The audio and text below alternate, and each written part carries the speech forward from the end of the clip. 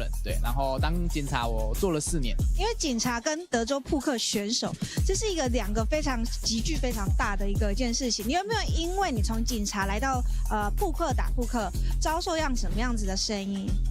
当然就是连在我的频道下面，就是会看到一些留言说，就是为什么我不好好当警察，要来打德州扑克？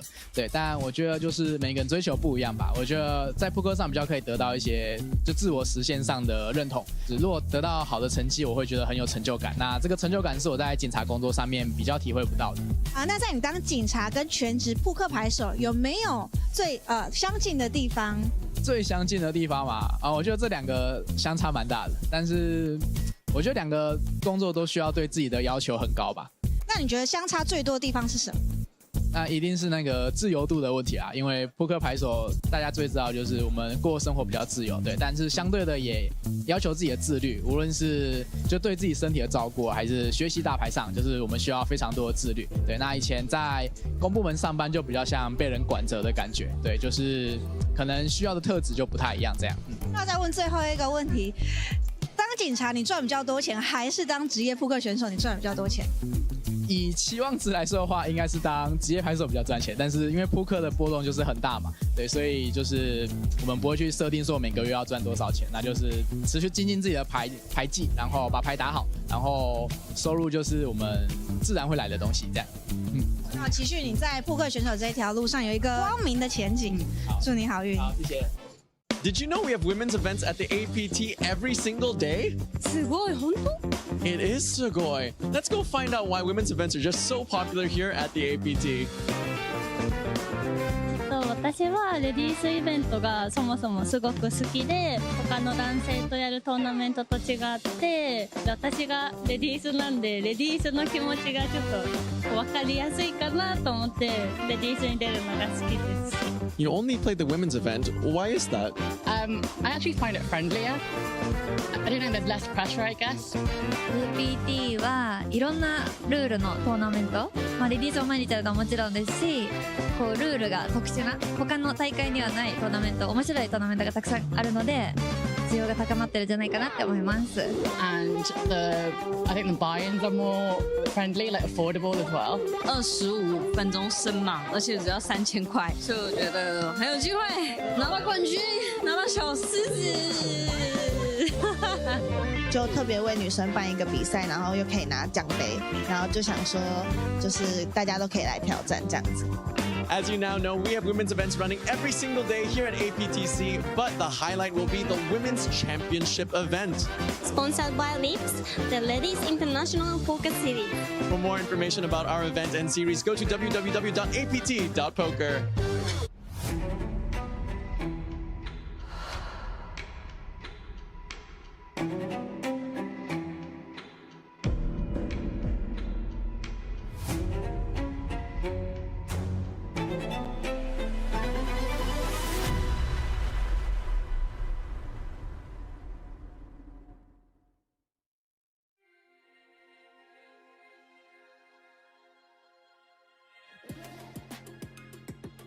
Hello and welcome back to the APT Championship Main Event Freezeout Final Day. We left last break with the Pocket Kings taking it down pre-flop, and now we're coming back into level 3 of the day where the structure is still very, very deep. Our shortest stack, Matas Symbolis, will be coming in about 10x less than our chip leader, Nishan Sharma. My name is Sam Insel, and I'm joined in the booth by Pocket Kyles. How you doing, Kyle? Doing great. It's exciting to see this final table action underway.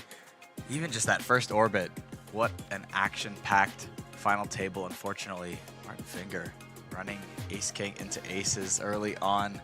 Disappointing. He was the short stack, most likely to go out first, but there was always hope he could spin it up and run deeper into this thing, at least last a little bit longer. But alas, here we are, our final 8 players. And I think this is the first time we've ever seen the average big blinds below 50 this entire tournament. I think so. It's starting to seem like an actual tournament average stack for the first time. I mean, this is like when I register my tournaments, you know, that 40 big blind and under mark. So it's kind of nuts that we have to wait to the final table to get here. What a structure, you know, 671 players coming in, playing deep stack poker for 4 days straight. Yeah. And now we're here, 8 left. That's it. That's astonishing. And of course, with that pay jump, everyone has an official six-figure score. It was very close for Martin Finger, 97,660. Just a couple grand off that six-figure score, but 123,000 locked up for our top 8. It sounds like an absolutely astonishingly large prize, but you can still increase your payout by more than $1 million by making it all the way to first place. Lots of poker left to play, and the intensity is on. That is an insane amount of money to play for. And the beauty of tournaments, you know, you always say when you finish like just off the final table, it can always feel like so close yet so far because you ran incredibly deep in the tournament, but sometimes you only have like maybe 3-4 times your buy-in at that point. Then you get to the final table and you realize it is just me and a handful of other players.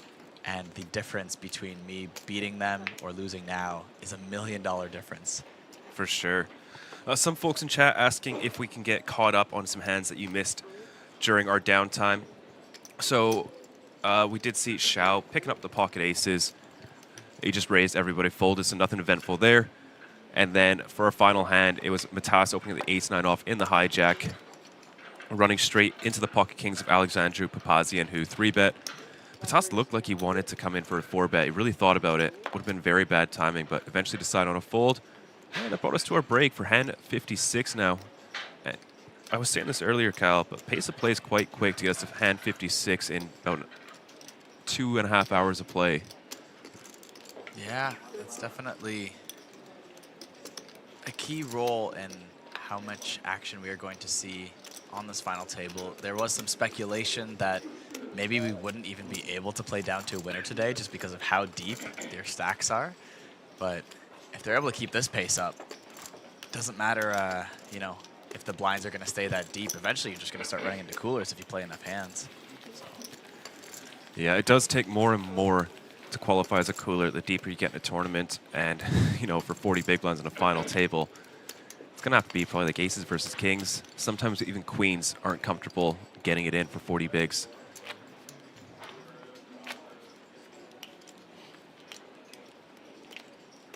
Of course, we are looking at a pay jump. 7th place will be locking up 180,000. That is about a $57,000 pay jump just to survive one more elimination. And they only get bigger from here.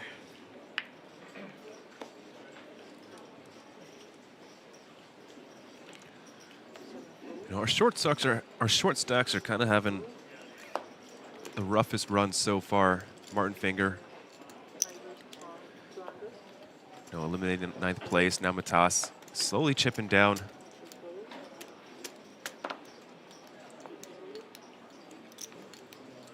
And yeah, folks, this does have potential to slide into a 6th day of streaming. And oh my goodness, pocket aces once again, this time for Nishan Sharma. This is the 4th time today we've seen the aces.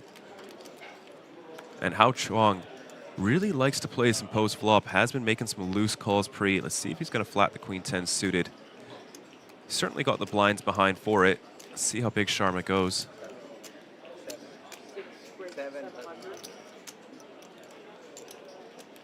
Fairly cheap price in position.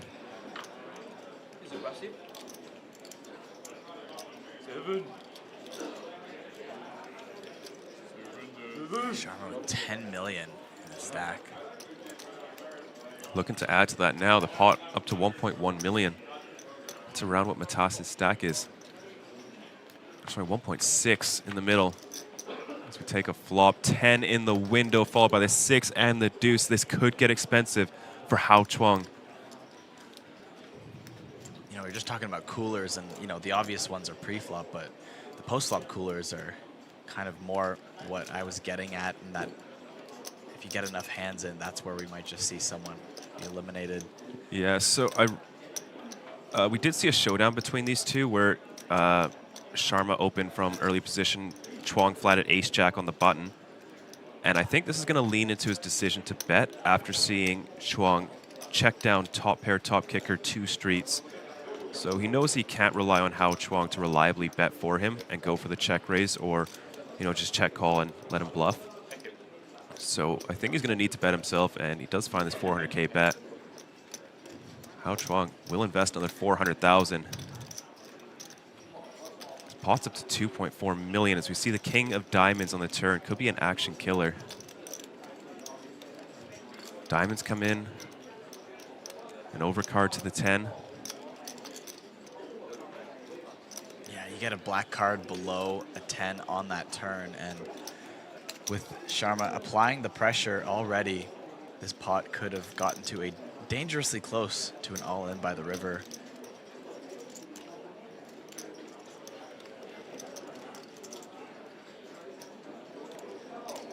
Nishan Sharma running low on time banks, will invest one of them, 25% of his time banks. His turn decision.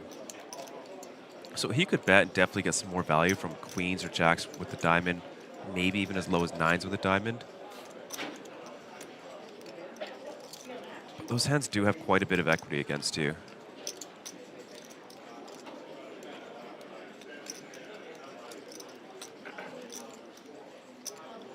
He's going to try and extract. Man, these short stacks must be loving this. 700K fired out there from Nishan Sharma.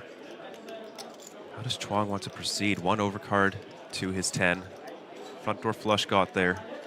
Chip leader betting into you. We'll just let it go. Nice fold. Another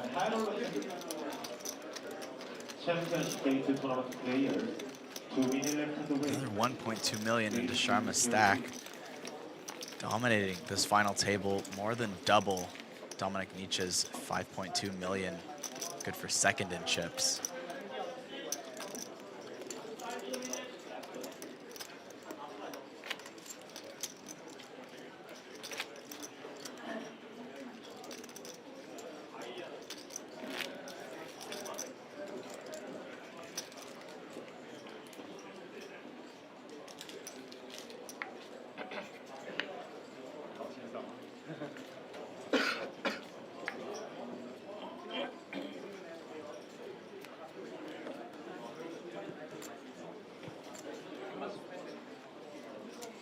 I've really enjoyed how Papazian's played all throughout day 4.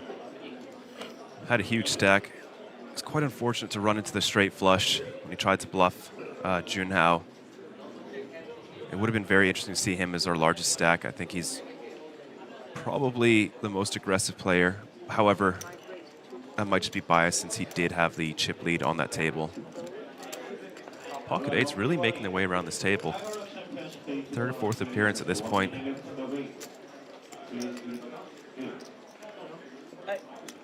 Nishan Sharma. That massive amount of chips in front of him. Has he been putting it to work so far on this final table, or has he stayed pretty standard with his spots? Sorry, for Nishant? Yeah, has he been trying to target a lot of the middling stacks? I think he's playing it very well. I think it's easy to get carried away when you're the chip leader. If you actually look at the dynamics, you know, up until maybe 4 hands ago, Matas had 20 big blinds, Neng Zhao had 26, and everyone else was on, 35 to 60. Right. There's not a huge risk premium when you're on that 40, 50 big blind mark, as you're not forced to fold, say, middle pair to a turn bet. Yeah. Right, you can still continue. So I think he's picking his spots well, and I think he's just playing very, very well.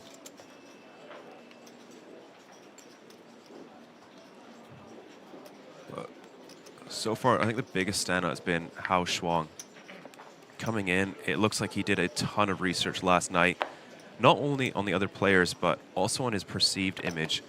I think he was probably the most conservative player coming in from day 4 into this table. And it looks like he just switched up his game. We saw him fire just a 0 equity, absolute airball bluff, double barrel against Neng Zhao. We saw him find this beautiful B10 on the turn to induce a check raise and an all-in bluff from Dominik Nitsche. He's just playing so well. Yeah, it's not easy to change gears like that, even if you do get the information. If you're used to a bit more of a conservative style of play, you really have to make those adjustments on the fly and be comfortable with them. Be sure that you're not making huge mistakes if you're not used to finding these more aggressive spots. And speaking of aggression, There is all but an all-in from Matas Symbolas. Easily will get it through versus Papazian 6-3.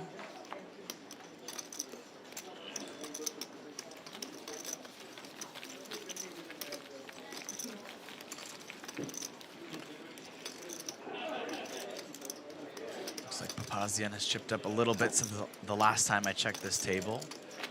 After Martin was eliminated, he was sort of next on the chopping block. He's done his best per fail so far.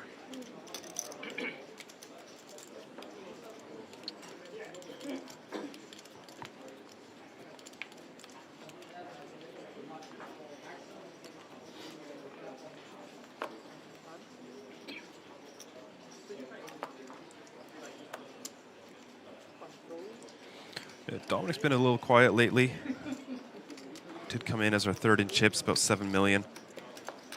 To be fair, hasn't really been picking up much either.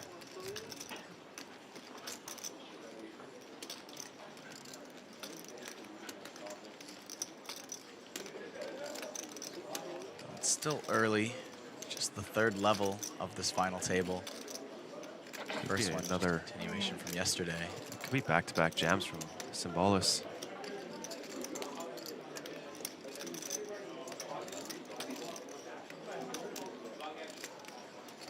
These really don't play well as an open, but I wouldn't even fault him to just open fold this at some point.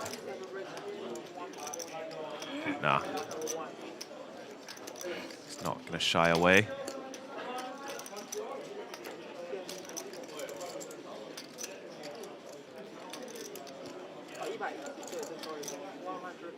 I mean, with the ICM, this is, I think this spot is just a bit too fine. Or on the line, rather. All right, back-to-back steals for Symbolas. Yeah, and every chip you add to that stack, it just becomes a little bit more hard to call. Especially when you got stacks beside you that are not necessarily as deep as they want to be, not as comfortable calling off, you know, a third of their stack, nearly getting to half of their stacks now.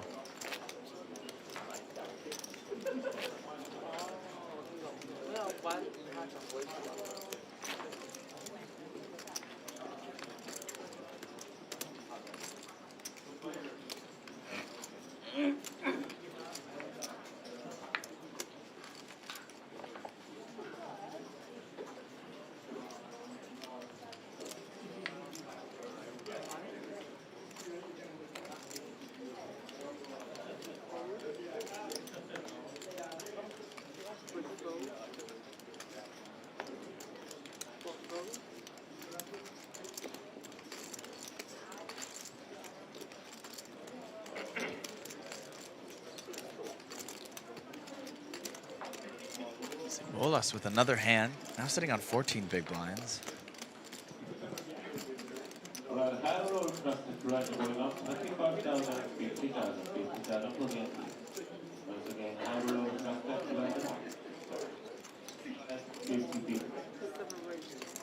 Just deep enough to open.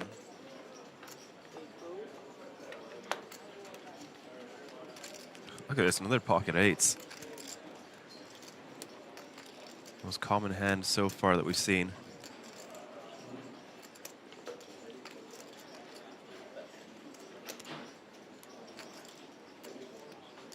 Chuang's gonna 3-bet. Six big blinds, essentially just committing herself against the cutoff.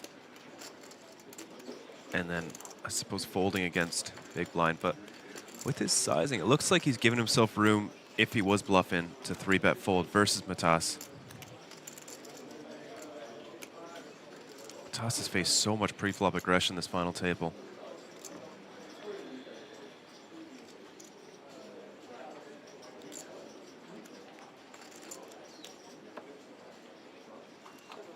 Lays it down. King Jack, one of those hands that pretty okay open folding. Not folding if I go all in. You can try if you want to. Yeah. Didn't look like Don't know how to prepare for. 15 decline. Looks like he's just enough behind to maybe fold out like an ace 3-0. Not running this time. I will running next time. Ace king with aces. 7B. 7 bet. 7 bet. Yeah. Don't know how to fold. hard.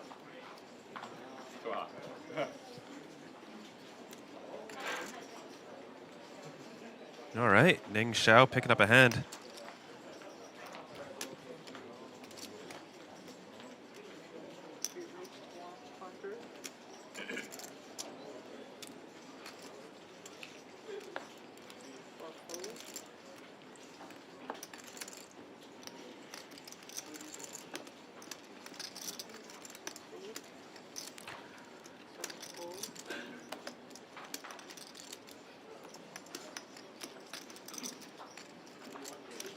Papazian, 9-10 suited looks nice, but not too much to play with, not playing too much effective.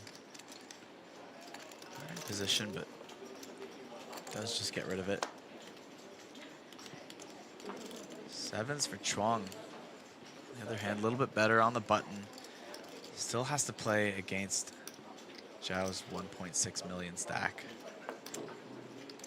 Makes the call. We've seen him get involved quite a bit with weaker holdings as well and worse positions, so unsurprising to see him jump in. Well, we'll just let the Queen 6 suited go.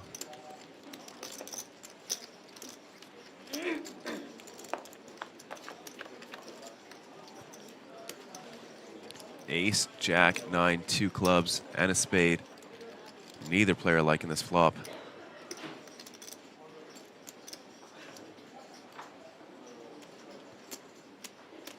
Neng Zhao, pretty close between bet and check. You are under the gun versus button. It's a good board. But you're also covered 3 times over. He's going to fire. Looks like Justin, looks like you want to know what else is going on today. So we just finished our mini main event yesterday. Nevin Chang taking that one down. That was about 1,600 runners for an $1,100 buy-in, so basically the same size as some of our smaller main events. So amazing to see that one happen. Today we are running our micro main Flight A, the High Roller Ultra Stack, as well as the High Roller Championship. We're both running when we started today. Teams event, always a fun one. There's a freeze-out championship as well going on for 1,600 USD. It's day 1. And then the mini High Roller Championship, we're going to cover that one as well as the High Roller Championship on our live stream over the next 2 days, with considerations to if the final table bleeds into the next day as well.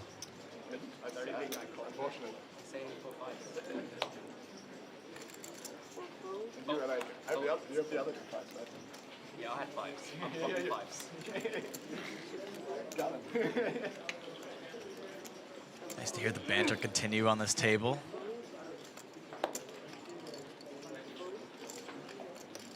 The pressure of $1 million more at play doesn't seem to kill the camaraderie too much. And a fun-looking hand for Hao Shan Huang, 350 satellite winner. Grabbing a stack of whites.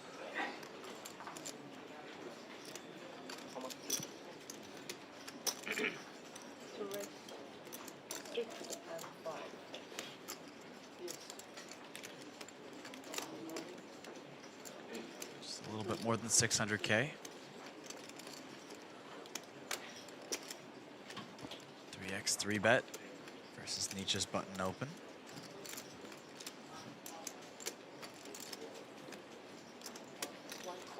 Makes the call. Look at the flop, 1.4 million in the middle, just 2.1 behind for Huang. Jack 6 deuce. Only backdoor hearts for Nitsche. Hao is ahead with ace high, but does not connect much with this board.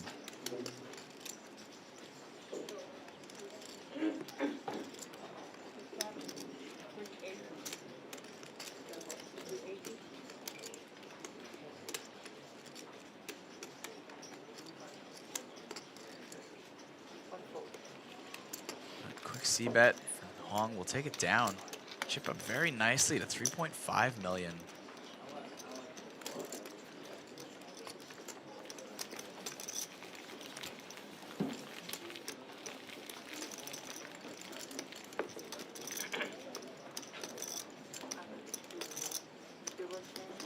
Separate himself from the bottom of the herd. Have about 3 stacks under 25 bigs now. He's playing so well. Just picking so many great spots, getting it through. Correctly identifying who is tightening up against him and just going after them.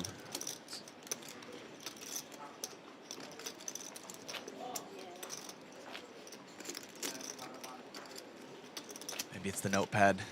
Need to get myself one of those for the table. I mean, he's just used to taking down notes, right? Yeah. You know, coming from a professional Magic the Gathering player.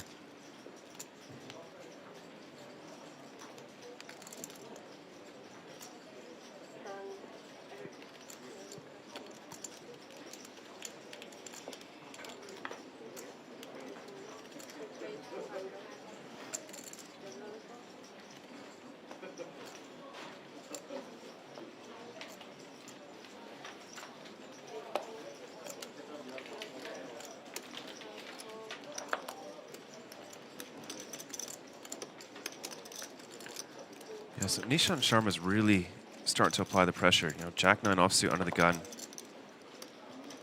Maybe a little bit too loose considering he doesn't have too much separation between first and second, as well as, you know, Matas is getting a little short, so perhaps that plays into it. Neng Zhao taking a spot, ace 3 off. 30 seconds. You have like Gonna get a count. Typically you see like this low ace in versus later positions. Versus under the gun, you typically want your blocker to block like a pocket pair. You know, something like ace 9 off, so you're blocking the 9s that might jam on you. It's gonna work out.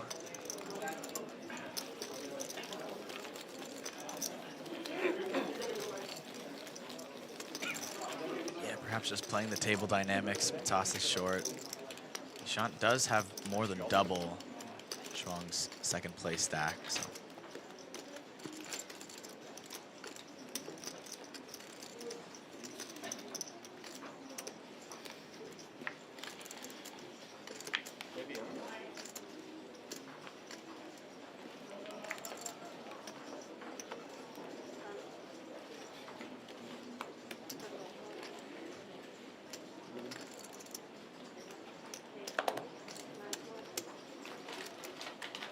Sort of the first hand I saw from Nishan. Taking a bit of a wide range for aggression.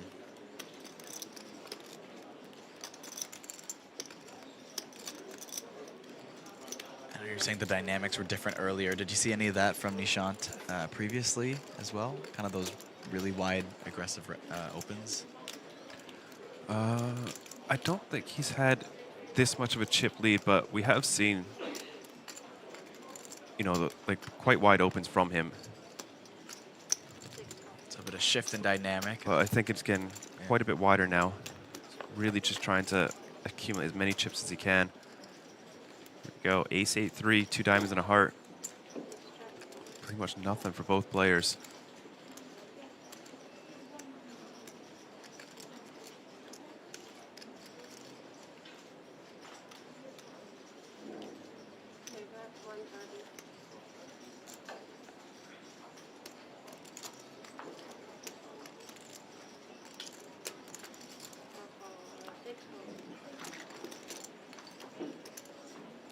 Back-to-back hands for Neng Zhao.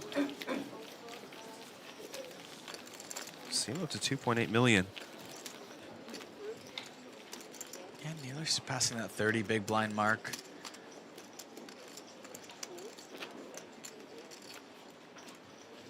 Takes some guts to get involved when there's a 12 big blind stack on the table. $57,000 pay jump.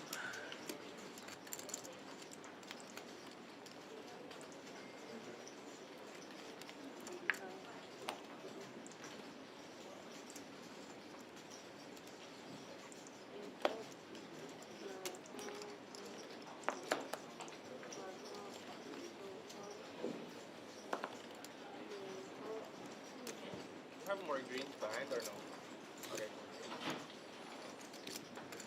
And I think John's tightened up a little bit on this final table. He's got really, really bad seat draw with Nishan to his direct left and the chip stack that can be bullied. You can't blame him. Like, we might even see this just come in for a raise. Nah. Nishan's going to behave.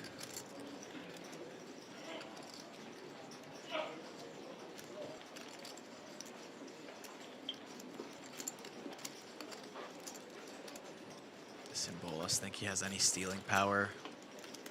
I just think John's opening too tight. Yeah. Just really go after it. I wouldn't even think it's that crazy if Symbolis just folded. Ace, queen, 7, top and bottom for John. Matas not really connecting with the board, just left with king high.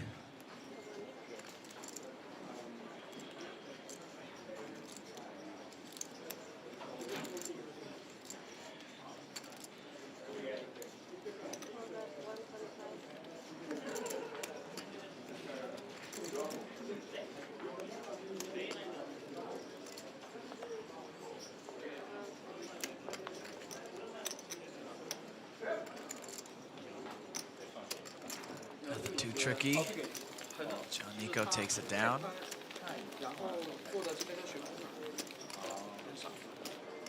But Symbolis even throwing in one extra big blind, now down to 8.7.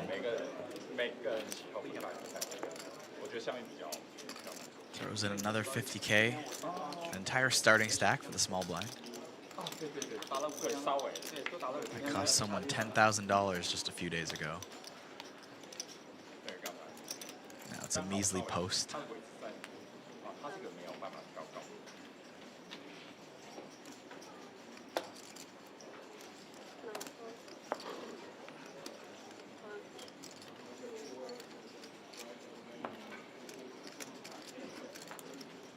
Zhao with the 10s. That's the hijack.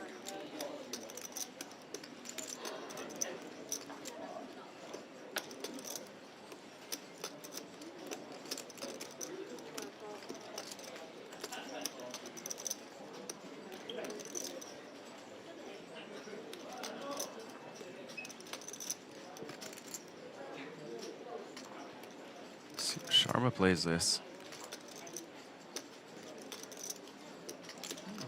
Just lets it go.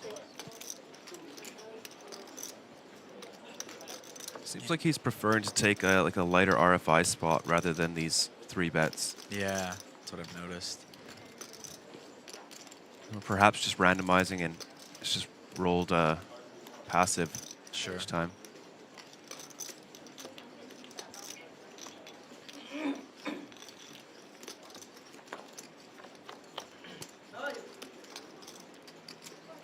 What a flop for the 10s. 9-8 deuce. 2 diamonds and a club.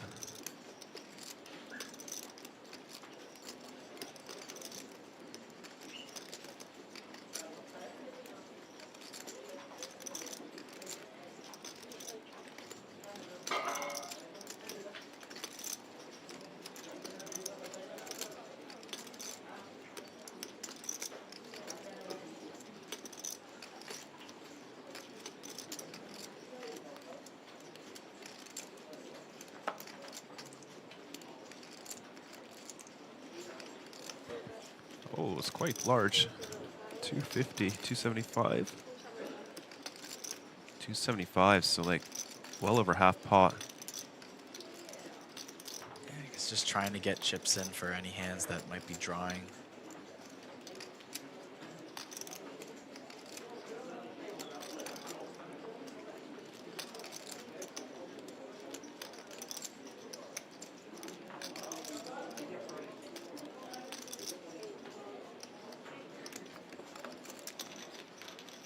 Not much Papazian can do. It does release.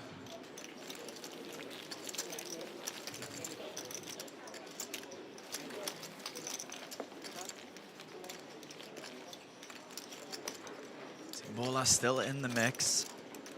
Going to need to find a spot sooner than later. 6 free hands before he has to post again.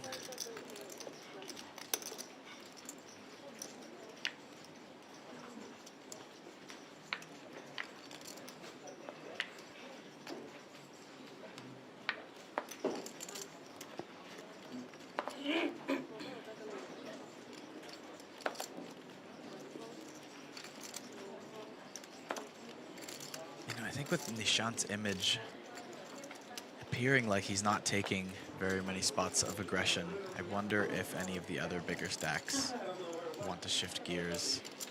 I guess it's going to depend on their position, but with an 8 big blind stack on the table, could be room to get a little bit of extra folds than you normally would.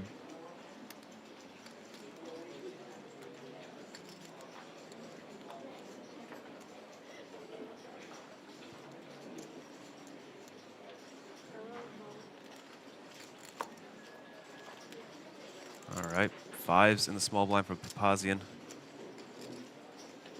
What's it gonna do? 20 bigs.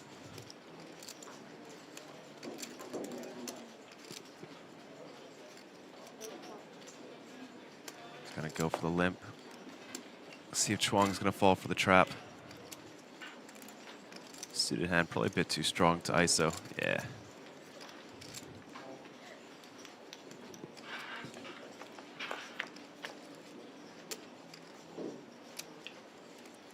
No, it's going to be a tough flop unless there's a 5 to play this hand out of position for Papazian.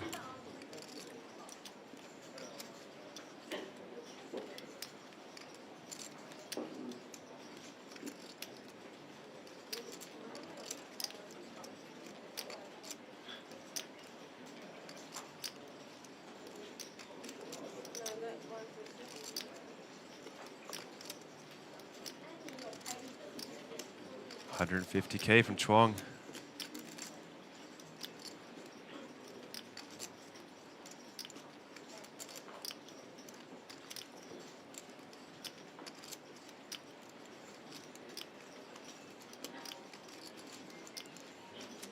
Yeah, these small pocket pairs can just be so uncomfortable in this spot. Even if you call, you're just going to have to face another overcard on the turn, and then what are you going to do? Check fold after you just threw in extra chips on the flop almost every time.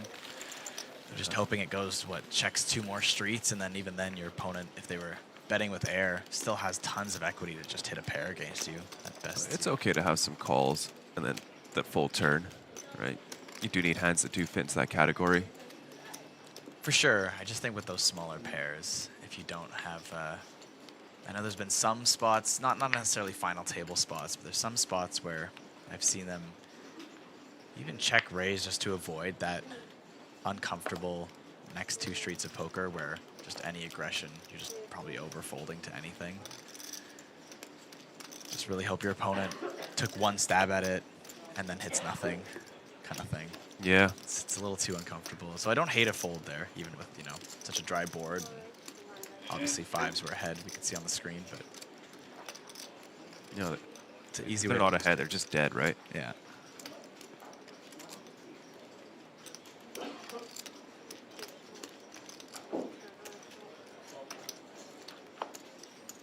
John Nico not going to pass up on the ace-10 offsuit opportunity. And we've seen Hao get involved very frequently in marginal spots pre-flop. I would consider this one another marginal spot. And he is going to get involved once again. Hao Chuang came here to fight.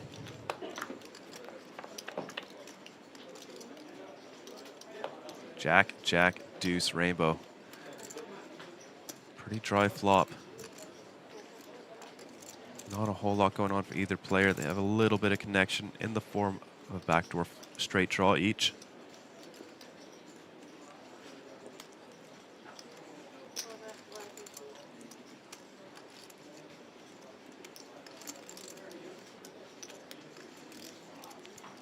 Small bet from John.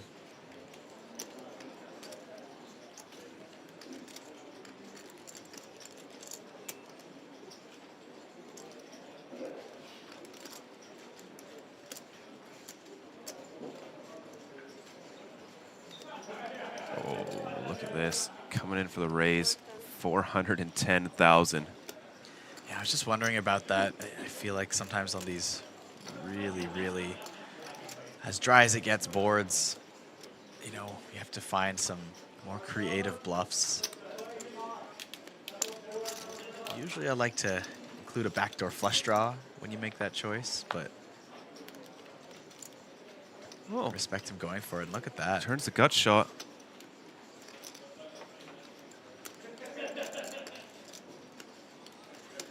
Will he keep firing? You know, try to fold out those leftover ace highs. I think when you pick up equity, it's kind of the green light to fire. You know, pocket eights having a tough time now. 760,000.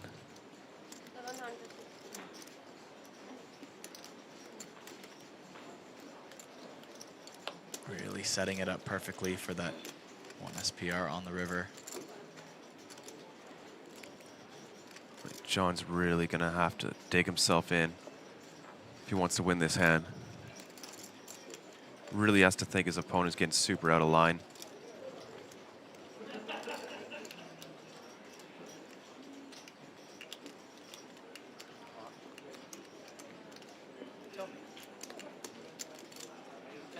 Does block ace-jack suited. Could be some consideration.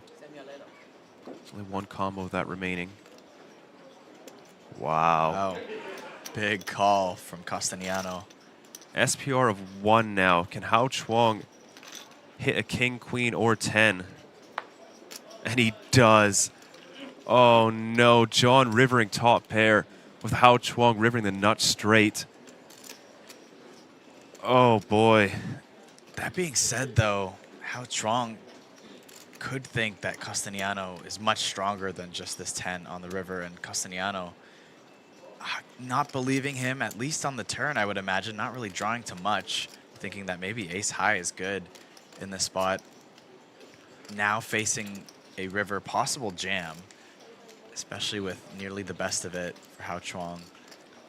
It's kind of tough for Nico to call, just because so many bluffs now have at least showdown value.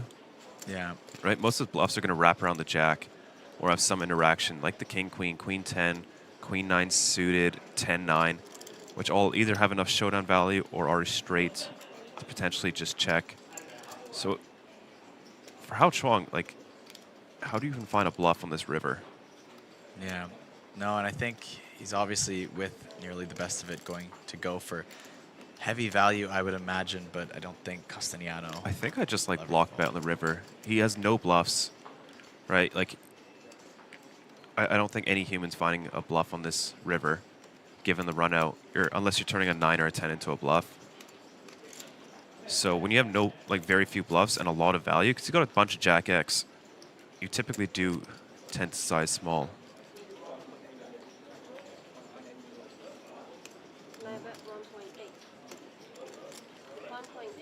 1.8 million is the bet.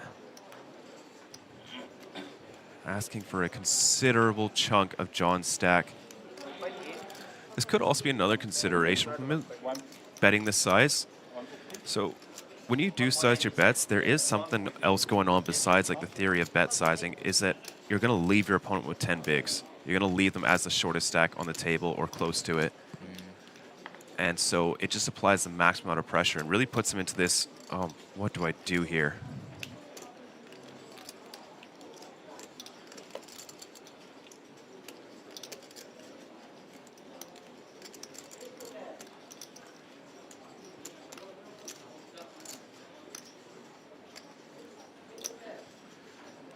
John, 60 seconds left to think about this if he wants to invest his final time bank. Calls it off. He's going to get some incredibly bad news. Oh, he jams. Turning his hand into a bluff. I suppose trying to get a fold from a jack. Yeah. I don't think. Wow. Oh, gross spot for Hao Chuang. Who bluffs this spot? Only 1 mil to call into a pot that will be 8.6. Look at all these time banks going in. I mean, I guess you have a 10 in your hand to block the The Jack 10 boat, and like, the yeah, pocket 10s. Like that is a sick play from John Costiniano, putting it all on the line. Look at Hao Chuang getting 1 to 9 with a nut straight. He says 10 Jack. 2.8. How much? 2.8. Only 1 million to call. Look at him. This might be the sickest spot of his life. I did not know John Costiniano was this sick.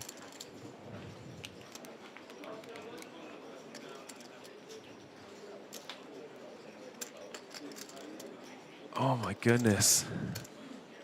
This might just work against a straight as well because you have no removal to his value range and you've got Jack X that plays this way. That makes a much better call. I'm just loving the sweat. Wow, if this gets through, this will be iconic for John Costiniano.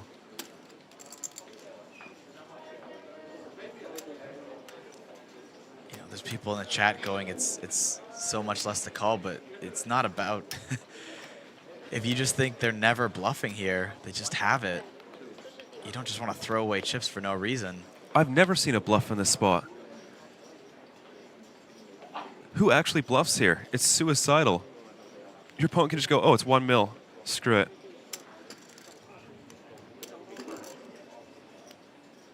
Man, I think there's like an above 40% chance that Hao is going to fold this.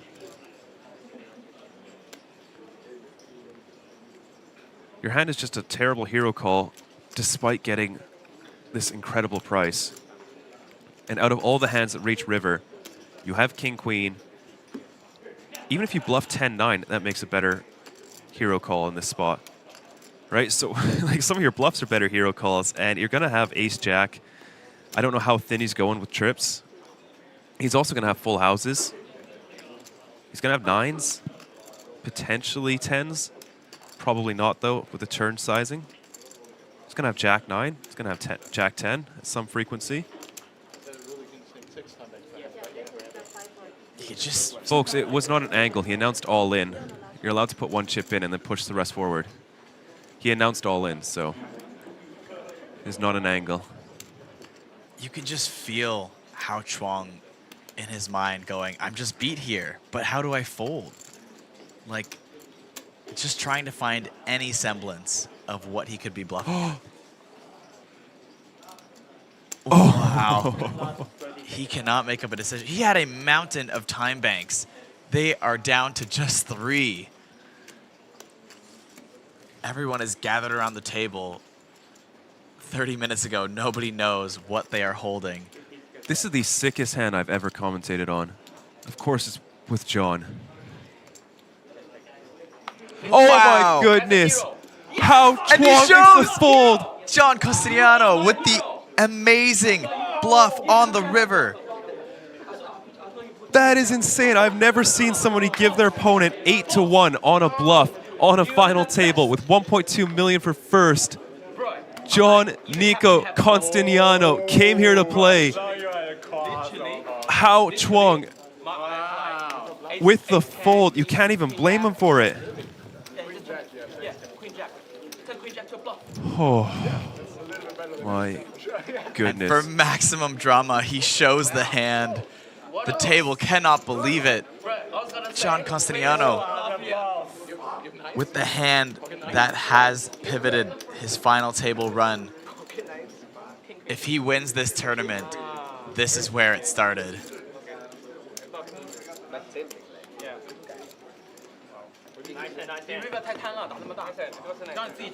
Now has 7.6 million, was just seconds away from being eliminated in 8th place. Now is very close to the chip lead. Bro, in my head it was just Queen Jack, Queen Jack. Yeah, Queen Jack.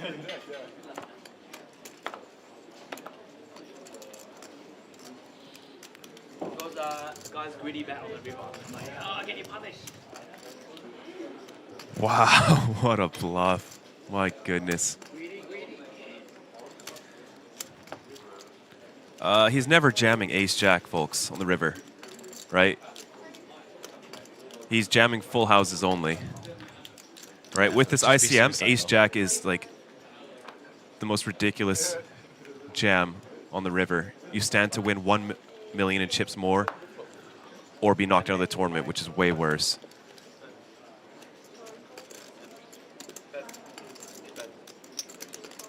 Yeah, you just cooler a lot of other jacks. Ace-jack. You're just happy to call. Yeah, right. You can have like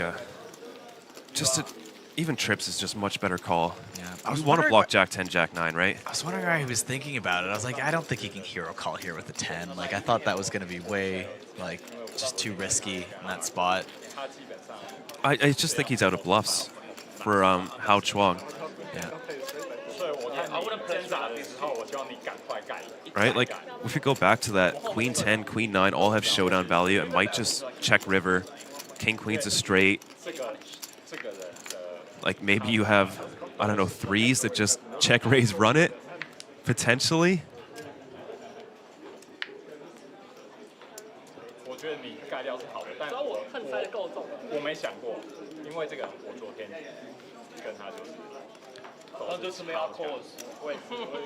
I'm the biggest station， 超强。我真的找不到头绪，不然这个没有，这个我觉得他没有，但是不是他已经对700万对。Man, what a hand. All right, let's get back to it.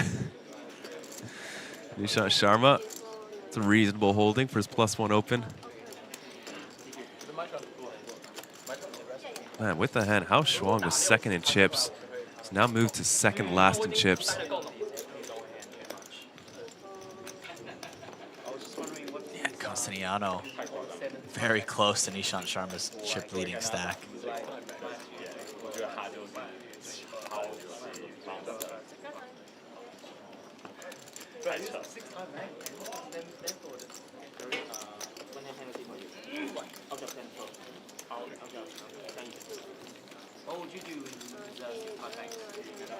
Costiniano, perhaps the new favorite to take this one down after a move like that. That is not somebody I want at my table. And he was not short, obviously, with how many chips he could pick up. Like, the amount of pressure that puts on you, the amount of money you could be giving away by jamming there and just getting snapped off, it could have been devastating. But instead, absolutely goes for it. Now has a real shot at the win.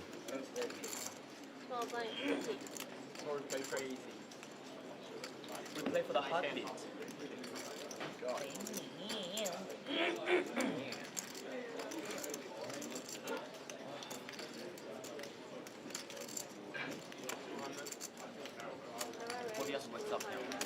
Matas, not going to let himself get dwindled down. Is only on 8 big blinds.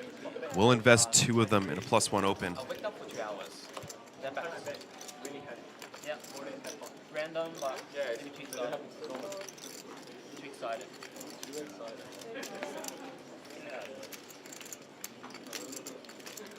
How often do I sit with Dominik? Every time you play, basically. Costiniano with a massive stack of chips now. Defends 4 deuce versus Matas open. A 7-3 does actually pick up a gut shot, but Matas just a little bit more than a pot-sized bet behind. Could easily take this down. Even just a 1 big blind bet. Yeah, just 1 big blind fold. Yeah, 1 hour and they found 90 minutes. Amazing. I see I'm gonna see you in January. Yeah. WTV, just, I think I'll go. Yeah. Where you live now? Bangkok? Bangkok? Yeah, last year. Right. Tough shit.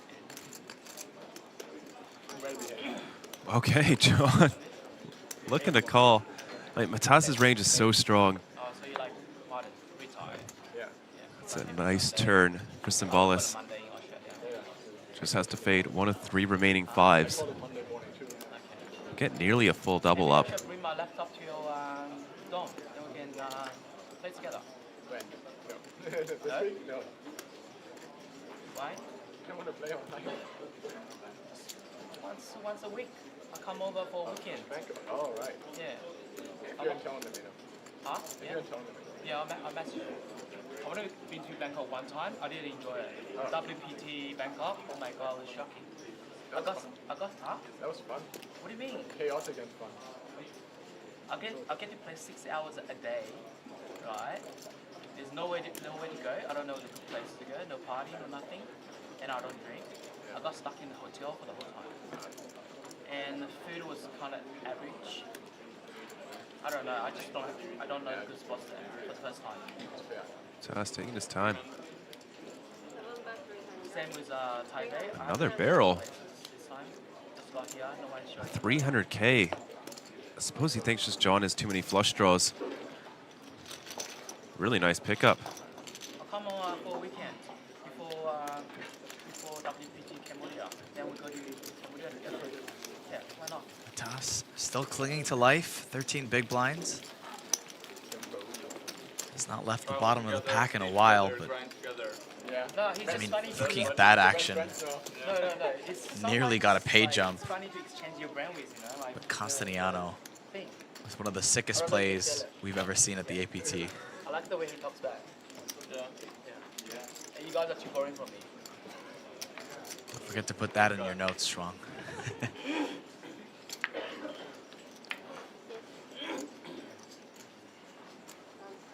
Especially Alex.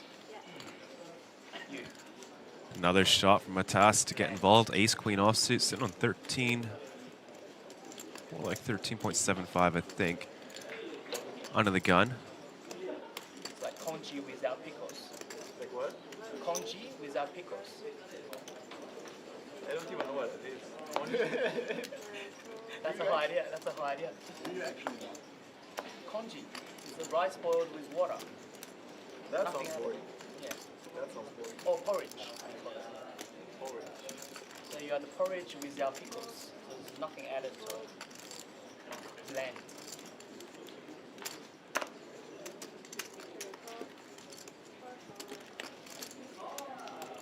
Look at that, Matas and Bolas should just get another one through. He's a solid dish, you know. Only when I'm sick. I only eat it when I'm sick.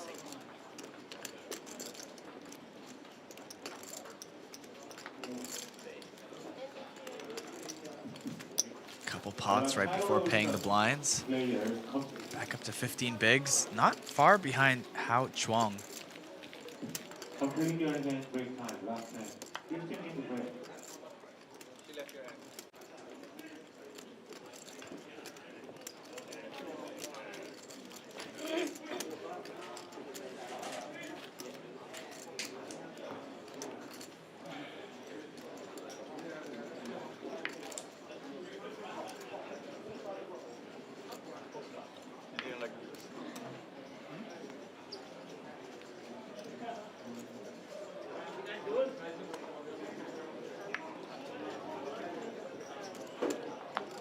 Ace Queen making its way around the table. Alexandru Papazian. Also fairly short. Just 20 bigs.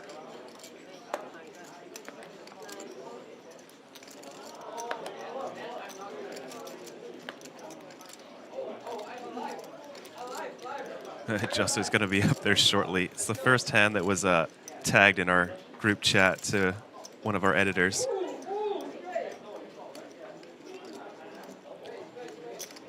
Neng Zhao, another poorly timed 3-bet with the ace-4 suited considering his opponent's holding. Did run this hand into the kings of John.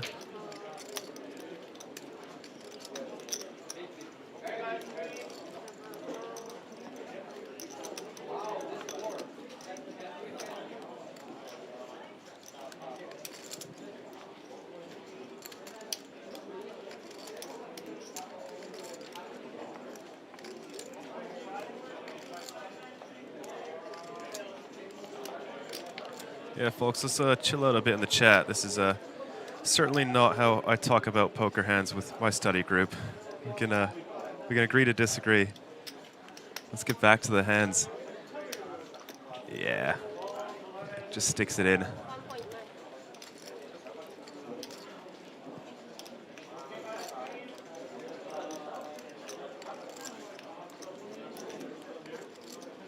After a bit of posturing, that I mean, should... Hoon, we just saw an 8 big blind stack open early position of queen jack off, so I think you're giving that range a little bit too much credit.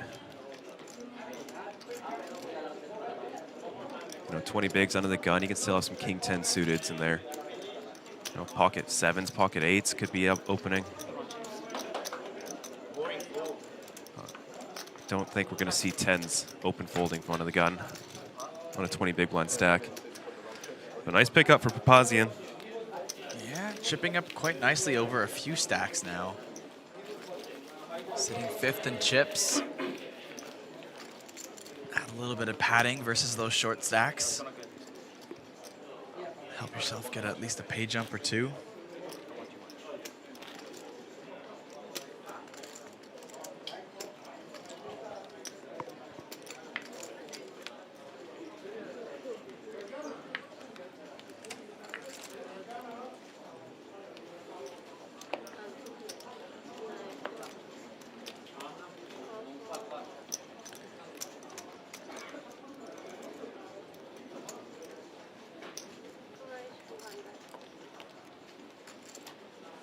Ace Jack now for Hao Shen Huang.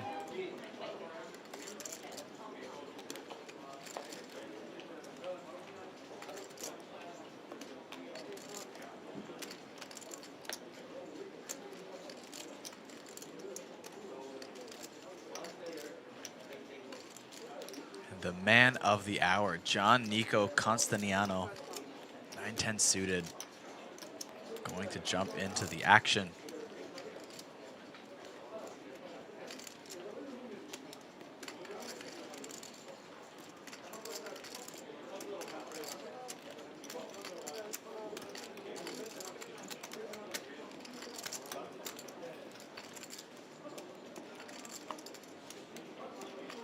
Yeah, he's deep enough with Sharma that he doesn't have to worry too much about getting punished or pushed out of pots by flatting these in the cutoff.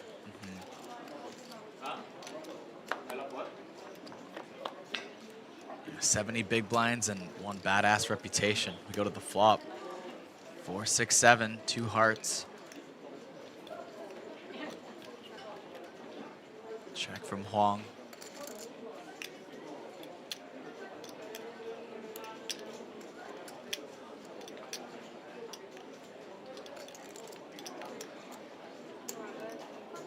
It's going to be a very tough board for Huang.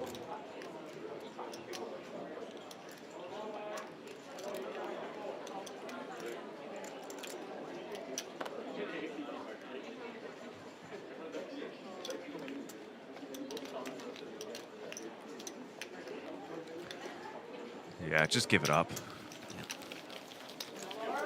John covers you by so much, and we've just seen him be an animal. Yeah.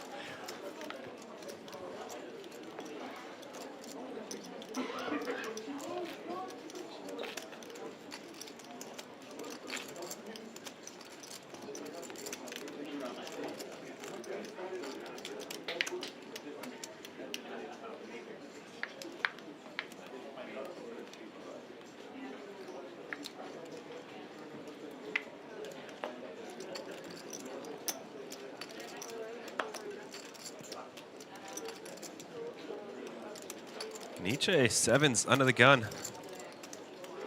I think he's going to be one of the looser openers under the gun.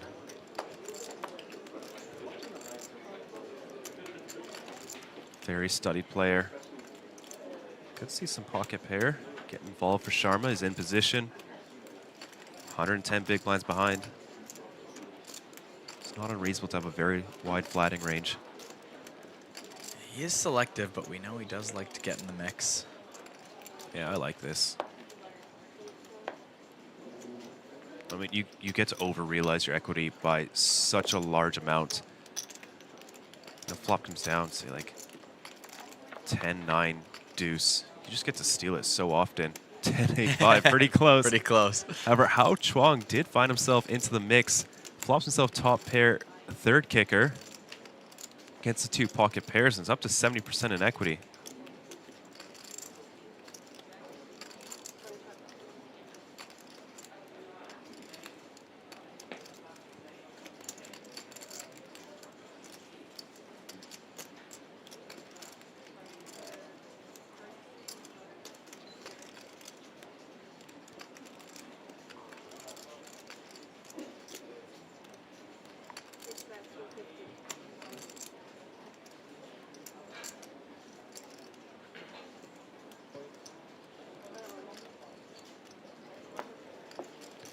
He's gonna put it on the line. Not too much else to do. Pretty short. Check jam gets it done, and look at that. Another 700K, chips up to 2.3 million. I like him taking that spot. It's a bit scary. You know, Nishan Sharma just bet. Could have a better 10. Dominik could also be range checking, so we can still have jacks plus.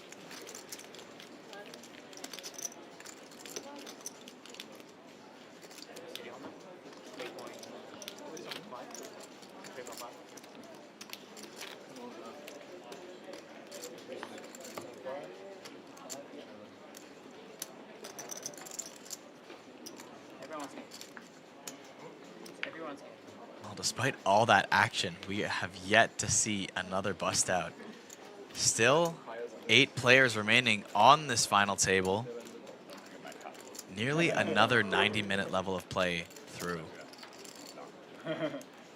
Not from lack of trying.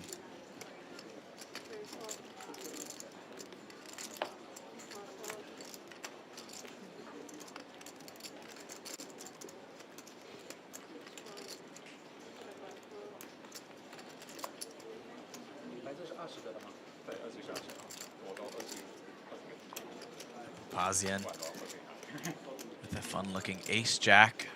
Was really short for a while, now sitting on 26 bigs.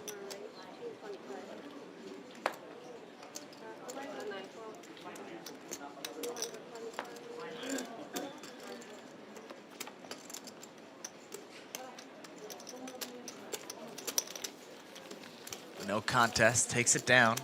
Getting closer to 3 million in chips.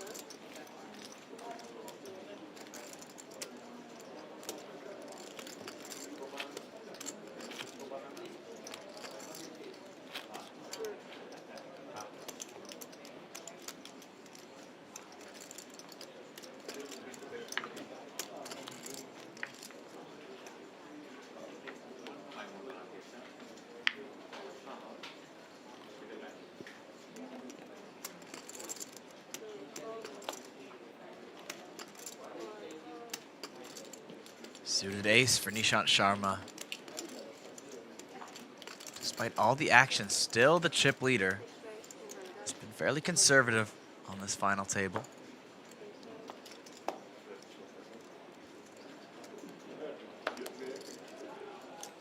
Now Chuang, the recipient of the most recent chip up, makes the call on the button with the King Jack suited. King Jack of spades, followed by the King Jack of clubs for Dominik Nitsche. Maybe considering a squeeze, and he does. That is a massive jam. 37 big blind all in from Dominik Nitsche. Does not hesitate that much. Nishan Sharma gonna ask for a count. Can't call this off with A7 suited.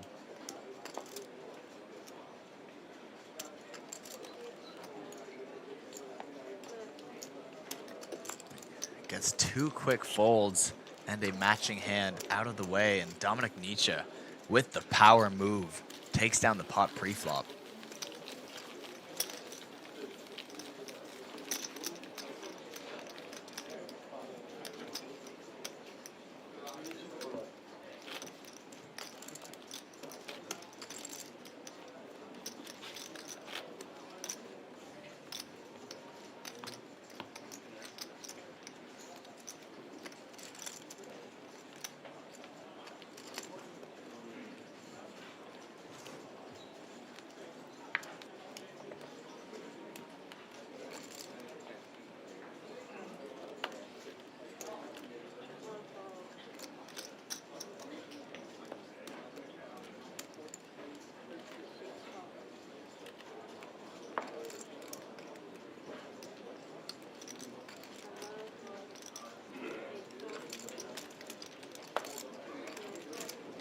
Everybody locked up 123,000, still looking for that next pay jump.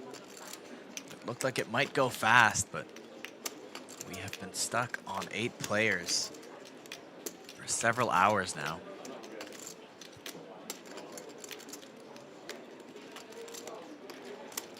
King 10 suited in the small blind for Hao Hong.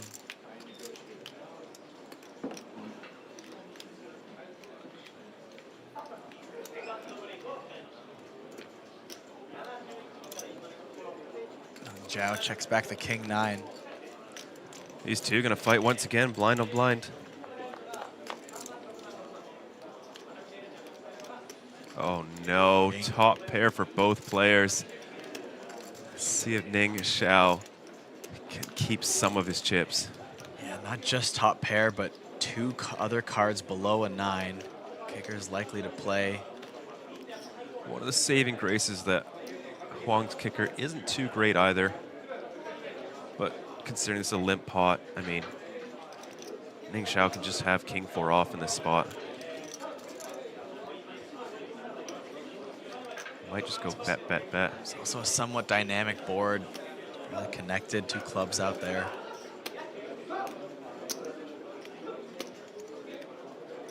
They are not that deep. Neng Zhao, just 20 bigs behind. That could slow things down, the jack of clubs on the turn.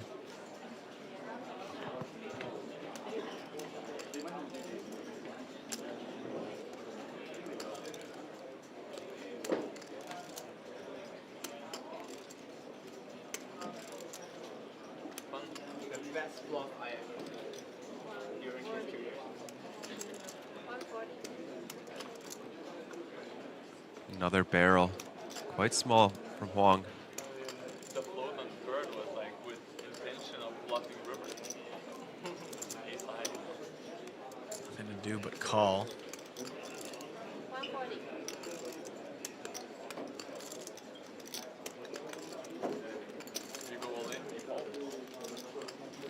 Pot up to 800K. 7 on the river. Very connected board. Both players have blockers to the straight, but 3 clubs out there. And decent enough showdown value. Top pair for both. Oh man, Huang might just get a 3rd straight of value. Wow.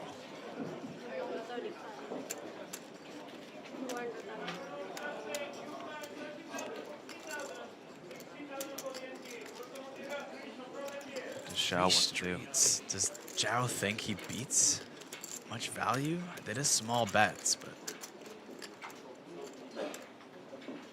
are you just expecting a weak king to go 3 streets here?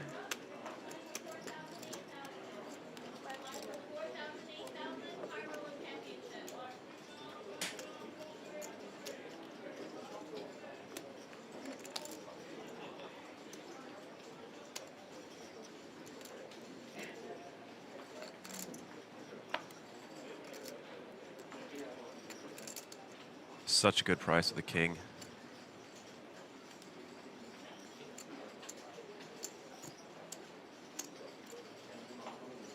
Yep, it's gonna pay it. Hao Shan Huang extracting probably pretty close to the maximum given this run out. It's gonna see him up to 3.6 million in chips.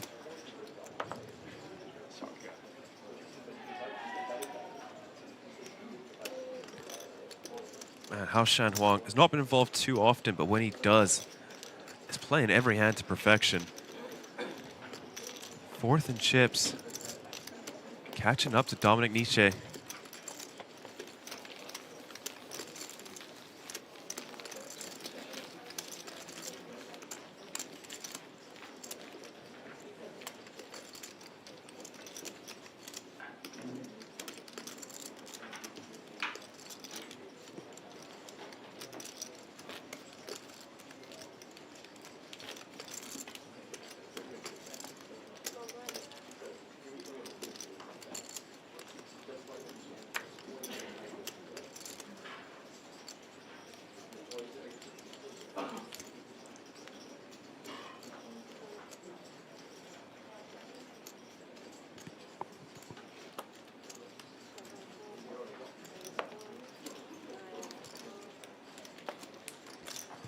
like that comment from Ramesh. Notes being converted to chips. Nice hand.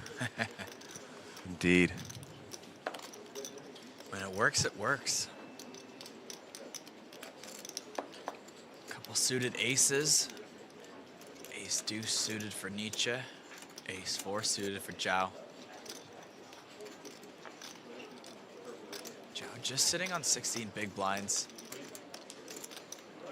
Might opt for aggression. That is the case. Well, jam versus Nitsche's cutoff open. And it works pretty easily.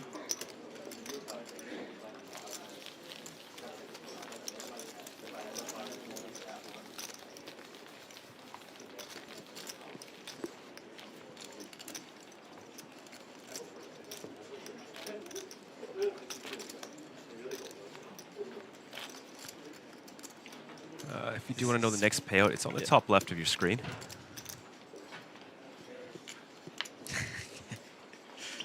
Henry in chat asking Kyle, can I go to the gym? Henry, you take whatever time you need, my man. We will be here waiting for you whenever you want to get back.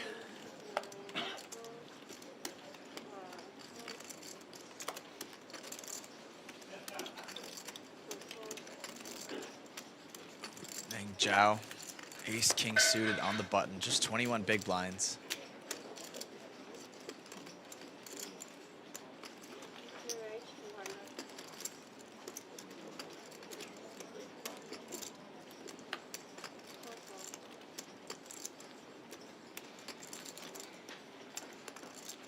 Sharma easily defends, 7-6 suited.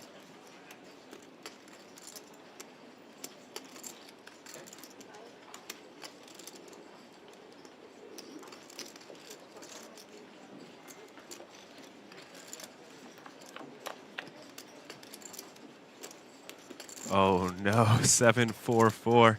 Nishan Sharma outflopping the ace king of diamonds.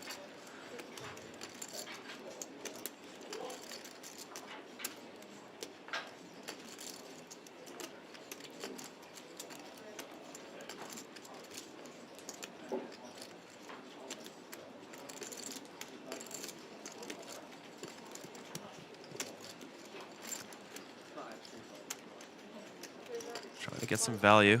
Neng Zhao will see bet.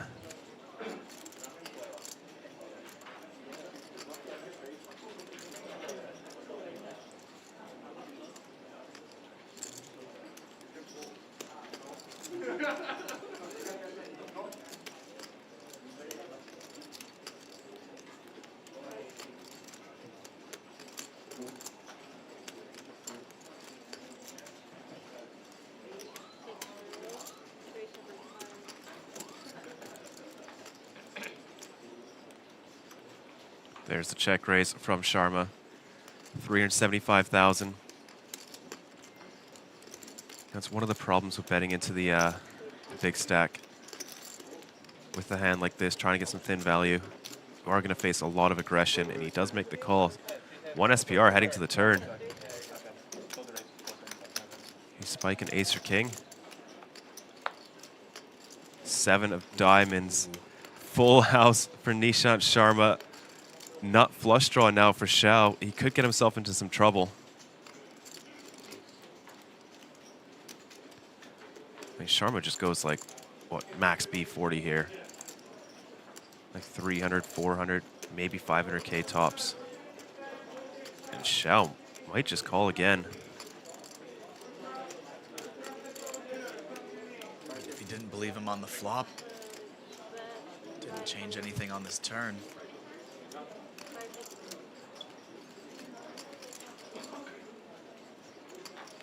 Yeah, nice size from Sharma, 550,000.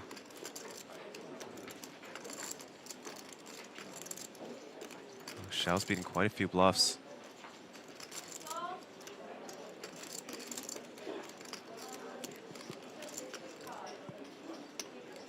And makes the call, leaving himself under $1 million behind as we head to the river. There's 2.4 out there. Does not want to see a diamond. 8 of hearts, so 6-5 did just get there, as well as 8-6. potentially an 8-5 as well. So this is definitely not a brick, and it's going to make Nishan's job quite a bit harder to extract value.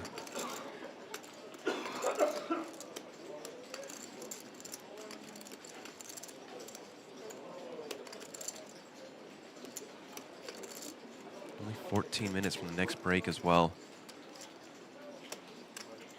Too many chips to work with, just going to rip it in. Neng Zhao did not believe him on the flop or the turn. Has the classic double paired board ace-high showdown. Does he believe him now?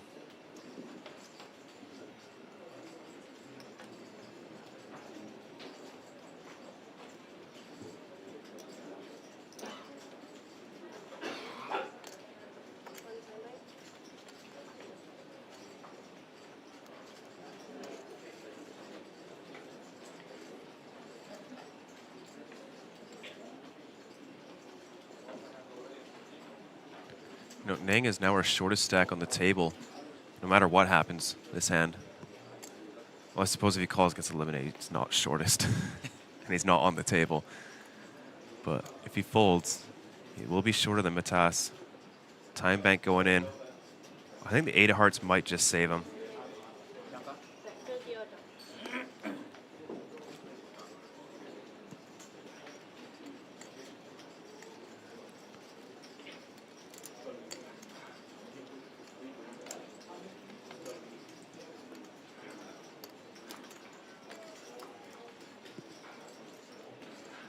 Really giving it a lot of thought.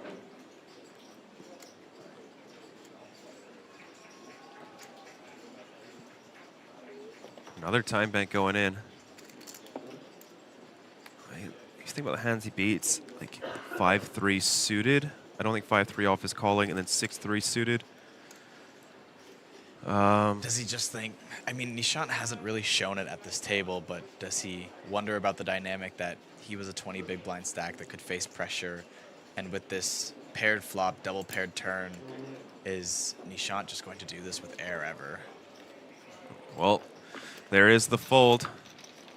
Nishan Sharma up to 11 million, leaving Neng Zhao crippled, just down to 900K now. Yeah, managed to get away with just a bit. Did pay him off twice.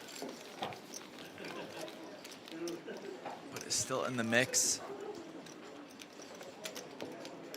Just below Matas by a few big blinds. Two very short stacks on the table.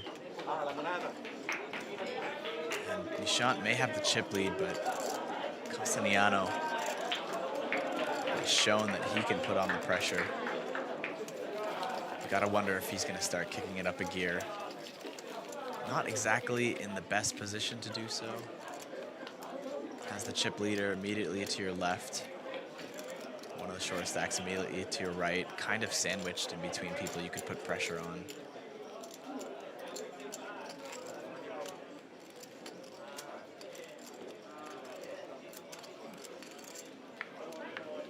Blinds will be going up in 10 minutes.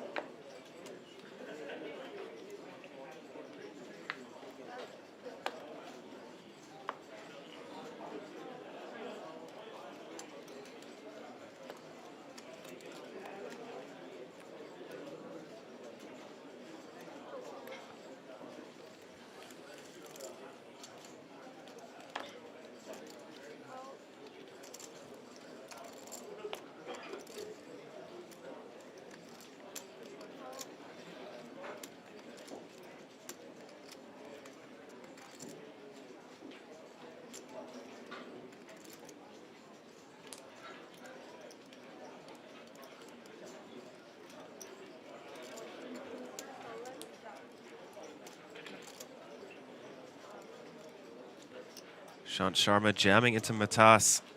10-9 off. Matas. What would be a pretty comfortable call in chip EV. Now just in a horrific spot in ICM. Zhao is shorter than him. He's gonna fold.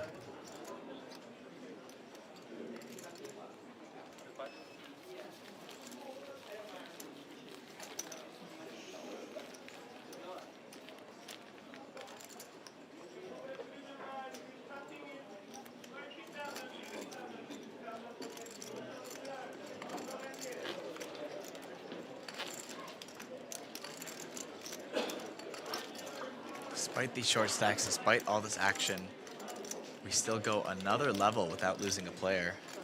Well, okay, 8 minutes. Maybe I just jinxed it. We'll see these last few hands bring. But that is several hours of some action-packed poker and no pay jumps.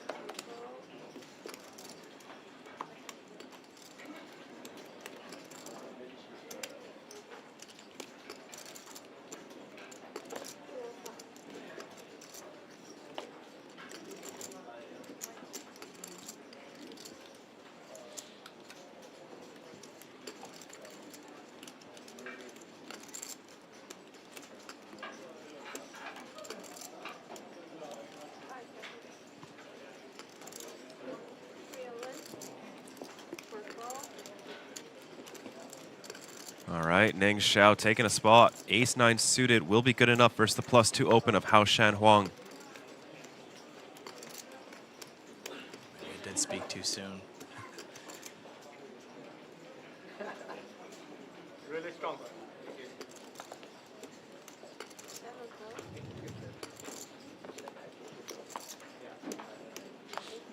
Back over to Huang.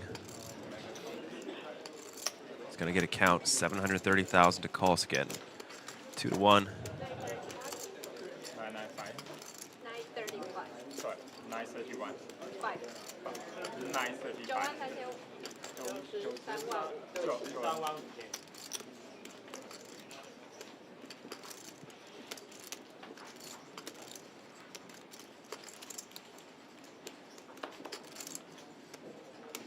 He might call this. I mean, it's not a fist bump spot at all. No. I don't mind either way. He looks like he wants to, and he throws in a chip. Zhao Neng is all in and at risk for his tournament life. He's got ace-9 of clubs. He is at risk and up against pocket sixes. He is behind, needs to find an ace or a 9 for Zhao Neng's tournament life. The flop. Flop comes.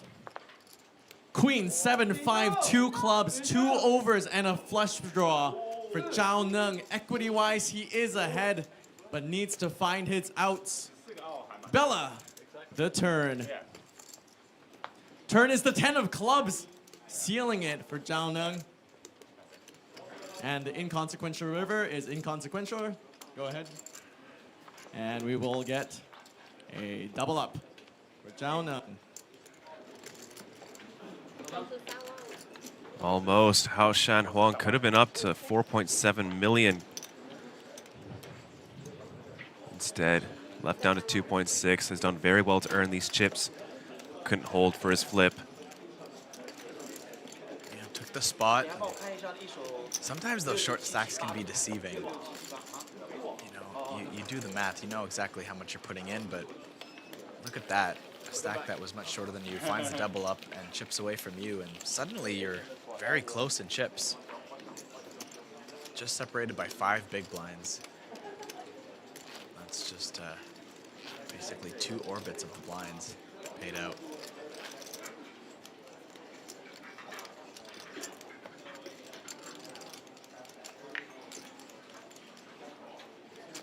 good for the chip leader, right? 8-handed forever. It's good for the chip leader. Love the chip leader. Okay. And once again, no elimination on our final table. Other than the early exit from Martin Finger, everybody else still remains in the mix.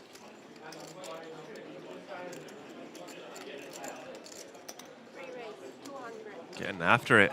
Ace-9 offsuit opening. +2 middle position.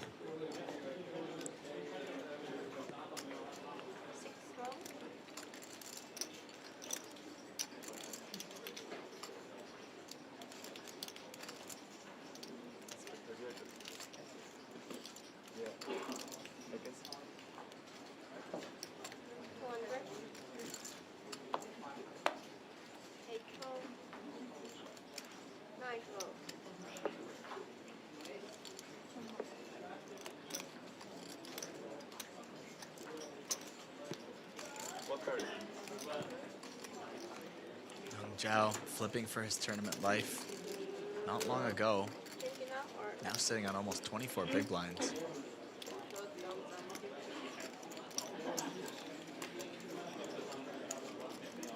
Yeah, next blind increase, another small one, just 20%, up to the 60K, 120K level.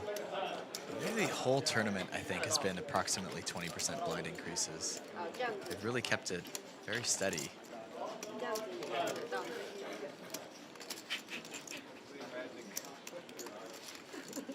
The clock is running, guys. What? Nothing? Or did something? It's a little bit. It's the curve. Which one is 8 apart? 跑不赢你。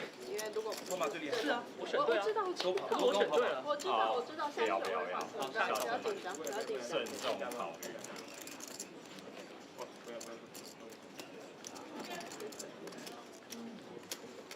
Yeah, I think that's nuts. You know, next break's coming up in 3 minutes. Unlikely that we lose another player.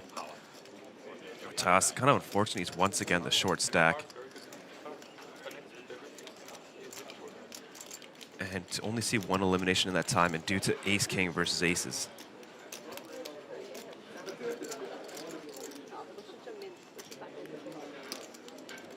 And keep in mind, we've seen a lot of reshoves, a lot of open shoves. We have seen people putting their stack at risk over and over and over again. Yeah, it's not like it's taken necessarily ace-king versus aces to see the action go in. This is not a knitted up final table. Everyone is playing for it, just kind of the way the luck of the draw is going. It's not leading towards eliminations.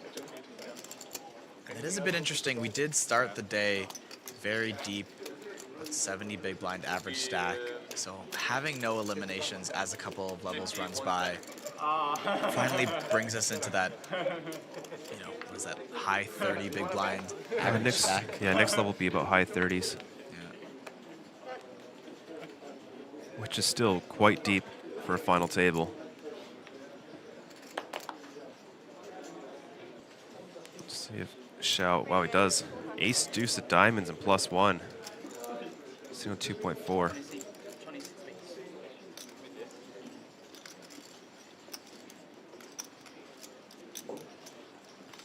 John, one of those hands that does like to 3-bet early position versus early position. Thinks better of it.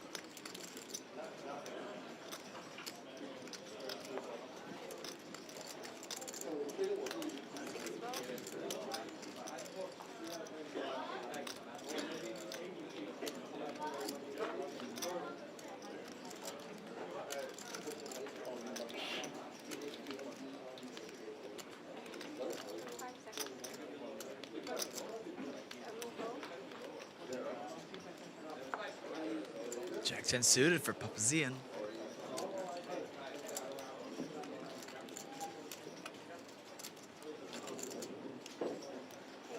Getting in the mix. See if Dominik can find another 40 big blind shove hand. Nah. Not this time. I suppose with the effective stack, it's about 26. Does make the call though. We'll get in the mix and go to the flop. Ace 8 queen top pair for Zhao. Double gutted for Papazian. Throwing some backdoor clubs and we might see some action.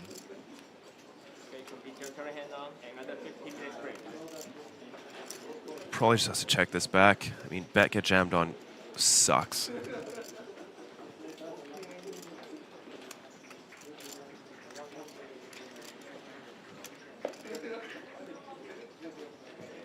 He is gonna bet.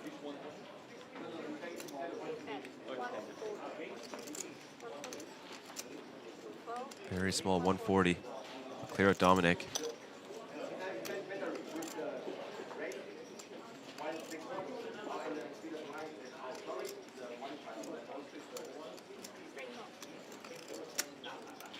Just a call from Zhao.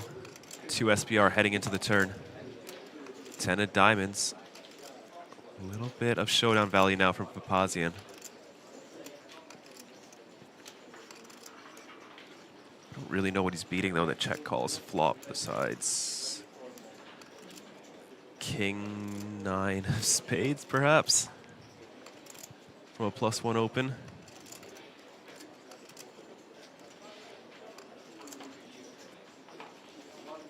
Yeah, maybe 9-10 suited. Potentially, yeah. It's pretty thin. Correctly identifies his 10 does not have enough showdown value. He's gonna fire again.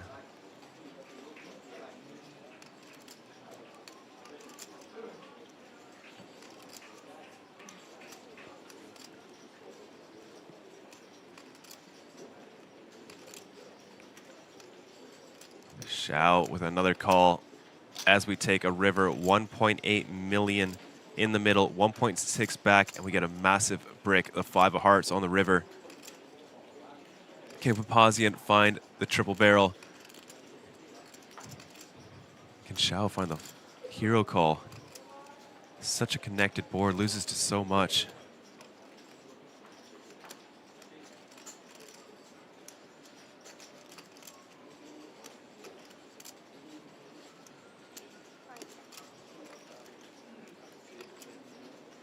He's not thinking about leading, is he? I think he's just tank and then checking, which would make me really want to bluff.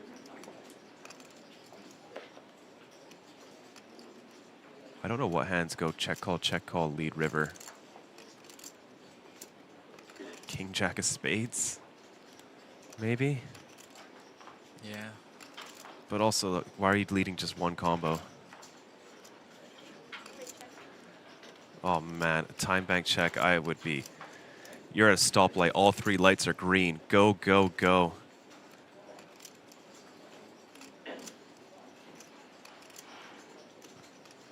You got blockers to king, jack, ace 10, pocket 10s. I would love to see him go for this. Just fire out 1.5.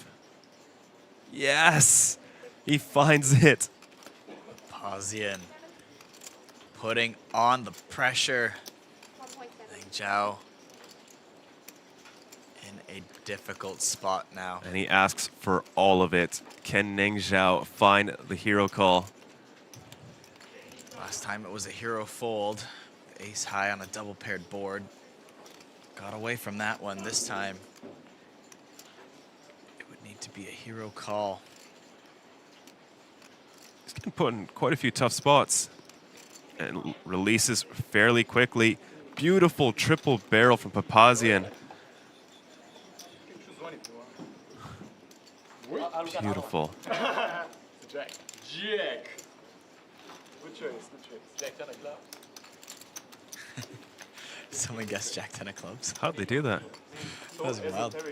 Huh? So esoteric. Jack 10 of clubs. So is a theory? Is that what he said? Something, I heard something like that, yeah. Can't do anything but laugh as your opponent just calls out your exact hand. It's not the first time we've seen that either. No, but that will be the last hand in that level and the last hand before the break. Somehow, some way, we still have 8 players in this mix. Coming back, we will be playing another 90-minute level with the blinds up to 60K, 120K when we come back from the break. Don't go anywhere. Your final table main event freeze-out action continues shortly.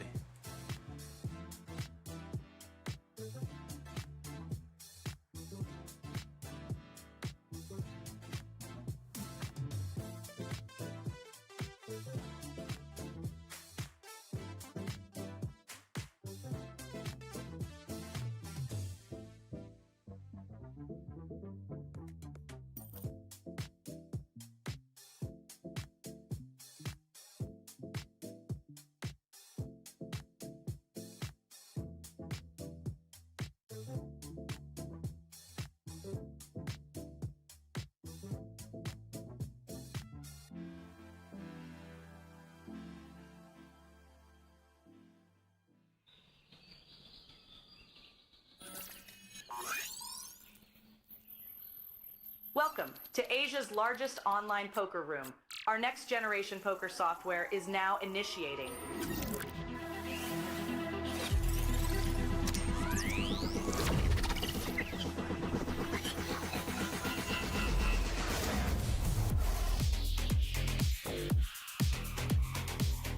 Elevate your online experience with a wide variety of poker variations to choose from. Get fully immersed with fun and social features.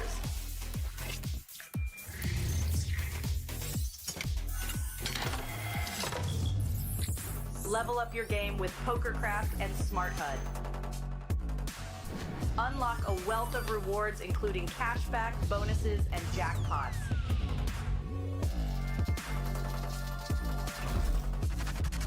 Join world-class poker tournaments featuring some of the world's most renowned brands and the largest guaranteed prize pools in the world.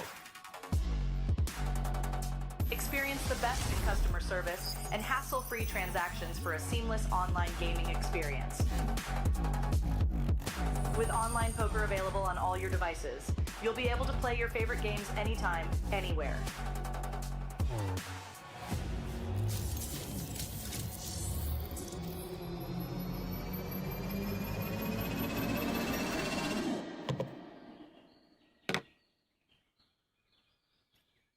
Sign up now and elevate your online poker experience today.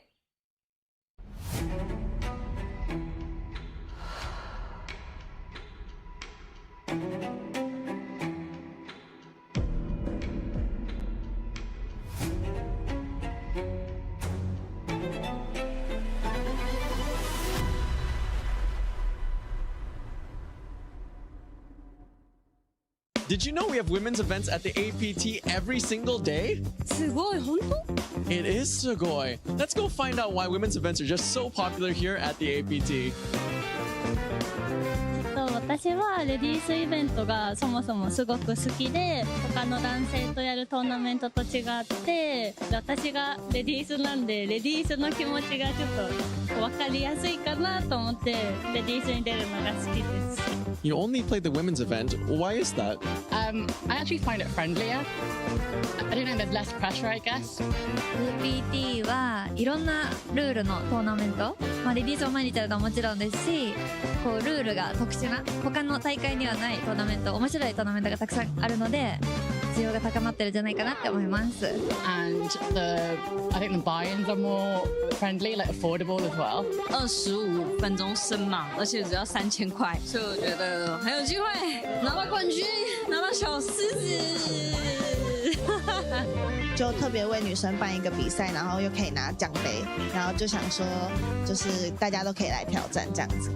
As you now know, we have women's events running every single day here at APTC, but the highlight will be the Women's Championship event. Sponsored by Lips, the Ladies International Poker Series. For more information about our event and series, go to www.apt.poker.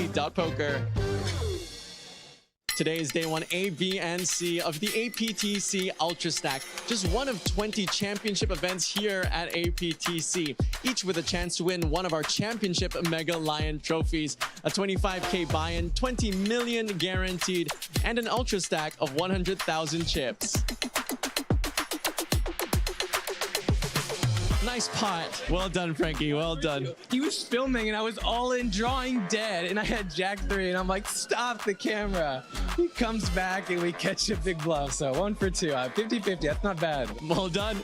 What drew you to play the Ultra Stack event today, Frankie? I feel really comfortable playing the Ultra Stack for my buy-in for field size, and right away had 3x starting stack. Got about 3.5 now, so I think it was a good decision. Miss Fawn, what is a famous actress from Thailand doing here?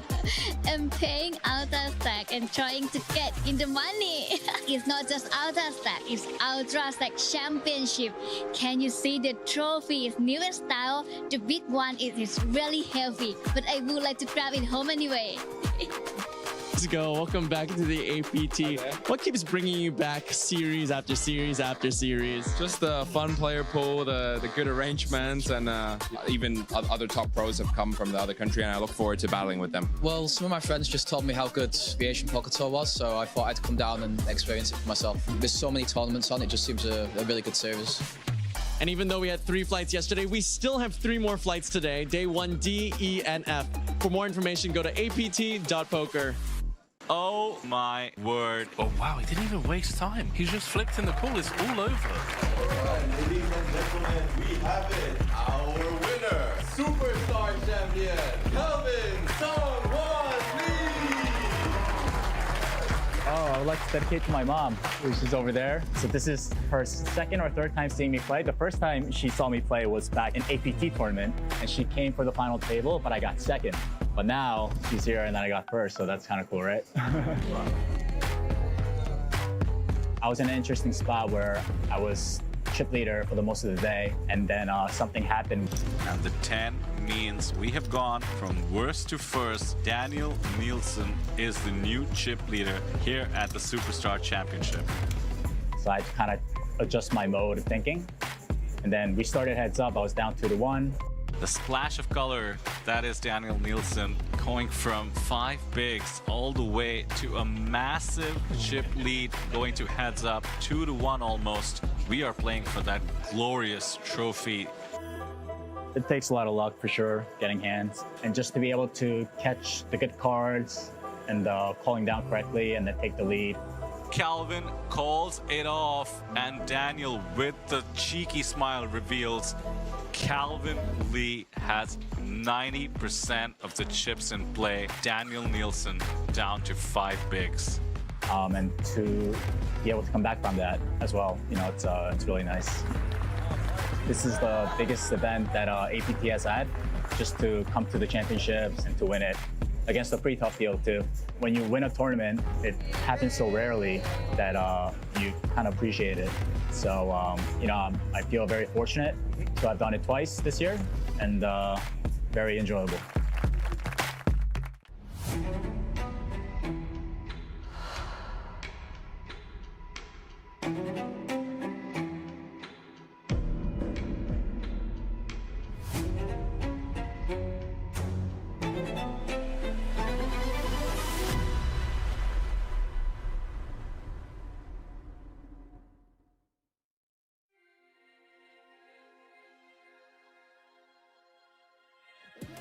Hello and welcome back, folks, to the APT Championship Main Event Final Day.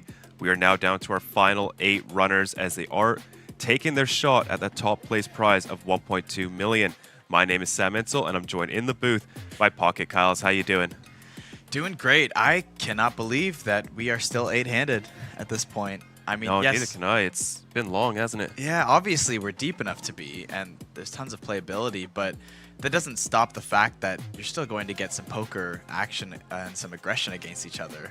And usually that leads to, you know, either a cooler, an incorrect hero call, just an unlucky bust out, a run out. But so far, other than Martin Finger's unfortunate timing with the ace-king, the short stacks keep on living.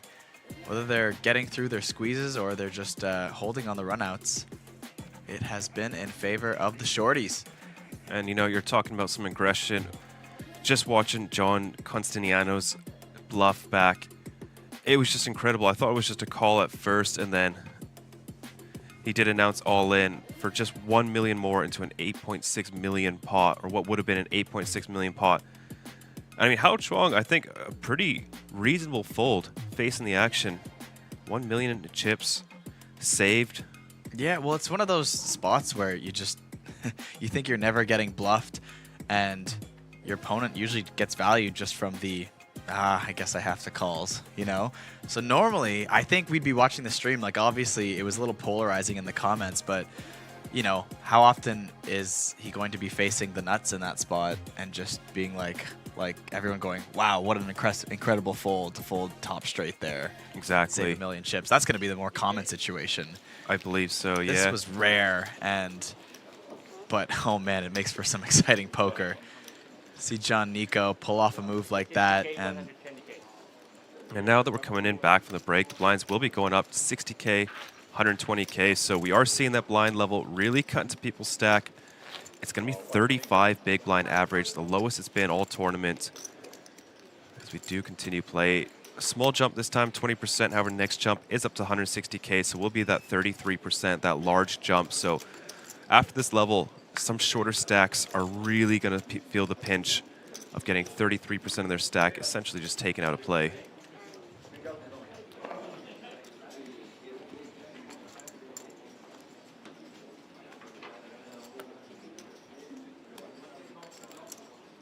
blind should be 60K, 120K. Graphics should catch up shortly.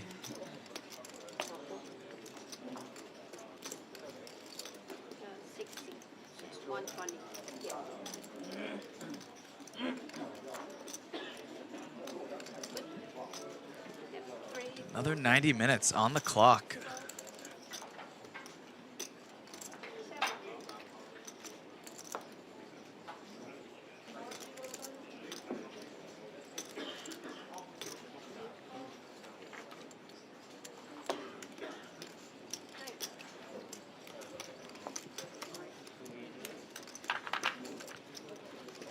Haven't seen too much between these two since their first confrontation. Hao Shuang did double through Dominik.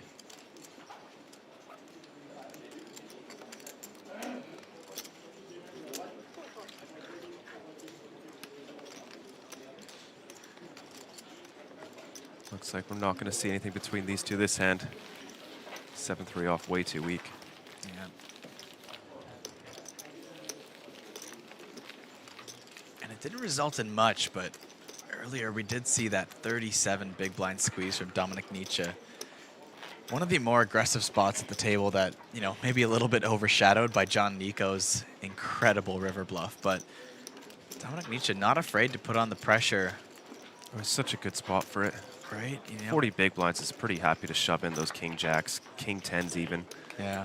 You know, that suited kind of lowish Broadway region.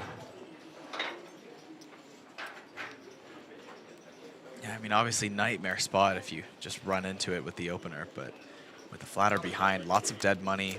I mean, but with the opener big opening stack. like, what, 50, 60% of hands? Yeah, well, that's right. It was the big stack, Yeah. so, you know, it's kind of a give and take there. Like, you are covered, so you are risking your full 40 bigs, which is very intense, but there's just going to be such a wide range of hands when you are covered as well, so.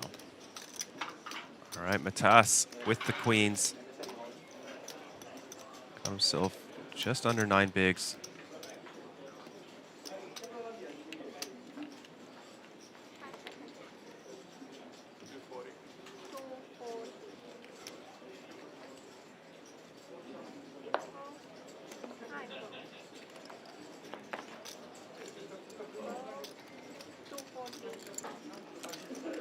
Look at this. The toss opens, but Hao Shan Huang in the small blind with ace-queen off. All right, 15 minutes break for the freezeout championship. Hao Shan Huang just sitting on 20 big blinds, will rip it in. And this will be snapped off by Symbolos, getting in it incredibly good. And once again, first hand after the break, we do have someone at risk. All in and a call here at the APT Championship Main Event. It is Matis who is all in and at risk for his tournament life with pocket queens. He's all in and at risk against ace queen. Great shape, needs to fade the ace. Dealer, the flop please. Flop comes. Ace 5-3. Matis is now behind for his tournament life, needs to find the one outer for his tournament life. The turn is the deuce of hearts, now drawing to chop outs. Needs a queen for the win or 4 for a chop. Bella, the river, is the king of clubs. Folks, please give it up for your 8th place finish of the APT main event from Lithuania. It is Matis. GG, that is a rough way to go, isn't it, Kyle? The ace on the flop. You're up against ace queen, so you've only got one out. But good for $123,000. His wife also just won the women's event as well, so power couple doing well at the APT Championship, eh? Definitely. The fact that you can both go home winners is something to party about, I would say. Of course, you always want more in a poker tournament if you don't win it, but an 8th place finish for Matas Symbolos, that is good for $123,000. An absolutely massive payout. Probably didn't think he was going home in 8th. Just a few hours ago, there was other short stacks in the mix. Didn't seem like he was next, but the chips had moved around quite a bit, and it started to become anybody's game to go out next. Fortunately, the cooler, as we mentioned, eventually these hands are going to run into each other. queens versus ace queen. Getting it in so good, but that ace always live, and this time it shows up for an 8th place finish. Yeah, now everybody locking up that 180K, and its pay jump up to 67,000 down now, so an additional $10,000 over the last pay jump. Full buy-in. We still have quite a few short stacks as well. Oh, full buy-in additionally, yes, yeah. Go Huang, lost the flip, now won with the ace queen versus queens. It would have been a really rough run had he not won that one. He's now picking up pocket jacks on the button.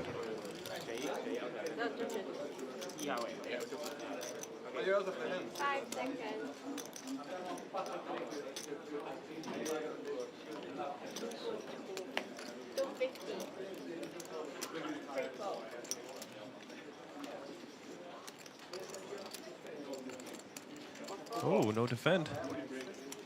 Must think Huang's quite tight there. Yeah, Hao Shan Huang picking up another pot, chipping up to 4 million in chips.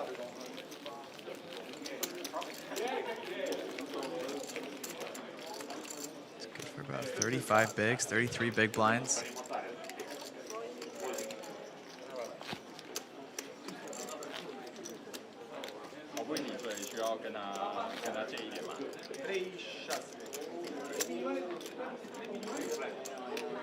Shan Huang, the dream player, entering this tournament from a $350 Step 1 satellite. I believe in his interview, he was one of the first people to get a ticket as well, at least here in Taipei. And look at this, top 7. He has locked up over 500 times his buy-in.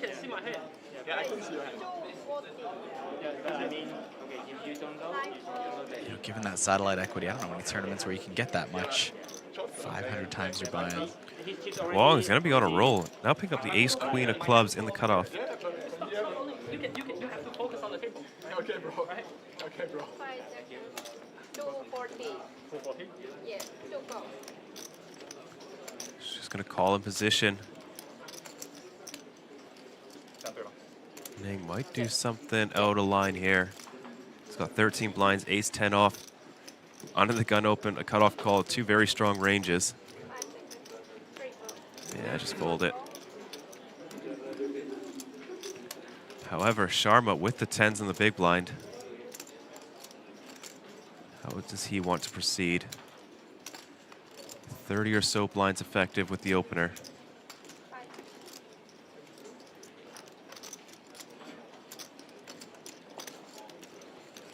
Gonna use the time bank.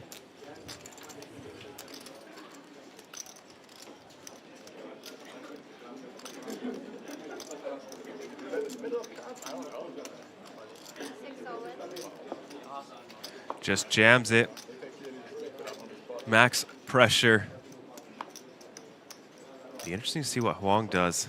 Yeah, Huang with just chipping up over 30 bigs. That is a lot of chips.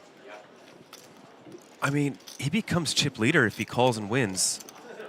He's going to win. He's going to be up to 7.7 million, which is going to be good for first place. So there are some very big future game implications here. Grabbing for chips, hesitating.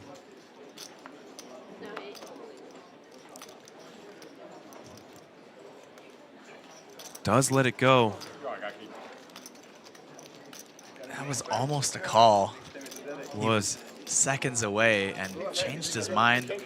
And I think a part of that comes into play is we haven't actually seen Nishan Sharma get that aggressive versus these middling stacks, even with a couple short stacks in play.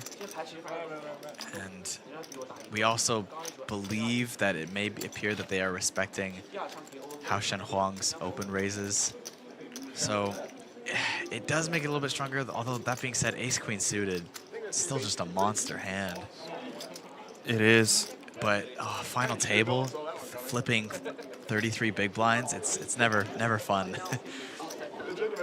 You never want to leave a stack like that up to the poker gods. But like you said, I think, just like look at the stacks. He's 3.7 million. There's 4 stacks shorter. Neng Zhao short. Hao Chuang is at 15 blinds. But if he wins this, you know, he's going to be up to, what would have been, like 7.7 million. John Nico's at 7. Nishan Sharma would have lost about 4 mil, so he'd be, no, Sharma would still be at 8. So Sharma would still be chip leader, but just by a little bit.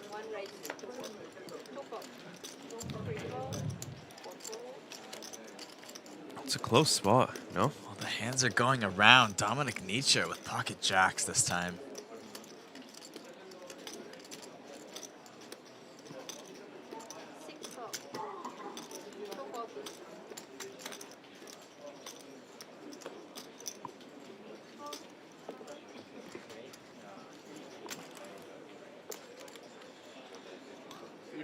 We're having fun. We're doing it right. What's that? Then we're having fun. That's the. We're having fun.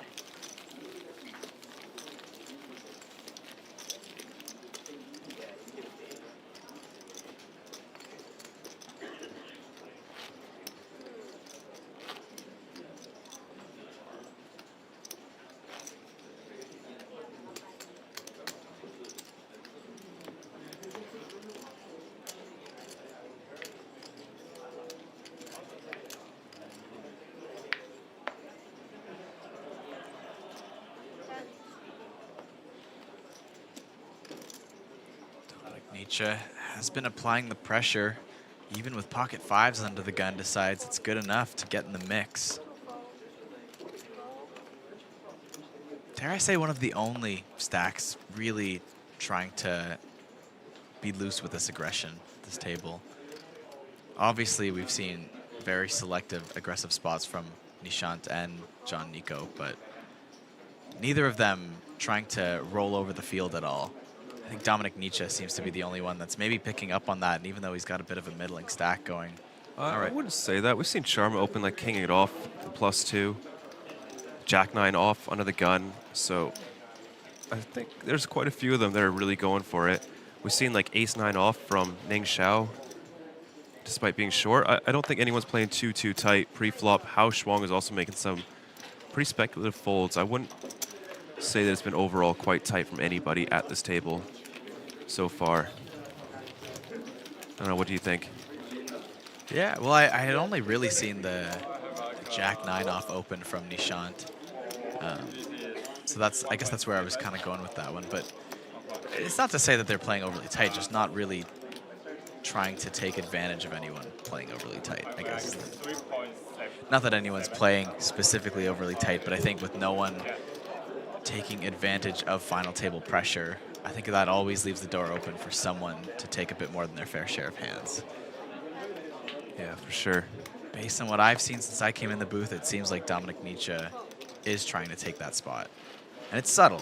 It's just going a little bit wider than the rest of the table. Because even though Nishant opens the Jack 9, I didn't see him take too many other shots at it. Just a couple selective spots, but speaking of taking your spot, Neng Zhao with pocket 7s rips it in from +1.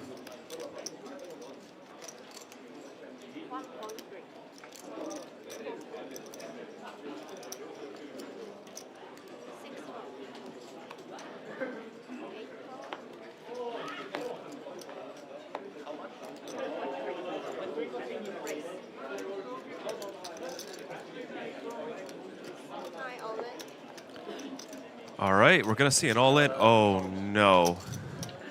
We're gonna see a 3-way all-in. Neng Zhao is gonna be 43%. Jam from +1 with 11 big blinds. Ace 10 suited, making the call in the small blind. Now Nitsche waking up. Ace queen suited, 13 blinds. It's a good chunk of a stack. But it is ace queen suited. Yeah, and it is an official rejam from Hao Chuang, so not even able to leave a few big blinds behind with just a call.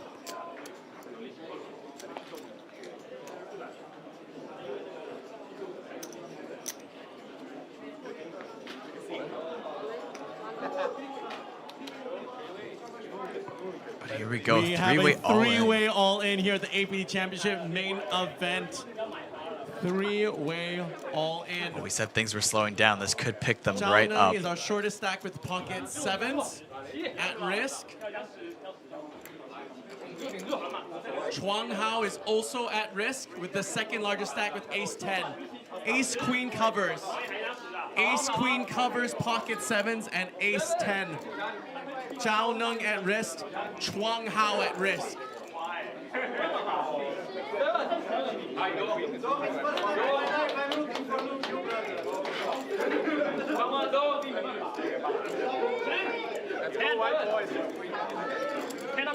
Sevens at risk, ace 10 at risk, ace queen covers. Let's see a flop. Flop comes. Flop comes, 7-6-6. A boat for Zhao Neng. And now it's time for Chuang Hao to sweat. Chuang Hao needs a 10 to stay alive. The turn is the jack of spades, no good for Chuang Hao. Needs to find a 10 or a chop. Needs a 7, a jack, or a 10. For Chuang Hao's tournament life, Bella, the river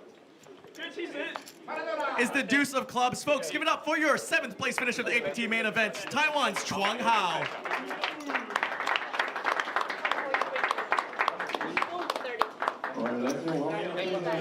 GG Hao Shuang, high stakes cash game player, and an extremely impressive run in a 10K freeze out. Good for $180,000. Look at that jump, $247,000. Let's call it $250,000 locked up for our final 6 contestants. Yeah, which I'm best at. And that could have been a massive double pay jump. The boat for Neng Zhao. Against these two hands, It was an interesting spot there. It was the shorter stack. It did leave a little bit behind. Facing 2 jams. I always wondered, is that ever a spot you fold and just try to go for the ladder up and potentially guarantee yourself an extra $67,000? Just keep a big blind behind.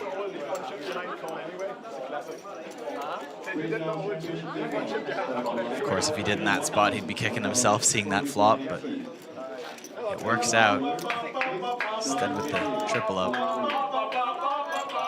Justin, I'm assuming you're talking about the hand John Costiniano. That's hand number 69. Definitely go back and watch that if you haven't. It's probably going to go down as bluff of the decade.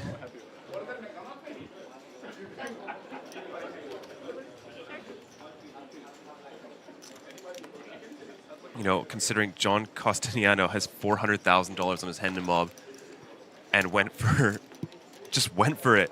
How do you do that with 400K on your hand and mob? With 1.2 million up top. Filipinos are built different, Sam.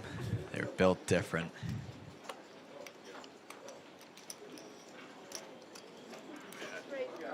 Confirm profitable trip now.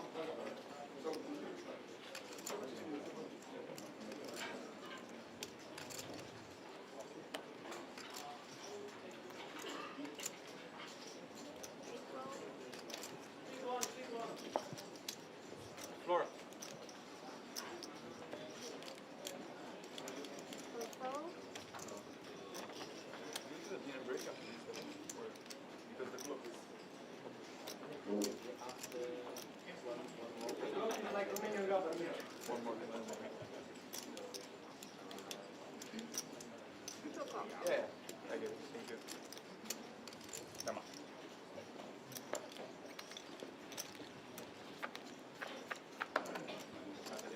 Hao Shan Huang defending.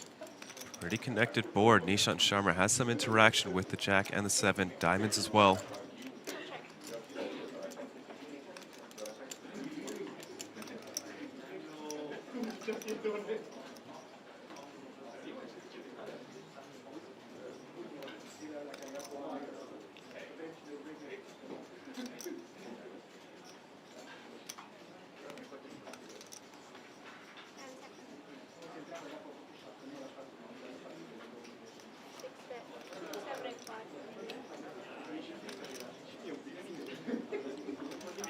Nishan Sharma sizing up on the connected board. 275K. Not much Huang can do with just king high. 13 million in his stack. Just taking really nice spots. It's working out very well for him so far. As you can see, he's got this 13 million, really putting some distance once again between him and second place in chips, John, who has not really been getting involved, maybe passed up on a couple like mediocre 3-bet spots. Well, and you mentioned this earlier about Nishan Sharma not needing to get carried away with that big stack aggression. And look how nicely he has chipped up over these last few levels with just being very selective with a couple aggressive spots. There was a couple loose opens, and other than that, just kind of playing straightforward. Not even getting carried away with 3-bet bluffs. And with all that in mind, you know, it is still a deep structure. Even though it's the final table, there is a lot of time to play poker. You don't have to rush these moves. The blinds aren't going to turn this into a shove fest anytime shortly. So maybe that's part of the strategy as well.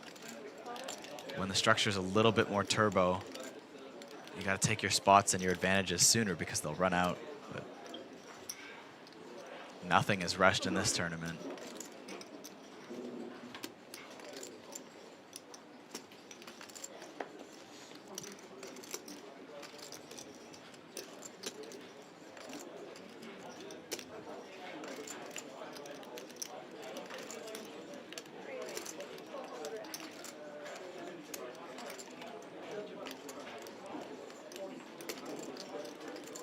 Neng Zhao with the ISO versus Huang's limp.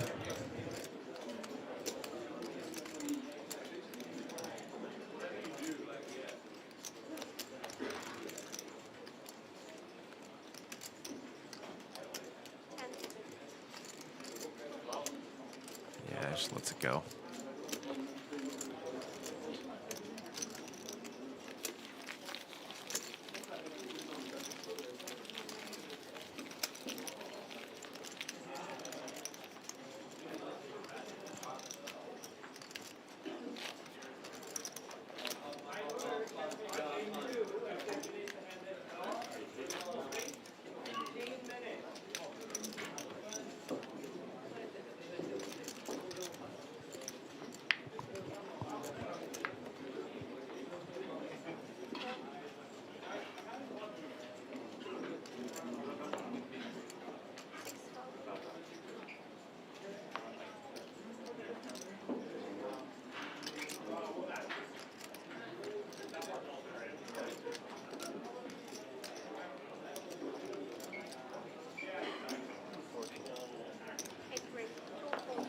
Ace 10 for Papazian. Wasn't even involved in the three-way all-in, but had his rail cheering for him.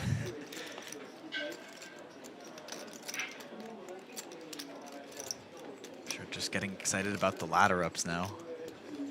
Can you imagine locking up $250,000 and still being able to play for over 4 times that?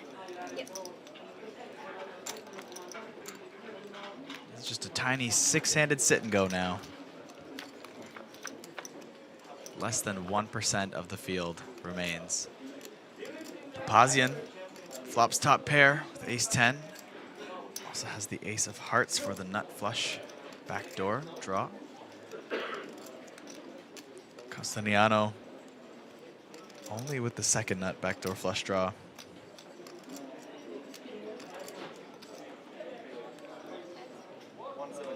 Possibly not enough to go on this flop.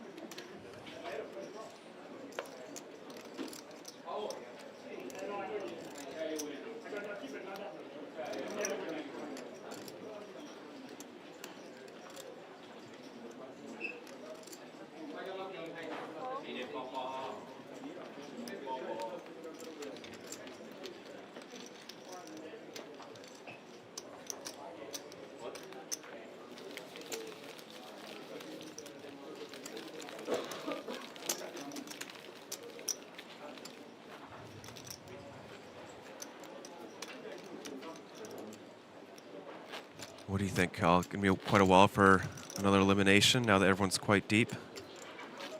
I don't know. I mean, there's about a $70,000 pay jump on the line. Absolutely massive. And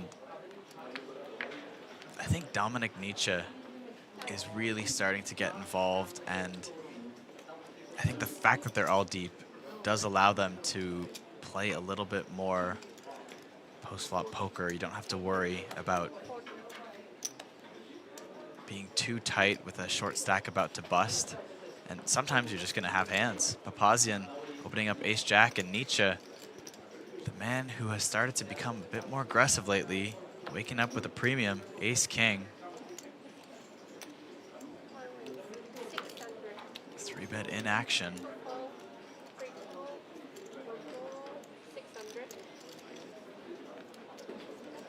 I mean, we might see the bust outs theoretically slow down, but I don't think we're going to see the action slow down. I think chips are going to fly around, and eventually that's going to lead to someone being a short stack.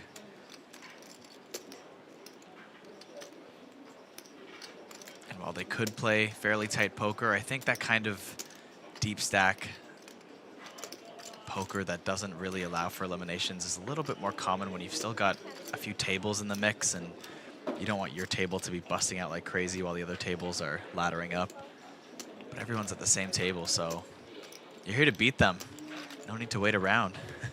And I think everyone's a bit of that mindset. Yeah, not much Papazian can do with the ace-jack off. Good timing for playing straightforward. I think the only hand we saw that could have changed things was the fold with ace-queen suited from Hao Huang. As you were mentioning, that would have been a very pivotal point. Could have been on his way to chip leader if he called and won the flip. But of course, it could have just been disaster as well. It was essentially going to be a flip, and it's a lot of money to flip for. Just with the fold alone, he still remains in the mix and has laddered up.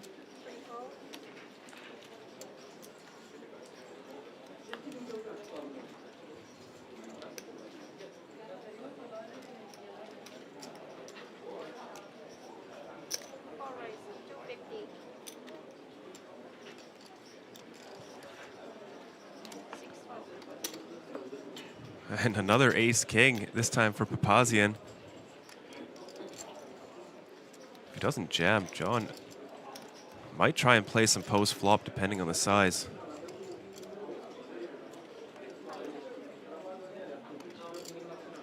Papazian starting this hand about 27 effective. Makes it 750.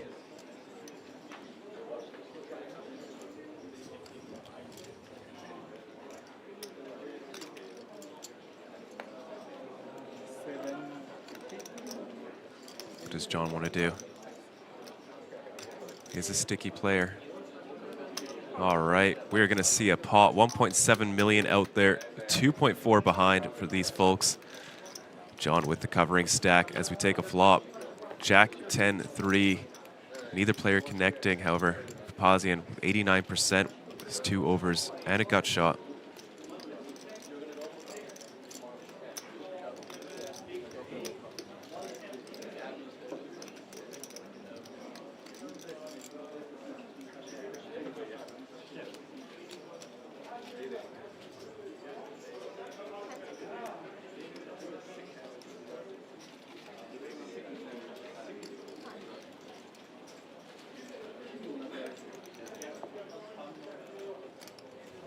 It's tough being out of position. 3-bet pot, very low SPR.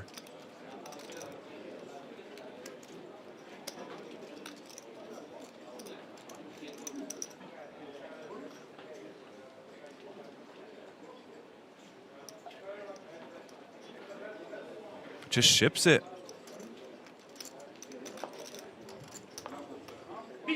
Maximum pressure on maybe something like 10-9 suited. And listen to his rail go. Oh, and a little shout out for Costiniano in the background as well. I mean, the money's getting serious. The friends and family around are getting excited to see somebody you know on a table where they are guaranteed to be walking away with $250,000.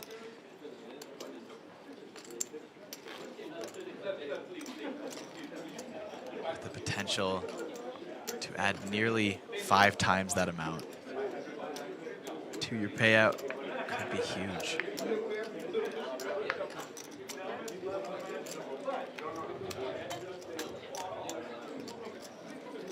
An ace-queen of clubs once again for Huang. It's been here before. A little bit shorter this time. Less than 30 bigs.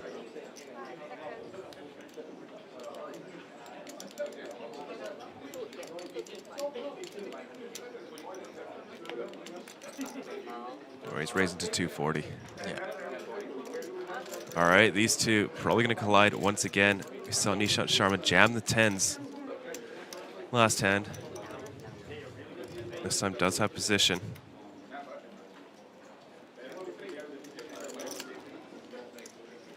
It was a cutoff open last time for Huang. This time just gonna flat. No, Huang was a cutoff flat. It was an under the gun open from Papazian with the queen jack suited. And then Huang flatted the ace queen suited in the cutoff. And then that's why the squeeze was so large. Right, yes.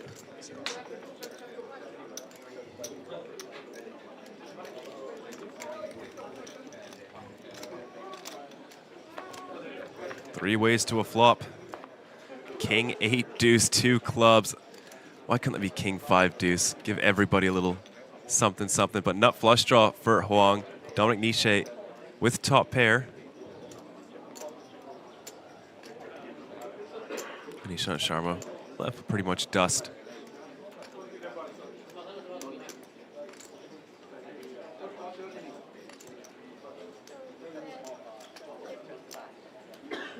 Huang will fire. 2-2-5.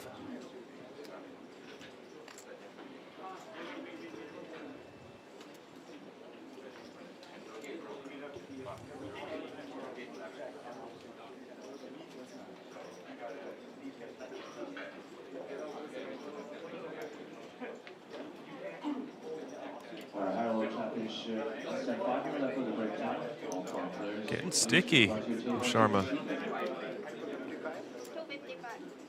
This might work out incredibly well. Dominik might fold.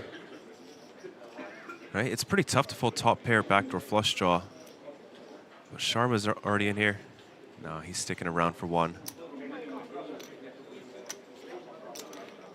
1.7 million out there now.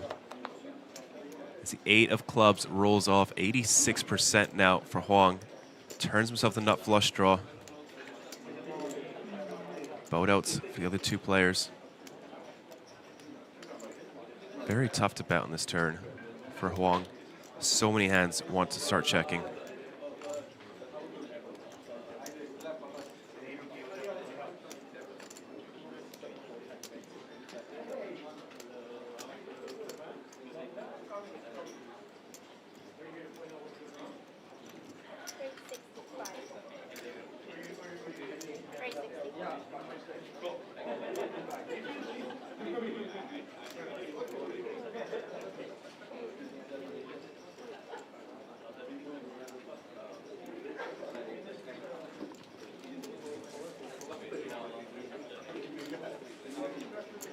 Sharma really looks like he wants to just do something nuts, but he's gonna think better of it.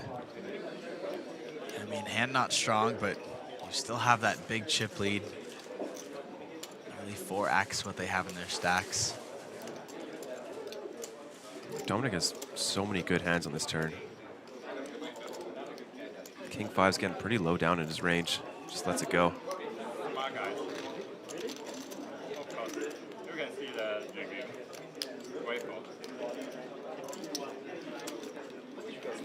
Or you can try to bluff me and give me all your chips. Huang's having fun, isn't he? Definitely. It's a funny quip. Or you can try and bluff me and give me all your chips.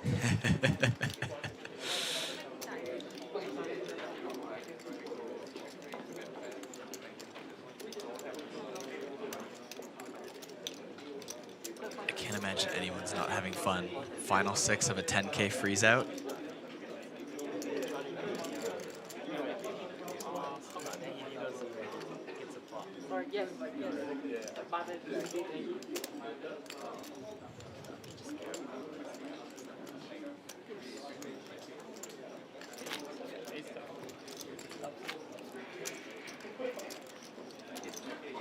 Right now, High Roller Championship.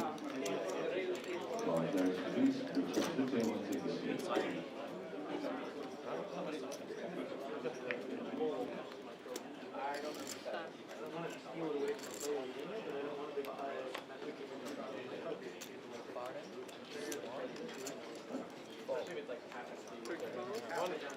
One hand penalty.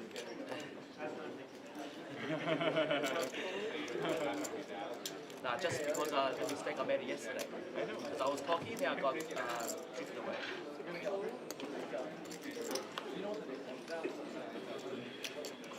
Papazian with the loudest rail on this final table.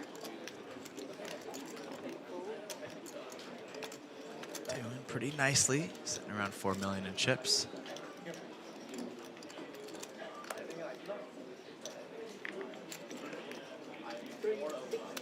The man with a plan, Dominik Nitsche, turning up the pressure everywhere he can find it. Chooses 4 deuce suited to raise from the small blind. Is going to be raising into Hao Shan Huang's ace king. This man just picking up hands.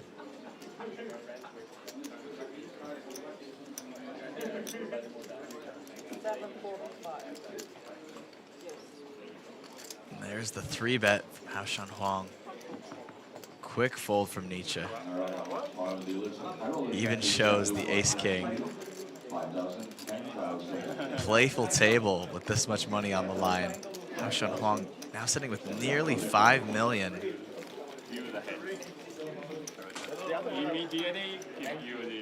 A rare sight in this tournament. Nobody over 100 big blinds. Even our large stack, Nishan Sharma.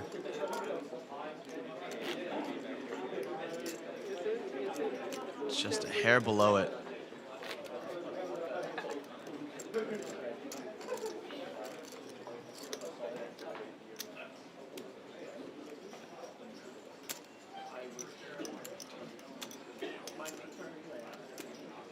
One more elimination will line 5 players' pockets with an extra $70,000.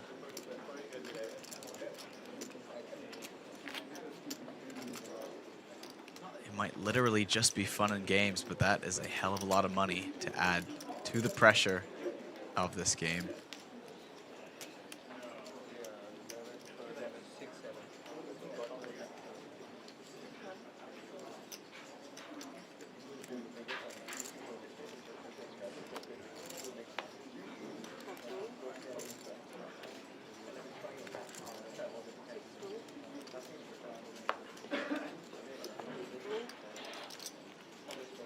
Once again, Dominik Nitsche, suited connector. A little bit better than the last one. Going to keep the pressure on. Not slowing down whatsoever. Definitely the one player in this final 6 that I think is going to be taking the most spots.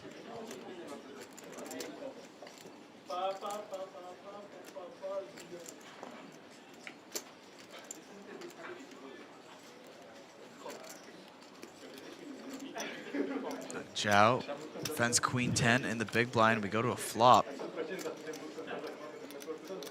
Nitsche is the covered stack. Sitting on about 22 bigs. Flop comes out queen 9-7. Top pair for Neng Zhao.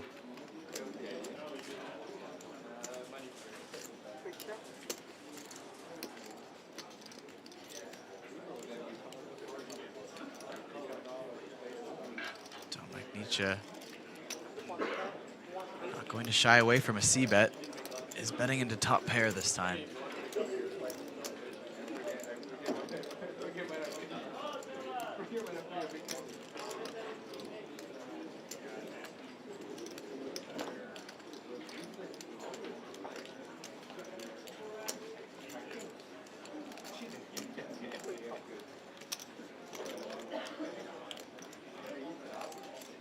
Just the call from Zhao.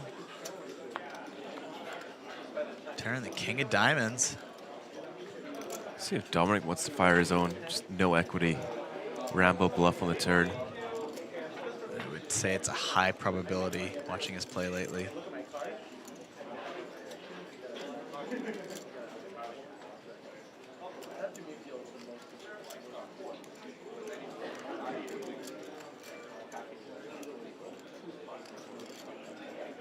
But she goes big here too. No. I stand corrected. Slows down. Gives up on that turn.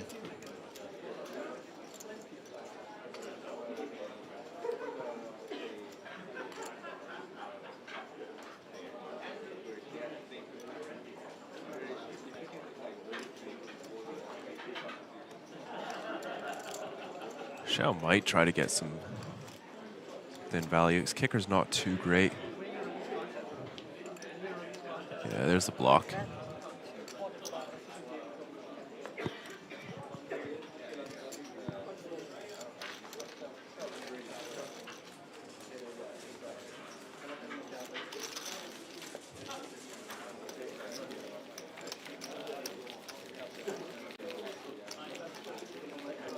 Nishan Sharma sliding under 100 big blinds for maybe the first time today. Yeah, I was just saying. It's about, what, 14 mil, I think? Around there. Earlier today? Yeah. 14 million. What were you saying? No, I was just saying it's almost the first time all tournament that there is not a stack over 100 big blinds not long ago. Yeah.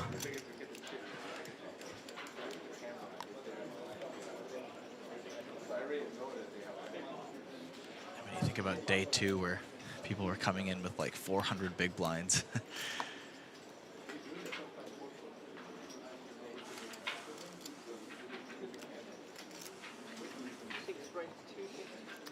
Sharma taking one of these spots, ace-8 off.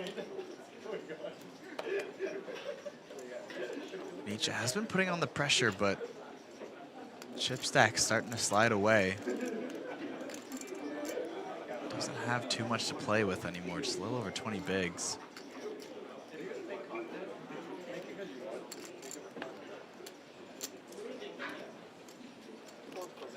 Shot just gets it through.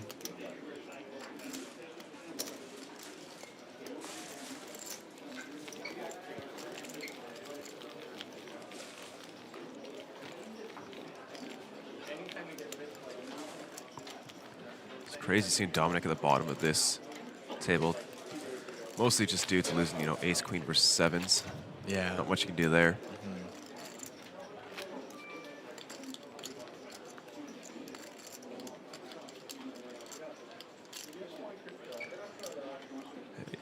He's lost about 66% of his stack since the day began. I mean, he's just been running into it over and over. This looks like we'll be saying goodbye to Pocket Kyles. Thank you so much for joining us once again. Always a pleasure. I'll see you guys in a little bit, I'm sure. But for now, let's welcome back some commentary royalty. Why not? Thank you very much.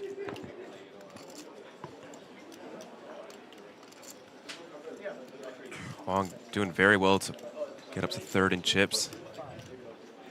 Starting to see some king 3 suitors get in the mix. To 2 of the covering stacks, no less. One of those covering stacks, Nishan Sharma, ace 10 of hearts in the big blind.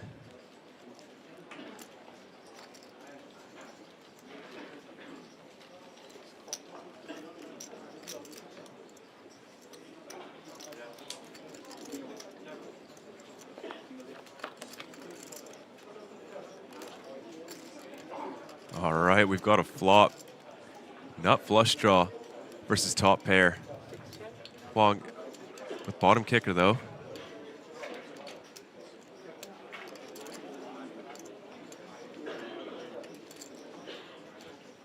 Does he want to c-bet weak kicker against the chip leader? Could face some aggression. He's not going to play this cautiously. Wants to start building a pot, get some value.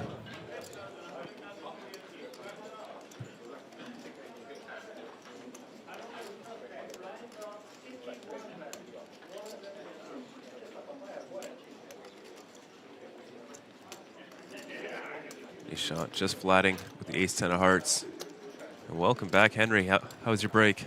It was great. Thank you very much, man. Managed to hit the gym, grab some food, and now I'm ready to see this one play down to a winner, hopefully tonight. And if it does go down to a winner tonight, I think it's going to be like a 1 a.m., 2 a.m. type of affair.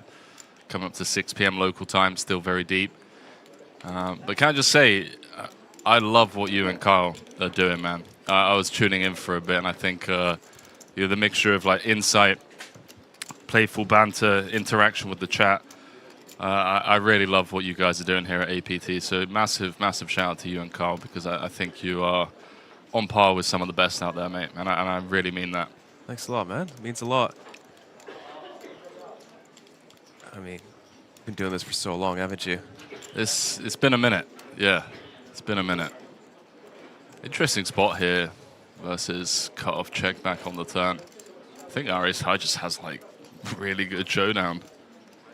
Does have some bluffable qualities, but yeah, maybe the heart's just leaning him in another direction, but without the turn barrel. Oh, Huang. Looks like he's going to try to get some value. This might just open the door for Sharma to come over the top. Oh, man. Definitely opens the door. The question is, like, what are we repping? Like just Jack-10 of hearts, really. It's a sizable bet. Personally, I feel like maybe I'm being a bit harsh as soon as I jump back in. But if we're targeting like a queen, which really is the only hand I feel like we're targeting here, would a queen pay this size? You know, we're chopping against other kings now. Well, I mean, King Jack, King 10. Perhaps a little bit greedy there. Yeah, it's like, what, 900 to 1.1? Yeah. Something about like, what, half pot, you think? I think so. Yeah. So give me the TLDR. I mean, I was tuned in, but it just seemed like fireworks the moment you guys got back from break. Give me the rundown on what's been cooking. I mean, I think you saw John Costiniano's bluff of the year. Oh, mate. I think we can call it that, can't we? The man's got 400,000 on his Hendon Mob and just went for like the sickest spot ever with $1.2 million up top. We saw some three-way all-ins. Papazian bluffing Zhao with a triple barrel. You know, I don't think anyone's slowing down. People are still just really vying for that 1.2 million up top. And I think it could be like quite easy to just kind of sit back, watch all this action and go, you know, I'm just going to maybe collect another $70,000 pay jump by just sitting back. I mean, it is very meaningful, right? A lot of these guys, just based off of their Hendon mobs, you know, 70K ladder is more than some of their top scores to date. So, yeah, why not? Why not kick it back and try and take it a bit easy? It doesn't seem to be anybody's strategy here.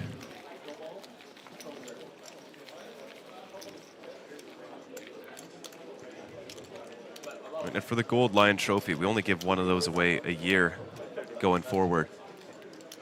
So it could be up there with the most prestigious trophies in poker. I tell you what, if they keep pulling off events like this, it really will be a trophy that is celebrated and recognized around the world.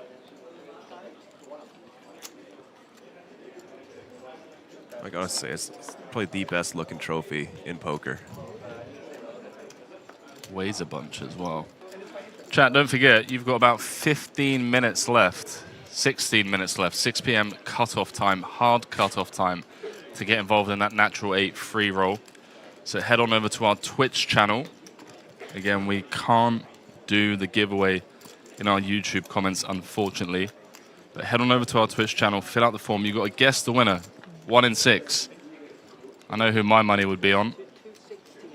Well, you've got 15 minutes until that is closed, so do not miss out. Shout out to our partners over at Natural 8.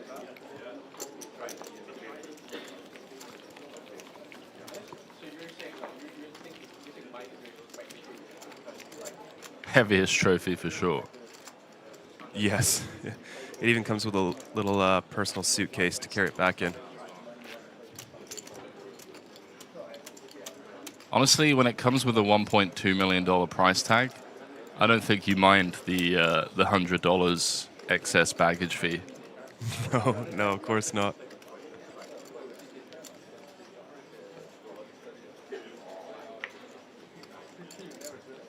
Such an absurd bluff.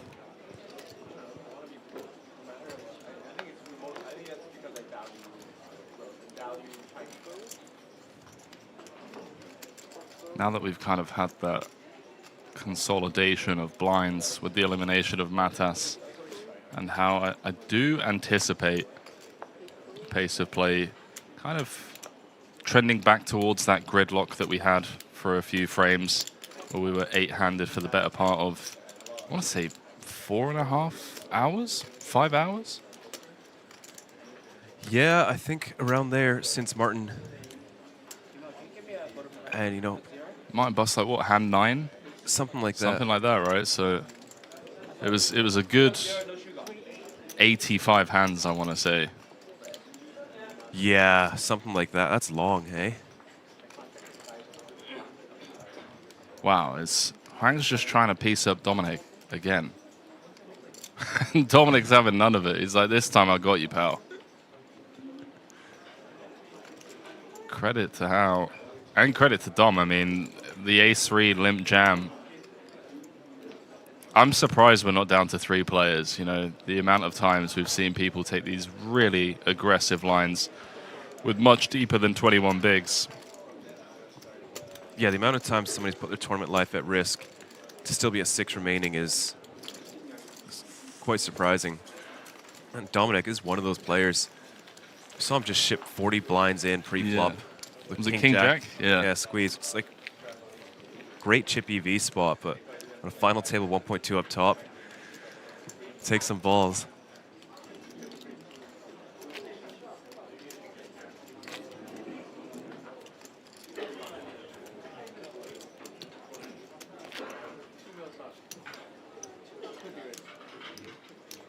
Jaden Sen, don't be mistaken for John's modest Hender mob.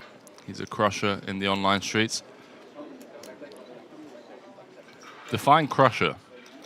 So I was just trying to get some info. He was once ranked the #1 online poker player in the Philippines, but I can't find his online handle. If you know it, chuck it in chat. I'd love to take a look.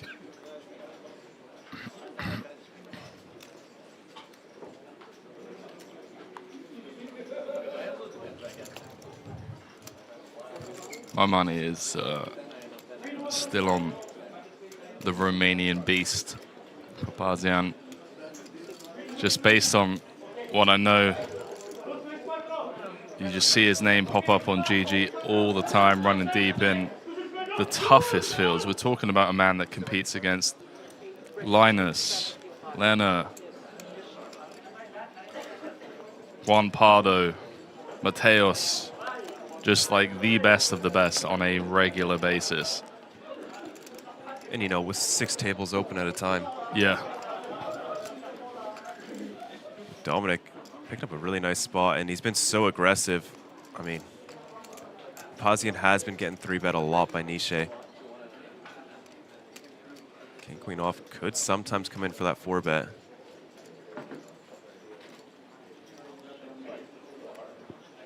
I love the small 3-bet, given how how his perceived images, as you pointed out, and also just this setup, button versus cutoff. Give your opponent as much rope as possible to just make a big blunder with a hand like ace-5, ace-10, king-queen. See if he goes for it. Papazian definitely sick enough to just click this back.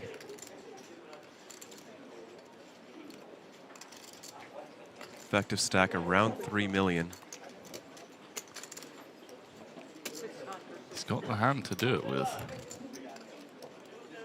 I don't know if he needs to wager the full 3 million. Something like, I mean, even like 1.2, 1.1 seems good enough, seeing as Dominik should be very polarized. And he's not just going to flat ace-3 off if he did decide to 3-bet that. See if he's getting sick of it. No, stays disciplined. Another good fold. Folded the ace-jack versus the ace-king. Now the king-queen versus kings. I know I'd be tempted.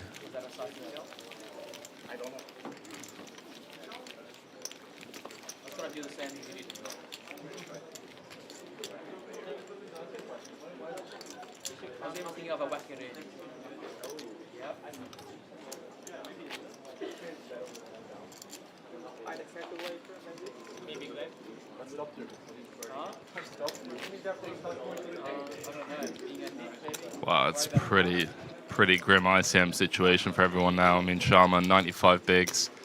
And then just a 16 big blind separation between second and sixth. And given that the payout difference between busting in sixth and coming second is the better part of $500,000.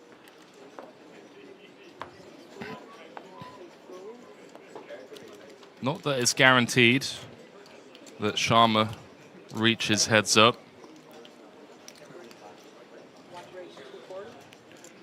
But, you know, going the way he's going seems quite likely. He's just finding very good spots, not taking too many risks. And people just giving him a lot of respect.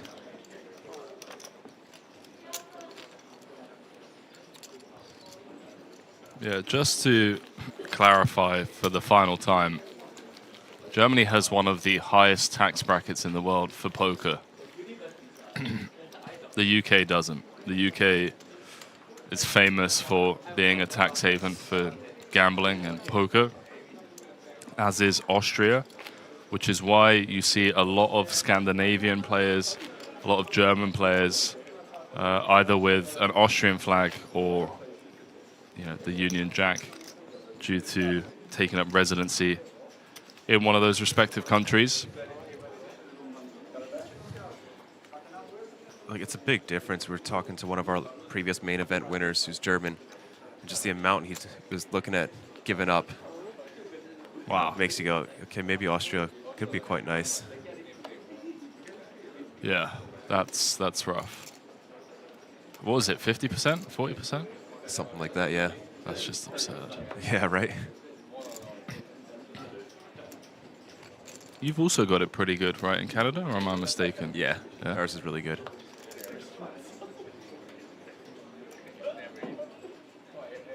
And we got lucky. We got a main event winner who set a precedent. So as long as you're not a professional, it's just gambling earnings. So, yeah, very lucky. Mr. Duhamel. That's the one. We haven't seen too much out of these two, despite them being right next to each other. Gonna get a pot between them. Only 360 out there right now.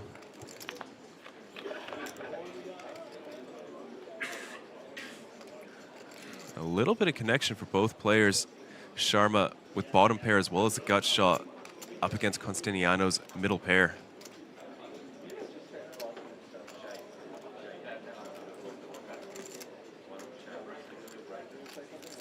Just don't see Nishan really looking to inflate this pot, even in position. Does check. It's quite a good board for him. He's sort of got that middle portion of the range. The big blind check back.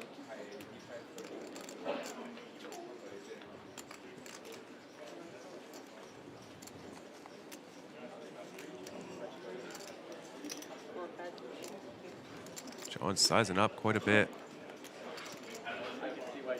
250. I'd be very curious to look at this spot.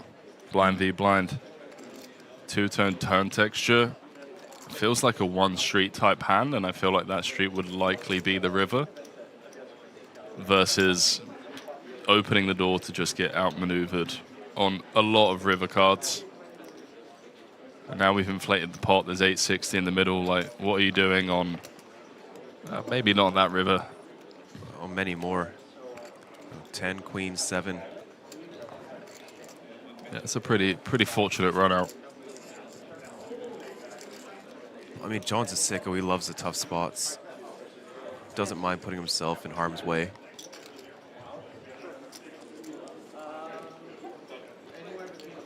Nice. Gonna go for half pot. This is really nice. Nice find, mate. Knows that his kicker plays as well. This is a really, really nice find.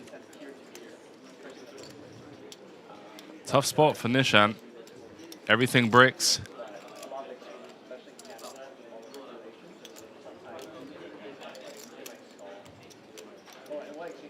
Yeah, I'm not surprised to see him flicking the call here. Yeah, look at the surprise in his face. What a nice value bet, I think, is his reaction. But John, you know, kind of bled down from his 7 million stack after that bluff. Down to 5, back up to 6.2. Well played.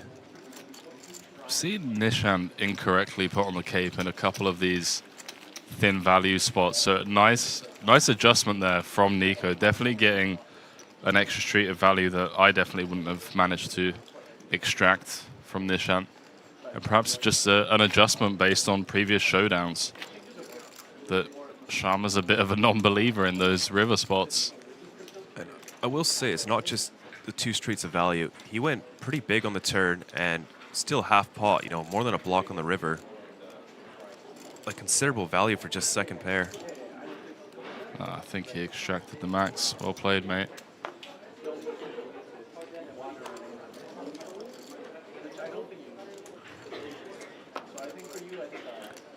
So has Greg just had to sit out there all day? Yeah. Yeah? Yeah, he's got his book. What book's he reading? It looks like Mastery by Robert Greene, but I could be wrong. Sounds like something he'd read. Yeah, he got roped into the all-ins and calls one day, and that's it now. He is good at them.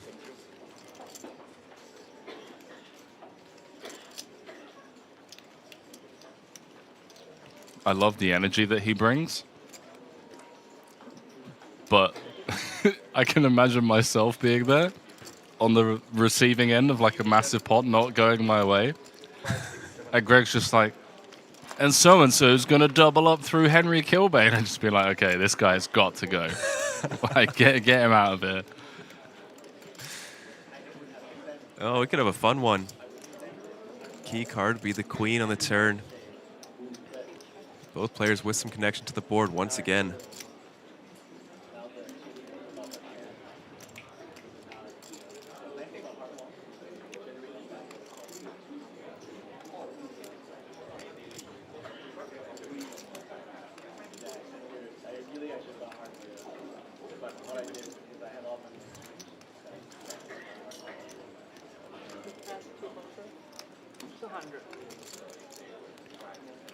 You know, I think the most aggression I've noticed on this final table, I don't think the c-bet frequency has dropped at all. I think players are still c-betting as if it was day 4, you know, far away from the final table.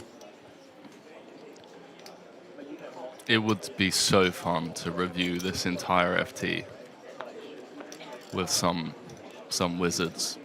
Yes, yeah. I think, and I'm by no means qualified, just making a generic statement, but I feel like there's been a lot of torchy c-bets, and it's been working. It really has been working, so I guess for these fields, maybe there are just some massive adjustments that one has to be willing to make. I'd love to just go through a bunch of the hands as, you know, like those mystery hands with some top players. I just asked them, you know, what kind of range are you expecting here, and what are you doing with X hand?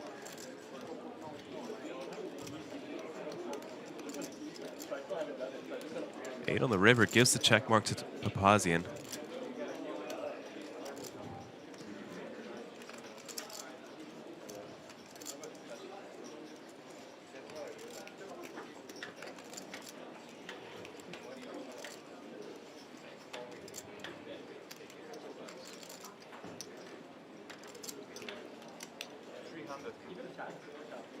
Looks like he's feeling inspired by John's value bet on the river. Try to get some of his own. Try and get a cry and call from ace queen, ace jack.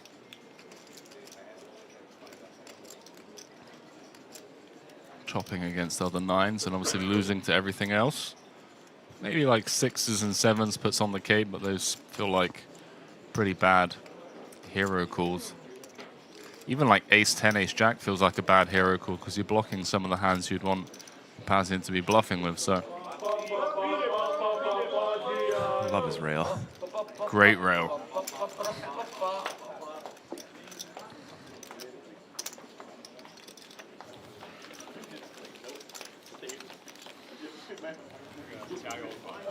Wow. Could be here a while. Yeah, shortest stack at 32.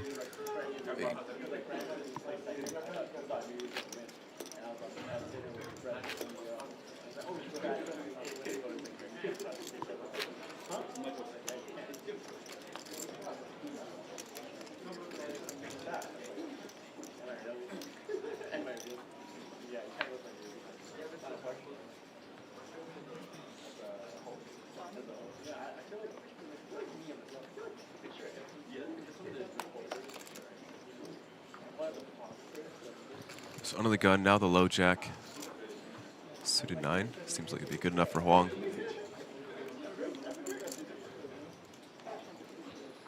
I wonder how much carryover there is from his Magic the Gathering past. You know, now incorporating the notepad. But I wonder if, you know, there's the same amount of study in poker as there is in Magic the Gathering. It seems unlikely, right? Yeah, right. Isn't there a lot more luck involved in Magic the Gathering, or have I got that wrong? I think so. I think there's also like heavier metas as well with certain cards. Oh, nice find here. This is something I've also noted, like these ace-10, ace-jack-O 3-bets have been so effective. Maybe just being a bit results-oriented, but the amount of times I've just seen this work, and maybe something that's not as relevant for this final table, but the amount of times on day 2, day 3, we're seeing these small bets in position multi-way with just like dust when being checked to, also super effective. Yeah, it's just that small ball, and you know, investing like a 1.8 big blind C-bet multi-way, taking it down. It's just huge. It only needs to work like 1 in every 4 times. You still have equity after that as well. And what a disappointing finish for Matas. To think he was 1 card away from being second in chips and getting us down to 7 in the first 15 hands of play. Of course, Papazian famously going runner flush against Matas's pocket queens. Yeah, and then losing his pocket queens once again against Huang. Yeah. It's his ace queen. Yeah, that's rough. He's a professional, tap the table, smile. Off he goes. I wonder if he jumped into the high roller or if he's out celebrating. Let's take a look. I don't think he'll be celebrating 8th place. Fair enough.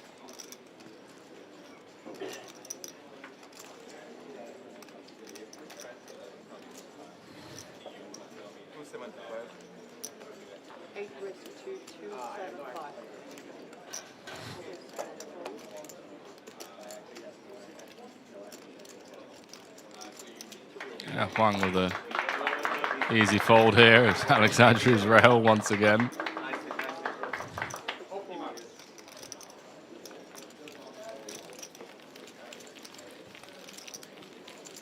Yeah, he's already in the mini high roller. How much the buy-in of that? Let's take a look. 7,500.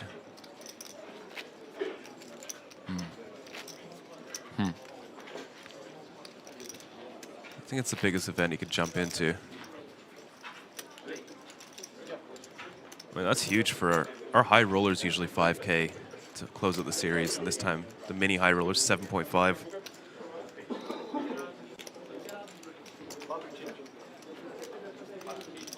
Looking like we're probably going to cross 30 million in prize pools by the end of the series. We're at 27 as of late yesterday. It's been an incredible series. Really enjoyed it. How about yourself? I regret not coming out earlier. It was my birthday, so I was with the wife just celebrating, but we could have done that here. Could have just flown out here and celebrated here. Yeah. And then fired a few more tournaments.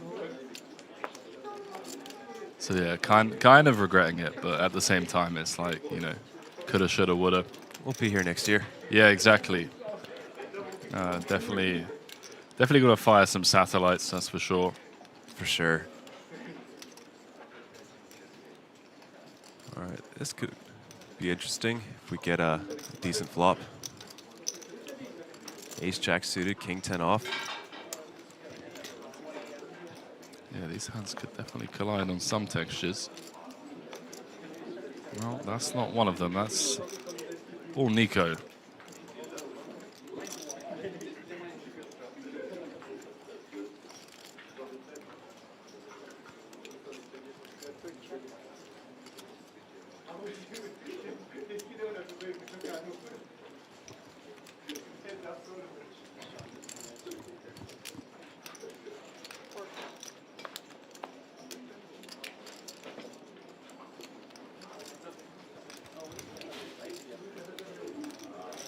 Some pot control from John.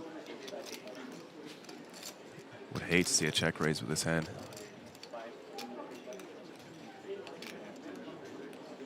John's been really impressive. Like having some top pairs in your check back range.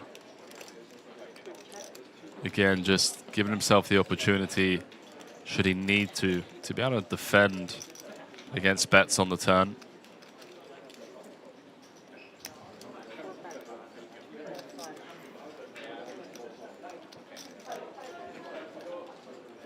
Go small on the turn.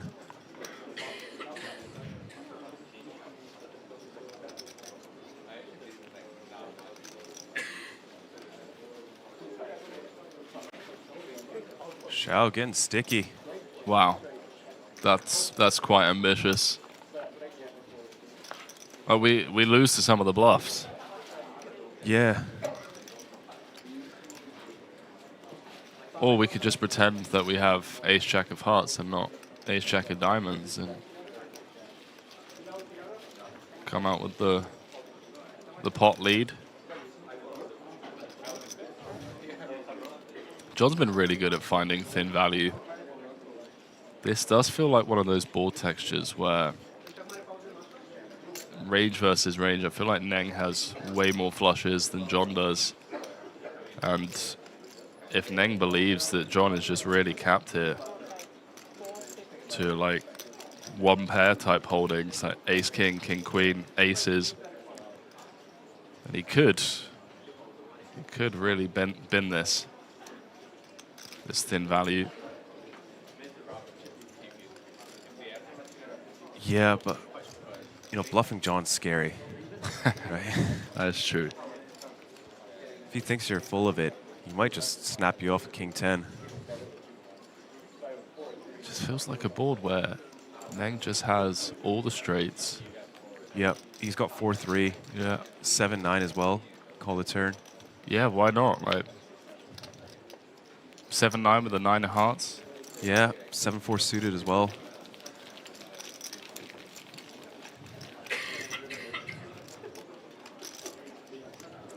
What do we know? John gets it done.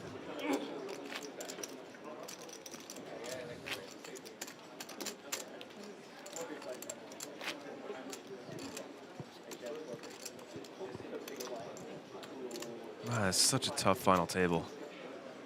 You know, we've had some APT main events where we just come in, everybody's got 50K on their hand and mob. And it's just fun. This is just the polar opposite.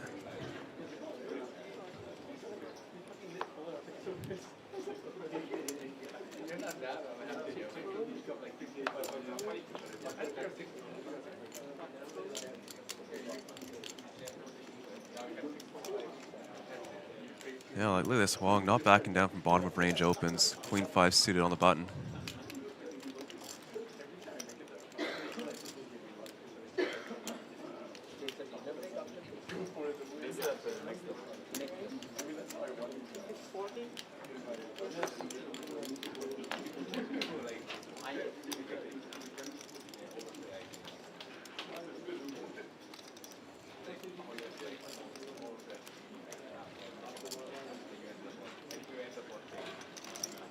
Zhao, ace-6 of spades in the small blind.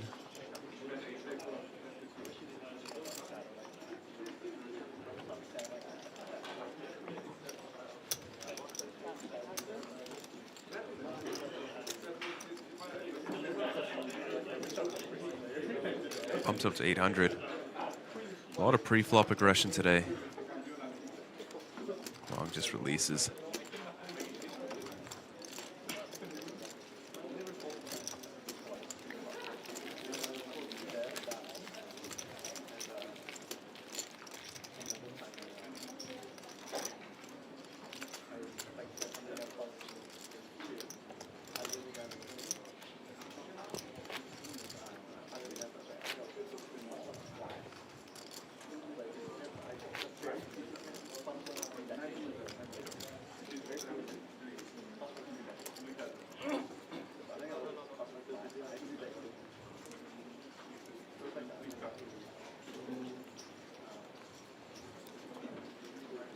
We've got a nice little surprise coming up for some of the viewers.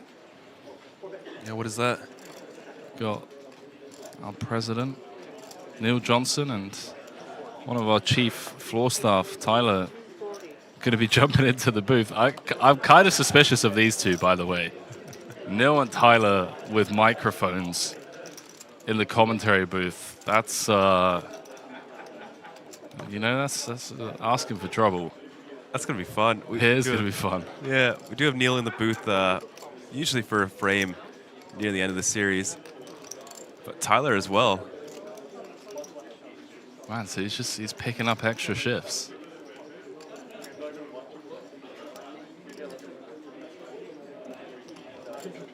Oh boy. What are we thinking, Neng? We want to try and piece him up?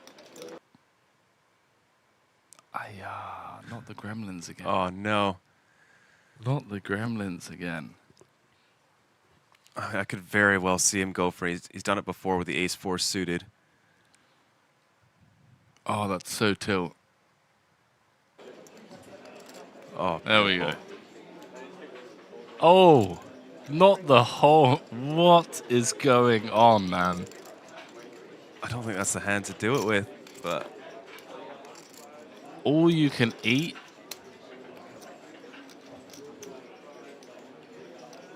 Alexandru has an easy fold. Wow, Huang. He's been in this spot before. Last time was with ace queen of clubs, facing a very large squeeze jam. Just over 35 bigs last time.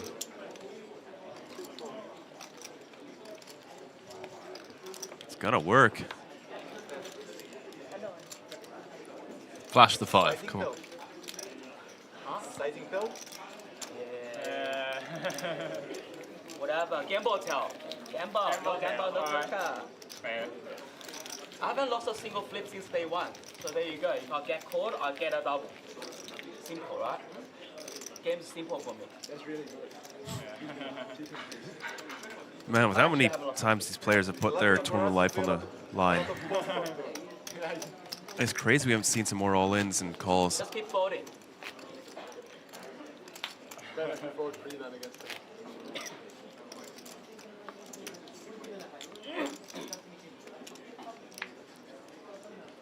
I think Neng is a lot deeper than the graphic is showing, by the way. Looks like he has about 5.2 in front of him. Let's see what the graphic says. Maybe it's been updated. 4.5. It's 3.7. It looks... Yeah, it's probably about right. 7. Yeah, it looks a little low, doesn't it? It looks close to 5.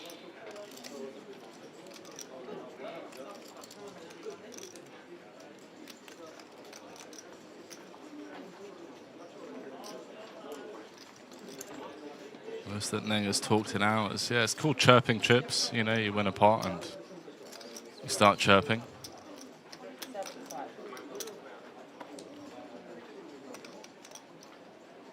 Oh my word. Are we about to see a chip lead pot? Blind versus blind. What is this? This is 35 effective. Man, Alexandra is so good, dude. Wow. He is such a great defensive player, like just so acutely aware of the ICM right now. Seeing people just like take 35, 40 big blind rejam spots, he's just like, okay, like I don't need to force it. Yeah. Because like Sharma's meant to be super polar here, right? So. Yeah, right? Limping most of that middle range. Oh, wow. Nice find. Yeah, really. Save himself a boatload of chips. Really, really nice find. Because we want to keep in all of the 8-3, you know, the 10 deuce, like all of that junky bottom of range stuff. Like we just have absolutely crushed with the overpair. We're in position. And the range of hands that are getting it in against us, you know, I think at best we're flipping. Maybe nines gets it in, but Sharma hasn't really struck me as the type of guy to just take like a high risk spot unnecessarily to potentially lose the chip lead and then be out of position against the chip leader as well. So yeah, for sure.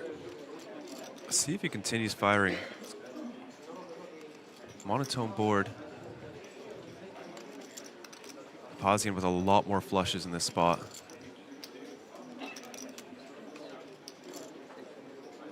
He's really gonna go for it.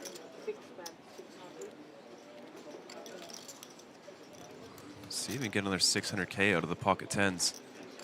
this is where flatting the tens becomes a bit of an issue, right? Because now we are in no man's territory.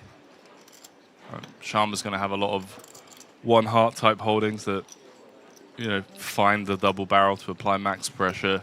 Maybe some hands connected around the 4-5, like a, let's say like a 7-8 or something with a heart. Although I think a lot of those limp, we kind of discussed that, like middling stuff, limping a lot. Well, maybe something like 7-3. Yeah. Right, turns a gut shot. Yeah. 7 of hearts, 3 of spades. 2.5 in the middle. Sharma's going to be back up to 12 milli. Can he get one more street of value on the brickiest of rivers?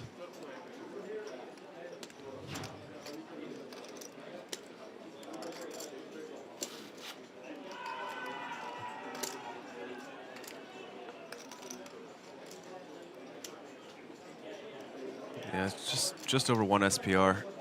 He's quite greedy to go for all of it. I agree. Could be tempting though, with just over pot behind.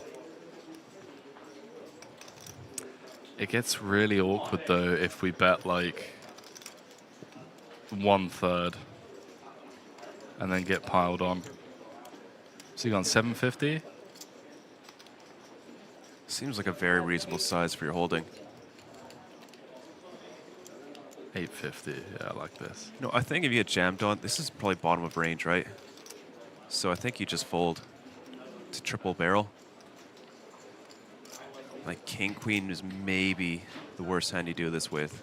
It feels like such a commonly bluffed spot, though. I think like in Alexandru's shoes, it's just like this has got to be one of like the most bluffed textures, right? In these positions as well, where Sharma is just so wide. We already mentioned, you know, let's think of all of the hands that Sharma has here. Sharma's going to be like, you know, he's going to have like Jack 3 offsuit with the Jack of Hearts.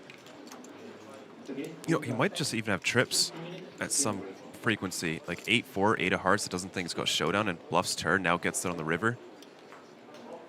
So maybe 4 a little bit better for Sharma. And also like the range of hands that can comfortably bet 3 streets on this texture. For value, it's not much. Pretty narrow. Considering he limps a lot of his suited hands too. Agreed, yeah. It's only like the real strong ones, right? Like ace king, ace jack of hearts, ace 10 of hearts. Yep.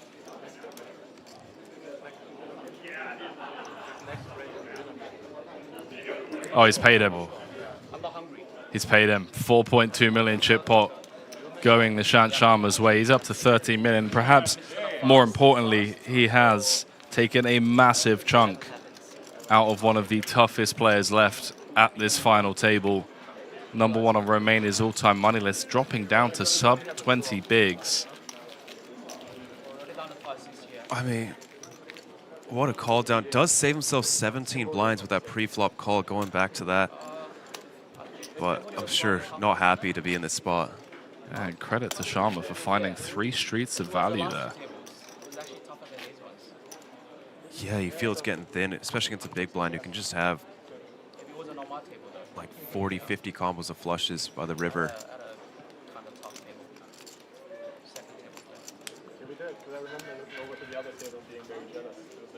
Well, that really shifts the dynamic at the table now. With Papazian on 17 bigs. Sharma back in the runaway chip lead situation. And in the middle of the pack, kind of at the mercy of the Indian. All looking to outweigh Alexandru. I stand corrected. John's activating from the calf.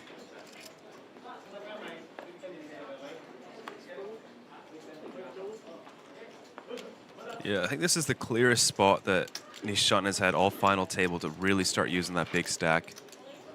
Before there was, you know, maybe a couple 20 big blinds, everyone else on 40, he had maybe 60. It's not that great of a spot. But now with 2x second place, a 17 big blind stack in the mix, and these 30 stacks are really not going to have too much fun. But Dominik, one of those stacks flops himself an open-ender, which materializes into the nuts on the turn. And the ace of spades for John could be a card that pulls his options into a bet if checked to.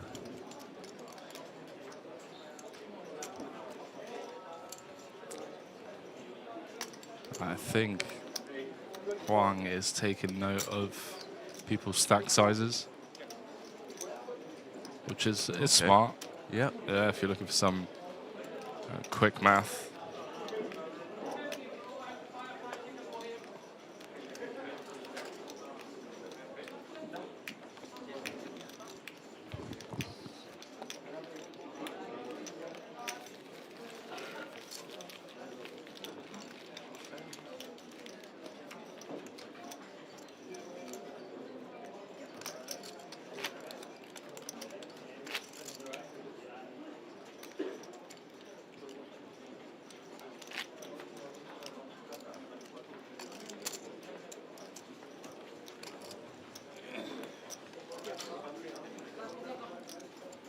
So, last hand before break.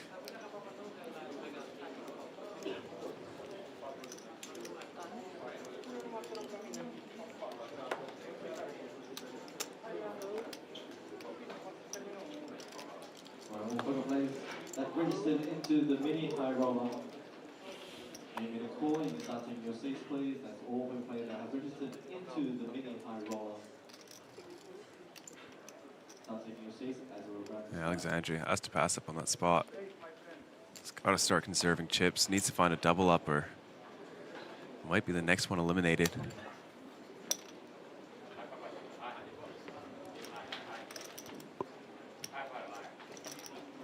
These two back at it again.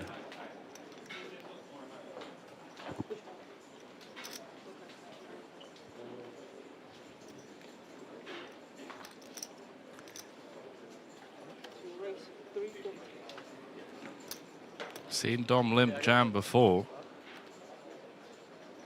you think Hong's setting this up so he can snap it off? He is covered this time, though. Sixes feels light to be doing this. I like just checking back with the sixes for that exact reason, because when we do get limp jammed on... We're not thrilled, are we? No.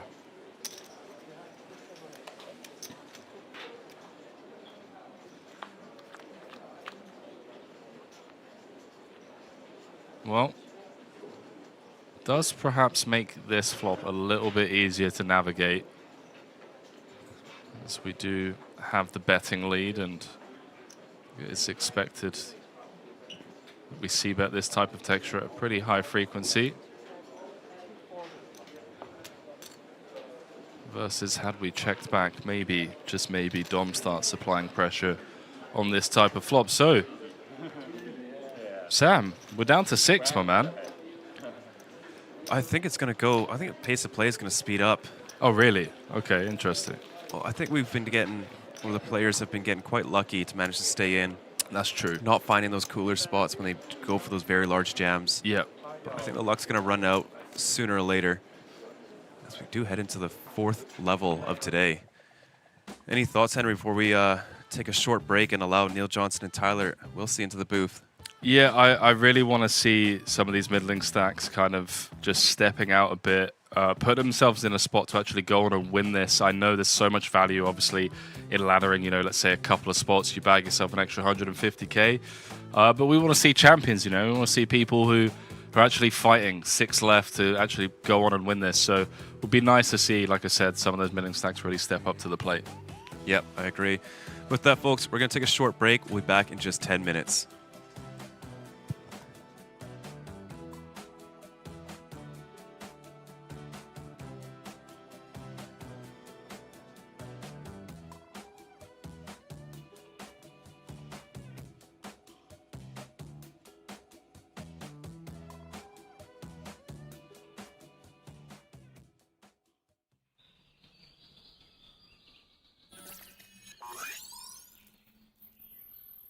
Welcome to Asia's largest online poker room. Our next generation poker software is now initiating.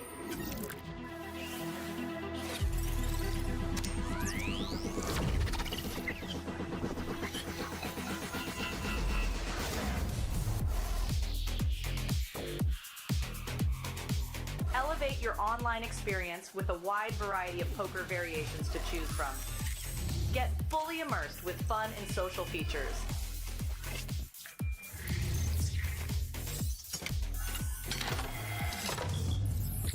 Level up your game with PokerCraft and Smart HUD. Unlock a wealth of rewards including cashback, bonuses, and jackpots.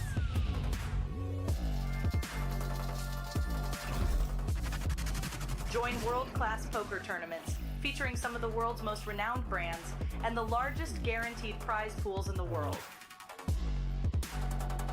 Experience the best in customer service and hassle-free transactions for a seamless online gaming experience. With online poker available on all your devices, you'll be able to play your favorite games anytime, anywhere.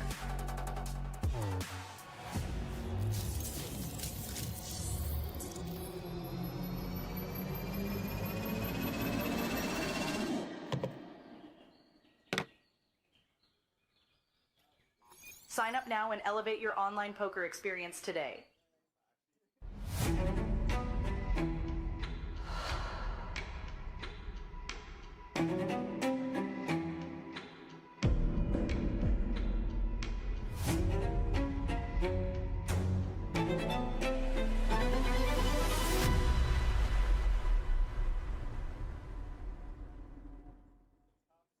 Oh my word. Oh wow, he didn't even waste time. He just flicked in the call. It's all over. Ladies and gentlemen, we have it. Our winner, Superstar Champion, Kelvin Song Wan Lee. would like to dedicate to my mom, who's over there. So this is her second or third time seeing me play. The first time she saw me play was back in APT tournament, and she came for the final table, but I got second. But now she's here and then I got first, so that's kind of cool, right? I was in an interesting spot where I was chip leader for the most of the day, and then something happened. And the 10 means we have gone from worst to first. Daniel Nielsen is the new chip leader here at the Superstar Championship. So I had to kind of adjust my mode of thinking. And then we started heads up. I was down 2-1. The splash of color, that is Daniel Nielsen going from 5 bigs all the way to a massive chip lead, going to heads up, 2-1 almost. We are playing for that glorious trophy. It takes a lot of luck for sure, getting hands. And just to be able to catch the good cards and calling down correctly and then take the lead. Calvin calls it off, and Daniel, with the cheeky smile, reveals Calvin Lee has 90% of the chips in play. Daniel Nielsen down to 5 bigs. And to be able to come back from that as well, you know, it's really nice. This is the biggest event that APT has had, just to come to the championships and to win it against a pretty tough field too. When you win a tournament, it happens so rarely that you kind of appreciate it. So, you know, I feel very fortunate to have done it twice this year, and very enjoyable. 안녕하세요, 이경병이에요. 드디어 울트라 스택 이겼습니다.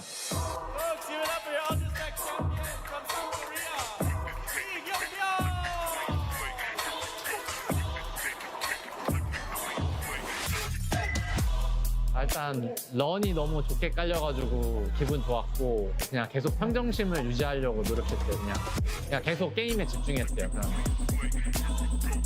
3명 남았을 때 테이블 팀리더가 됐을 때 이제 그 버블 점프 때문에 애들이 타이트하게 한다고 생각해서 어그레시브하게 플레이했는데 상대가 죽을까봐 좀 약하게 배팅했는데 또 상대가 홀해줘서 좋았어요. All in and race race. Last 3 big blinds is 5-3 option. The River Ace. Folks, give it up for your Ultra Stack champion from South Korea, Lee Kyung-byung. 포커를 한 지 한 10년 정도 됐는데 이제 결과에 신경 쓰기보다는 이제 과정에 집중하려고 노력하고 있어서 사실 트로피 딴 것도 물론 기분 좋지만 그냥 제가 열심히 했다는 거에 더 기분이 좋아요. 응원해준 그러니까 한국에서부터 응원해준 친구들이 너무 많은데 친구들하고 가족들한테 너무 고맙다고 얘기하고 싶어요. 고마워. Welcome to the final day of the APT Championship Mystery Bounty event sponsored by Natural 8. 94 players, 94 bounties, but only one of them contains the grand prize mystery bounty of 1.5 million Taiwan dollars. Let's go bounty hunting.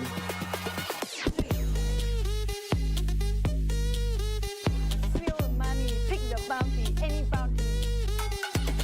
有没有100万在里面？有没有100万在里面？ Where is the big one? I can answer it. 1 time. Now you have a chance to see a 7. Easy, easy. Good. Yeah. 40,000. 80,000. I believe. One more zero. 50. Okay, 500,000. I told you. Oh, it's a 30K. Oh my God, I feel it. I feel it. 50. 8前面有没有7？哎呀 ，Yeah, nice. I don't know. It's a 50.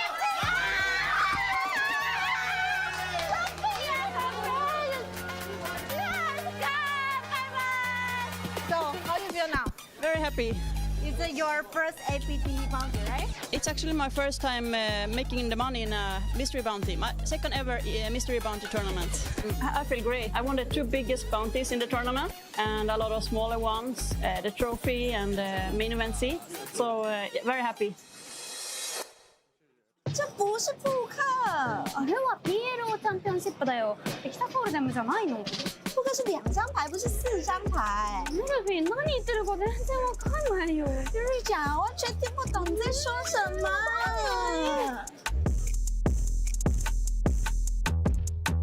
突破 PLO 买入纪录 ，PLO Championship 买入10万台币，冠军将带走190万台币，以及 APT Championship 席师奖杯。到底谁会拿下 PLO Championship 冠军呢 I like to gamble. Poker more gambly. Because I love playing PLO right now and it's a lot of fun, way more action, so really enjoyed it. Tournaments, PLO tournaments, you have to be pretty tight. Got some aggressive loose players on my left, so you know I've got to be careful and navigate correctly.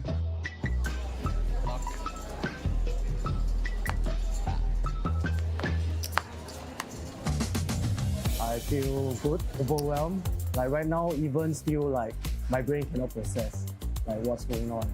I felt when I was dealt the big pot hand, even before that hand, when I saw the flop, I had the feeling that it will come lah. I will hit because I was running really good for this event. Like all the cards go my way. PLO basically is a 4-card game. It creates more action for players.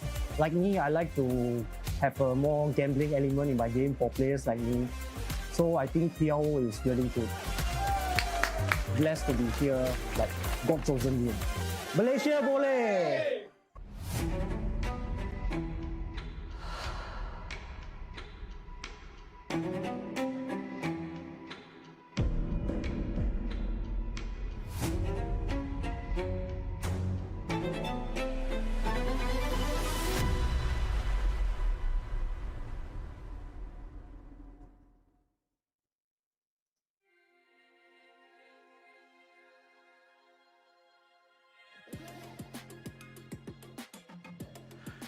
All right, welcome back, everybody, to the APT Championship Main Event freeze-out final table. You're going to get a unique booth here for a little while. This is me, myself, and I. I am Neil Johnson, president of the Asian Poker Tour. Joining me next to me is Tyler Wilsey. He is the tournament director of the Asian Poker Tour. Started with us in Jeju. We've kicked all the other commentators out of the booth here. We're coming in fresh. He knows who's on the final table. I'm not even sure who's on the final table because I've been doing so much other stuff. So we're going to take you through, I don't know, the next hour or so, basically until we get bored, and either that or Henry and Vidura finished dinner. One of the two of those will happen. But very excited to be on here. I've wanted to go on the booth all this week, but there's just been so much craziness going on here at APTC. So very excited to finally get to be. Oh, I'm sorry. All the people running in, get your bottles of water out of the shot. We don't have a water sponsor, so you can't see our water in the shot. Right.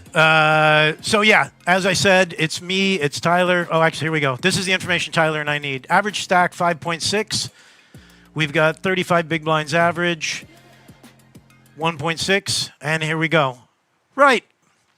Welcome everyone. Like I said, Neil Johnson, president of the Asian Poker Tour. Tyler Wilsey, our tournament director. Oh, we get commentator tags now. We got promoted. That's exciting. We got better tags. So, Tyler, what do you think? First time in the booth at the APT. This is everything I thought it would be. I love it. I appreciate the support of the team. Our media team here has been wonderful. I've worked a bit with them, just dealing with some issues. They're always supportive. They give me things to say, except I just found out I'm going to be here. So I'm honored to be here, Neil. This is exciting. I can tell. When I ran in and got you and said, no, they think both of us are going into the booth. I saw from the look on your face you were excited to be here. So excited. So you can expect high-level commentary from Tyler, not from me. He has many more titles. I'm sure Justin or anybody out there will find Tyler and his Hand and Mob records. You guys will know. But we are, what I'm assuming from here, we got 6 of them left. I'll be honest, guys, I'm not super familiar with the final table. Like I've been, as I said, I've been going kind of crazy with everything here at APTC. But so we've got Nishan. I know Dominik is still in. I think Dominik and Martin were the 2 that I knew. I'm pretty sure Martin's gone out. So we've got Nishan under the gun here, 7-6 suited. And let's see. Baby, yeah, I should even look. 8160, okay, 325. Dominik's out. Hao Shan Huang.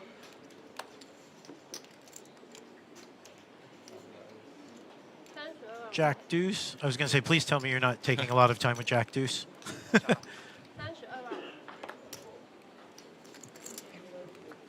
And 10 deuce.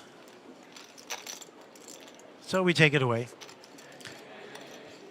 So Tyler, what's your thought on the main? Having experienced over the last 5 days. You know, when you hired me on and you told me about this festival, and you told me that there's a 5 million guarantee, I was like, oh, that's really cool. What's the buy-in? Oh, 10 million. Okay, that's or 10,000. 10,000. Thank you. I thought awesome. And then he told me it's a freeze-out, and I thought you were absolutely nuts. But that in fairness, I thought Fred was nuts when he told me about it too. So, but after joining the APT and actually seeing how much the players love these events and the great value they're getting for their buy-ins with the great levels, the amazing structures, yeah, it kind of makes sense. And I didn't think we get 671. I'm happy we broke the guarantee. Not as happy as you are. But no, it's been great, and I've been shocked at how deep the players are playing. I've been shocked at how fast they've been playing, considering how deep. Yeah. They've been. When you came to get me yesterday and said, "So what happens if we hit the final 9 before dinner?" And I was like, "How the hell have we got to the final 9? They got to be 70 bigs deep." Yeah. And you were like, "Yes, there's 70 bigs deep, and there's 11 of them left." So I was quite surprised by how quickly they've been playing. But I don't know. I never underestimate people's ability to get chips in the middle, I guess. There are people who go broke in level 1 of the World Series main event. So there was somebody went broke about, I think, 20 minutes into this one. So, okay, so what do we got? We've got a raise to 320 from the button. And then a call. Yep, so, oh no, a 3-bet. 3-bet to 330K from the small blind, King Jack suited. A defend from the big, and then a call. I mean, Jack 5 suited, I suppose.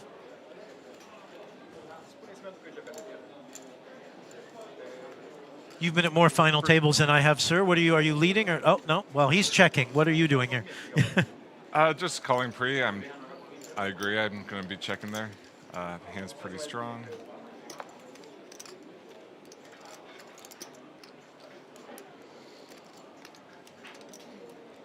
Turn, I'm probably leading out, I would think.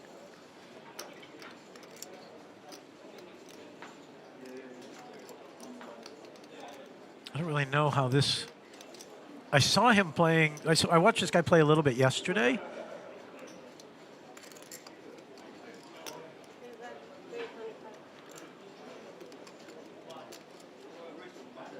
Yeah, Shao's in for what, 325, so 2 bigs.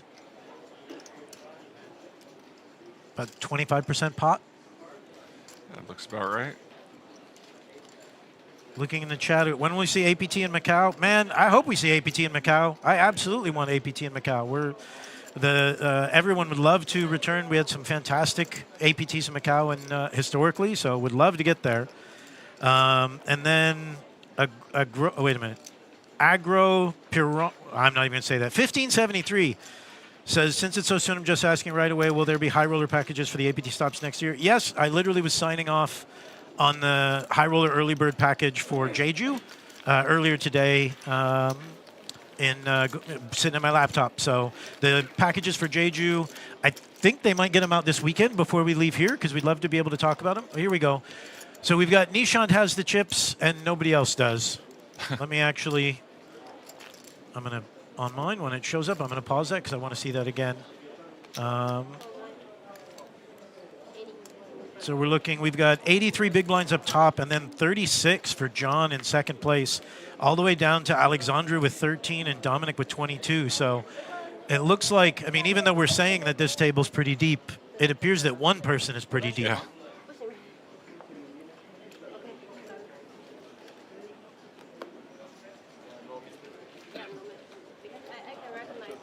James Dean wants APT in India, because we're going to have an Indian main event winner today, is what he's decided. I would love to do, I did a tournament way back in the day for something called, God, what was it called? Clubmaharaja.net or maharajaclub.net, something in Goa, India.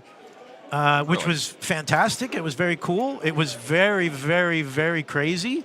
But I really enjoyed my visit to India, and their new laws are awkward, is the politest thing I will say. So that could cause a bit of problems, but would love to be able to go to India. So what is this, blind on blind violence, right? It is. Just a limp.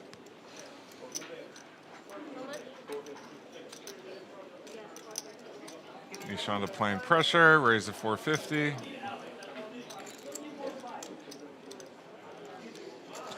John's second in chips, but he's still, I mean, he's got more than 2.5x what he's got, so. And if you're John, you're also thinking about the fact that nobody has chips except this guy. But he makes the call, 9-7 suited.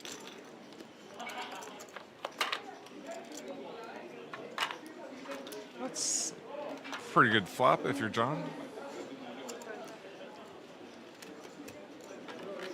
Do you get a free card here?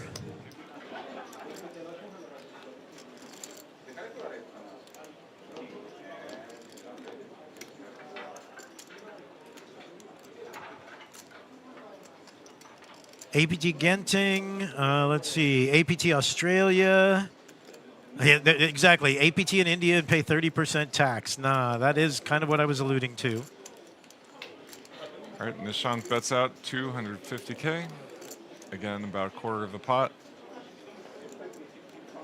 Certainly an easy call for John, but will he go for the raise?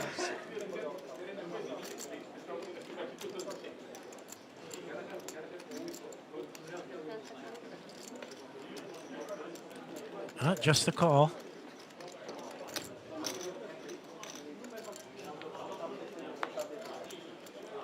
Well, that's not exactly what you were searching for.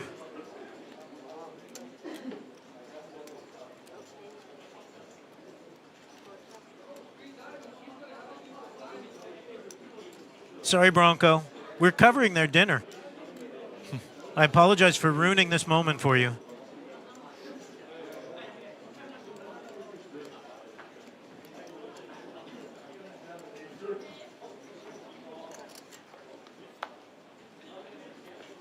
Okay. If he could have fired again, he wins the pot. I don't know. I think he'd probably call there, depending on the bet size. Does that go check, check? Check, check again.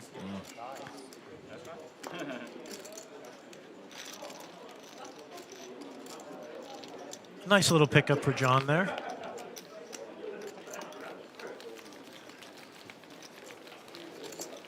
Sri Lanka does have City of Dreams, Chief. You're correct. That place is beautiful from what I've heard. Wise, I think he's asking if APT Taipei happening during Easter holiday next year. It's not on purpose. APT Taipei is usually set around Japan Golden Week, which is the same week every year. So it's not, has nothing to do with Easter and has more to do with that. APT Japan, I would agree, would be fantastic. We have hope. There's casinos coming to Japan in 2029. Oh, wait a minute. Here we go. Real cards have shown up in the chat. 3.7 million.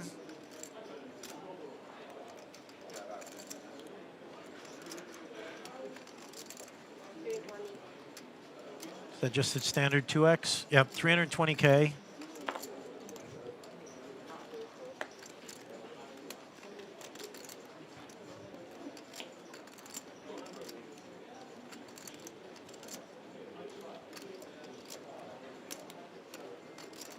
Yeah, ace-3 is not coming along. Ooh, what do you do with your ducks here?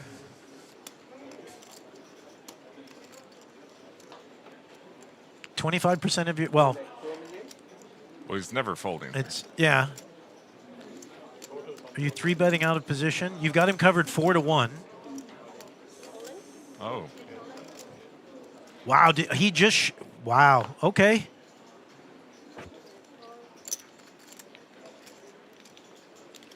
Now what do you do with your ace-king? Yeah, I mean, the way the stacks are, it's, you can't love ace-king. Just factoring in the ICM value. I was going to say, Dom's got only like 11 big blinds or something, right? Oh, no, okay. I guess we're off to the races then. Ace-King against Deuce-Deuce. Justin says Hao Shan is one of our Step 1 qualifiers.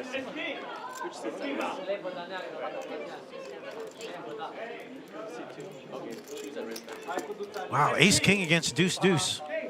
Well, this is how they get it in. We were talking about how do we get it in. Yeah. We've got Chuang But Hao that's Shan, all in at risk with 23 big blinds. Okay. up against pocket deuces. Mr. Huang needs an ace or a king. And to win this flip for his tournament life, Julia the flop. Flop king in the window. King, 5, Well. 6, 2 clubs. He's got some backdoor outs at least. It's a pretty strong start. Moves him up to what? Yeah, 85%. Runner straight. Runner clubs. I'm one of those people who's looking for the 3 or the 4 of clubs on the turn just to give the proper amount of sweat. Well, that's not giving us very much sweat. Beautiful turn. Now it's just 2 outs. Needs to fade. I don't know, we just saw a 2 of spades on the river. 2 outs. For the last play. That's true, the last one. For Mr. Huang's tournament life. Julia, the river. And it's the deuce of spades. Folks, please give it You up. had to say it. You put the whammy down on our 350 Step 1 qualifier. What? Oh, my. Wow.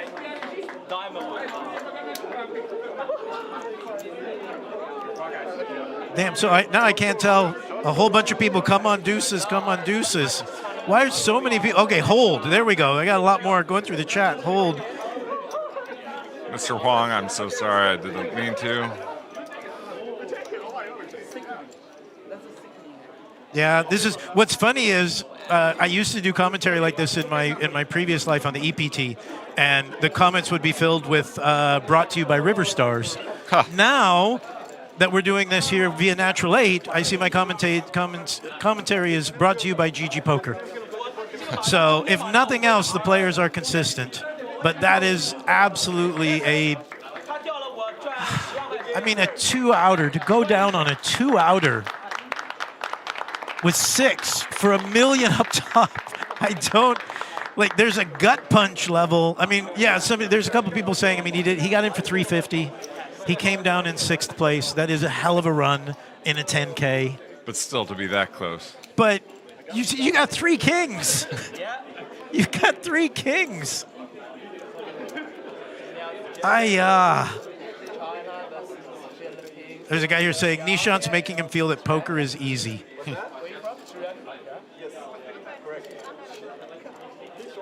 Oh yeah, and somebody's saying the gap is wider. Yeah, the rich got richer on that one, so now the blind adjustment is even worse.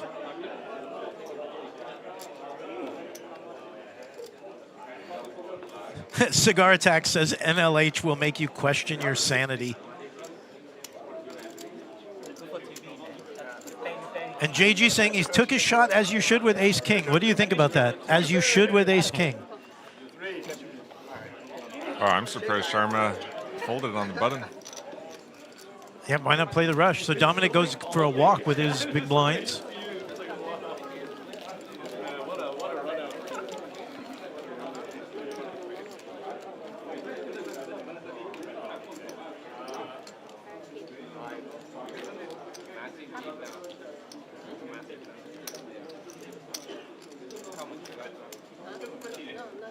Kind of rare to see a walk 5-handed.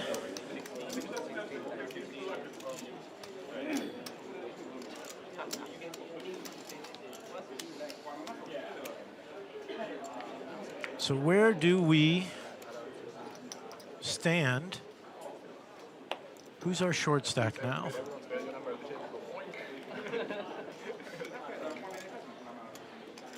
Oh wait, there, I've got him on my screen. It's all about hard hits. So we've got 103 big blinds for Nishant, 41 for John, then 39, 32, 23, and 10 for Alexandru. Jeez, so he's got half the chips in play. Damn. I'm checking Nishan's stats online right now.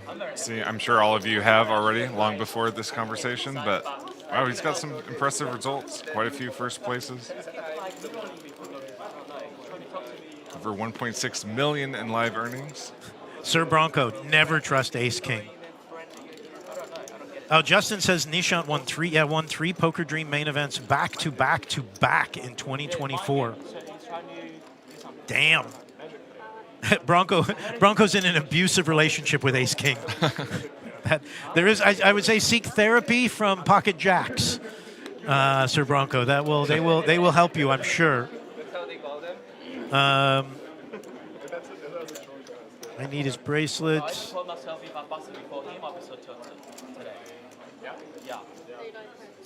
right, Nishan's coming in. Coming King in late. four. Four off. Oh, Ace-5 went away really quickly there.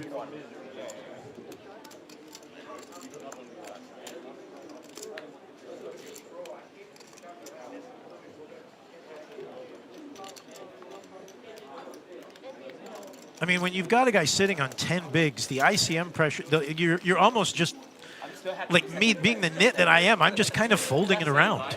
Do you know what I mean? Take a stab to pick up a blinds per orbit if you can, but somebody, that 10 big blinds got to give before I'm willing to get in anybody's way, right? I would think so, just looking at the payout jumps. Just about 10 million. Well, we're moving from 317 to 401. So almost 100K between is the next jump. I think I can fold for a round or two to try and win 100K. I think you're right. Ace-9 suited small blind.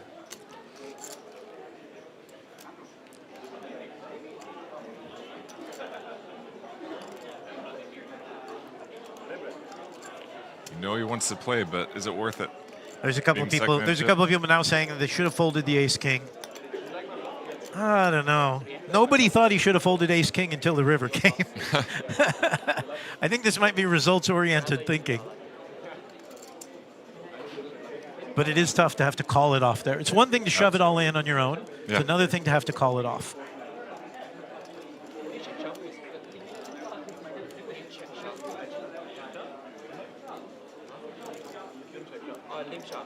Did he just call? No, he raised. He raised. Well, that's what happened the last time they did this. I think a full orbit ago, I think he did this from the small blind as well, right? With the Jack 5 suited, rivered the, or Jack 9 suited, and no, 9-7 suited and rivered the flush. So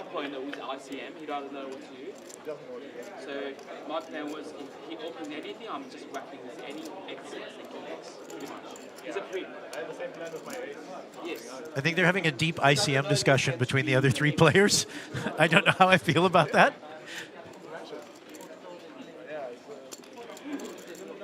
The ace jack was wide. I didn't think he would show that down against me. But he's definitely undercalling too. I think he's undercalling, like, pre-flop wise. Like, if he wasn't have ace. Piano Man saying that Nishan could easily shove Ace Queen or Ace Jack there, so you have to call Ace King. Chief also saying never folding Ace King. Now the other people saying never folding Ace King in those scenarios. So.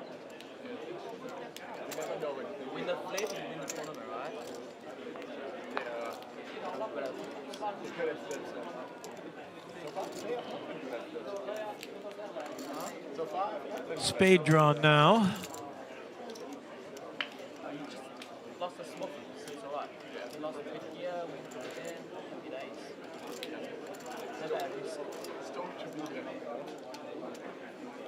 How do we feel about the check there?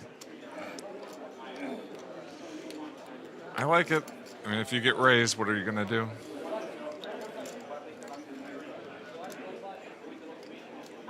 Just check bet call? Yeah, I think so. And pray a deuce of spades doesn't come on the river. Is that your magic whammy now? Just going to put the deuce of spades on everybody's river to screw everybody over. What do you do with the money? What money? Oh, this money? Like my ass. I'm gonna still fly. 450. If you call the flop, you have to call the turn with that. Kaiser Soze saying he feels great about the check on the turn. Well, your magic powers were apparently only useful to knock that poor guy out of his 3 kings.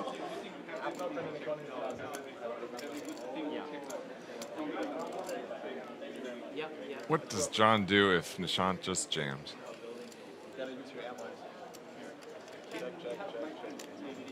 Now we'll never know. That's the second time. I mean, it seems to be working blind v blind for John against Nishant. Nobody else seems to be able to beat him, but...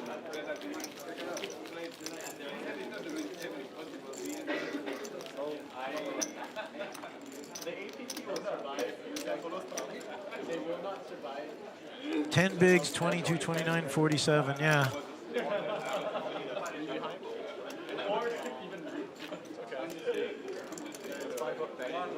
Yep, Gilbert's right. The pay jump's now 84K.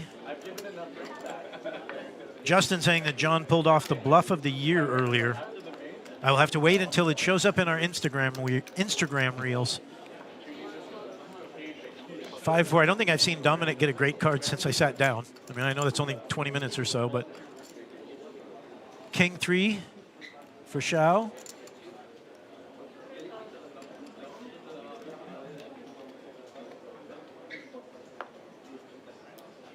Is that like a nicotine patch? Oh, maybe it is, actually.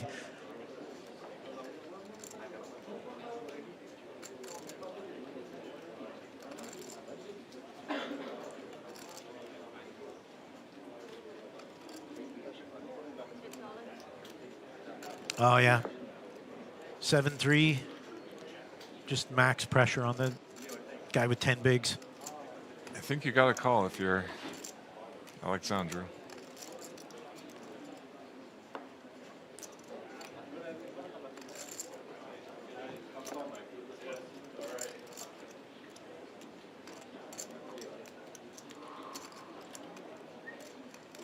Miserable spot, but you know Nishant's going to be doing that with any 2 cards. And he's going to do it to you every time. Yeah. When are you likely to have better than Queen 9?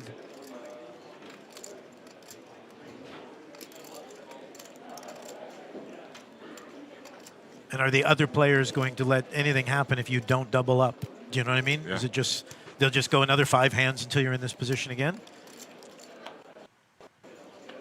Oh, and he lets it go.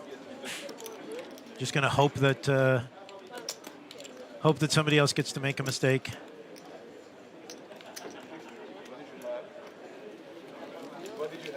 Savetesh says that there are lots of Zynga poker pros here. I'm assuming he means the chat.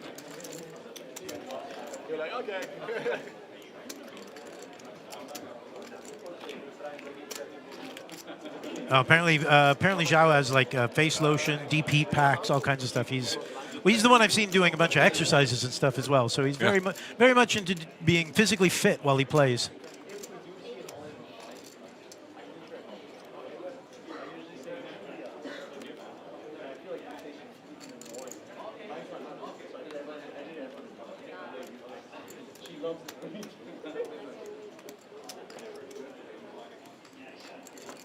Gilbert is saying that Dom is a villain in the world of tournament poker. And then we've got, VIP Love saying, mind call Queen 9 off here. No, not, oh, yeah. It basically, I'm a little tiny bit behind on the thing. He was doing the same thing we are. Is the Queen 9 the call here?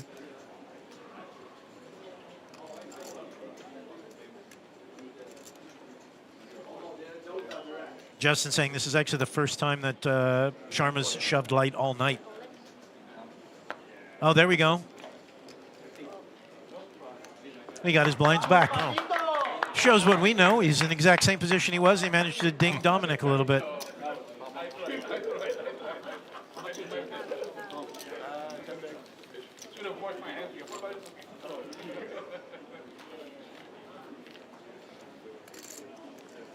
$10, $20, $29, yep.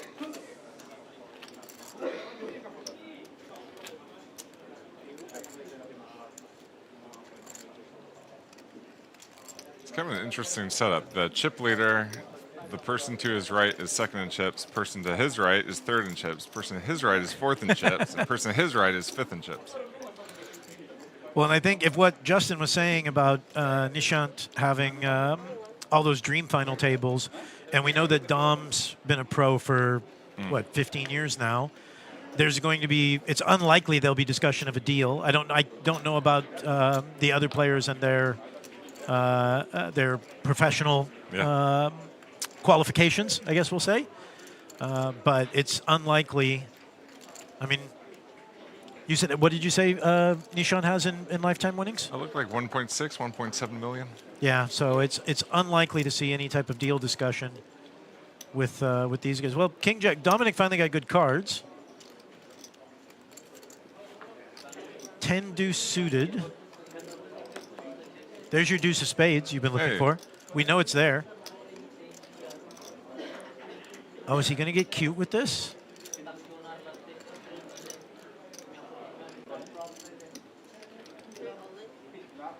Wow, he went all in.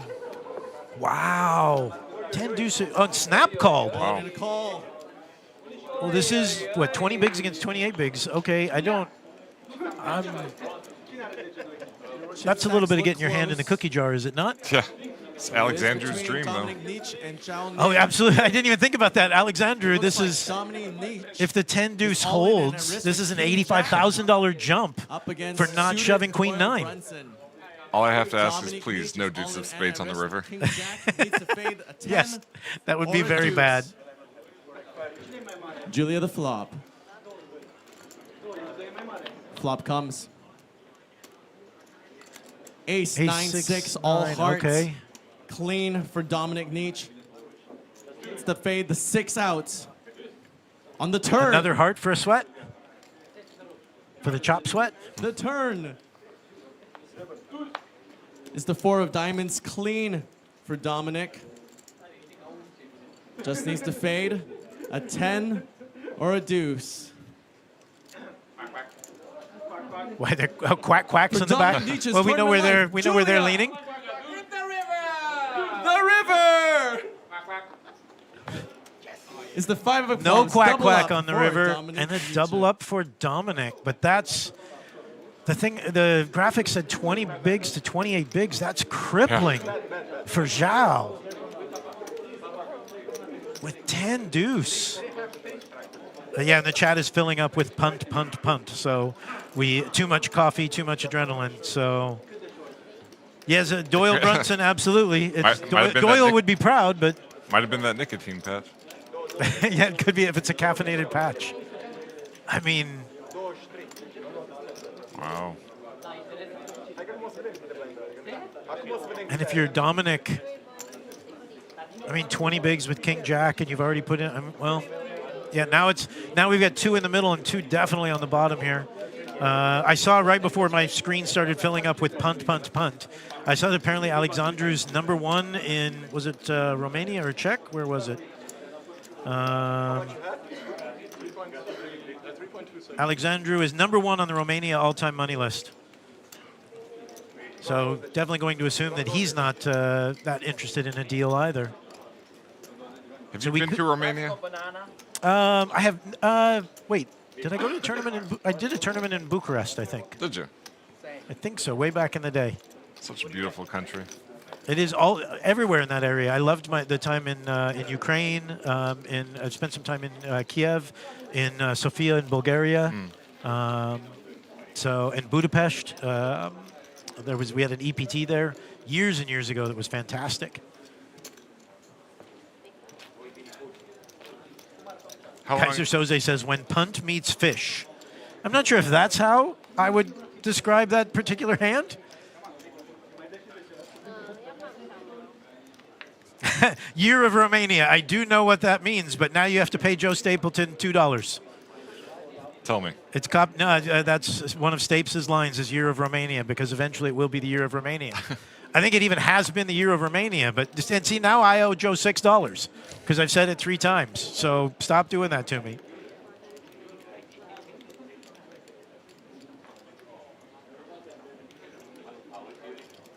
Dom's got now. See, Dom has chips and cards, which is probably not what anybody on this final table was looking for.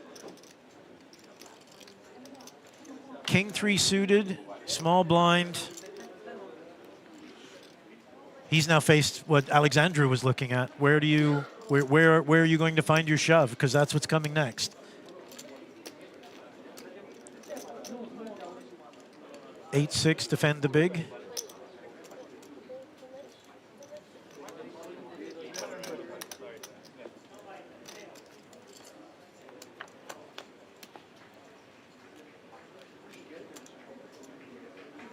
Pretty good flop for John. 4 hearts, 9 spades, 8 of diamonds.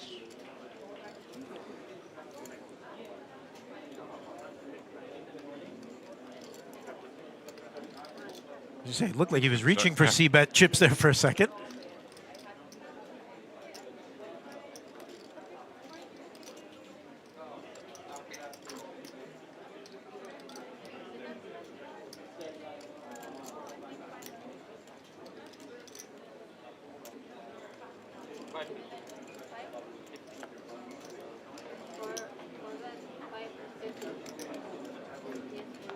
Quick fold from Dom.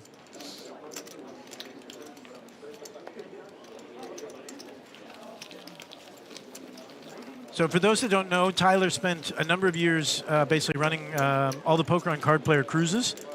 That's where he's coming to. So you've been over in Asia before, correct? But usually cruising, right? No, I've been to Asia quite a few times. Only twice on a cruise.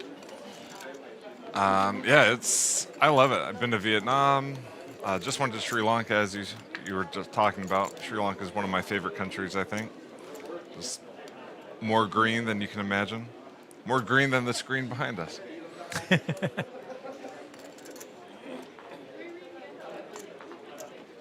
Hey, you also got kind of your start on card player cruises.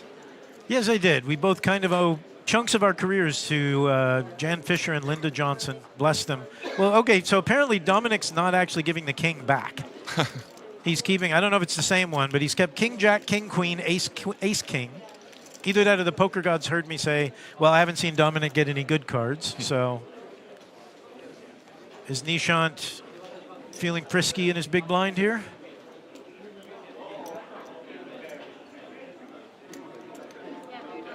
Speaking of Jane and Linda, they're actually in Asia right now. Okay. Yeah, about to do a cruise. I think they flew into Singapore. Very nice. Deuce 5. Okay, gut shot for Nishan, but the ace will get a C-bet out here. Justin saying it's because Dom should be folding king jack for 20 bigs with Papazian's 10 big blind stack.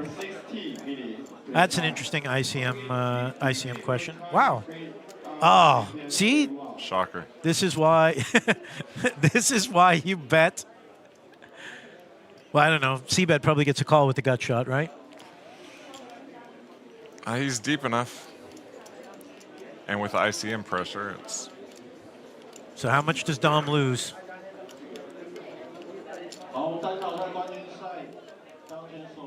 Check, check.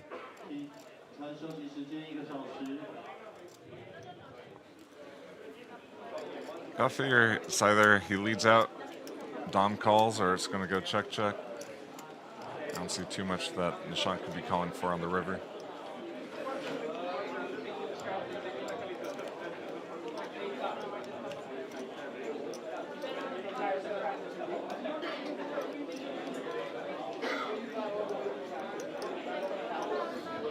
Half pot.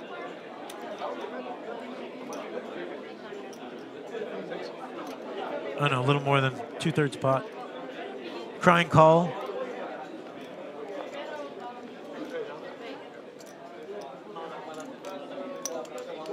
He takes it away. That is an interesting thing, is how, like, he pretty much snapped the king jack for 20 bigs with a 10 big stack. I mean, you got to figure he called with that in mind. Like, when he puts his initial raise in, you mean? That he's the king jack. The king jack. When he puts the initial king jack raise in, I think that he's prepared to play for stacks. Didn't he limp? No. Oh, I thought he limped. No, he put a small raise in and then came over the top, I believe. Got shoved over the top on.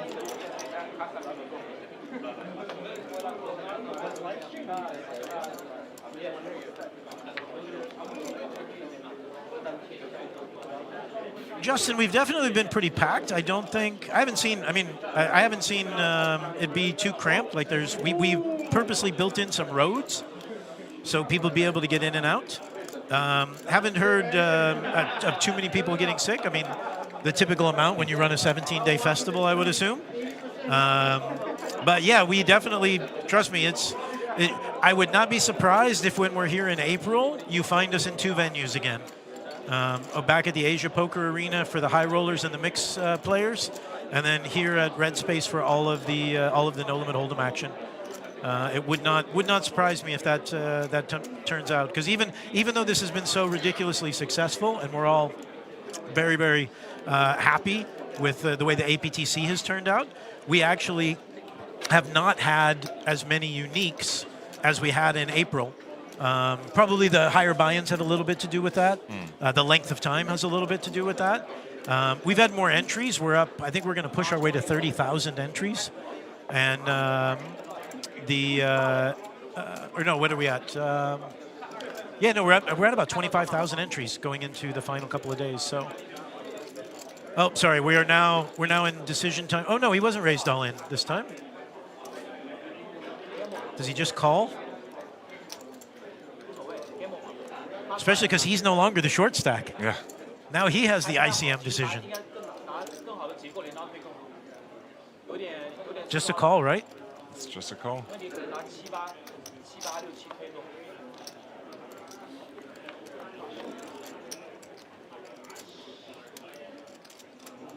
Well, that's... I don't think he's going to get called. Well, maybe he'd get called, I guess, but it's definitely going to get all of his chips if it's required.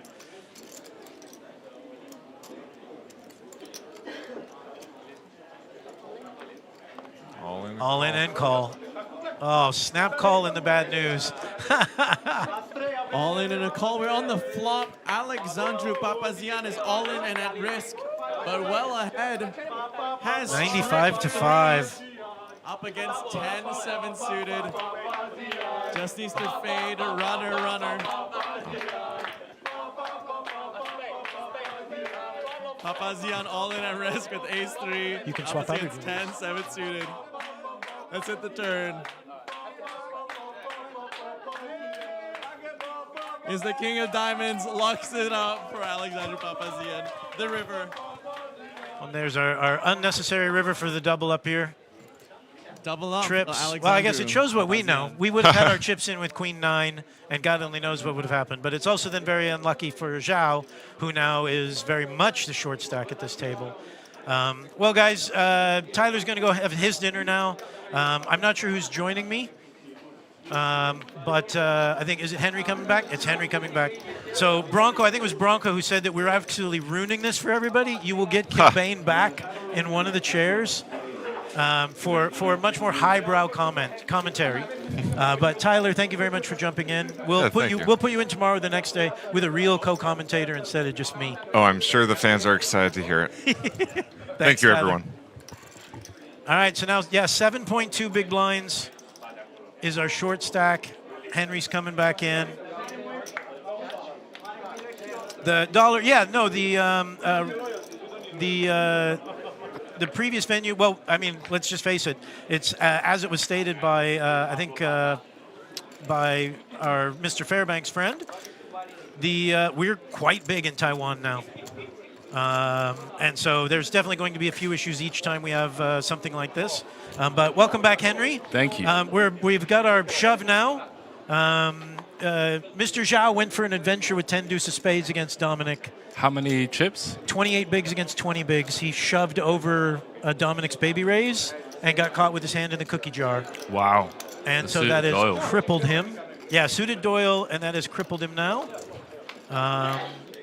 And Alexander had a tough decision facing a shove by Nishan with Queen 9, decided to go ahead and let it go with his 8 bigs. Okay. And it turned into correct because 2 hands later we had our adventure with Zhao and Dominik.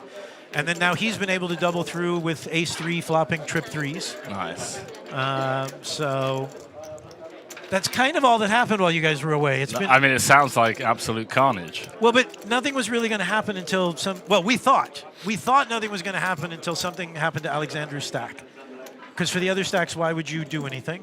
That makes sense. But now that Dominik has doubled through, we've got 2 stacks in their 40s. Yeah. Nishan's still riding way up at the top. Yeah. And it was 2 stacks under 10, but now we've got a stack with 20 peeled off of John gave him his chips to Alexandru. And we now have our, like, 8 big blind stack sitting there for Zhao. I don't blame you guys, by the way. I feel like every guesstimation that I've had where the most obvious thing hasn't happened and the least obvious thing has somehow ended up happening seems to be the theme of this tournament. So I don't blame you guys. Yeah, well, when we did, obviously we had an elimination. I forgot about that. Tyler absolutely whammied the guy with the deuce of spades. Wow. Said, remember yesterday we had the deuce of spades come, and then bang, the deuce of spades, 2 outs him on the river. Wow. So, yeah, there we go right now. So still massive lead for Nishan. So the local representation, yeah, finishing, I guess, with Huang's 6th place run. He was really cool. You're just like there taking notes, really observant. Pulled out a couple of really gangster raises against Dominik and I want to say against Neng Zhao actually as well. Kaiser Soze says, Neil, can we be super honest and call it what it was? An epic ICM punt. I mean, everybody's allowed to form their own opinions, I would say. You know, opinions are still legal. Are they really? You're allowed? It's not. There's. I can make a couple of comments, but they just all get us in trouble. So yeah, we'll go ahead and skip those. All right, so we've got. But wait, what was an epic ICM punt? Which hand? The 10 deuce suited. Okay. Over for 28 bigs over the King Jack. But there was even a question from a few people of whether Dominik is supposed to call King Jack there with 20 bigs when he's got a 10 big blind stack sitting on the table. There's been a lot of history over the last like 48 hours or so between these two. There was a lot of verbal jousting on like day 4. And I think Dominik is very aware that Zhao has just been waiting for a spot to just like get him kind of thing. Okay. So that definitely plays into some of the dynamic for sure. And John Nico just has a rough seat draw here. Chip leader on his direct left. Board texture like this, I mean, tough to somewhat navigate. Queen could be a tainted out. It's tough to improve.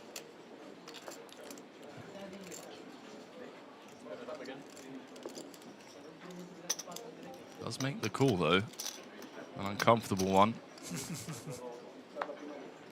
This is the thing, like even when you are ahead, yeah, like even when you are ahead and this turn card rolls off, it's just like, you know, good luck getting your hand to showdown against someone who has just shown incredible finesse at this final table. Don't want to give him his flowers too soon, but it feels like it's Nishan Sharma's tournament to lose. Well, I believe he's got more than half the chips in play at this point, 5-handed. Yeah. He knows how to close out tournaments like this as well. Look at this. Double barrel to perfection. 9's hit the mark. Yeah. Pick up just under $1 million in chips again. Dersim's asking the tax. To my knowledge, there is no tax on poker winnings. Well, there's no tax locally from the government. I have no idea if Taiwanese players have to pay tax or not. And Gilbert saying that Zhao's actually ran a short stack up already. So it is something he's capable of doing before. Justin says, you missed the part where Dom would have been called a donkey had he been up against a real hand. Fair. And, you know, that's why, well, that's why it's when people say an epic ICM punt, you could potentially be talking about either of them, the 10 deuce or the King Jack. But only because we're staring at 10 big blinds in Alexandru's stack. Yeah. And what is our jump? Our jump's better part 100K? Yeah, okay. I mean, oh yeah, 80, you're what, richer 80, than I am. 85K, I guess? Yeah, 85K. Well, here they're in with 6s now.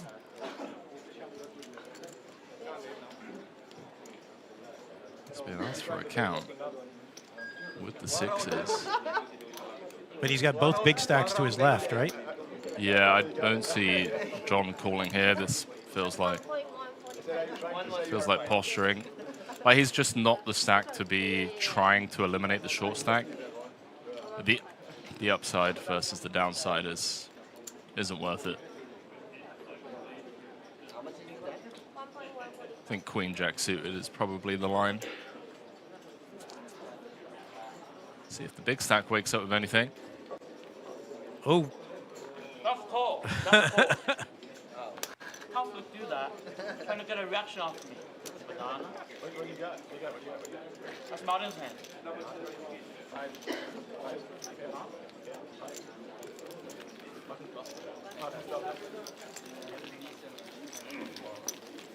Man, this is insane. 30, 68. Yeah, he's approaching 55% of the chips.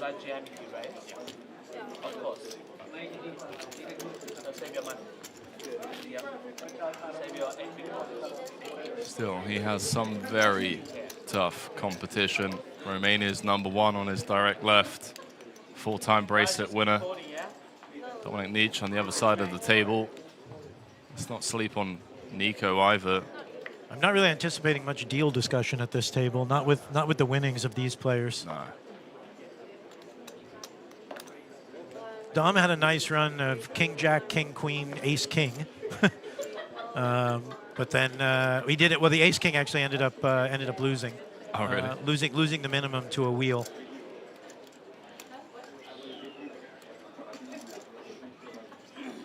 This is probably the spot where it's expected that Dominik RFIs the most whenever Sharma's in the small blind. Obviously, we can see he's got Queen 10 suited, so that makes life a little bit easier, but point remains the same. Don't expect to see him getting involved too often in other spots, as he is currently second, and Sharma is the man that can send him home in fifth. And the payout difference between fifth and second is the better part of $450,000. Not an insignificant amount, no matter your lifetime winnings, to be fair. Yeah, 100%. Especially in a tournament like this, where Dom is probably likely to have a very high piece of himself compared to, let's say, 100K. Absolutely.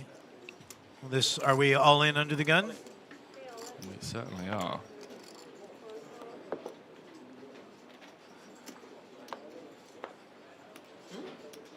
Sharma's gonna ponder for a brief second. Papazian's gonna ask how much, but Ace-3's never making the call.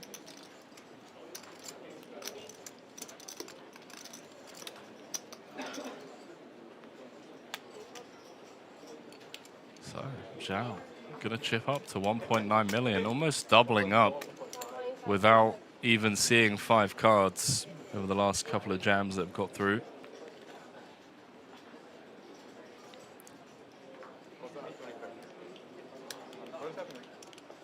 I folded. Oh, you folded? Yeah. That's why she stopped counting.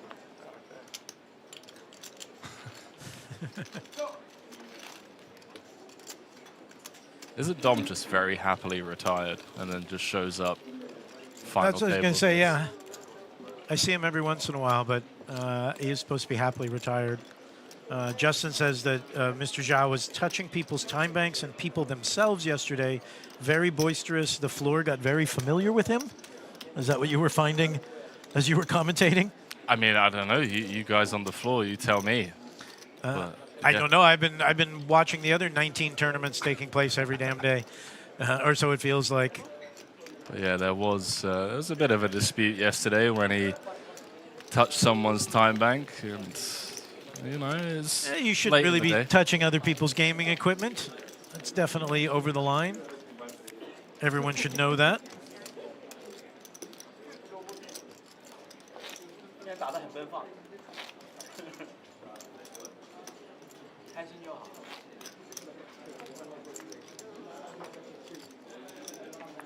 Gotta give credit to these guys. A lot of brain power being exerted here today.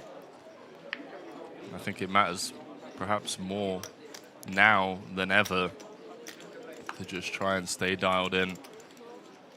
Well, it's been impressive to watch and a bit weird to watch because we were quite proud of the structure we built. Like, oh, this is going to be a really good. And you know, we got to the money and it was still like 65 bigs deep or something like that on the bubble. And watching all this, and it's like It's just, let's see what happens with ace-7 here. Probably going away, yep. You know, that it's weird here because I expected it to be a deep played final table, but because of Nishan's dominance of the table, basically, it's the other 4 are playing short stacked poker instead of playing as deep as we thought, as deep as the tournament actually is. But have you guys seen much kind of deep stack poker, or has it just been a little bit out of bounds the whole time from having some big stacks? Well, I mean, it's still 43 big blind average. So obviously at the moment it is a case where it's skewed in Sharma's favor, but you know, he doubles up a couple of those shorter stacks and all of a sudden there is a redistribution of wealth among these 5, and then you have a 5-handed situation where everyone's playing 40, 45 bigs. So yep. But I would say there was a gridlock with 8 left. I think we were 8-handed for almost 5 hours. Oh, wow. I think Martin Finger busted like hand number 9, and then it took us until, I want to say hand 90 until we had our next bust out. So that really kind of, you know, got us to where we are. Well, that's good to see. I mean, we were hopeful. Obviously, you know, you put the 10,000 freeze. You want to give everybody a really good quality structure and all that. And it seemed like every time I was looking up, it was 77 bigs deep, 65 bigs deep, 56 bigs deep. Exactly. And continued to move through. So we've been, I mean, overall, we've been quite happy with everything. And even the feedback I've heard from most of the players has been positive as far as the structure, certainly for the championships themselves. The 20 different championship events that we've had. Yeah, no, credit to you guys. I have been wrong every step of the way this tournament. Like the bubble, I think, like you said, it was like 60-something average, and I was telling the lads, like, lads, get well rested. You know, this is gonna be the longest bubble you've ever covered. 60 big blind average, like this is gonna be insane. I think it was like 13 tables left or something like that, with 96 left on the bubble. And then it just took, what, 6 hands? Well, all you got to do is get aces run over a couple of times in a brutal fashion. Yeah, by this man on your screen here, by the way, Nico. Yeah, oh, yeah, the Queen 5-0. Ace-9 suited.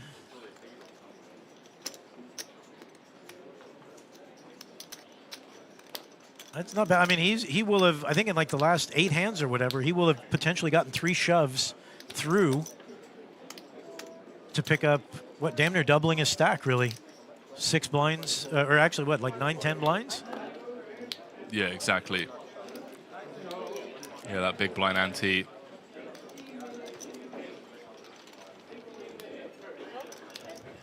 As the chip leader, are you kind of happy? Like, obviously, I know we want to win and stuff like that, but his 10 big blind stack is kind of freezing the other 3, is it not, a little bit? Yeah, precisely. This is really working to Sharma's favor here. He would rather that Zhao doesn't keep waking up with, like, jamming hands, because he wants to have the opportunity to apply pressure on the other 2 middling stacks. But dream setup for the Indian. To Kaiser, Bluffalo will be back, because we have dinner break after this, right? When this is done, we hit dinner break? After this. Bluffalo will not be back today. Oh, he's done for today? We kicked him out. Ah, you'll get Vidor then back. Vidor and Kyle will be on rotation with me until a champion, if we get a champion tonight. That's true. There is a possibility if this goes sideways, you could be watching the final tomorrow morning. Yeah. We certainly hope not. But what would that take? Now we've got, he finally didn't jam. What does that tell everybody? Well, now he's at a stack depth that wants to have raise folds, so nice adjustment from Neng. And now kicking off the hand, 12 big blinds. Hey, we're going to see a flop. We are going to see a flop. It's about damn time. No, in all seriousness, we shouldn't be seeing many flops at the moment because the stacks are all wrong. Yeah, people really shouldn't be tangling with Sharma all too much. You know, there's a lot of risk premium involved as well. Just tangling with the chip leader and potentially being out in 5th when there is an $85,000 ladder. Neng's going to find the range bet. Come on, dude, put your chips out there for the dealer. Why do I feel like Alexandru is going to slap his wrist here? Got the king 3, blocking king queen of hearts. Got the back doors.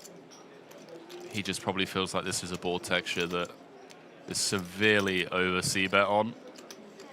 And like Zhao's going to have so much ace high, so many Broadway cards. And also Alexandru is just one of the toughest players in the world right now.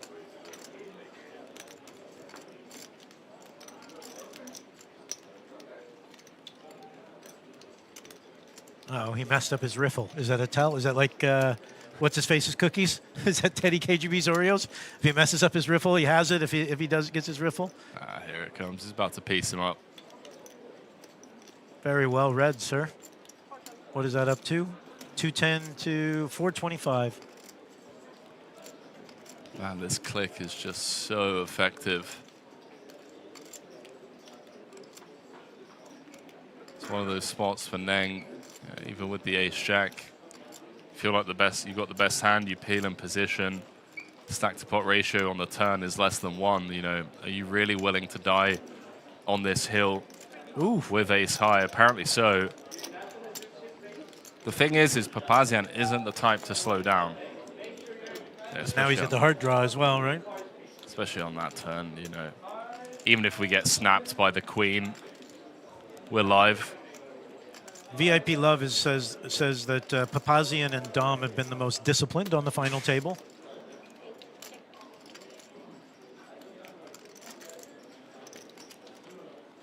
Wow, is Alex going for check jam? This is really dicey. 1.7 in the middle. Neng's got 1.2 back. I wonder what Papazian's strategy is versus jam. He's not going to have to... Mate, this is working out to perfection for the Romanian. Check jam incoming. Ace jack just get in the bin. You can faintly see him staring him down. Through the tint.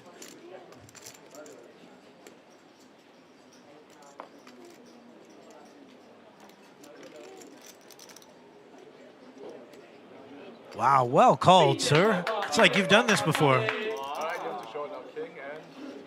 Oh, he called. Oh, no, he didn't call. Oh, okay. Snap fold. Snap fold. The rail erupting. Wow. They love it.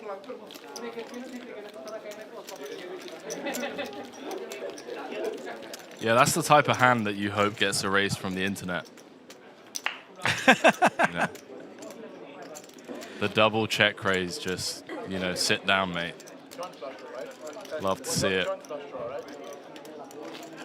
At least when it's not happening to you kind of scenario, right? Yeah.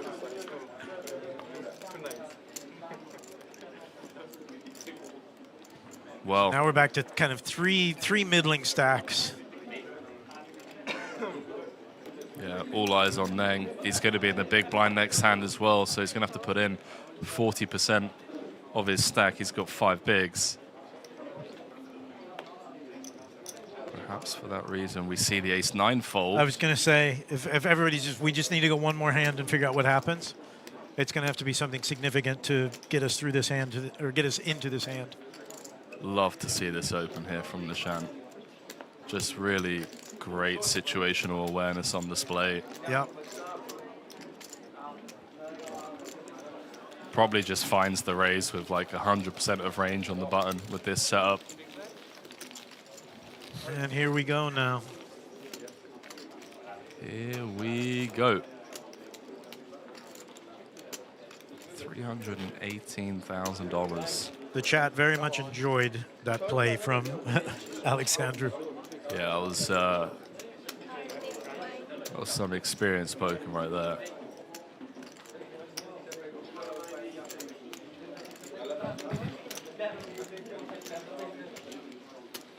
This could be it.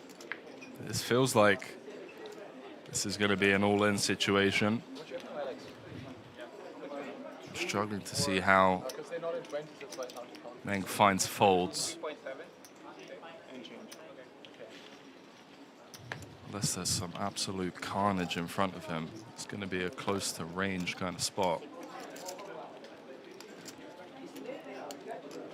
This is I was about to ask, is Dom, with their history, is Dom going to be the one to finish him off?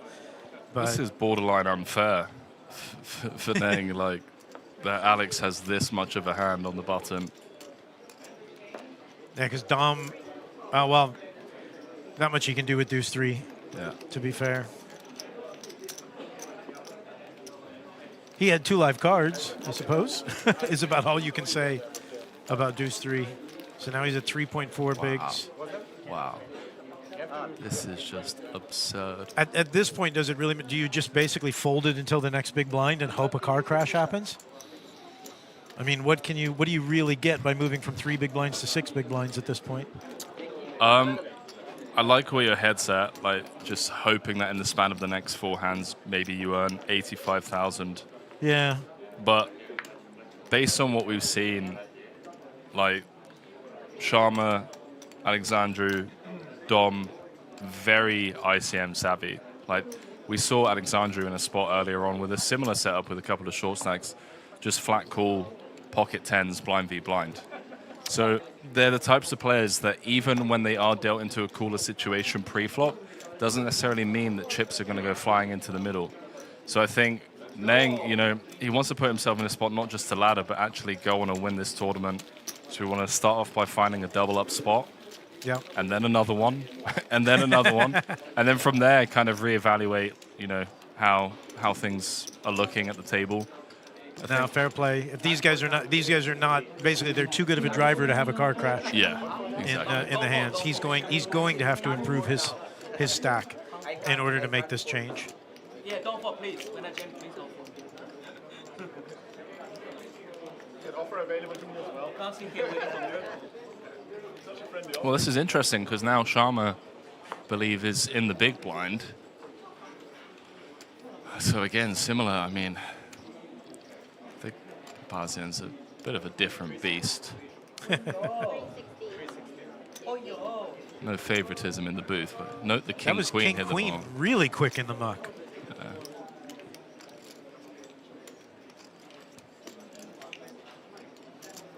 Well, king do so. I think king do suited we defend. There is that kind of, you know, okay, I'm going to defend with a hand that maybe I shouldn't just because I can leverage the ICM situation post-flop, but no, he can't. He's just going to let it go. I love these guys. Great to see such a vibrant rail here.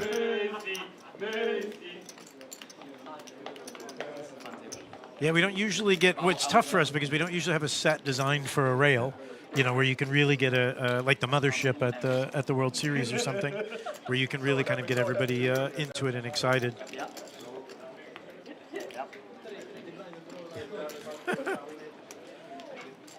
Tran Min, who I'm sure must have been in this event and just got unluckily eliminated, says we have a luck box and 4 fish.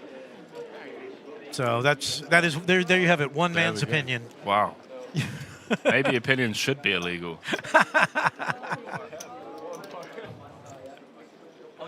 I gave you your 15 seconds, Tran Min, but I believe we're going to disagree considering the combined winnings at this table is somewhere in the 8-figure range, I believe. Yeah, that's right. Across all of the players, so.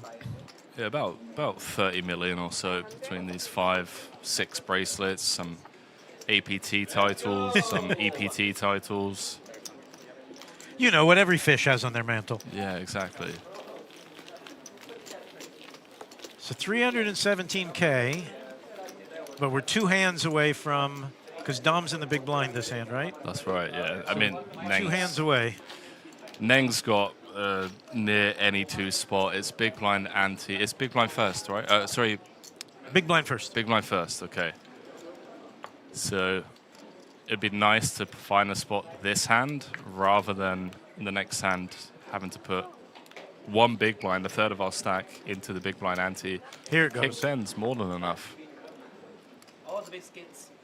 Yeah. All the biscuits. Chips ahoy.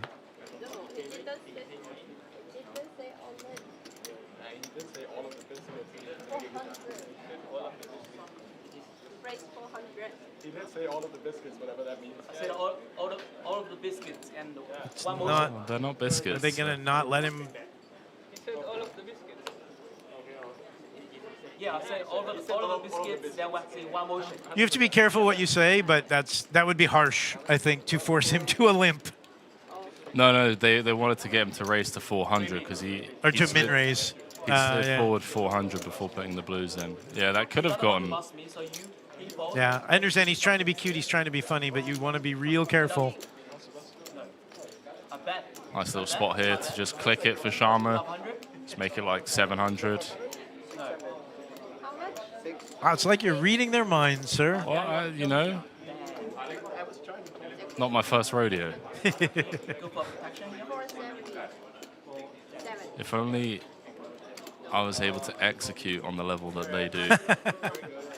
You can only use your power in the commentary booth. Zhao Ning is all in and at risk. He's Jack 10 from Dominik. And a 10, King 10 offsuit up against Queen 8 offsuit. Wish I could have seen what Alexandru folded there.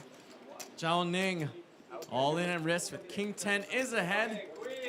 Just needs to fade the Queen or the 8. The flop. Flop comes Queen 6-4. Zhao Ning now behind, needs to find a king or runner. Runner clubs.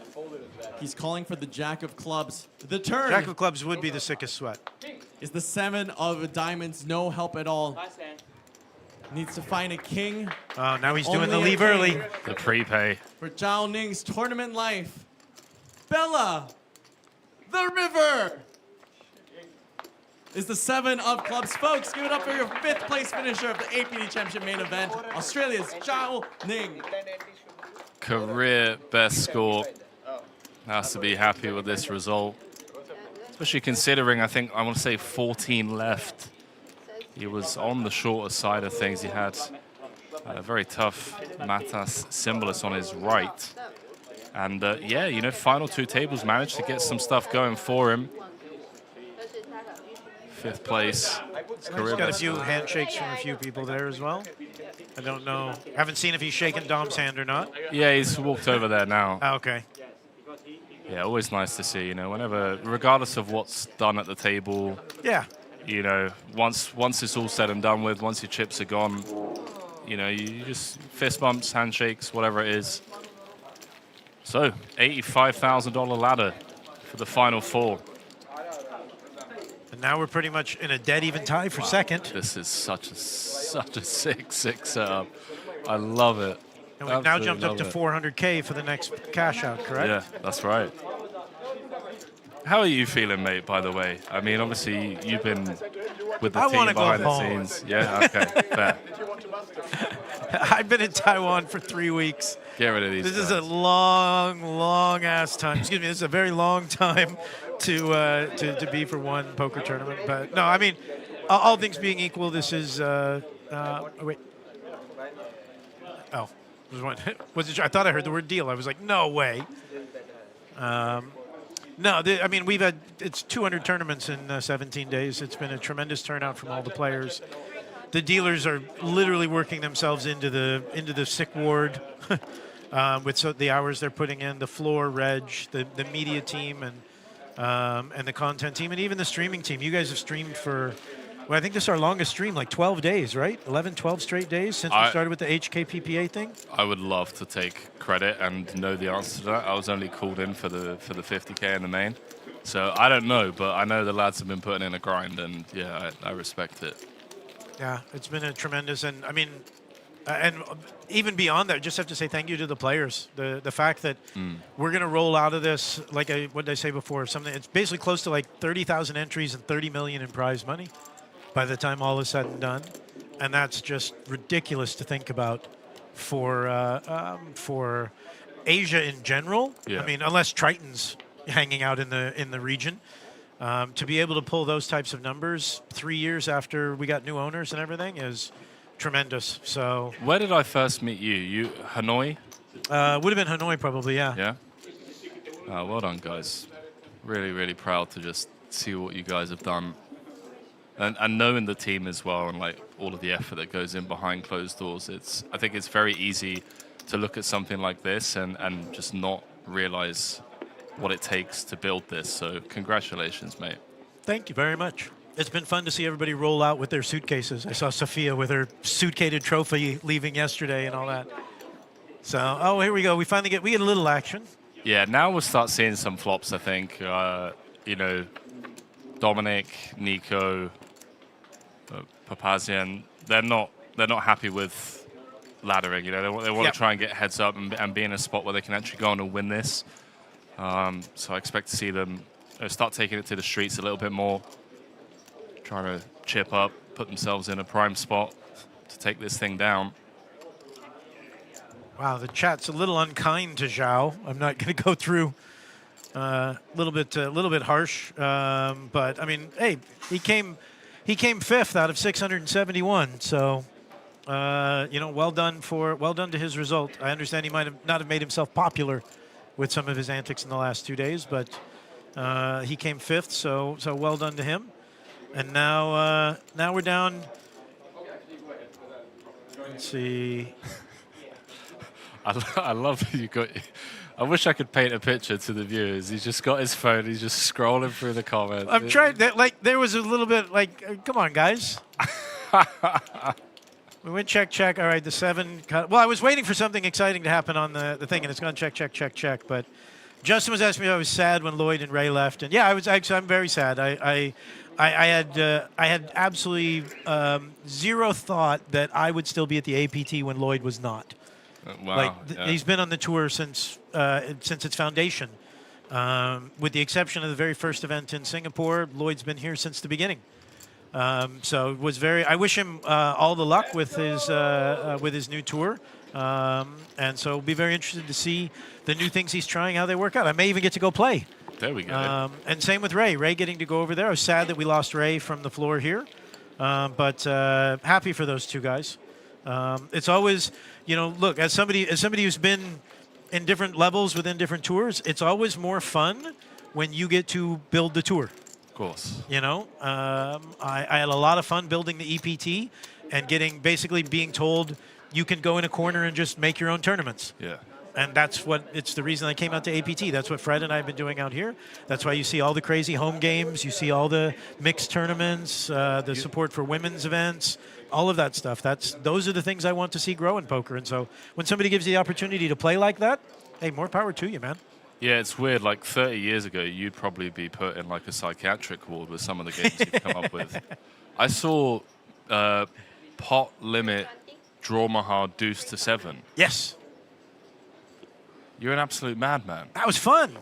I'm only sad that I don't get to play. I know. I missed that one. I was going to play it, but I got a ton of positive feedback from the pot limit Omaha high-low stairway to 7, which we'd never done high-low before. For those that don't know, it's regular PLO, but after the flop, the turn in the river, everybody gets an extra card. So you end up with 7 cards in your hand.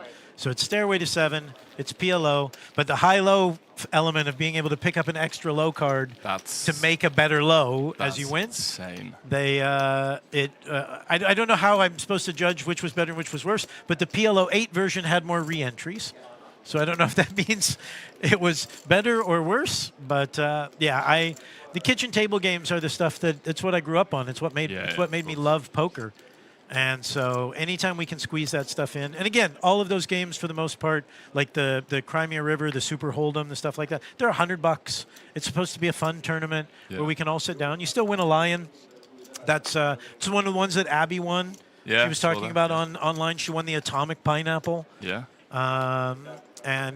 Was getting all her congrats for that. So I think those are fun. There's an element. The people here have been sweating and straining their brains for 5 straight days for $10,000 playing for $1 million. There is a place in poker for this, but there has to be a place in poker for it to be a game too. I agree. I played the Super Hyper Turbo 3-4 nights ago, and I kid you not, it was the most fun I've ever had.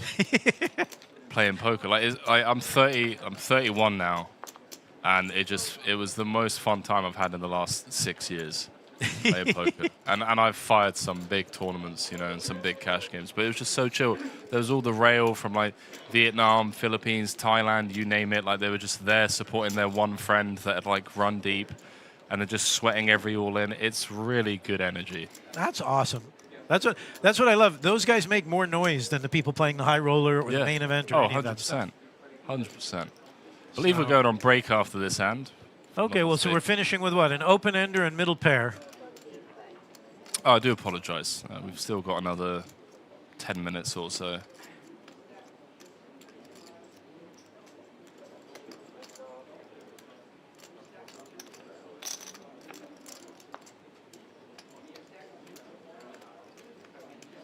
Wow, trips on the turn for Sharma. And it's the type of turn card that we might see Dominik lead out on from the big blind. No, mate, Dominik... That's the first one you've gotten wrong since you sat down, man. No, Dom's just like... He's pretty locked in. Well, thank you, Cigar and Vince Chong, all giving me some love for the stairway and the mixed games and the studs and all that. So appreciate that, guys. There was a lot of love for the mixed games, yeah, in the chat. People really appreciating it. Because I don't think in this part of the world you really get much option to... We're definitely the biggest, I think we're the biggest purveyor of mixed games outside Vegas at this point in time with the schedules we put through. But that's going to get Dom to lay it down. Okay. And I really wish we could have, like I wanted to be able to, I'd love to be able to get a mix on the stream. It's tough to find time, but I think it would be fun, even just in Omaha, just something to get allow our viewers to see something a little bit different. I'm not saying we have to go full Atomic Pineapple or Super Hold'em or you know, No Limit Badesi single draw or anything, but getting something where they have more than 2 cards for me is my next baby step for that. Have you got anything in the pipeline that you haven't yet released a tournament on that you've kind of been on the fence about? I've got a couple that I would like to do, but I'm always conscious of having to explain them in 7 languages. Right. You know what I mean? And my biggest fear with any of the silly stuff is seeing somebody walking out who's lost all of their money and they don't know why. Do you know what I mean? That feeling of, I think I might have gotten cheated, or I have no understanding why. That happened to a woman. We did a second best Hold'em in Da Nang. Right. And where the second best hand wins. It was really crazy. It was really insanity. It was a ton of fun. Uh-oh, we're getting a lot of, we're getting some action this here. hand's over and done with, unless one of the other 2 wake up with something behind. Dominik's going to hit the mark. 10-9, John's going to hit the mark. 10-9. Yeah, it's over and done with. Go on. Well, and there was a Russian lady there, didn't speak any English. And as the hand finished, she had top 2, and she kept pointing to him. That was the second best hand. Or sorry, it was the best hand. Yeah. Not the second best hand. You could tell she had no idea why she had lost. Yeah. I had nobody who could speak Russian to explain to her. Wow. And she walked out of that room. I didn't see her for the rest of the festival, so I know she walked out thinking she got cheated. Ah, shit, man. And so I'm hoping she went home and explained it to all her poker playing friends, and somebody looked and was able to at least explain to her what she had been playing. Ah, that sucks. And so it's one of the reasons, aside from it being just an absolutely I'm not allowed to curse. I get in trouble if I do. No, a crazy game to officiate for the floor and the dealers, because second best hand can change as the cards get turned over. Yeah. In all-ins and stuff. But that has stuck with me for the last 2.5, 3 years. That's a lady who left thinking she got cheated in the game. And so I always want to be conscious of that, and I want to be very careful of that especially when we do games. Even short deck changes the order of what wins. You know, so if you're changing the mechanics, Super Hold'em, you get 8 cards, 8-card Hold'em. No muss, no fuss. But when you're changing what wins or how it wins, Deuces Wild, for example, changes what wins and how it wins. So I want to make sure everybody knows what they're doing when we play the silly games. I wonder, see now my strategic mind is running. I wonder what the strategy to second best hand wins is. According to Martin Garrett, it's shove all in and see what happens. Yeah? Yeah, he did that a few times. Sat down, shoved dark, and it was very entertaining. But the problem is we did it as a hyper turbo. It was taking 5 minutes a hand. It was taking 2 floor people. Right. Because 5 people were shoving, so you had to do all the side pots. You know, and it's one of those where you look down and you go, oh, I have 7 deuce. I'm all in. And if you get one caller, you're in a really good position. If you get two callers, you're screwed. Yeah. Yeah. Because so like you look down at aces and you should just fold. Yes. Yeah. I folded aces we were playing 1-2 no limit second best in Vegas, and I folded aces because odds it's going to be second best are pretty slim. So, but it was really, really fun to play as a cash game. It'd probably be more fun as a limit cash game. Like as a $3, $6, $4, $8, it would probably be fun. But as a tournament, I've stayed away from that one for just because of that. The look on that lady's face has stuck with me. Yeah, fair play, mate. Yeah. Look, you can't win them all. Correct. So.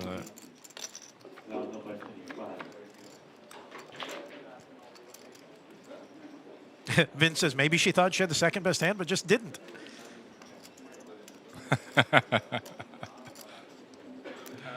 Sharma flopping best here, blind v blind. Don't hate just betting with range on this ball texture. Galaxy says, look at how stable that Papa's chip climb has been.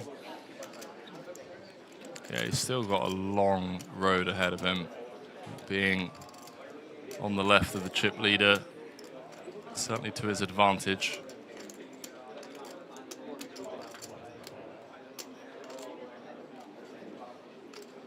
Wow, this man is an absolute madman. Make it make sense. He's not playing ranges here, he's just playing the man. Let's see if Sharma can sniff this one out, because this really doesn't make sense. Yes, Papazian's going to have a lot of offsuit ace-X that just check back in position. I'm not looking to inflate the pot. But in terms of absolute strength, sniffs it out correctly.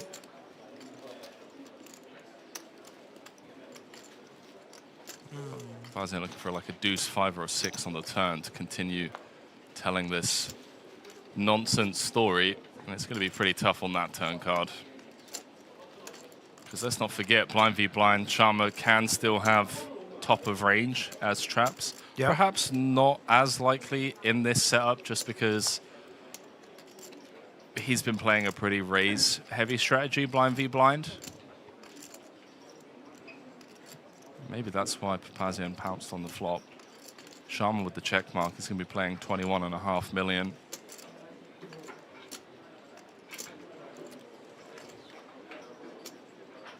Kicker no longer plays. Would be chopping with all other 3x. Does he find a... Nah, Alexandra's... He said, I took my chance and I'm done. He took his chance on the flop. I think once Sharma continues, the signs of a really good poker player as well, Alexandra, just like willing to go for it, and when the result doesn't go his way, he's not afraid to just wave the white flag and recognize that this is a spot that I need to just give up. And I think that's tough. I think some people, myself included, you know, just fall into this ego battle with, you know, myself, where try setting something up on the flop and you just continue firing and firing, versus just waving the white flag and coming back to fight another battle. Silver asking if we'll head to Manila. We'd love to go back to Manila. They got a few things they've got to sort out for us to head back, but so we're not. At least there's no plan to go there in 26. We've got at the moment Jeju and Taipei. Jeju and then Taipei. Then probably the summer off. Then Incheon in late August, and then kind of how we finish this year, Jeju and the APTC. With hopefully, and I don't know this for any fact, but my fingers are crossed that GG and Natural 8 will put APT online right in front of APTC like they did this time. I think that, from what I understand, that series was tremendously successful, the APTO, with like over 5 million, I think, for the main event, which is ridiculous for online. All my mates were firing it, like all of the big guys were firing it. So yeah, so being able to have APTO lead into APTC is brilliant. So. Hopefully finishing next year a lot like we do this year. September time or November time? November. Yeah. Yeah, I think the plan for me after, because it's my birthday on the 17th, and happy birthday. Chat were asking, thank you. Chat were asking me like, how have I enjoyed it? And I really regret. I managed to play on the first couple of days, and then obviously in the booth it's a lot tougher. But I really regret not coming out earlier and just like firing. And I think next year, satellites, from what I heard online, just like really great value. Being able to satellite in from what, $90? Yeah. Really good value for like Natural 8 and GG were very nice to us for APT Championship and setting all of this up. So it's very much I don't think we get the guarantee without them. I think they put I think maybe 100 people, more than 100 people in came from Natural 8 and GG combined. So yeah, I'm looking forward to all of this next year. I can't wait to start dissecting the schedule and everything to see what we want to build and how we want to grow this festival. And it seems to fit. I was talking to some of the players that have come over. Like if you're planning to go to Prague for EPT, if you're planning to go to Vegas for WPT, or go to Paradise for GG, this is a nice early stop. Like you can come here, hang out for 10 to 12 days if you're a bigger player, and then head on to Paradise or head on to Prague, or just go back home to Vegas if for some of the Americans that came over. Just want to point out this pretty sick 3-bet here. Dominik came in with the 3x, and Nico finding the high card, low card 3-bet, chopping away at one of the legs of Nitsche. So yeah, Costiniano doing a pretty good job to just create a bit of a safety buffer between himself and the other two players. When you said we were close to the end of this level, which means we're going from, what are we now, 8160, right? 8160 to 100 200. 100 200. So everybody's going to stack is going to take a little bit of a kick.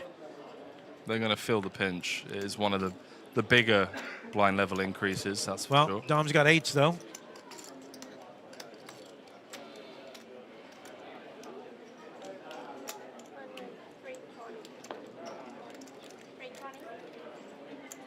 It's not going to matter. Unless Sharma's feeling particularly frisky in the big blind.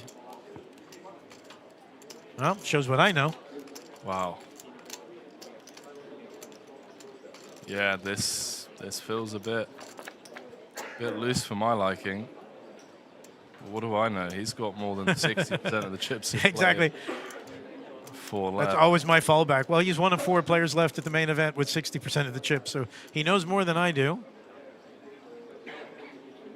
Dom finding a nice C-bet here.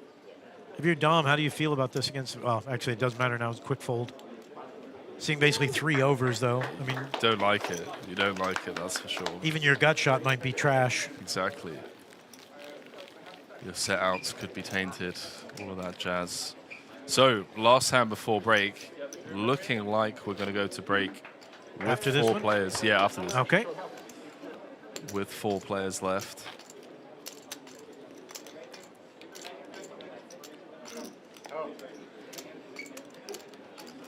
Can't say. I've been waiting longer. $122,000 ladder between 4th and 3rd. King 10 for our final hand.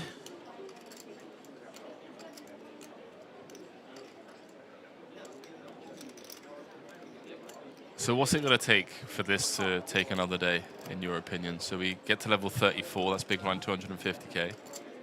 Going into 35, there's 112 big blinds left in the tournament. Okay. In total, because I did that math when we first did the structure. So, and that'd be a quarter to 11, I think, right around 11 p.m., depending on how much our song and dance final table and everything, how late we actually started. So you could play at least level 35 and level 36. We'd be sitting here about 1 a.m. And then we'd probably be down to, what, we'd moved from 112. We'd probably be down to about 80 bigs in the tourney. So the question then becomes, is at 1 a.m., would we rather come back and let them be, because they'd be heads up, I would assume. Maybe 3-handed. Maybe 3-handed. But could potentially just decide with the players, like, hey, do we want to get a good night's sleep and come back? Because I don't really want to, I don't want to award a winner's trophy at 4 in the morning. Yeah. You know, the high roller final table tomorrow, that's fine. They can play their first, hour or so without us while we bring these guys back. But it also depends. I mean, if Nishan's got 95% of the chips, then we probably will continue to keep going until he knocks it down. Yeah, and that's where you end up having a 3-hour heads-up match. Exactly. Watch him go double, double, double. Then we're like, you know what? We will come back tomorrow. Yeah. Alexandra would have turned the best hand with the 5-3. So it started off with a button limp. I was going to say he limped, didn't he? He did, yeah. Nice to see John just switching gears, finding limps with hands like this. Not going to win this one, though, as Sharma's now improved.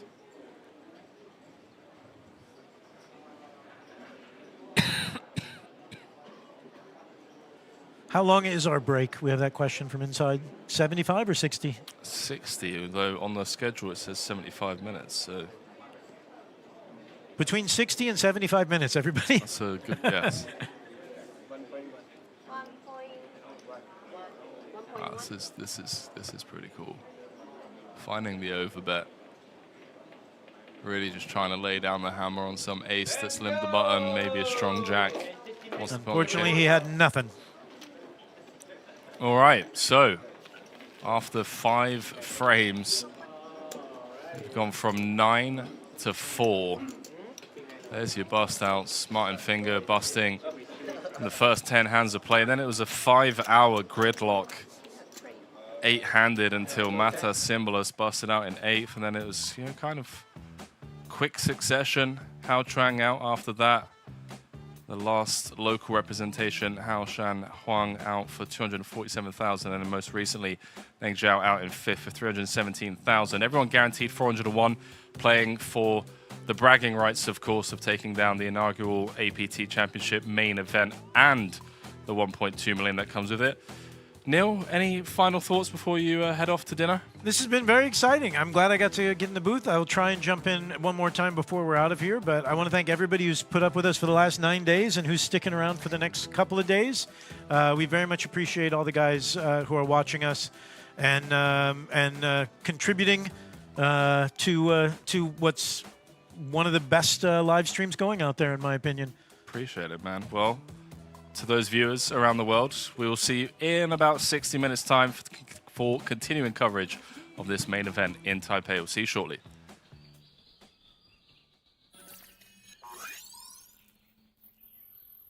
Welcome to Asia's largest online poker room. Our next generation poker software is now initiating.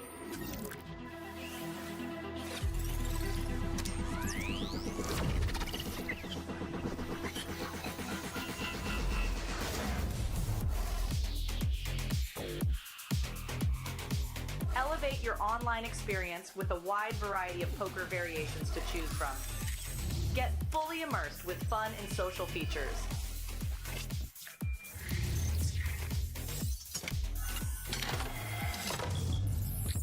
Level up your game with PokerCraft and Smart HUD.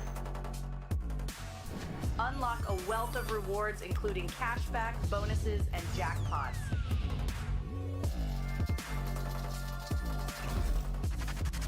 Join world-class poker tournaments featuring some of the world's most renowned brands and the largest guaranteed prize pools in the world.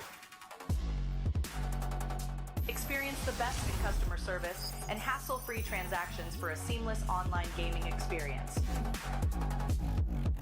With online poker available on all your devices, you'll be able to play your favorite games anytime, anywhere.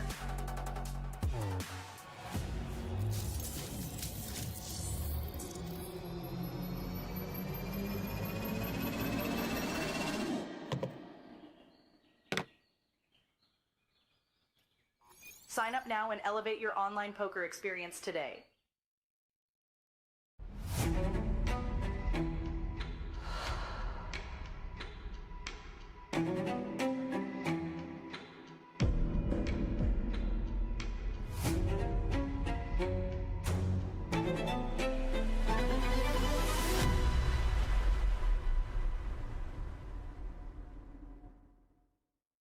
这不是扑克。あれは PLO チャンピオンシップだよ。北コールデムじゃないの？扑克是2张牌，不是4张牌。ミルフィー何言ってるか全然わかんないよ。瑞讲完全听不懂你在说什么。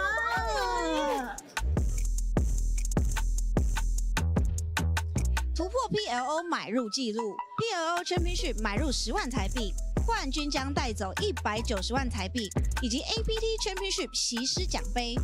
到底谁会拿下 PLO Championship 冠军呢 I like to gamble. Poker more gambling. Because I love playing PLO right now and it's a lot of fun, way more action, so really enjoyed it. Tournaments, PLO tournaments, you have to be pretty tight. Got some aggressive loose players on my left, so you know I've got to be careful and navigate correctly.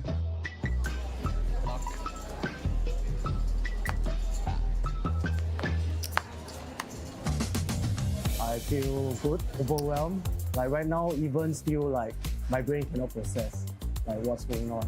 I felt when I was dealt the big pot hand, even before that hand, when I saw the flop, I had the feeling that it will come lah. I will hit because I was running really good for this event. Like all the cards go my way. PLO basically is a 4-card game.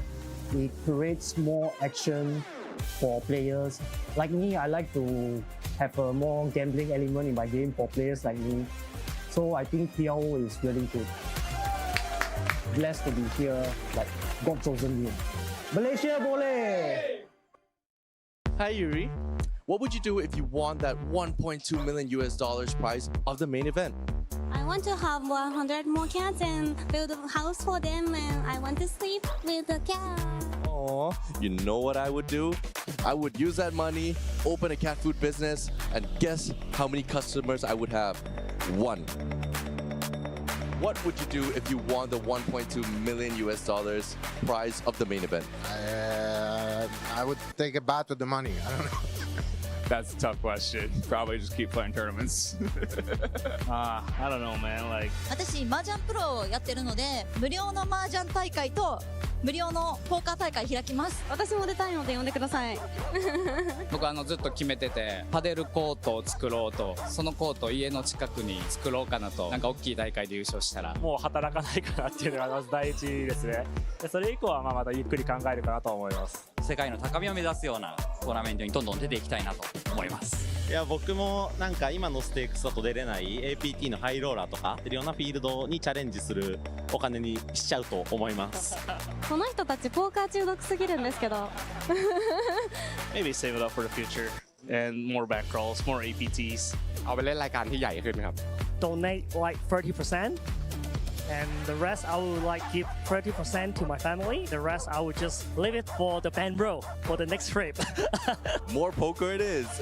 この人たちポーカー中毒すぎるんですけど。Generally, I'm a very conservative person, so I'll probably just invest, buy some property. To quote Kanye West, I guess we'll never know.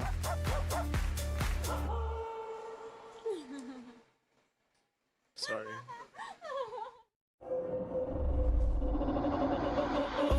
Tomorrow when we're alright, that's when we forget just who we are.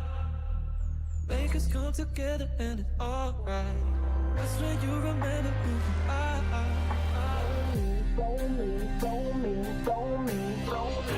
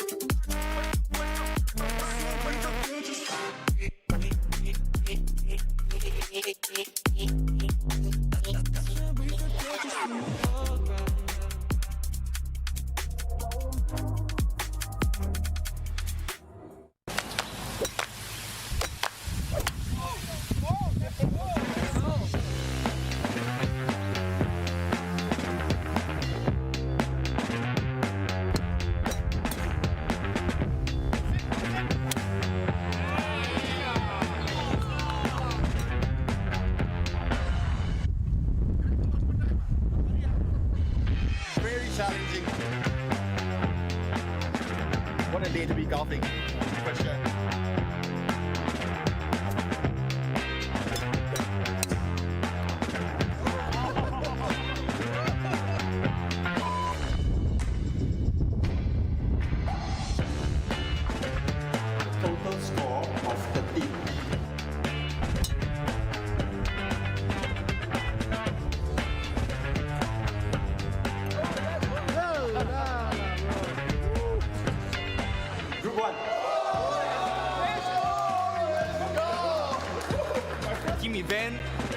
Singapore, get some good players, carry our heavy ass and win a trophy.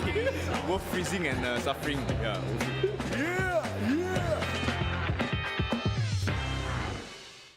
You can tell who all the best dealers are because they're all in this area, dealing 9 mixed games. That's one of the best dealers here. That's one of the best dealers here. He's one of the best dealers here. Him too, him too, him too. And welcome to the Mixed Game Championships. Can you name all 9 variants you're playing today? I think there's Hold'em, PLO, 7 deals, triple draw. This is 7 single, triple, no limit Hold'em, PLO, PLO high low, stud, high low. What else? 我也记不得，没事。7 out of 9 not bad. 8 out of 9 is not bad. 9 out of 9. I counted 9. And which one is your favorite variant? I like stud high low. Just try and make a straight. I don't know, ace deuce 3 4 5. They scoop everything. Deuce 7 triple. You have 5 cards. Deuce to 7. The nuts is 7 5 4 3 deuce. You have 3 rounds of drawing. You can draw each 3, and your target is to make the lowest hand possible, like the nuts. Usually 8 low or 9 low is pretty good in this game, so I have to draw as low as possible. Yeah. Bet. Keep betting. As a no-limit Hold'em player, why are you playing the mixed game? I just love playing cards. It's interesting to me. Let's say I don't play any mixed games. Why should I play mixed games? Keep playing Hold'em is too boring.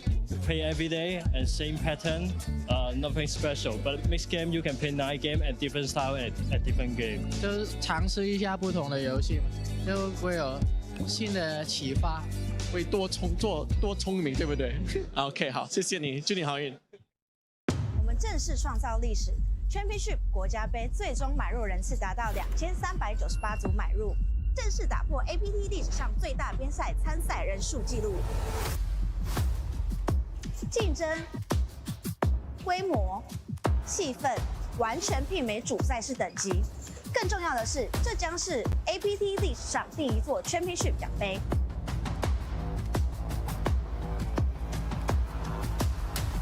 现在心情希望可以往前面更多的名次前进越好。Getting this Lion Trophy, that would be a lifetime experience for me. I'm not rushing into anything, just take one hand at a time. So let's see how far we can go.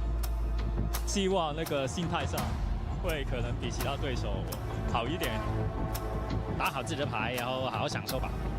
所以就希望这一次，真的就希望这一次，希望这一次。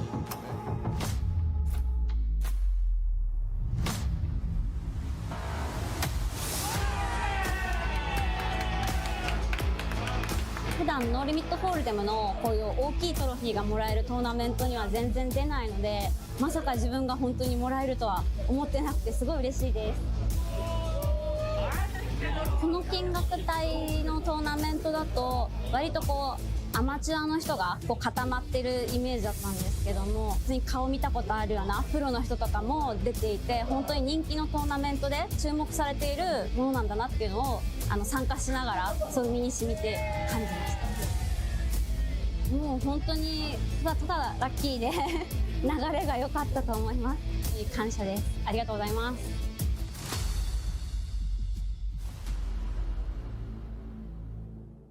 其实他们都比我更资深，而且每一个玩家都其实具有很强的侵略性，玩得非常非常好。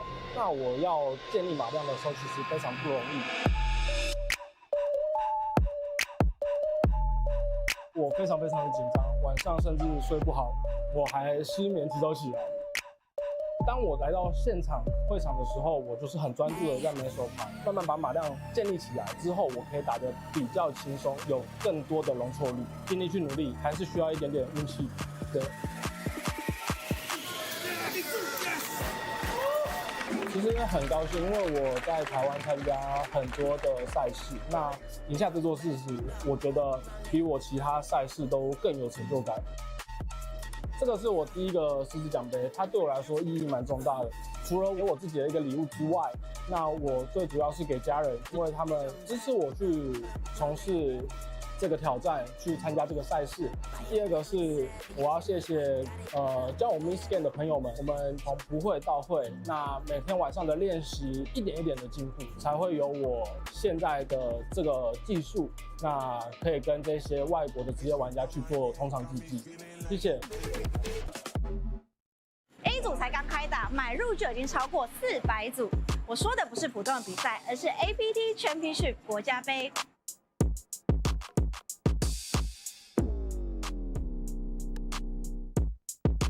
艾蒂娜，为什么来打这个 National Cup？ 因为买入的金额非常的亲民，而且报名人数真的很多，我觉得奖池会是一个非常诱人的。那你知道这个 National Cup 保底奖池有多少吗？1200万台币。Correct answer。哎，你还记得2年前的国家杯吗？我们的新馆第一场第一个 Final Table 第一个冠军就是我。哇！对，751人第一个，所以国家杯我是一定要打，而且我是从头打到底。Nice。那你觉得我们这次的新场馆怎么样？哦，第一次来这个场地非常大，然后第一次来有点迷路。可是很壮观。So far, I've only played a couple hours, but super professional to me. The dealers are very good. The setup looks very nice to me. I'm really excited to be here. 蛮大的，可是就有点冷，需要带外套过来。你知道我们楼上有卖周边商品吗？对，我刚刚有看到。很适合，很适合。对自己有什么样的期许？对自己的期许就是不要爱抓炸胡，然后不要扣太多，该盖牌就盖牌。对，加油！谢谢你。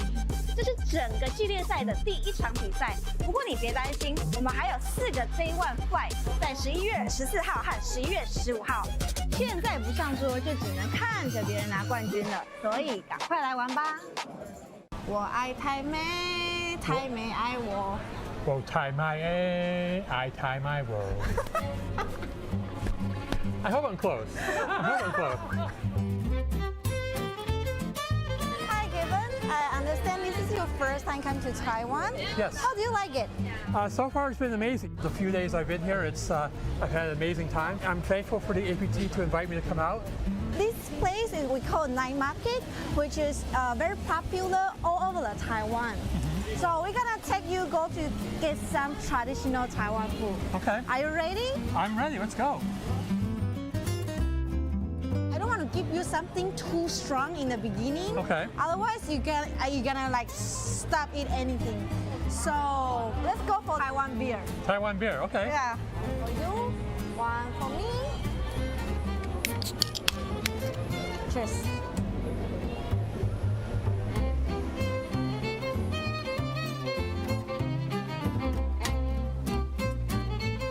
Should we order some stinky tofu for Kevin?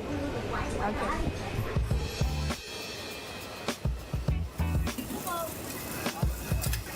Can you use the chopstick? No, that's definitely spoon guy. You want to see me do chopsticks? Okay. All right. Well, yeah, we gotta do that. We will put in the third one. Okay. Third one. Then use this finger. Just hold it. Yeah, you get it. Okay. Let me. You want to see me try this? Yeah. Yeah. Be careful. Wow. There we go. You did a good job. Thank him. Yep. That's the tofu, the stinky tofu. It doesn't smell stinky, but I can smell something for sure. This one is veg with the oyster with the egg mixed together, then put a sauce. Okay. All right. I'll just. There we go.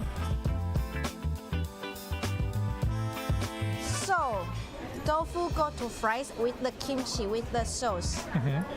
You want me to show you first? Yes, please do. Okay. So normally we eat this one, and we will put kimchi in the middle. It just like smells something, but actually put in your mouth, it's very tasty.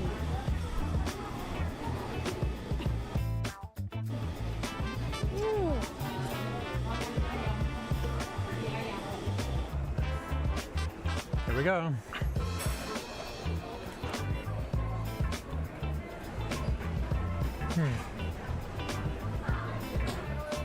It's not as bad as I thought. It doesn't smell. This doesn't smell bad. which is good.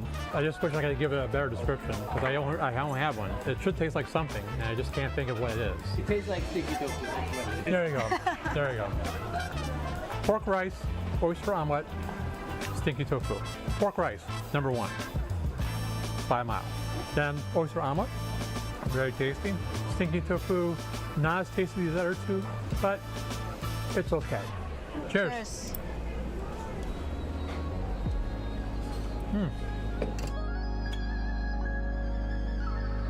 My impressions of the APT, in the few days I've been here, having so many tables running, having over 100 tables running at Red Space in Taipei. It's a little crowded, but it seems like everything's being run really well. The tournament staff has been great. In the region, APT is definitely the #1 tournament brand. If APT continues to progress, they will be in the same conversation as the WSOP. We have to head them out.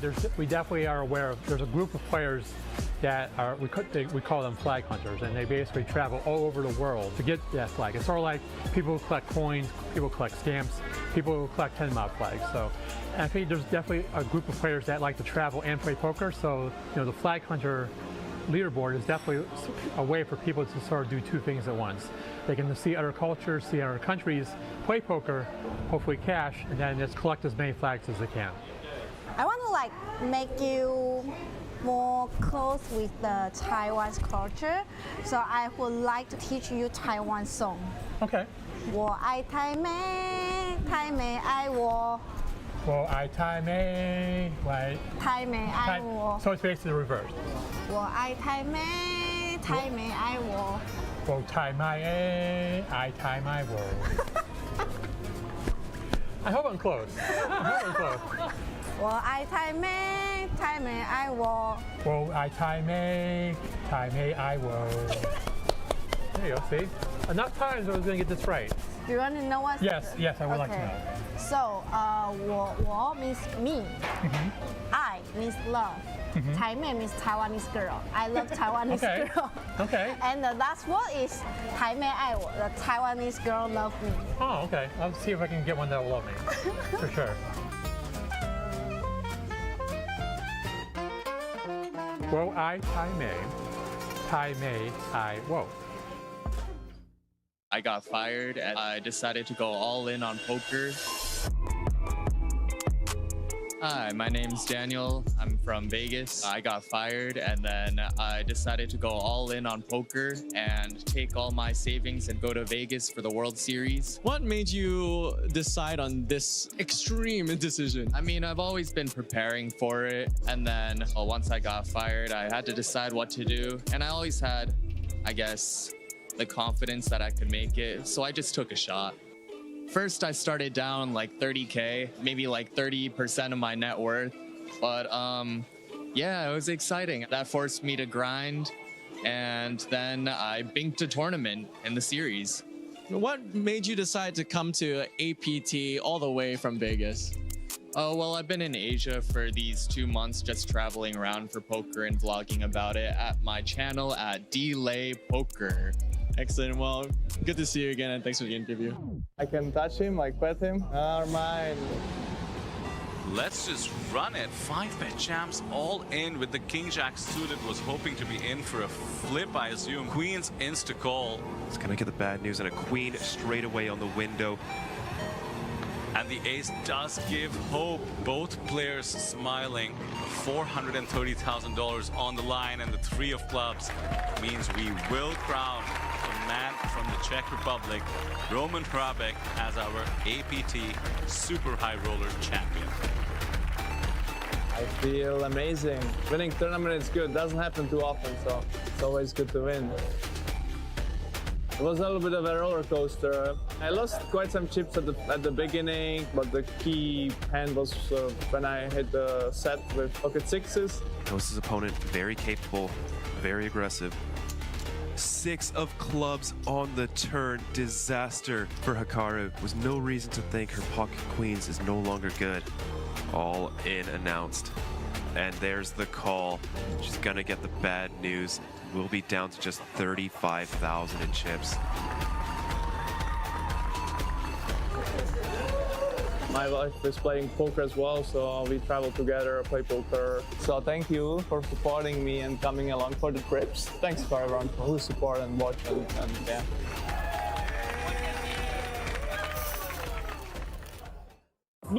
Breaking news, the inaugural Natural 8 Cup Championship freezeout event has exceeded its guarantee, raising the prize pool to a whopping 39 million Taiwan dollars. That's over 1.2 million USD. What drew you to play the Natural 8 Cup Championship freezeout event?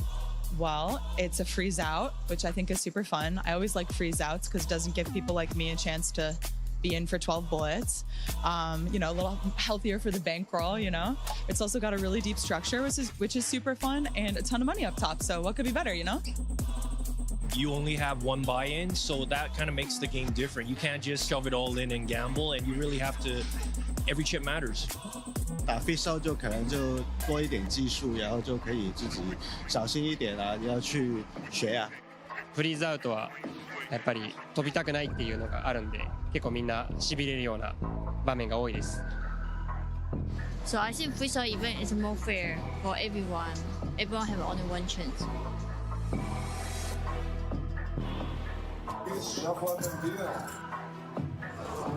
We have no air call at table 88.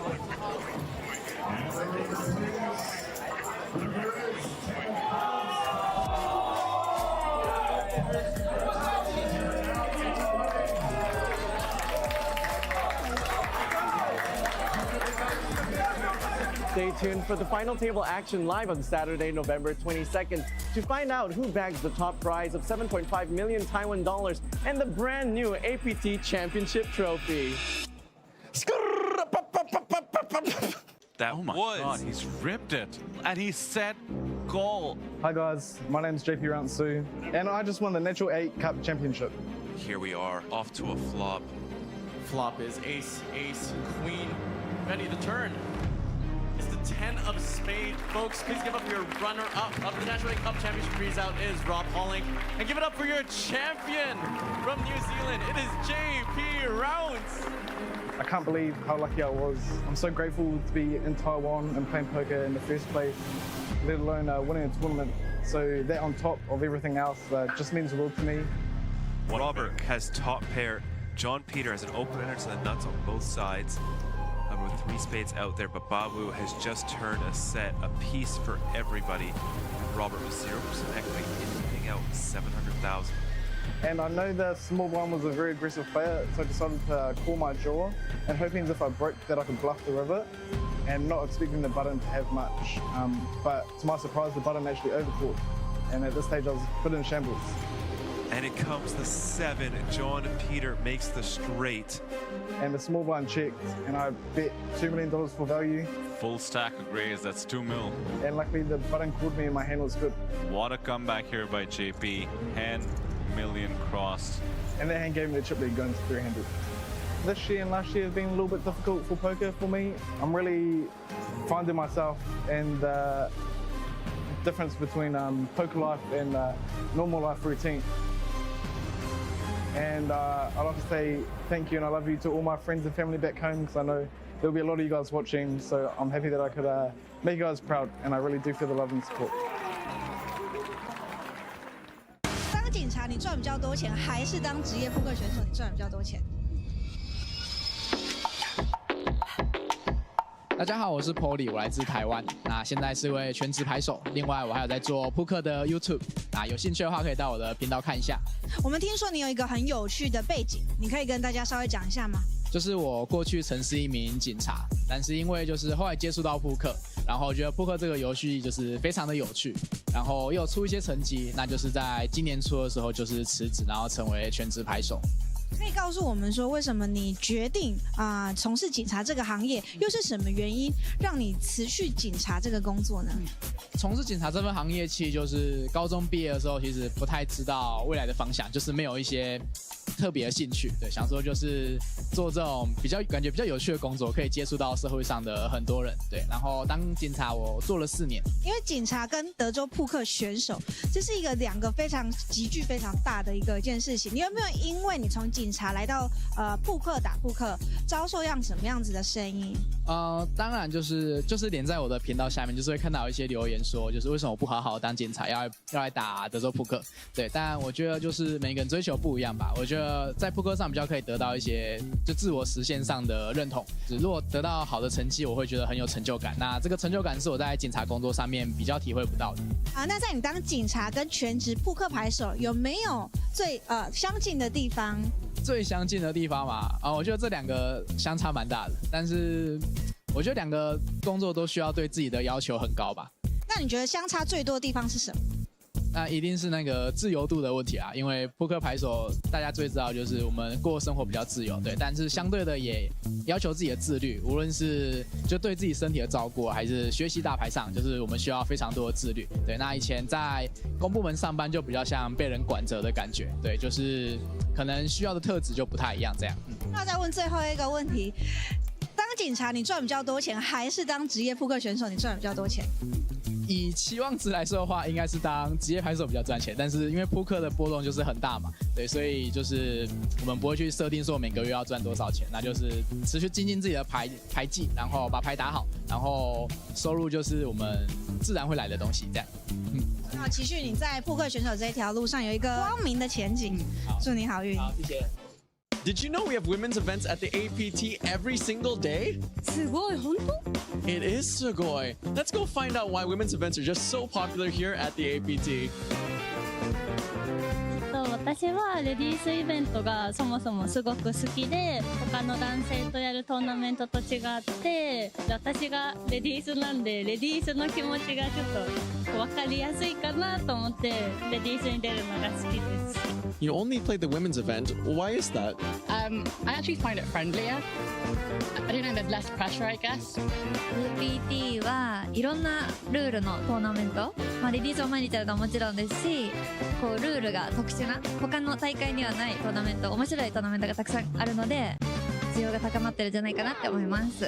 And I think the buy-ins are more friendly, like affordable as well. 25分钟升码，而且只要3000块，所以我觉得很有机会拿到冠军，拿到小狮子。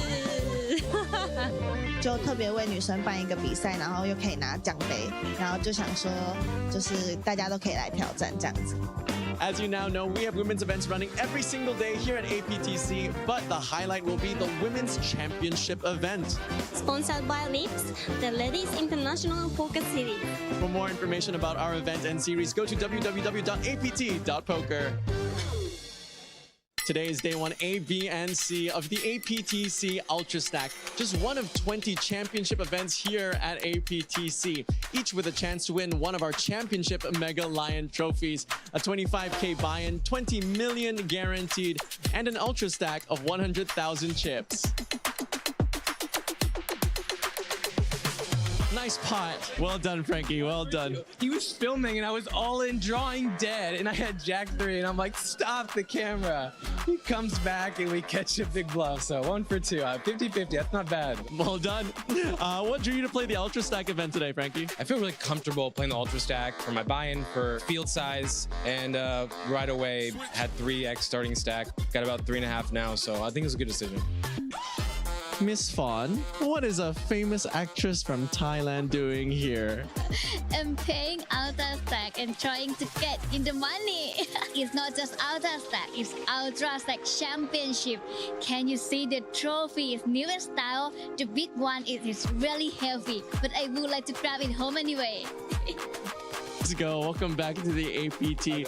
What keeps bringing you back series after series after series? Just the fun player pool, the good arrangements, and even other top pros have come from the other country, and I look forward to battling with them. Well, some of my friends just told me how good the Asian Poker Tour was, so I thought I'd come down and experience it for myself. There's so many tournaments on, it just seems a really good series. And even though we had 3 flights yesterday, we still have 3 more flights today, day 1 D, E, and F. For more information, go to apt.poker. Oh my word. Oh wow, he didn't even waste time. He just flipped in the pool. It's all over. Ladies and gentlemen, we have it. Our winner, Superstar Champion, Calvin Song-Won Lee. Oh, I would like to dedicate to my mom, who's over there. So this is her second or third time seeing me play. The first time she saw me play was back in APT tournament, and she came for the final table, but I got second. But now she's here and then I got first, so that's kind of cool, right? I was in an interesting spot where I was chip leader for the most of the day, and then something happened. And the 10 means we have gone from worst to first. Daniel Nielsen is the new chip leader here at the Superstar Championship. So I had to kind of adjust my mode of thinking. And then we started heads up. I was down 2-1. The splash of color, that is Daniel Nielsen, going from 5 bigs all the way to a massive chip lead, going to heads up, 2-1 almost. We are playing for that glorious trophy. It takes a lot of luck for sure, getting hands. And just to be able to catch the good cards and calling down correctly and then take the lead. Calvin calls it off, and Daniel, with the cheeky smile, reveals Calvin Lee has 90% of the chips in play. Daniel Nielsen down to 5 bigs. And to be able to come back from that as well, you know, it's really nice. This is the biggest event that APT has had, just to come to the championships and to win it against a pretty tough field too. When you win a tournament, it happens so rarely that you kind of appreciate it. So, you know, I feel very fortunate to have done it twice this year, and very enjoyable. It's amazing. It's a lion for a lioness. Meet the final 9 player of the very first APT Women's Championship. Actually, I play women event a lot. This tournament is big trophy, so I go for it. Before I came here, I hated to play with women's on table. But now, yeah, after this, I prefer to play with women's. I don't know. It's the feeling, I guess, it's different because in the Netherlands, you only have men who play poker. 女生其实还是有一点不一样，但是很难用言语说出那个差别。对，但是我觉得女生还是很多会靠感觉打牌的，所以你也要感觉要跟得上他们。It's really fun to have lots of people from like different countries. Really tough competition.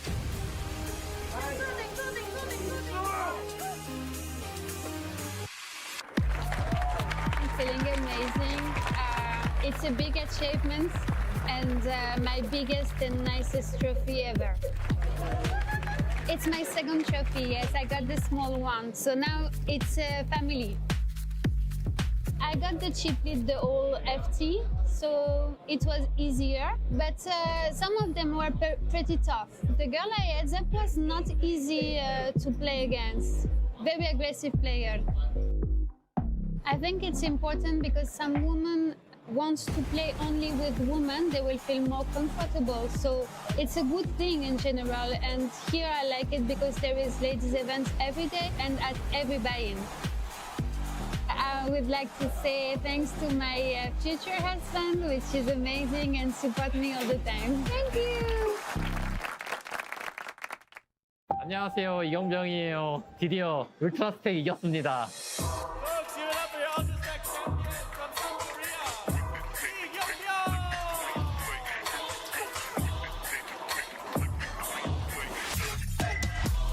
일단 런이 너무 좋게 깔려가지고 기분 좋았고 그냥 계속 평정심을 유지하려고 노력했어요. 그냥 계속 게임에 집중했어요. 3명 남았을 때 테이블 찜리더가 됐을 때 이제 그 버블 점프 때문에 애들이 타이트하게 한다고 생각해서 어그레시브하게 플레이했는데 상대가 죽을까봐 좀 약하게 배팅했는데 또 상대가 홀해줘서 좋았어요. All in and wrist for his last 3 big blinds. His 5-3 option. The River Ace. Folks, give it up for your Ultra Stack champion from South Korea, Lee Young-Myung. 포커를 한 지 한 10년 정도 됐는데 이제 결과에 신경 쓰기보다는 이제 과정에 집중하려고 노력하고 있어서 사실 트로피 딴 것도 물론 기분 좋지만 그냥 제가 열심히 했다는 거에 더 기분이 좋아요. 그러니까 한국에서부터 응원해준 친구들이 너무 많은데 친구들하고 가족들한테 너무 고맙다고 얘기하고 싶어요. 고마워. Welcome to the final day of the APT Championship Mystery Bounty event sponsored by Natural 8. 94 players, 94 bounties, but only one of them contains the grand prize mystery bounty of 1.5 million Taiwan dollars. Let's go bounty hunting.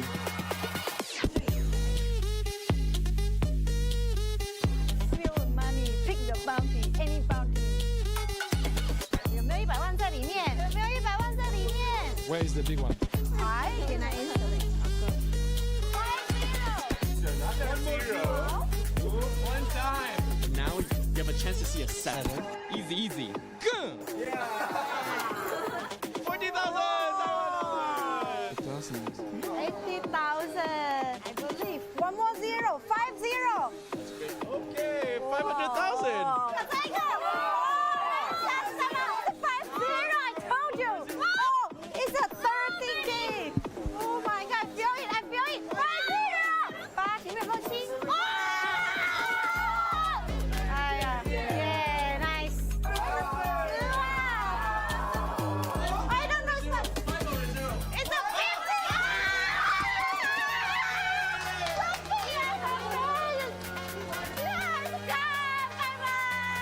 So, how do you feel now? Very happy. Is it your first APT bounty, right? It's actually my first time making the money in a mystery bounty. My second ever mystery bounty tournament. I feel great. I won the 2 biggest bounties in the tournament and a lot of smaller ones, the trophy and the main event seat. So very happy.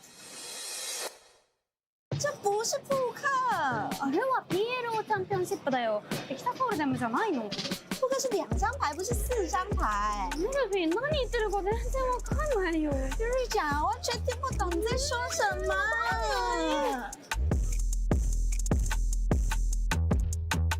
突破 PLO 买入纪录 ，PLO Championship 买入10万台币，冠军将带走190万台币，以及 APT Championship 席师奖杯。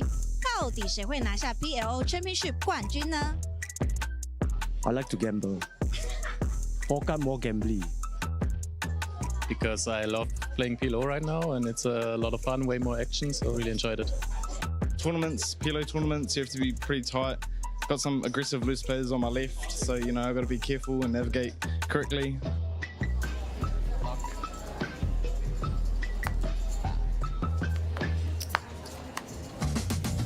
I feel good, overwhelmed. Like right now, even still like my brain cannot process like what's going on. I felt when I was dealt the big pot hand, even before that hand, when I saw the flop, I had the feeling that it will come lah. I will hit lah because I was running really good for this event. Like all the cards go my way. PLO basically is a 4-card game. It creates more action for players. Like me, I like to have a more gambling element in my game for players like me. So I think PLO is really good. Blessed to be here, like God chosen me. Malaysia boleh! Hi Yuri. What would you do if you won that $1.2 million prize of the main event? I want to have 100 more cats and build a house for them, and I want to sleep with the cat. Aw, you know what I would do? I would use that money, open a cat food business, and guess how many customers I would have? 1. What would you do if you won the $1.2 million prize of the main event? I would take a bath with the money. I don't know. That's a tough question. Probably just keep playing tournaments. I don't know, man. Like 私麻雀プロをやってるので無料の麻雀大会と無料のポーカー大会開きます。私も出たいので呼んでください。僕ずっと決めててパデルコートを作ろうとそのコートを家の近くに作ろうかなとなんか大きい大会で優勝したらもう働かないかなっていうのがまず第一ですね。でそれ以降はまたゆっくり考えるかなと思います。世界の高みを目指すようなトーナメントにどんどん出ていきたいなと思います。いや僕もなんか今のステークスだと出れない APT のハイローラーとか出るようなフィールドにチャレンジするお金にしちゃうと思います。この人たちポーカー中毒すぎるんですけど。Maybe save it up for the future and more bankrolls, more APTs. เอาไปเล่นรายการที่ใหญ่ขึ้นครับ Donate like 30%. And the rest I would like give 30% to my family. The rest I would just leave it for the bankroll for the next trip. More poker it is. この人たちポーカー中毒すぎるんですけど。Generally, I'm a very conservative person, so I'll probably just invest, buy some property. To quote Kanye West, I guess we'll never know.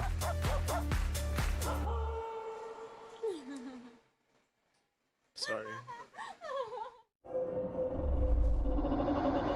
Overthink tomorrow when we're alright. That's when we forget just who we are. Make us come together and it's alright. That's when you remember who you are. Follow me, follow me, follow me, follow me.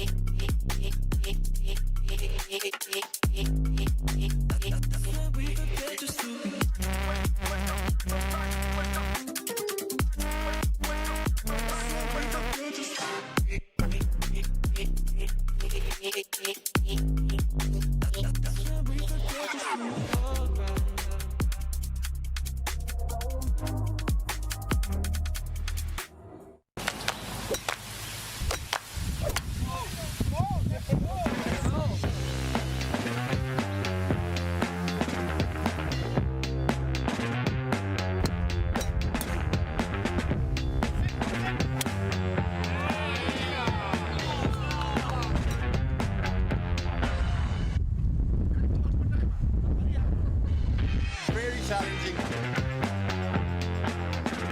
What a day to be golfing, for sure.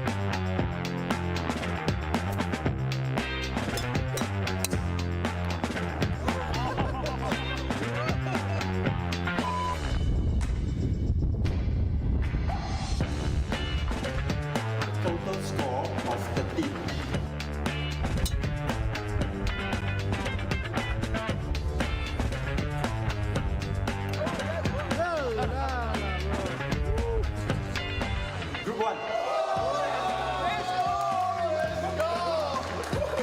Team event, lucky draw, get some good players, carry out heavy ass and win a trophy.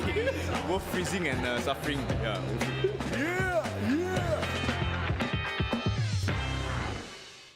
You can tell who all the best dealers are because they're all in this area, dealing 9 mixed games.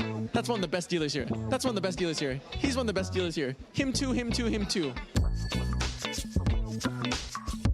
And welcome to the Mixed Game Championships. Can you name all 9 variants you're playing today? I think there's Hold'em, PLO. 7 deals, triple draw. This is 7 single, triple, no limit Hold'em, PLO, PLO high-low, stud, high-low. What else? 我也记不得，没事。7 out of 9 not bad. 8 out of 9 is not bad. 9 out of 9. I counted 9. And which one is your favorite variant? I like stud high-low. Let's try and make a straight. I don't know, ace, deuce, 3, 4, 5. They scoop everything. Deuce 7 triple. You have 5 cards. Deuce to 7. The nuts is 7, 5, 4, 3 deuce. You have 3 rounds of drawing. You can draw each 3, and your target is to make the lowest hand possible, like the nuts. Usually 8 low or 9 low is pretty good in this game, so I have to draw as low as possible. Yeah. Bet. Keep betting. As a no-limit Hold'em player, why are you playing the mixed game? I just love playing cards. It's interesting to me. Let's say I don't play any mixed games. Why should I play mixed games? Keep playing Hold'em is too boring. Play every day and same pattern, nothing special. But mixed game you can play 9 games and different style at different game. 就是尝试一下不同的游戏嘛，就会有新的启发，会多聪明，对不对？OK， 好，谢谢你，祝你好运。我们正式创造历史 ，Championship 国家杯最终买入人次达到2398组买入，正式打破 APT 历史上最大边赛参赛人数纪录。竞争、规模、气氛、完全媲美主赛事等级。更重要的是，这将是 APT 历史上第一座 Championship 奖杯。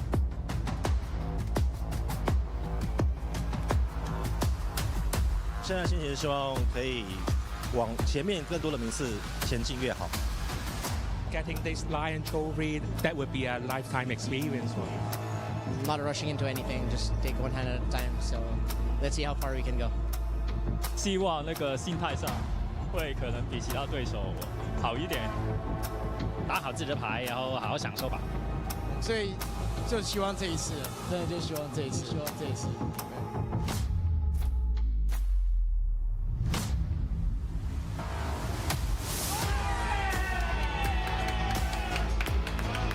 普段のリミットホールでものこういう大きいトロフィーがもらえるトーナメントには全然出ないので、まさか自分が本当にもらえるとは思ってなくてすごい嬉しいです。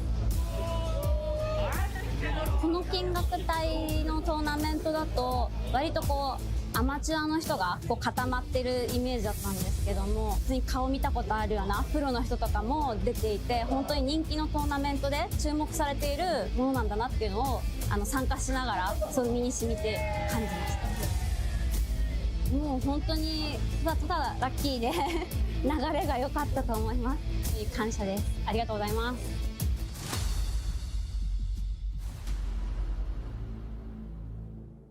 其实他们都比我更资深，而且每一个玩家都其实具有很强的侵略性，玩得非常非常好。那我要建立马量的时候，其实非常不容易。我非常非常的紧张，晚上甚至睡不好，我还失眠直到起来。当我来到现场会场的时候，我就是很专注的在每手牌，慢慢把马量建立起来之后，我可以打得比较轻松，有更多的容错率，尽力去努力，还是需要一点点运气。对。其实很高兴，因为我在台湾参加很多的赛事，那赢下这座事实，我觉得比我其他赛事都更有成就感。这个是我第一个狮子奖杯，它对我来说意义蛮重大的。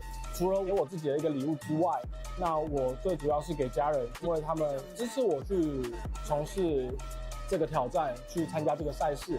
第二个是我要谢谢教我 Miss Game 的朋友们，我们从不会到会，那每天晚上的练习一点一点的进步，才会有我现在的这个技术，那可以跟这些外国的职业玩家去做同场竞技。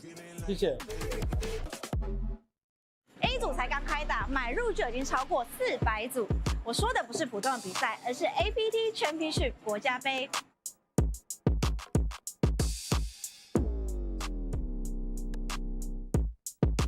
嗨 ，Tina， 为什么来打这个 National Cup？ 因为买入的金额非常的亲民，而且报名人数真的很多，我觉得奖池会是一个非常诱人的。那你知道这个 National Cup 保底奖池有多少吗？1200万台币。Correct answer。哎，你还记得2年前的国家杯吗？我们的新馆第一场第一个 Final Table 第一个冠军就是我。哇！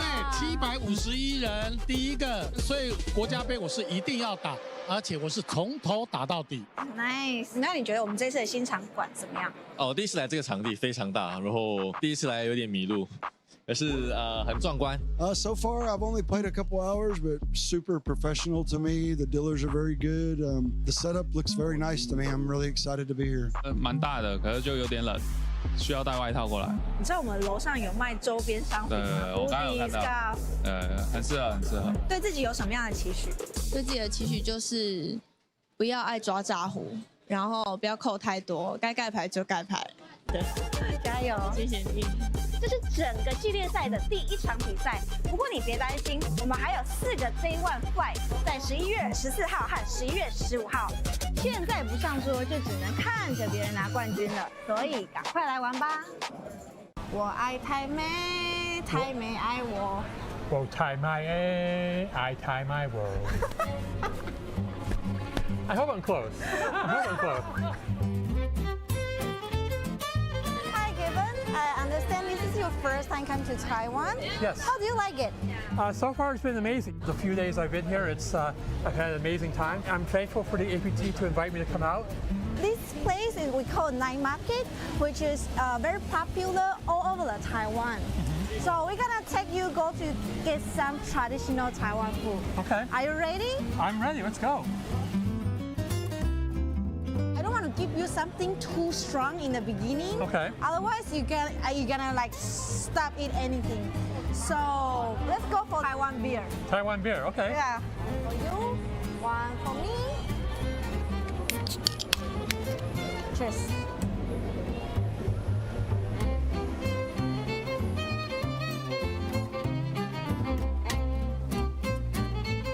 Should we order some stinky tofu for Kevin? Okay.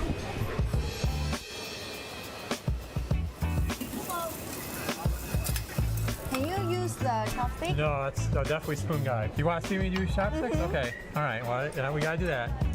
We will put in the third one. Okay. Third one. Then use this finger. Just hold it. Yeah, you get it. Okay. Let me. You want to see me try this? Yeah. Gotta be careful. Wow. There we go. Good job. Thank him. Yep. That's the tofu, the stinky tofu. It doesn't smell stinky, but I can smell something for sure. This one is veg with the oyster with the egg mixed together, then put the sauce. Okay. All right. I'll just. There we go. So, tofu go to fries with the kimchi with the sauce. You want me to show you first? Yes, please do. Okay. Normally we eat this one, and we will put kimchi. And you know, it just like smell something, but actually put in your mouth, it's very tasty.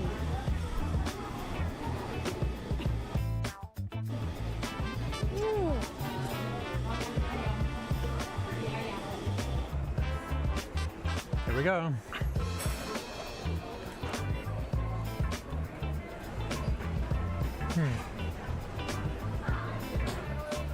It's not as bad as it doesn't smell. This doesn't smell bad, which is good. I just wish I could give it a better description because I don't have one. It should taste like something, and I just can't think of what it is. It tastes like sticky tofu. There you go. There you go. Pork rice, oyster omelet, stinky tofu. Pork rice, number one. 5 miles. Then oyster omelet, very tasty. Stinky tofu, not as tasty as the other two, but it's okay. Cheers. Cheers.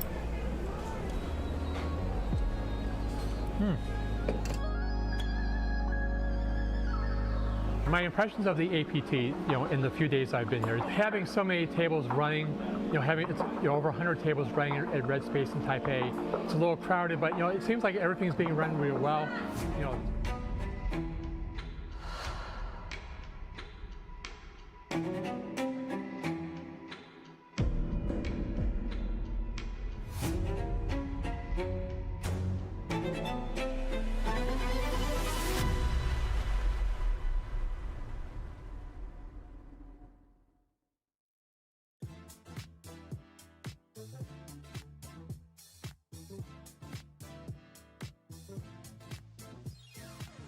Good evening and welcome back to the Asian Poker Tour main event. This is the championship and this is what it's all come down to. We have 4 contenders battling for $1.2 million.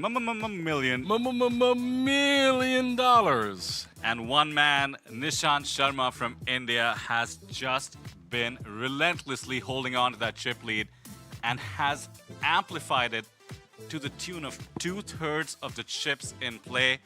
I'm with our single, joined by Henry Kilbane. Henry, you were around before dinner break. What is the vibe on the table, man, when somebody is just not giving an inch? I mean, not only is he not giving an inch, he's extending his lead, just chipping away. There's been some resistance from the likes of Nico, from the likes of Papazian, who have tried to kind of like stand their ground firm, and Sharma has just found ways to just, bulldoze his way through into this position. What a dream setup for Nishan. It feels like it's his tournament to lose, especially given the fact that these three are so evenly stacked. There is, what, the better part of $350,000 difference between second and fourth. So those three guys, you know, all sub 25 bigs, really feeling the pinch. All of a sudden, those standard 25 big blind rejam spots, they don't become as easy to take when it could potentially mean you're out the door. Of course, I mean, these guys are all well studied, and the risk premium, the ICM jail that you're in, is worth $350,000, as you just said. How does that impact play? I guess we're about to find out. They had a 60-minute plus dinner break to figure out the counter strategies, to work with their rails, some of whom are pretty boisterous and fun. Papazian comes to mind. Let's see what they have to offer. This is the dream scenario, as you said. Nishant can just have his way with the table, as we see here with the Jack 3-0. I mean, look at this. We're RFIing the Jack 3-0. It's hammer time for Sharma. And I must admit, I think his presence from final two tables, just super stoic, not engaging in any of the drama or theatrics that anyone else was trying to drag him into. Just stayed in his lane, played it the way that he wanted to play it. I don't want to count out the other three, but they have got an uphill battle right now. Nishant, the main event machine, Sharma. I think that has to stick. It has to stick. At this point, if he closes this out, he is India's Mr. Main Event. He has the deepest finish in the WSOP main for any Indian. Right. He won the Poker Dream main event back to back to back, and then FT'd, and then came F2Ts. And now here he is, 2/3 of the chips in play. Once again involved, much more reasonable RFI in a way. Four-handed UTG is the cutoff. He has all the chips, and now John wakes up with the ace-queen suited. Yeah, I mean, that track record. India's missed the main event. Kind of regardless whether he closed this one out, but if he seals the deal on this one, then it's official. I want to see the headlines in, what is the main newspaper in Delhi? The New Delhi Times? The Close. Delhi Times? Yeah, Delhi Times is usually, that's kind of like the page 3. That's all right, Delhi Times. And Nishant missed the main event. Sharma wins how many? 10? What did you say earlier on today? So yeah, let me give some context to the viewers as well. Let's just say the Times of India, because Nishant, I believe, is from Mumbai. So I think you'll be pretty annoyed if he only features in the Delhi one. But 1.2 million in the Indian currency. They use a different system for the zeros. So it's 10 crores.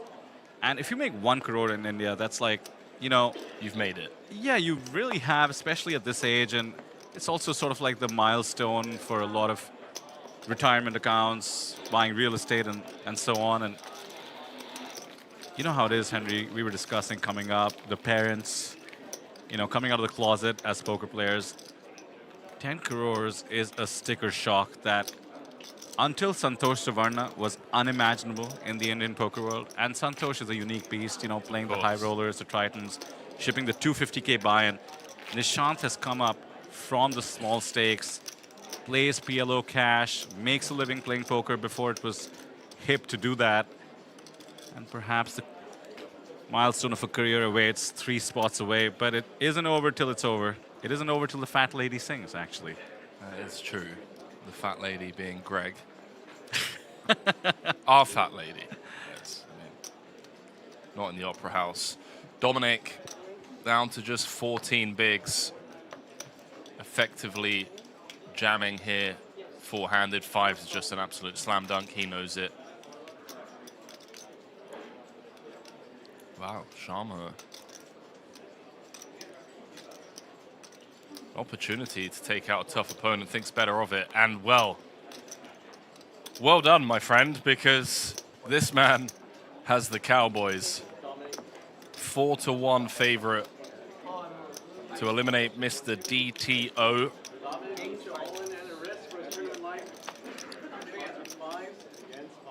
120K or so is the pay ladder. 21% is the equity. Dominik Nitsche needs to find a 5 to stay alive. All in a call here at the main event. Pocket 5s at risk versus pocket kings. Dominik Nitsche all in at risk with pocket 5s versus kings. Needs to find a 5 to stay alive. Let's see. A flop.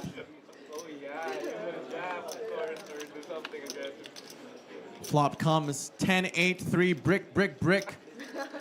Needs to find 2 outs for Dominik Nitsche. Yeah, no The turn. backdoors. Dom knows the dire straits he's 6 in. of diamonds, close but no cigar. 2 outs and 2 outs only for Dominik Nitsche. For his tournament life, PP, the river is the 4 of clubs. Folks, give it up for your 4th place finisher of the APT Championship Main Event. It is Dominik Nitsche. Absolute class act all round. Let's be honest, when it comes to game theory, one of the best to have ever done it on the highest level in the biggest buy-in tournaments in the world against the best in the world. Great to see him venture out to Taipei here. Was so aggressive, final 3 tables, final 2 tables, really earned himself a spot at the final table. Things today just didn't play out the way that, you know, he would have hoped.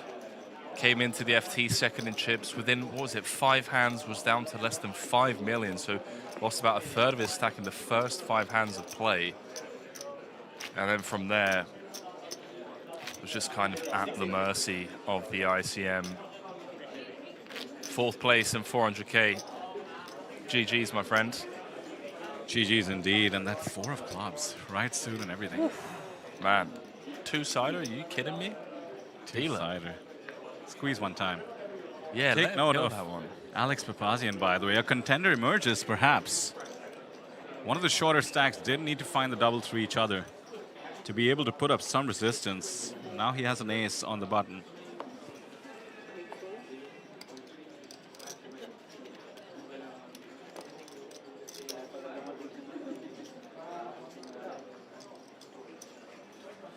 Chat coming in strong for all 3 players.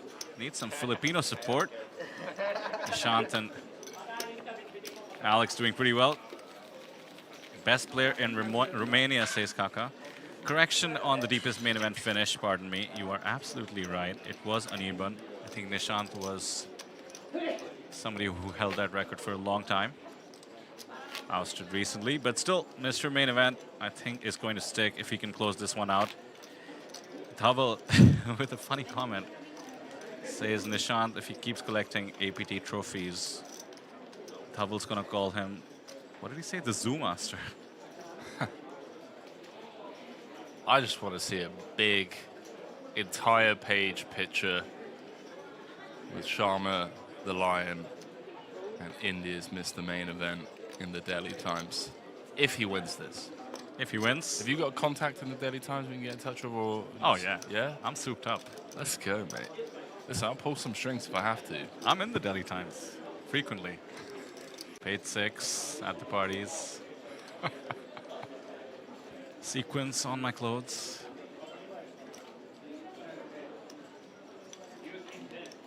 Now, I have a bone to pick with you, Henry. Please. Speaking of trophies and whatnot. I've got many. Let's see what John is up against before I take you to the streets here. 7 deuce. Yeah. Build some credibility. Let one go. But credit to John for taking the spot. Nice Tell me, game. what's this bone? I heard you use the word luggage when it came to the APT Main Event Mega Lion. This is unacceptable. For the usual APT main events, I insist on flying the Lion in its own seat with pride. When you're binking the 1.2, I mean, it better match the first class upgrade. You put it in business class, yeah? Whatever class you're flying, the Lion has to be next to you. If you get a room on the Singapore Airlines suite on the way back. Yeah. Congratulations to the Lion. Have you flying seen, back in style? Have you seen the Etihad apartments? Yeah, on the way over here. I mean, dude, who needs a damn apartment on a plane, bro? Yeah. The hell? Nah, they look good. They have a bed and a seat separate.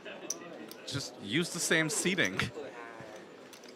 I've also heard, if I'm not mistaken, 2026, there's going to be Gatwick to Sydney, longest new flight. Oh, okay. Yeah, Like 21 18? hours. Oh, 21, wow.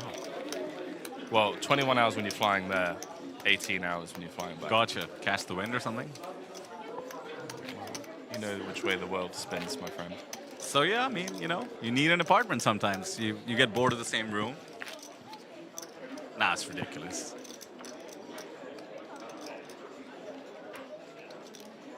Maybe if I ever ship a main event, maybe. I'll punt. You win 1.2 million. I think the 5K upgrade fee to first class on Emirates, it's just like, you know, you put it down as miscellaneous expense. Yeah. There's another pickup.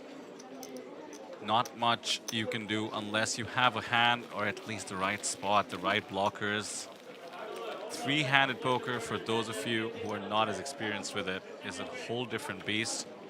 Expect moves from both these extremely skilled poker players, but they do have to keep in mind the incredible jump. You can see on the top left of your screen, over 200K. When you can make 200K by folding, it takes a special sort of talent to put yourself at risk. But these two are capable. 1,400 of you watching. I expected to build as we close out this special marquee event, but I don't know how many of you were around for the John Costiniano Mega class. Yeah, bluff of the year, bluff of the decade. I don't even know. That's going to go down. I mean, they've stopped the, what do you call it? The Hendon Mob, the GPI awards. So unfortunately, he's not going to get Hand of the Year, but it was definitely up there. With this much money on the line, 8 left. Pretty pure to find that. So congratulations to him. It's definitely propelled him into this top 3 spot.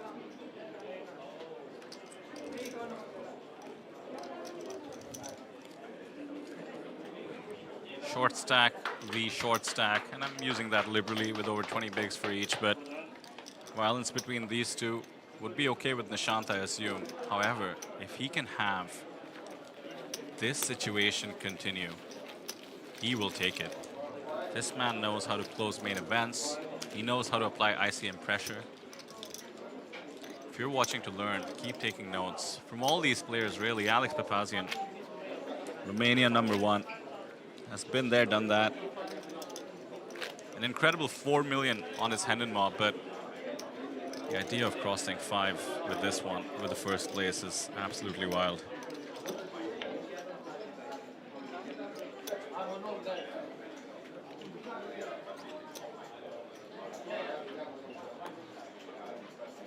Nine, 3 of spades is a hand that Nishant can open. John cannot.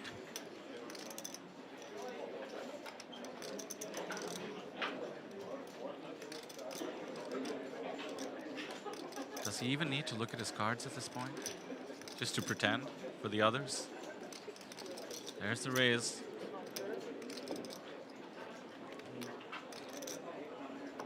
Note the sizing as well to learn.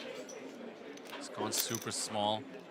Knows the ICM pressure will do the rest. King 4 of diamonds is going to continue, irrespective of sizing.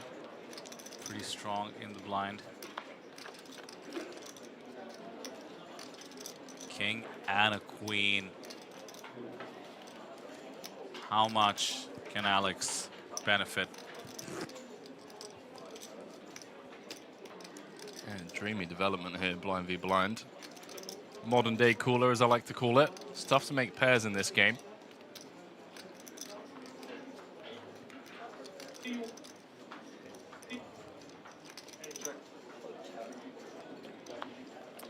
Also really like to see Papazian mixing in some checkbacks with top pair. I must say, in my opinion, he has played just an incredible all-round game. Like his ICM awareness has been really dialed into game flow as well. Just kind of always seems to know where people are at emotionally, when to pull the bluffs, when to maybe just, you know, dial back, take his foot off the gas. And the same to be said for Sharma as well. I think a couple of missteps early into this final table for Sharma, where it just seemed like on the river he was getting put in the bin a little bit. You know, just people were betting for thin value against him, and he just kept clicking call. But then he went away on break, clearly reviewed some of the hands that he's got his team and whatnot, and since then just made some fantastic adjustments. That's a bad river for Nishan. Now chopping with all over Queen X as well. Only targeting a 3 or like an ace high type holding. I think we can either block or we go into check decide mode. He might lean towards check thanks to Alex's check back on the flop. Could think a draw is a lot more likely than a hand that might call a block and might want to induce. Missed clubs. The call was on the turn, so that's true. Missed 5-4 and whatnot. 5-4 suited, I suppose, considering the call pre, but does go for the check. Yeah, that's a great point. And in comes the value bet that seems very likely to be called. I'd like to see him go big here. Let's go polo. All those draws that brick, as Vidal mentioned. Let's hit him with like the 1.8 million, targeting a queen. Wow, he just did it to tilt me. 1.7 million. Sick bet. It's like he knows what Nishant has now. If Nishant was just bluffing, which he's very apt to do, he's folding all that anyway. So he's basically putting the queens into the blender. He's also chopping with kings, so doesn't need to be too worried. Bit unraisable as well. I mean, all the raggy boats belong to Alex. So time to test if Nishant is still a bit too happy clicking the call button, Henry. I think this is I think we just have to click call here. This is a bit different than some of the other spots we saw earlier in the final table. I think sometimes you are just dealt a hand where you're meant to lose chips. And on this run out, against this opponent specifically as well, Papazian has been very liberal with showing his savage bluffs and his willingness to just take the opportunities in some of the biggest spots that he's had so far today. This would be an impressive fold. Could be thinking it's too obvious a bluffing spot. You know, he's so likely to hero. Would Alex turn the missed clubs, the missed straight draws into a bluff? I mean, it would be an amazing, amazing fold. I like your point, actually. There have been some blind v blind battles where Alexandru... Wow. Wow. Let's go, baby. That is huge. Alex's rail. That is huge. What a fold.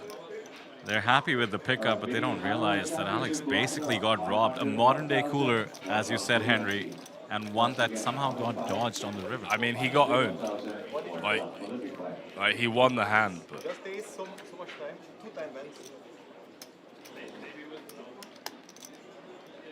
No, the time bank's being asked for. Did you hear what Alexandru said? What's that? He said, what were you tanking with? And Sharma said ace high. And Alexandru was like, really, 2 time banks of ace high? I mean, ace high queen is kind of the same thing. Similar, yeah, I suppose. With the sizing, Alex never has a queen. But you know what Phil Locke said? All lies at the poker table. Keep him guessing. That was an elite fold, man. And it could make all the difference.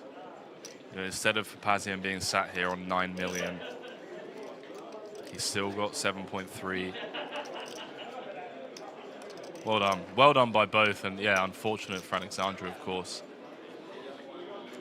I want to give a massive shout out to the nearly 1.7 thousand of you watching over on the Asian Poker Tour YouTube channel.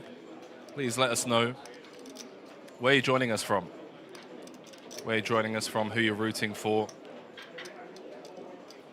Let us know some of the highlights you've enjoyed over the last couple of days. Vidal single in the booth alongside myself, Henry Kilbane. Playing down to a winner tonight. All three locked up 523,000 for Sharma and John. That is a career best score.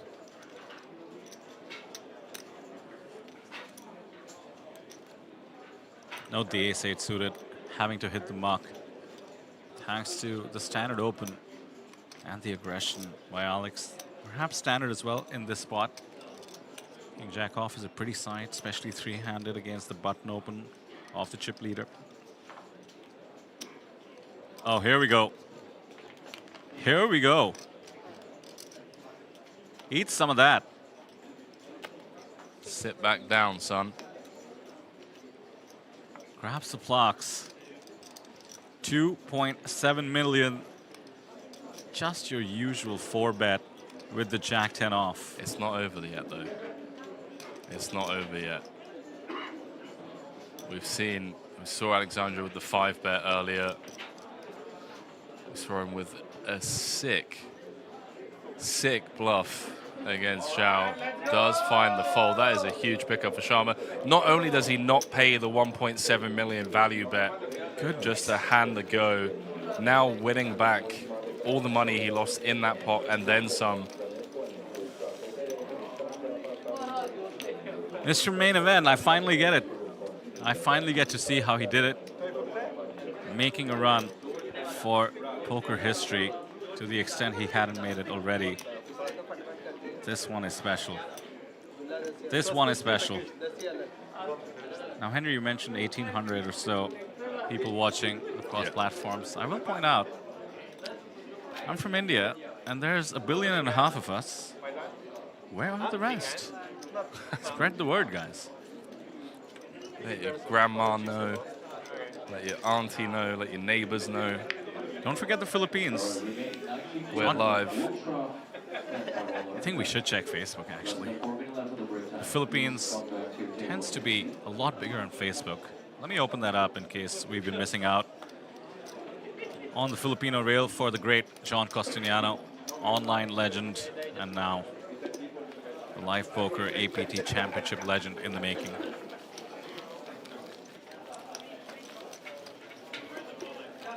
Got some love for Romania. See some Romanian flags in the chat.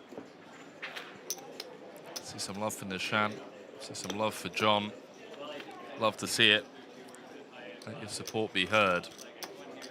People asking who the commentators are. My name's Henry Kilbane, joined by Mr. Vidal Single in the booth. Also had Pocket Kyles and Sam Insel, APT's very own and finest. Got Sarah in the chat saying, watching from Thailand, rooting for an Indian win to grow the game. Let's have a guaranteed 2 million next year. Well, this was a $5 million guaranteed tournament. Guaranteed prize pool, I should say. Smashed, mind you, with the 671 entries and a freeze out. So 671 unique entries. 6.2 mil in the prize pool. 1.2 up top. Take note of the $500 million score locked up. This isn't even close to over. Suited relays for Nishant. Easy enough. Queen 8 suited, must be defended. Pretty good holding pre-flop.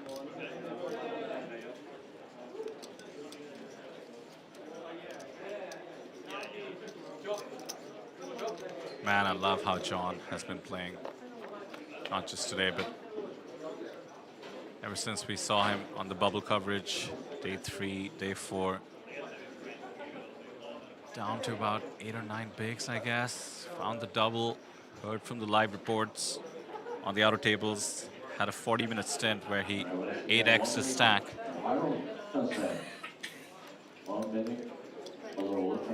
Parlayed that into a guaranteed third. And just, what are you supposed to do? Nishant makes the fold with the queen 7. Finds the 4-bet with the jack 10. Opens as you would with the ace. And the flop comes 10-4-4.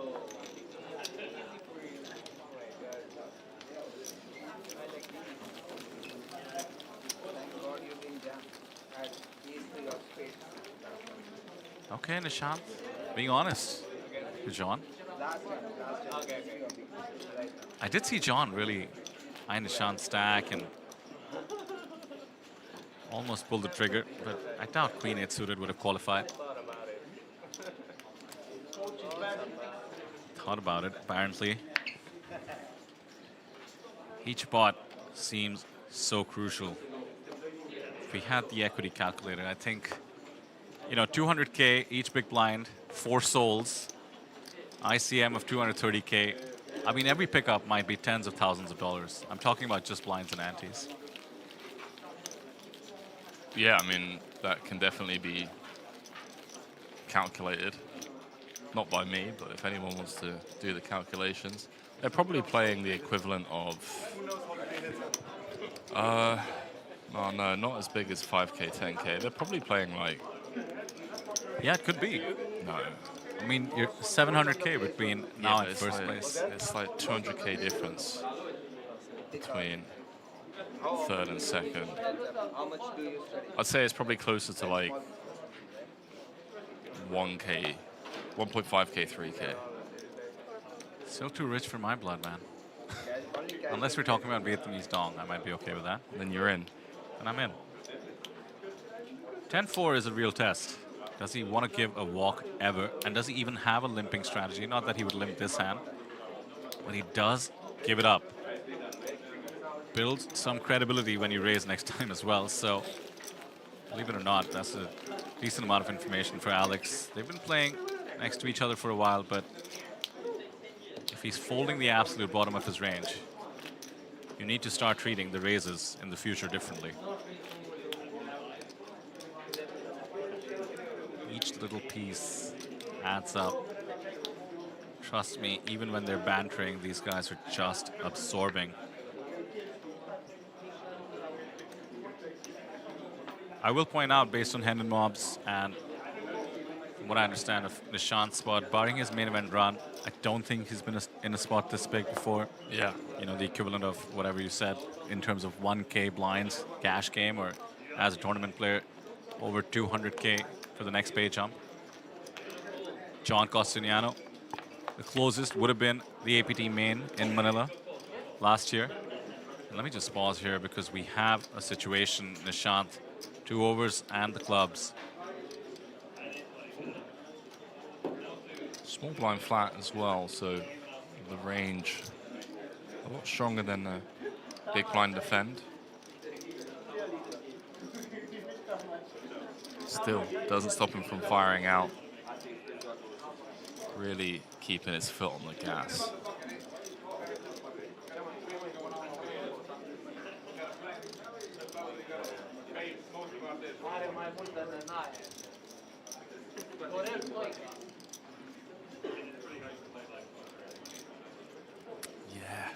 Yeah, it felt like this was coming. If we continue check calling, just, it's not nice. You don't want to play the hand out of position against Sharma. Let's go with the old check raise and find out where we're at. The old school classic. Pro bet, feeler. Yeah. Check raise, see where we're at. Give up every turn. Unless it's the 3 of hearts, and then, you know, all of a sudden we got a value hand. There was a world where Nishant just ripped it back in his face, given the ICM. Proceeds with relative caution. Now the reduced equity with the 5 of spades.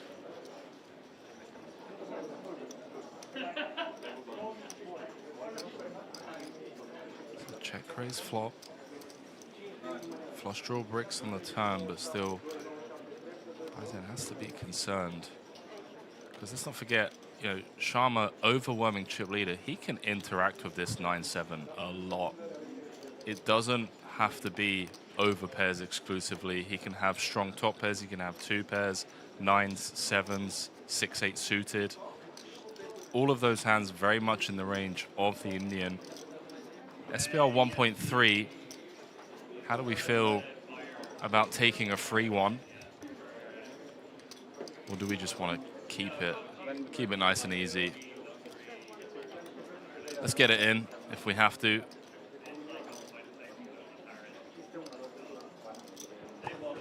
One-third on the turn. Clearly thinks Alex cannot stand the heat to the extent he was check raise bluffing on the flop and gets it done. We do hear the let's go, I think by Kunal Patni, if I'm not mistaken. All 3 rails in the house, less so perhaps for John. They would be to his right. I'm sure we've got to Alex's rail at some point. Yeah. With the Papazian chant. It's been brilliant. Amazing. Nishan's rail coming in strong after the dinner break.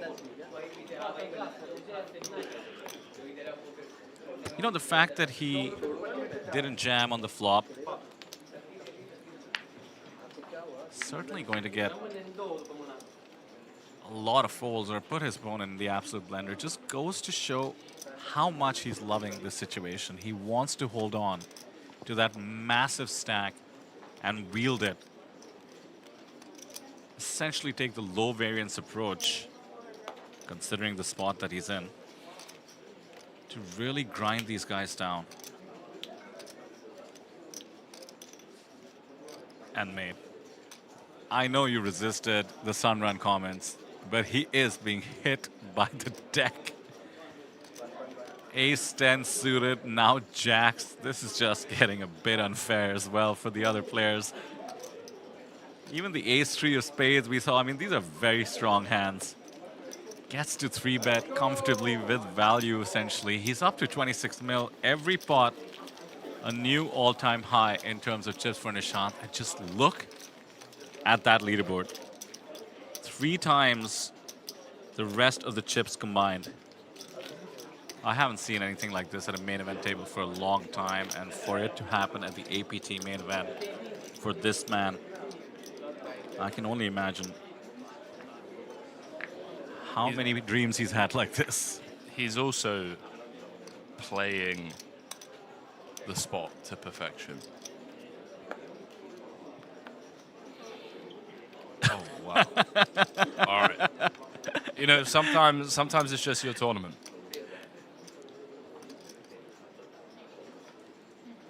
This is crazy. This is crazy. Ace 10 suited, Jackson 10s. And, I mean, Alexandra's going to fight back. Ace 8. Whoa. He is definitely going to fight back. Whoa. And the raise is big too, mind you, 2.5. Just a call. What a great sixth sense there by Alex. It's not the first time as well. I mean, how many times are you just going broke in that spot just to take a stand? He's been willing to put in way more than 20 bigs with much weaker hands. But somehow, just reading into the sizing, reading into the game flow, he really is so impressive, man. We heard others call him the best player at this feature table and the final table today. I must say, I mean, results aside, I can certainly see their point.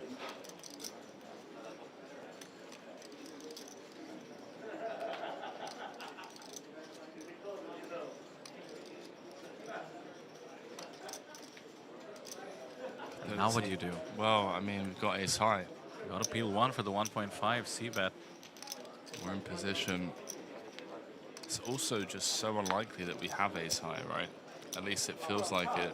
I'd expect a lot of ace high to go in.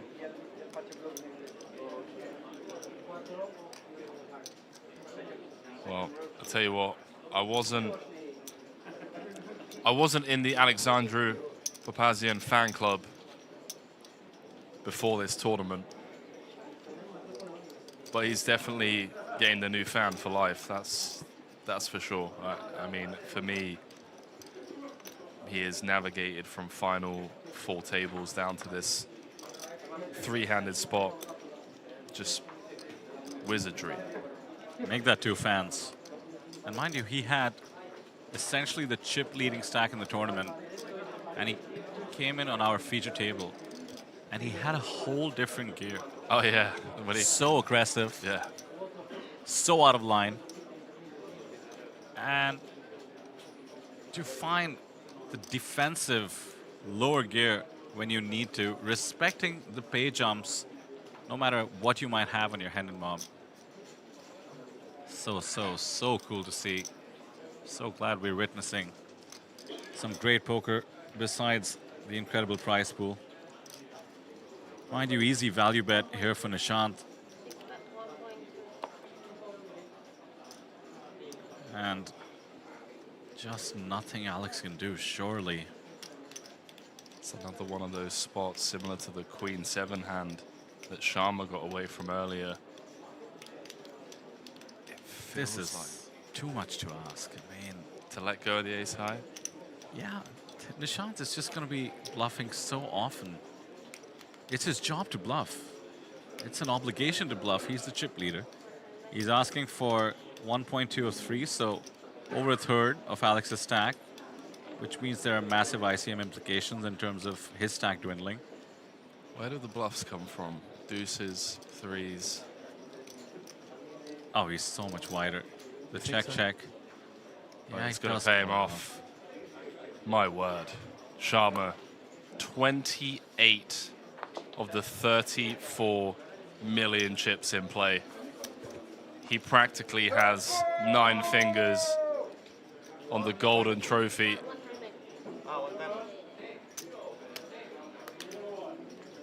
India can taste victory. I'll tell you what, there's going to be a party in Mumbai tonight if he takes this down.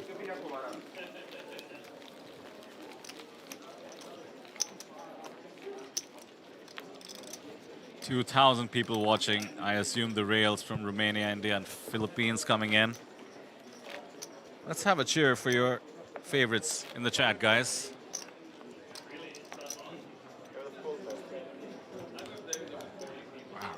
John's loving this, by the way. Let's not forget the start of 3-handed play. It was Sharma pole position. Papazian second in chips with about 32 bigs. John with 18. And it's really shifted because now, after these unsuccessful endeavors to take on the Indian, Alexandru's down to sub 10. Yeah, this is a rip. Oh, he's trapped it.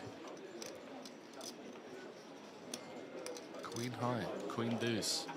Alex is trapping here, by the way. Yeah, of course. He's going to call off to the extent John decides to jam.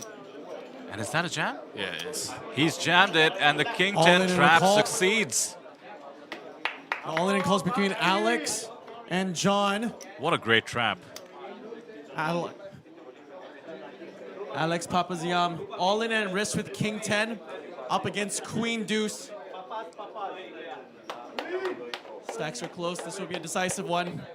Alex is ahead with King 10. Just needs to hold against the Queen Deuce. What a Julia, huge spot the for flop. both. Not to state the Flop obvious. comes. Ace 4, 5. Uh-oh. Clean, clean, clean for Alex. Needs to fade the Queen, the Deuce, or the 3. See, the turn. Put me in the background, calling for a 3. Is a Queen. John finds the Queen. Alex now behind. He needs to find a King or a Jack. For Alex's tournament life. Julia, the river, is the 4 of spades. Folks, give it up for your 3rd place finisher of the APT Championship Main Event. It is Alex Papazian. And we are now down to 2.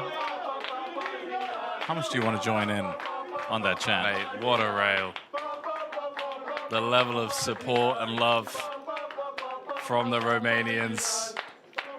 Even when he's out in third, still just showing up for him. You love to see it.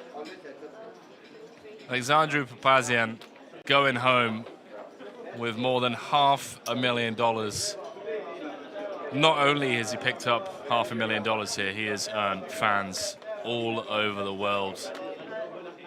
His aggression, his demeanor, his willingness to just run bluffs in some of the most savage spots with everything on the line. What an absolute hero. And unfortunately, just three-handed. He's just, you know, running into the man that we've now called Mr. Main Event. Mr. Main Event is looking to close this out. He's going to go in with a hefty chip lead, but this is heads up. The shorter stack got the double effectively. Yeah. John Costiniano will be coming into heads up with a shot.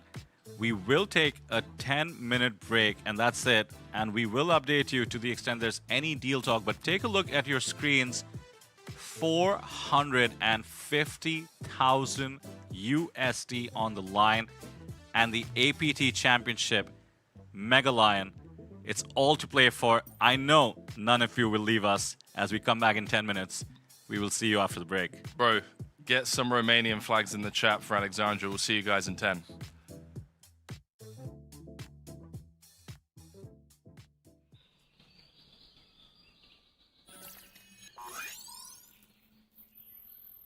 Welcome to Asia's largest online poker room. Our next generation poker software is now initiating.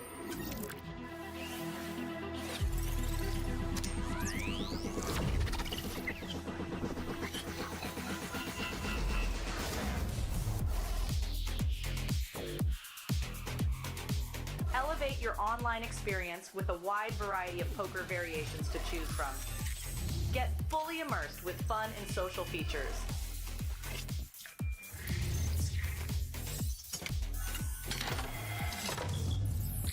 Level up your game with PokerCraft and Smart HUD.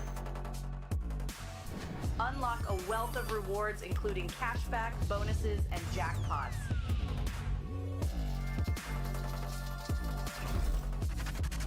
Join world-class poker tournaments featuring some of the world's most renowned brands and the largest guaranteed prize pools in the world.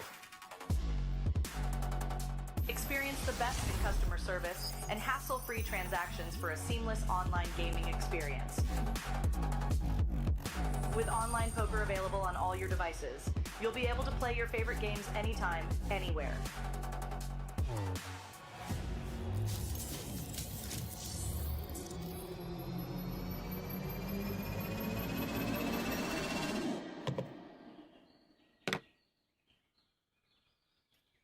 Sign up now and elevate your online poker experience today.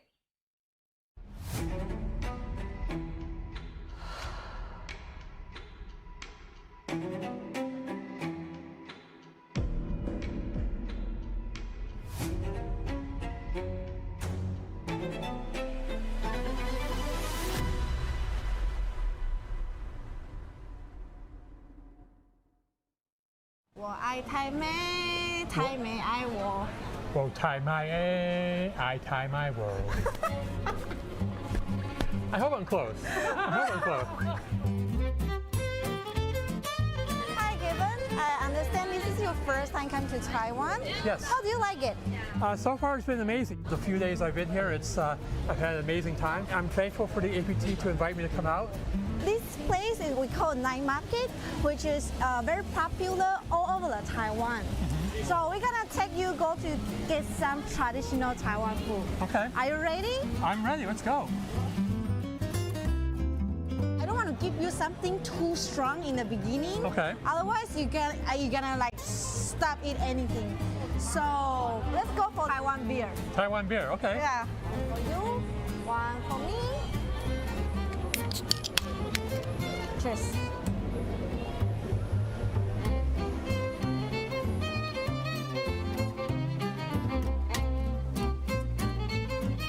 order some stinky tofu for Kevin?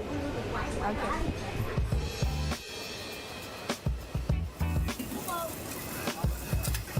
Can you use the chopstick? No, that's definitely spoon guy. You want to see me use chopsticks? Okay. All right. Well, yeah, we gotta do that. We will put in the third one. Okay. Third one. Then use this finger. Just hold it. Yeah, you get it. Okay. Let me. You want to see me try this? Yeah. Yeah. Be careful. Wow. There we go. You did a good job. Thank him. Yep. That's the tofu, the stinky tofu. It doesn't smell stinky, but I can smell something for sure.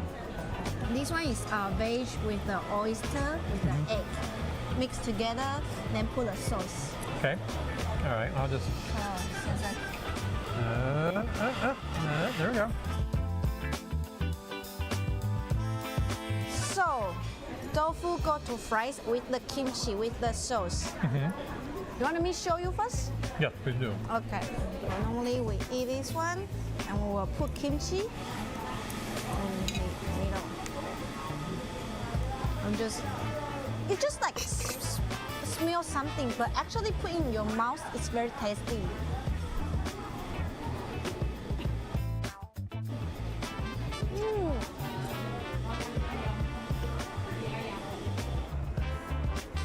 Here we go.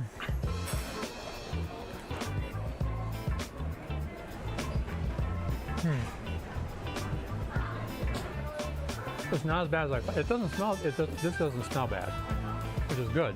I just wish I could give it a better description because I don't have one. It should taste like something, and I just can't think of what it is. It tastes like sticky tofu. There you go. There you go. Pork rice, oyster omelet, stinky tofu. Pork rice, number 1, by a mile.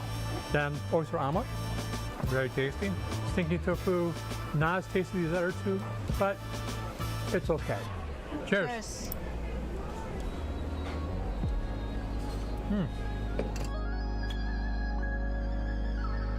My impressions of the APT, in the few days I've been here, having so many tables running, having over 100 tables running at Red Space in Taipei, it's a little crowded, but it seems like everything's being run really well. The tournament staff has been great. In the region, APT is definitely the #1 tournament brand. If APT continues to progress, they will be in the same conversation as the WSOP. We at the head of the mob, we definitely are aware of. There's a group of players that are we call them flag hunters, and they basically travel all over the world to get that flag. It's sort of like people who collect coins, people who collect stamps, people who collect 10 mob flags. So I think there's definitely a group of players that like to travel and play poker. So the flag hunter leaderboard is definitely a way for people to sort of do two things at once. They can see other cultures, see other countries, play poker, hopefully cash, and then just collect as many flags as they can. I want to make you more close with the Taiwan's culture, so I would like to teach you Taiwan song. Okay. 我爱台美，台美爱我。我爱台美，台美爱我。So it's basically the reverse. 我爱台美，台美爱我。我台美爱台美我。I hope I'm close. I hope I'm close. 我爱台美，台美爱我。我爱台美，台美爱我。There you go. See, enough times I was going to get this right. Do you want to know what? Yes, I would like to know. So, 我 means me. I means love. 台妹 means Taiwanese girl. I love Taiwanese girl. Okay. And the last word is 台妹爱我. The Taiwanese girl love me. Oh, okay. I'll see if I can get one that will love me. For sure. 我爱台美，台美爱我。 I got fired and I decided to go all in on poker. Hi, my name's Daniel. I'm from Vegas. I got fired and then I decided to go all in on poker and take all my savings and go to Vegas for the World Series. What made you decide on this extreme decision? I mean, I've always been preparing for it. And then once I got fired, I had to decide what to do. And I always had, I guess, the confidence that I could make it. So I just took a shot. First, I started down like 30K, maybe like 30% of my net worth.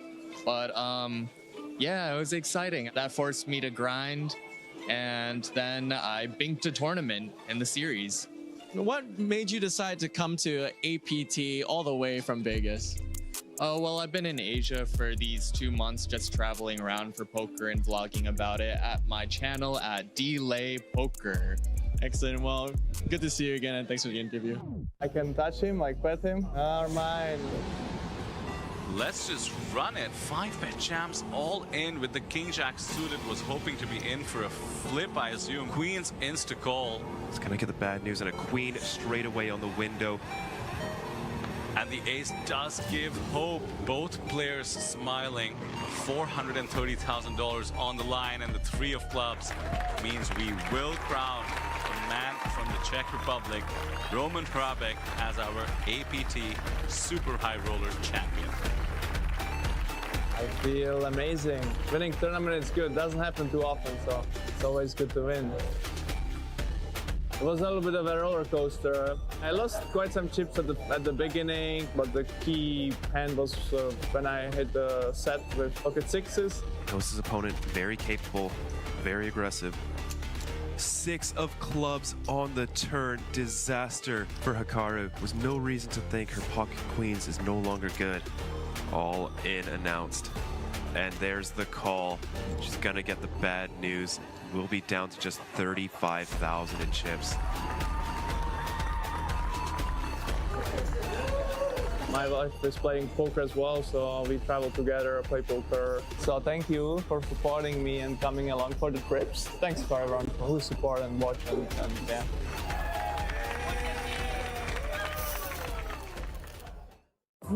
Breaking news, the inaugural Natural 8 Cup Championship freeze-out event has exceeded its guarantee, raising the prize pool to a whopping 39 million Taiwan dollars. That's over 1.2 million USD. What drew you to play the Natural 8 Cup Championship freeze-out event? Well, it's a freeze-out, which I think is super fun. I always like freeze-outs because it doesn't give people like me a chance to be in for 12 bullets. You know, a little healthier for the bankroll, you know? It's also got a really deep structure, which is super fun, and a ton of money up top. So what could be better, you know? You only have one buy-in, so that kind of makes the game different. You can't just shove it all in and gamble, and you really have to, every chip matters. 打 freezeout 就可能就多一点技术，然后就可以自己小心一点啊，你要去学啊。フリーズアウトはやっぱり飛びたくないっていうのがあるんで、結構みんな痺れるような場面が多いです。So I think freezeout event is more fair for everyone. Everyone have only one chance. Shuffle up and deal. Alright, we have an all-air call on table 88.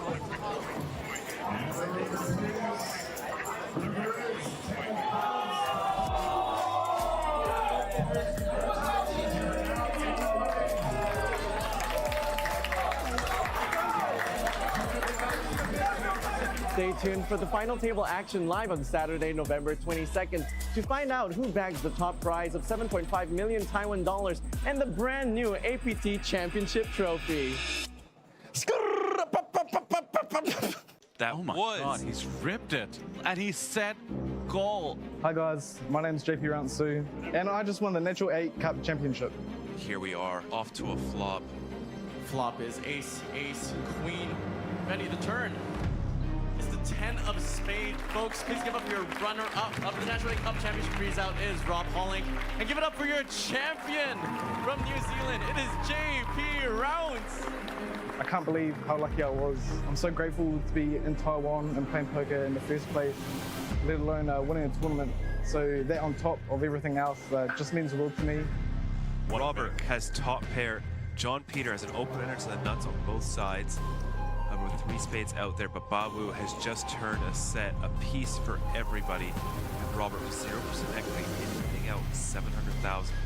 And I know the small blind was a very aggressive player, so I decided to call my jaw and hoping if I broke that I could bluff the river and not expecting the button to have much. But to my surprise, the button actually overcaught. And at this stage, I was a bit in shambles. And it comes the 7. John Peter makes the straight. And the small blind checked, and I bet $2 million for value. Full stack of grays, that's 2 mil. And luckily the button caught me and my hand was good. What a comeback here by JP. 10 million crossed. And that hand gave me the chip lead going to 300. This year and last year have been a little bit difficult for poker for me. I'm really finding myself and the difference between poker life and normal life routine.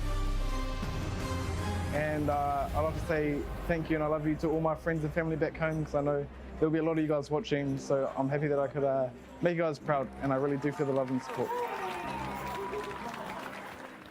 当警察你赚比较多钱，还是当职业扑克选手你赚比较多钱？大家好，我是 Polly， 我来自台湾。那现在是位全职牌手，另外我还有在做扑克的 YouTube。那有兴趣的话，可以到我的频道看一下。我们听说你有一个很有趣的背景，你可以跟大家稍微讲一下吗？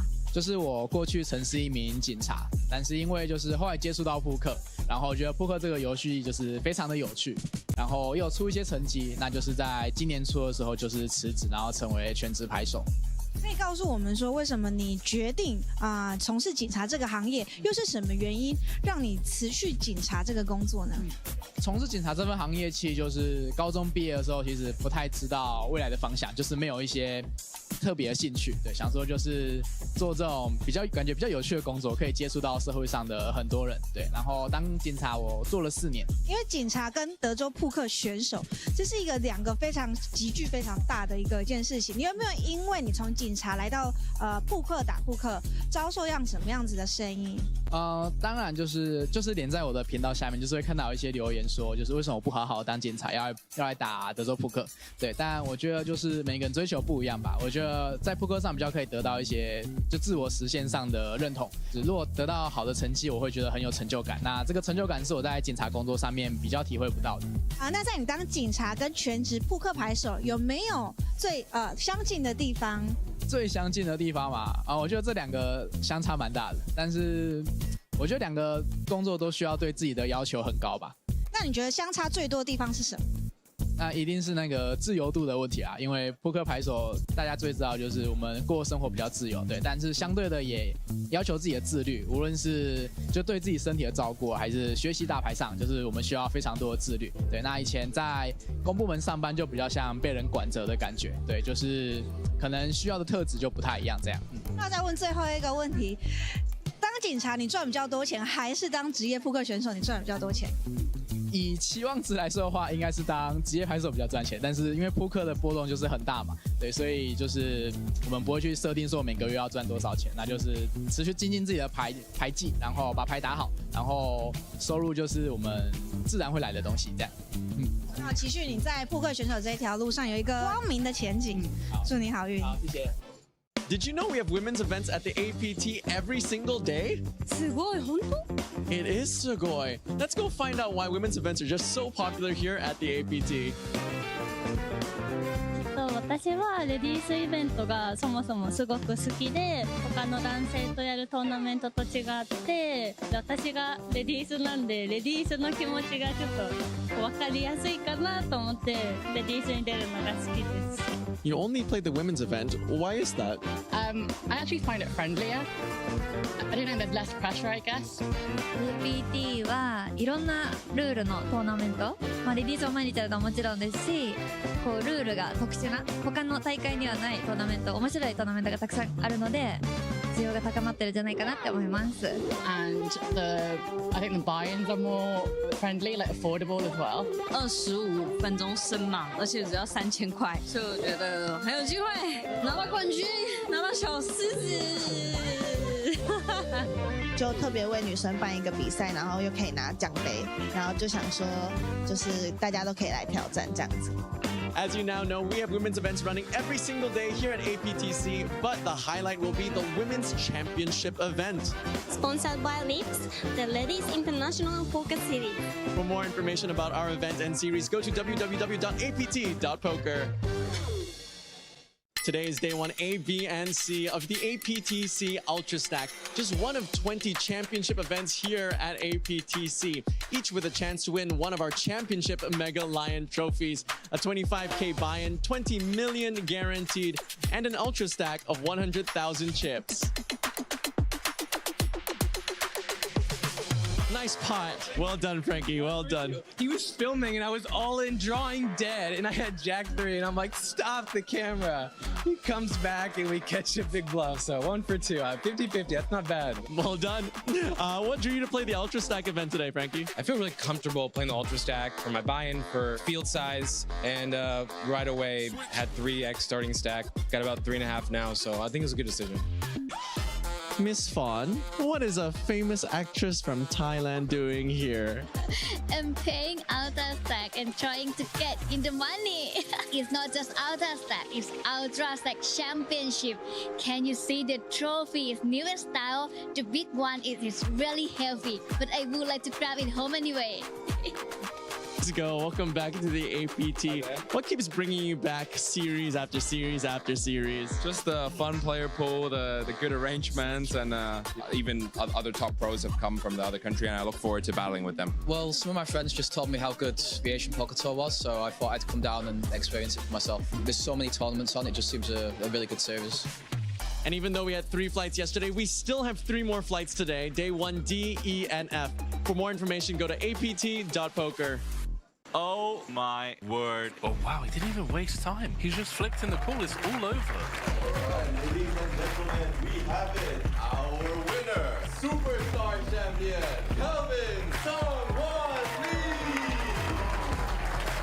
Oh, I would like to dedicate to my mom, which is over there. So this is her second or third time seeing me play. The first time she saw me play was back in APT tournament, and she came for the final table, but I got second. But now she's here and then I got first, so that's kind of cool, right? I was in an interesting spot where I was chip leader for the most of the day, and then something happened. And the 10 means we have gone from worst to first. Daniel Nielsen is the new chip leader here at the Superstar Championship. So I had to kind of adjust my mode of thinking. And then we started heads up. I was down 2-1. The splash of color, that is Daniel Nielsen, going from 5 bigs all the way to a massive chip lead, going to heads up, 2-1 almost. We are playing for that glorious trophy. It takes a lot of luck for sure, getting hands. And just to be able to catch the good cards and calling down correctly and then take the lead. Calvin calls it off, and Daniel, with the cheeky smile, reveals Calvin Lee has 90% of the chips in play. Daniel Nielsen down to 5 bigs. And to be able to come back from that as well, you know, it's really nice. This is the biggest event that APT has had, just to come to the championships and to win it against a pretty tough field too. When you win a tournament, it happens so rarely that you kind of appreciate it. So, you know, I feel very fortunate to have done it twice this year, and very enjoyable. It's amazing. It's a lion for a lioness. Meet the final 9 player of the very first APT Women's Championship. Actually, I play women event a lot. This tournament is big trophy, so I go for it. Before I came here, I hated to play with women's on table. But now, yeah, after this, I prefer to play with women's. I don't know. It's the feeling, I guess, it's different because in the Netherlands, you only have men who play poker. 女生其实还是有一点不一样，但是很难用言语说出那个差别。对，但是我觉得女生还是很多会靠感觉打牌的，所以你也要感觉要跟得上他们。It's really fun to have lots of people from like different countries. Really tough competition.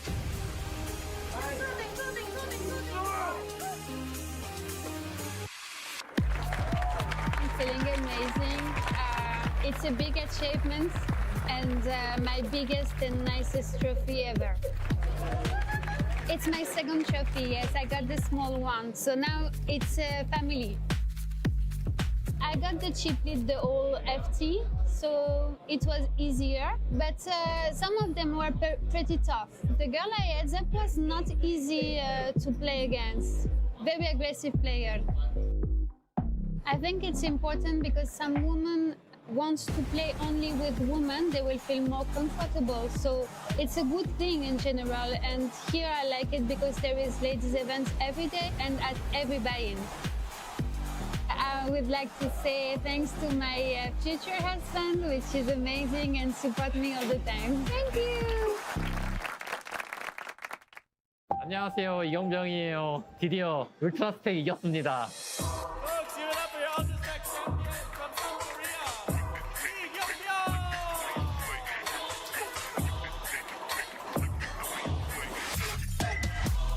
일단 런이 너무 좋게 깔려가지고 기분 좋았고 그냥 계속 평정심을 유지하려고 노력했어요. 그냥 계속 게임에 집중했어요. 그냥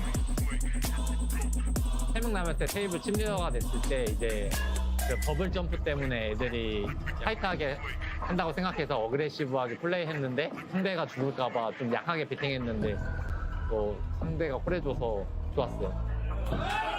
All in and race for its last 3 big blinds. Is 5-3 option. The river ace.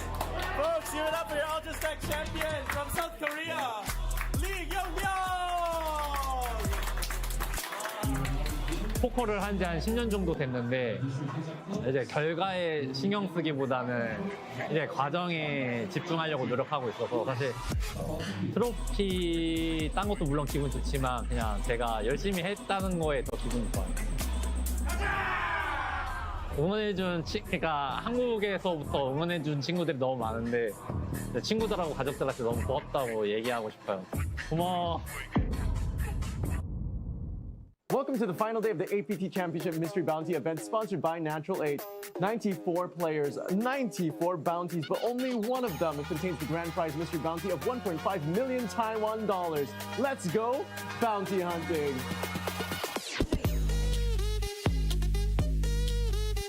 Feel money, pick the bounty, any bounty.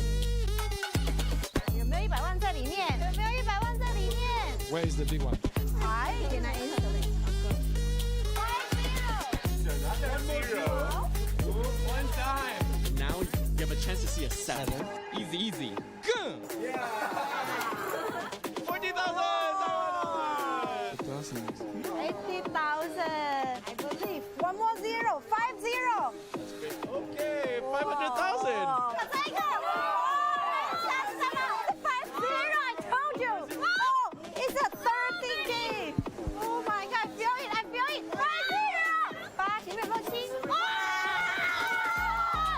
哎呀 ，Yeah, nice. I don't know. It's a 50.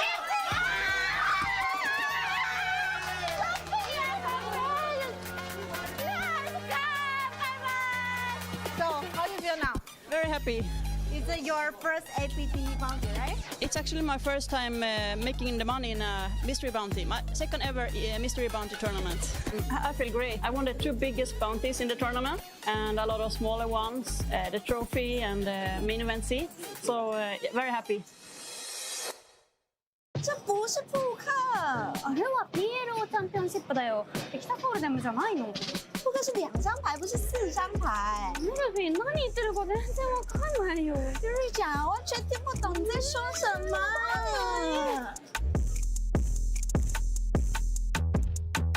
突破 PLO 买入纪录 ，PLO Championship 买入10万台币，冠军将带走190万台币，以及 APT Championship 席师奖杯。到底谁会拿下 PLO Championship 冠军呢 I like to gamble. Poker more gambling. Because I love playing PLO right now and it's a lot of fun, way more action, so really enjoyed it. Tournaments, PLO tournaments, you have to be pretty tight. Got some aggressive loose players on my left, so you know I've got to be careful and navigate correctly.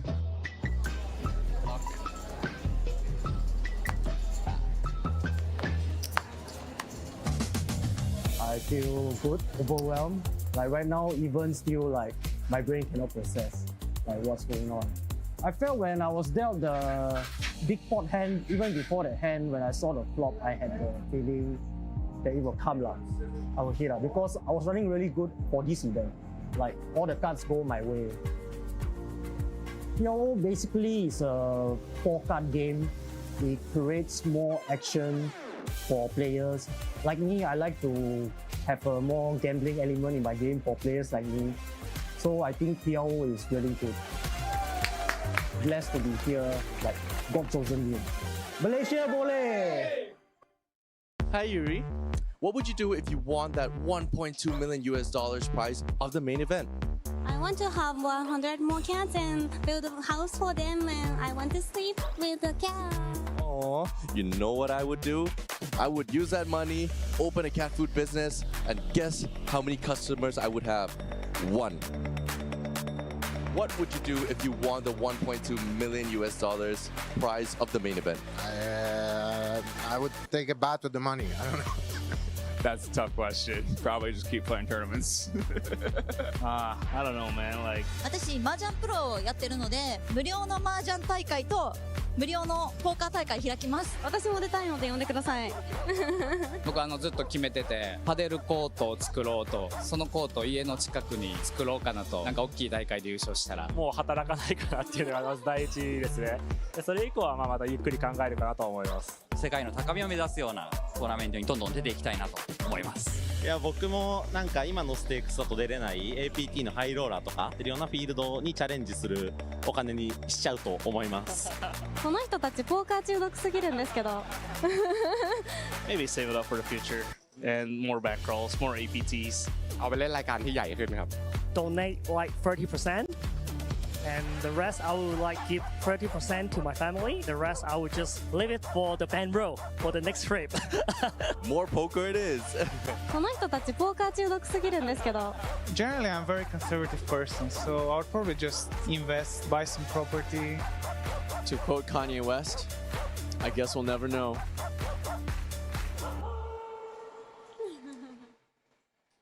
Sorry.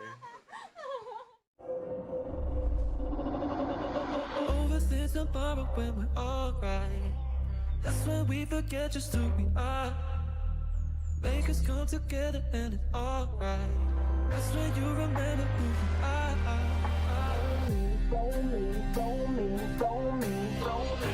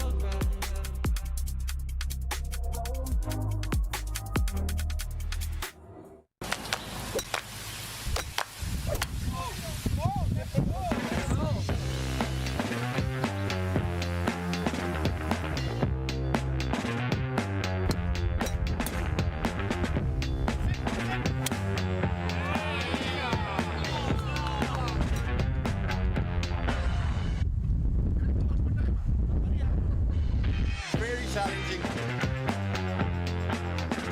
What a day to be golfing, for sure.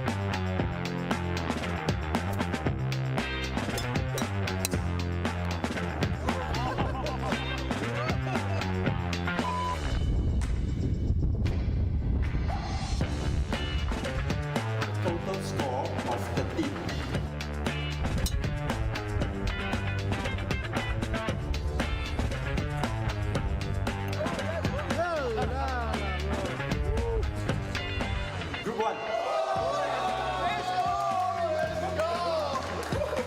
Team event, lucky draw, get some good players, carry our heavy ass and win a trophy. Worth freezing and suffering. Yeah.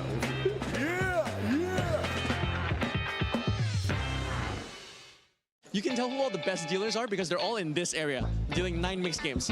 That's one of the best dealers here. That's one of the best dealers here. He's one of the best dealers here. Him too, him too, him too. And welcome to the Mixed Game Championships. Can you name all 9 variants you're playing today?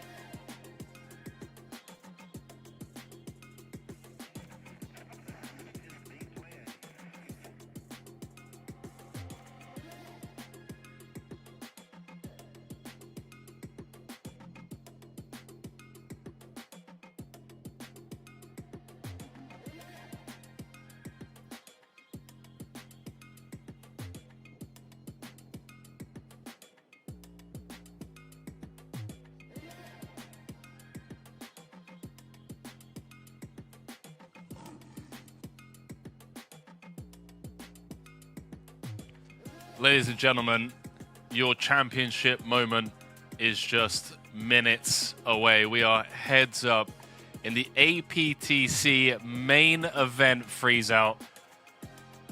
How about it?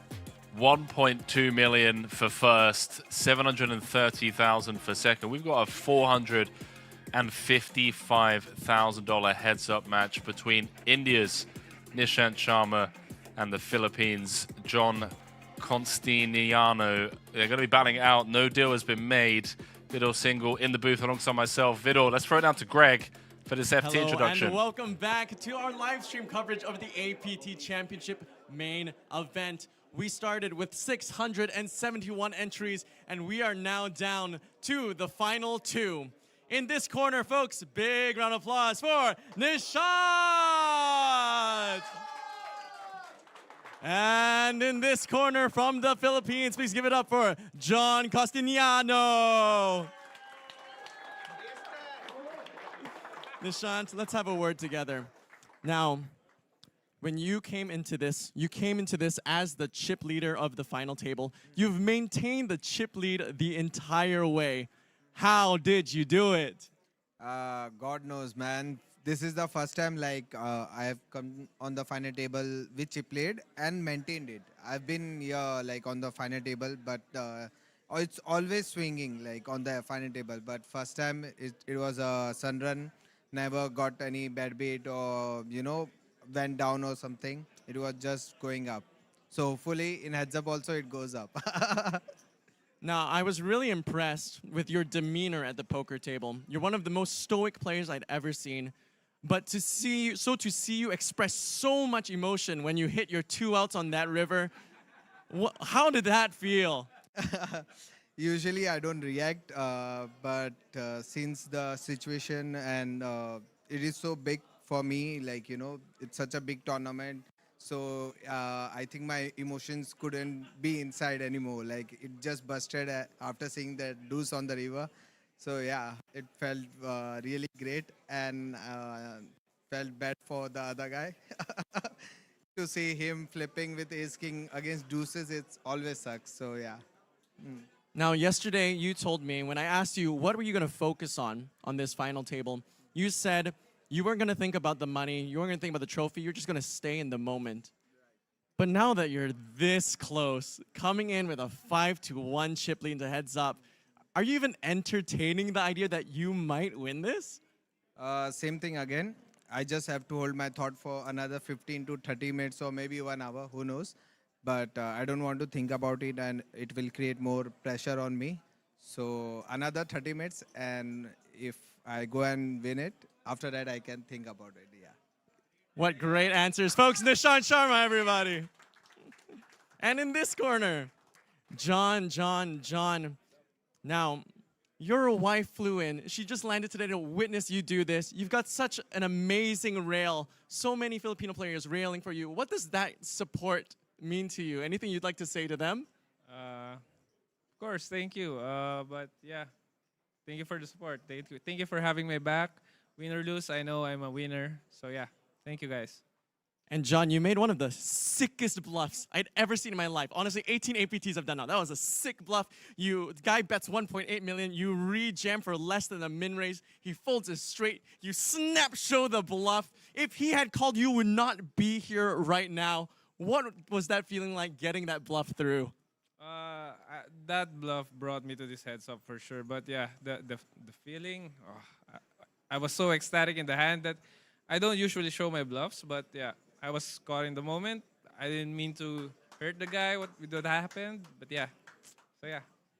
Now, coming into this heads-up match, you do have a 5-1 underdog right here in terms of chip stack. What do you need to do and focus on to win this? Shanti's a really good player. I just have to, I guess, play my range as well, and let's see what happens. And we will see what happens. Folks, please give it up one more time. Big round of applause for Nishan Sharma and John Costiniano. Dealer, please shuffle up and deal.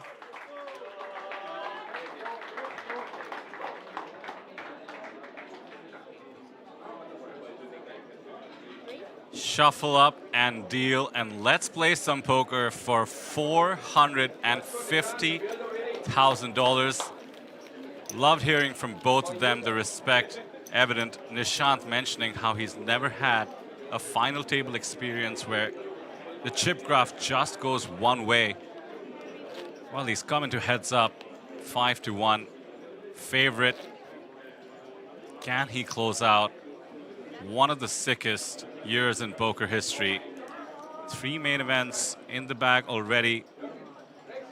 This one, the largest, the most prestigious. The Mega Lion in the middle. Dude, if you weren't already a Sharma fan, if you weren't already a Costiniano fan, how could you not be after those interviews? I loved what Nishan had to say about staying present and in the moment. And even though he's this close, he's not thinking about it. He's not thinking about the top prize or the trophy. He just wants to play good poker, stay present. If it takes him 15, 30 minutes, 60 minutes, 2 hours, whatever it takes, he's going to enjoy every step of the way. What an elite mindset. Got to give it up to John as well, man. I mean, he mentioned the bluff, gave a shout out to his fans, gave some props to Nishant. And we could be looking at a quick one here, Henry. Jacks versus Jack 10 of diamonds. There are flops where that's all she wrote. Yeah, 1.6 million in the middle already. Oh my word. Oh my goodness. Oh my goodness, is this a one-hand affair for 450K? 1.6 out there. SPR 3, I mean, it seems a little bit high for all the money to find its way in the middle. But you don't know what John's strategy is. Like, maybe coming into this, he's just said to himself, okay, I'm 5-1 chip deficit. I need to come out all guns blazing. Plays super aggressive.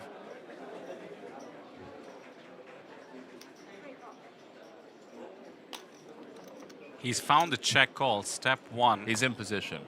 Oh, pardon me. Yeah, he's called in position. And now the 9 of clubs, 2.6 in the middle, 4.4. Any bet here from Nishant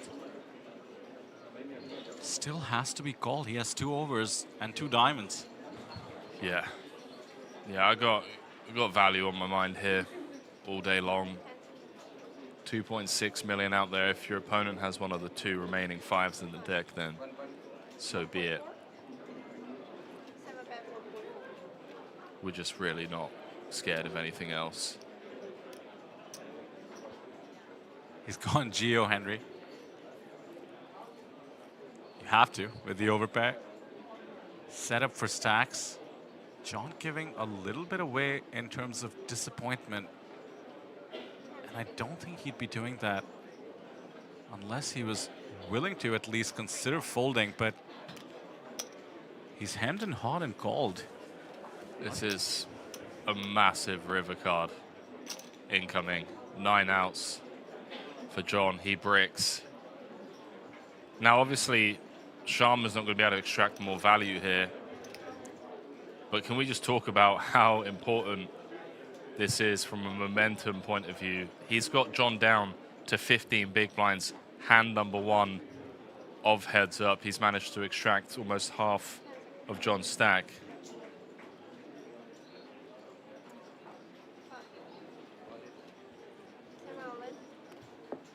There's the jam. A quick glance over just to make sure, you know, the snap call isn't there. This is just posturing, of course.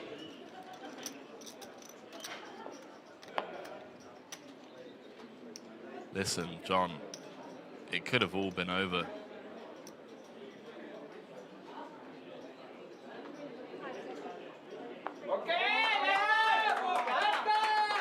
That's the Indian rail, no doubt. To the left of Nishant. And John sharing what he had. I don't know if I do that with 450K on the line, but these two have been sitting next to each other all day. Friendly. As friendly as you can be when you're playing for 1.2 million and the APT Championship crown. Wow. 152 bigs to 15. How much can Nishan taste it? Giving nothing away. John trying to extract value.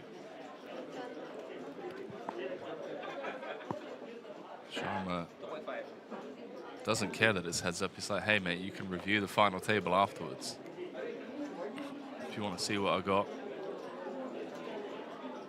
And we're at that stack depth, Henry, where we can be in all-in or fold territory, and Nishant will happily take the spin. And no doubt, John will as well with the pair. All in and a call.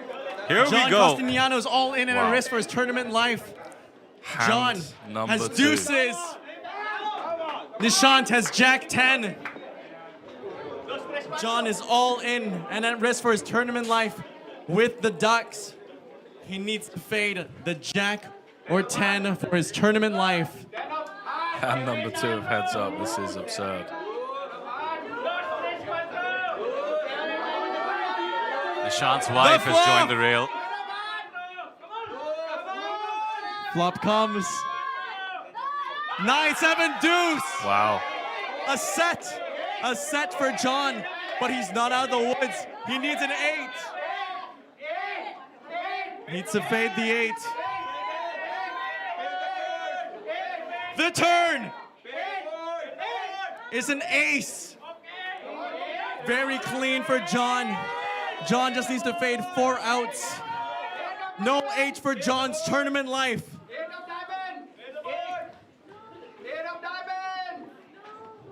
Bella! It's the Queen of Spades. Double up for John. The show goes on. The show goes on.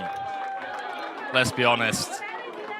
An event like this, not deserving of a 2-hand heads-up battle. I want to see this one drag out. Oh, I agree. This is what we paid the front row seats for. 5.7 to 28. Pretty much still 5-1. Let's see where this goes.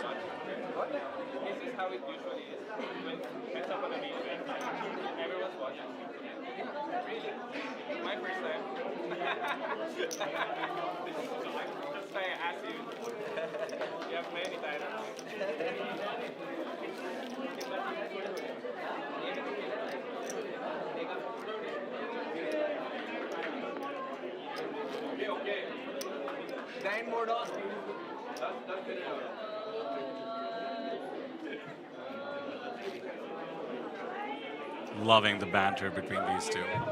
Absolutely loving it.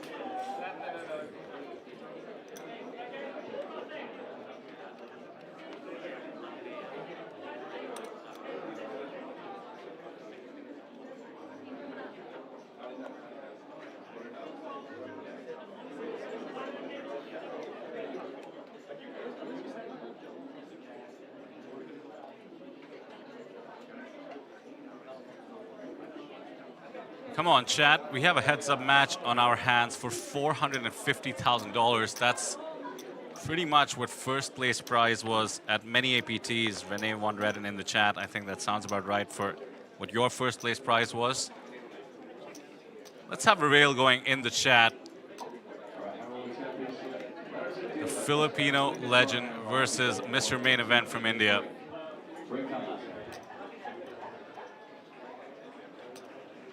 Sharma's going to find a way to win this hand, most likely. Can find a lead on this turn.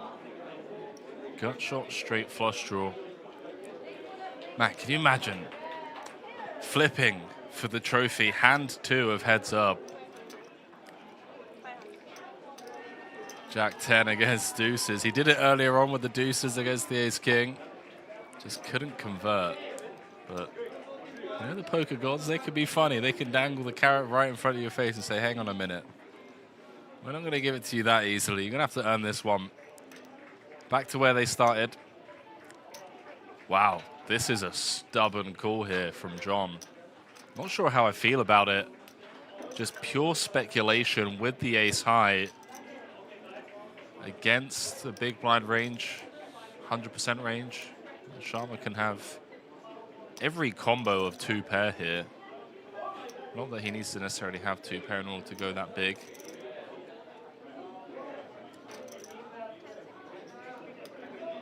And yes, just to reiterate, there was no deal made. How gangster. Let's just play for it all, they said.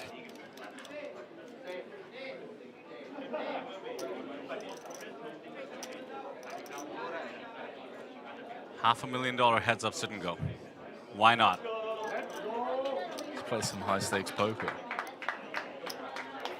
You see Sharma kind of squint there, eyes pierced. It's like, this guy really just, you know, pulled 85% pot probe on the turn with naked ace high. Okay, maybe some adjustments in strategy needed to be made. That's a very sticky turn call. You're spot on, Henry. Nishant will be adjusting. He's not a theoretical player, mind you. Famously plays on his instincts, and who can argue with the results? Mr. Main Event for a reason. So giving him that information with the Jack-10 flush draw reveal, that was verbal. Now the showdown with the ace-high sticky call. This is what Nishant makes a living on, in this case, trying to make a legacy on. And perhaps the instant adjustment with the King-7 limp. We're a few hands into heads up. These two have no idea what heads up strategies each other will be employing. Nishant wants to make it a lower variance affair of all of a sudden. It's important to track the stacks. 1 double up, John's up to 12 million, Nishant 21, not even a 2-to-1 chip advantage, so far from over. Strap in, folks. 1,800 of you watching on YouTube. I'm sure a bunch more on Facebook, considering the online and now live Filipino legend, John Costiniano. Heads up for it all.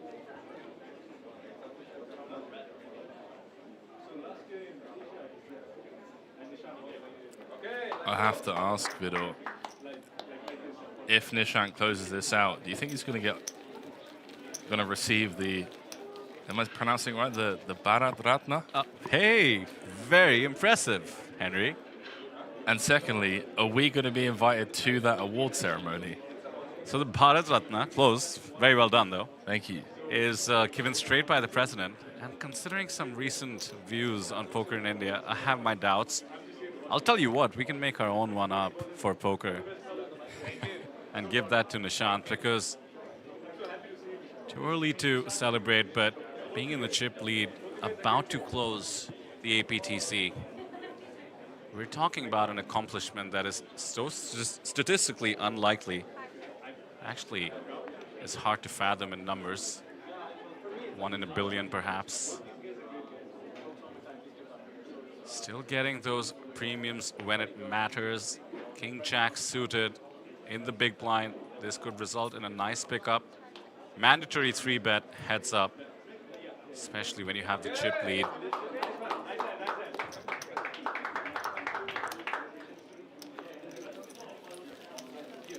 For those of you watching from India and haven't bothered to think through the conversion in your head, Nishant is playing to win 10 crores. The old 10 CR poker tournament.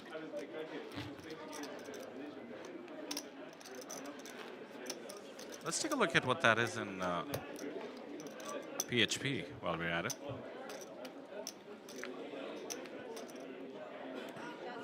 $70 million Filipino peso. Is that it?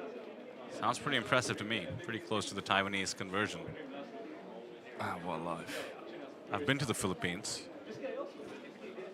I think it's pretty hard to spend $1 million Filipino peso, much less 70.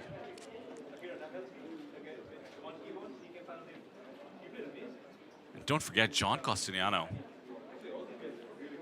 did get the bronze at APT Manila almost exactly a year ago.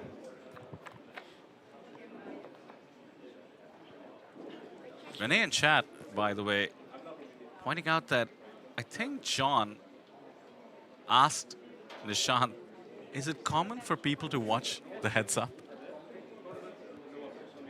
confused slightly at the rail, just soaking in the moment.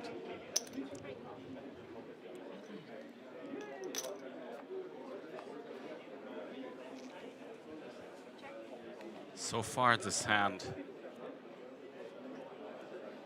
once again displaying the stubbornness that John has brought to the fold. I mean, he's got a piece. He's got a piece. Yeah, it's tough to make pairs. And with Nishant having no piece, decision to bluff or not, and the four-liner comes in, opening the door to a steal worth tens of thousands in equity. You think he's going to hit him with the old B200? Did he? He didn't open button though, right? He limped and then stabbed flop. So yeah, and so far from what I've seen, it doesn't seem like his style. And think back to the adjustment you mentioned. If he thinks John is being sticky, maybe trying to risk fewer chips as opposed to giving John a shot back into this match. 400 is just too little. You have a pair heads up, despite the four-liner, getting fantastic pot odds. I mean, considering this man put someone into the blender with an 8-1 pot odds situation where he was actually bluffing, I think John knows to call this one off. But the climb up has begun. Started 5-1, now 4-1. yeah, at peak, Sharma had a 10-1 lead.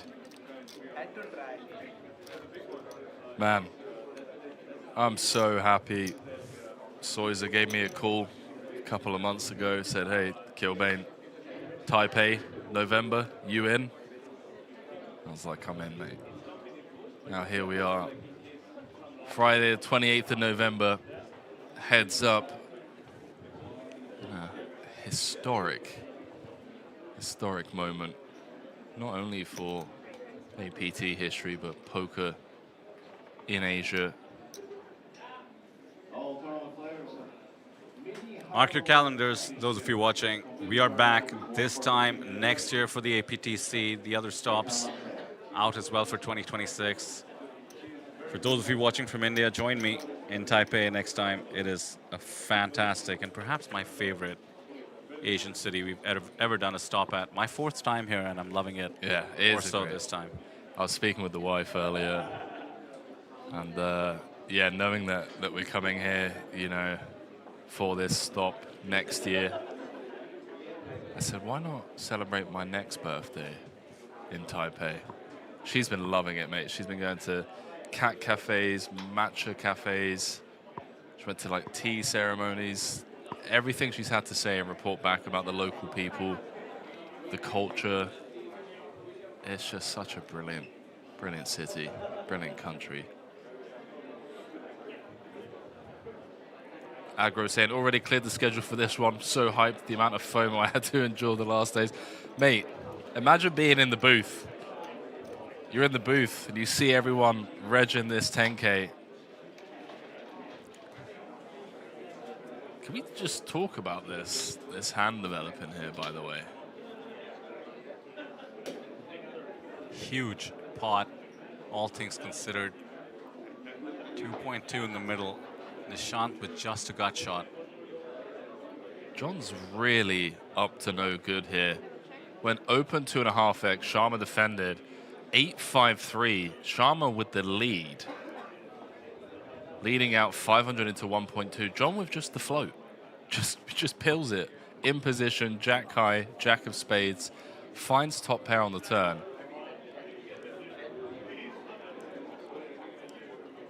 You don't need to be cautious here. This is heads up and you have top pair. Try to get it in or extract the most you can. Starts with the 1 million with the double flush draw board. Pretty low sizing, all things considered, giving the right odds to any hand that had a decent draw. Nishant has the old 9 high rather, gut shot.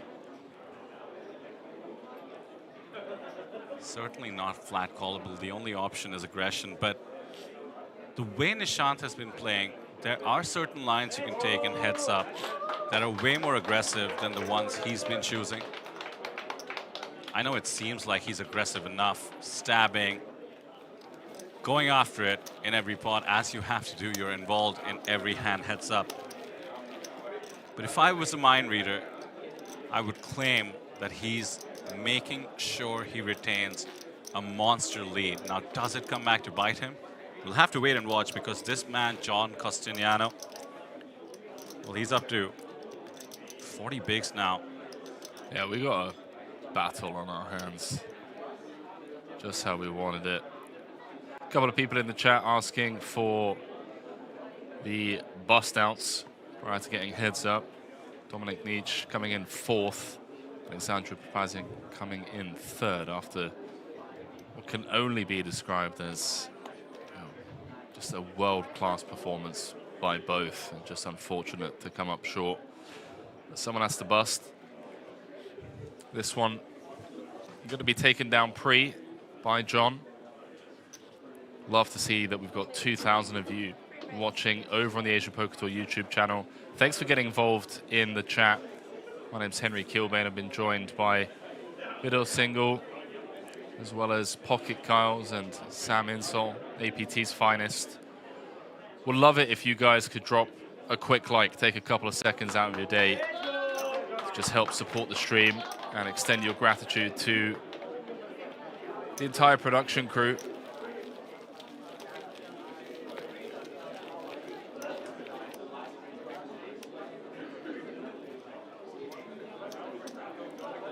Would be greatly appreciated if we can get up to 250 likes by the end of the stream.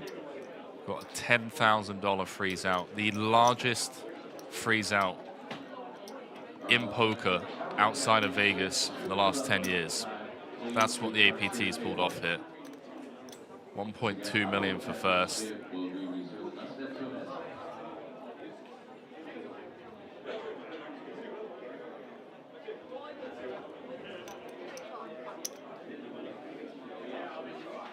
Every hand here comes with heft and the potential of 450,000 US dollars. In the case of John, it exceeds his lifetime earnings. In the case of Nishan Sharma, over 2x his largest cash. Mr. Main Event himself, but this is a whole different breed of main event. The APT Championship. Now these ballers who just said, let's go, no deal. I mean, they must really think they have an edge heads up, but if both of them think that way, who's correct?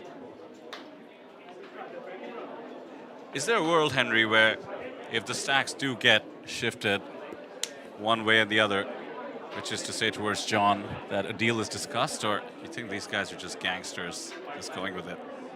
I don't care about that. Is there a world where you and I get invited to a party in Mumbai in the next couple of days? That's what I want to know.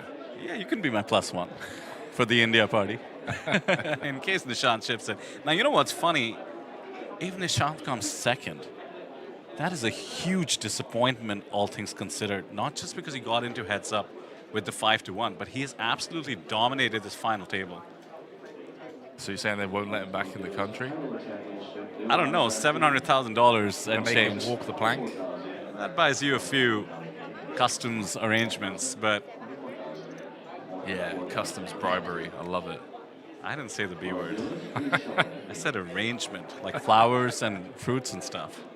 Have you ever had, you ever been, taken into a room? Nah, I have the right contacts. Yeah. Hit me up next time you're out. Poker players, you do get targeted sometimes.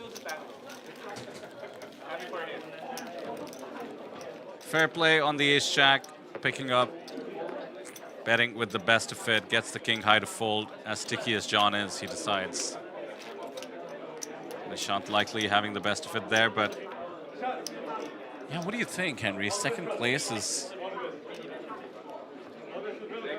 it too disappointing at this stage to consider? No, definitely not. I mean, 730? 730,000, a career best score for both. I think it's more so the fact that he had a 10-1 chip lead at peak. Money went in with the Jack-10 against the deuces. Now he's got his work cut out. We could be here a while. I certainly hope so, just like you. What about you, chat? Do you want to see a long one? Oh. Oh. There was a delayed tank before checking by John. He was really observing Sharma, maybe just trying to pick up on any kind of tell that perhaps the limp on the button was trappy. What a beautiful development for John Nico. Checked back, 2 clubs on board. Sharma drawing nearly dead. Runner, 2 pair needed. Turn makes it official. A club would have been a near guaranteed double up. And equal stacks, if that was to be the case. It could still occur. Any flush heads up is essentially the nuts. So with 1 card to go, Nishant decides for the pot control, wants to realize his equity. Little does he know he had none, and none comes in.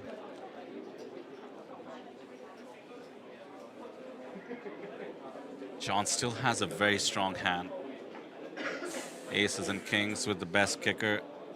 Pretty much always going to be value betting. Pretty much always ahead in terms of the check back range of Nishant.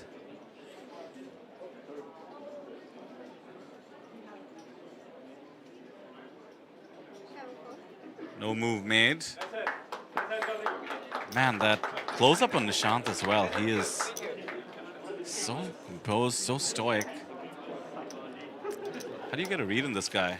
John, on the other hand, happy-go-lucky, chirpy, and smiley. Sure, but his stoicism coming in a slightly different way. I think, you know, props to John as well. His table demeanor, he had a really rough seat draw. Let's be honest, I think he had the worst seat draw at the table. You know, when he was in the big blind, he had Dominik Nitsche in the cutoff.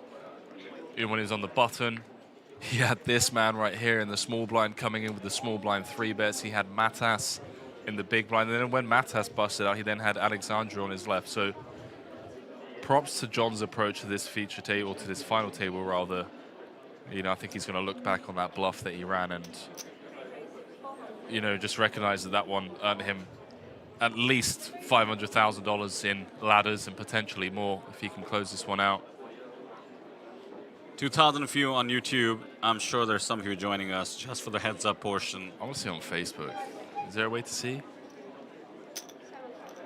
Yeah, let's open up that Facebook live stream as well, and Twitch, where we always have some support.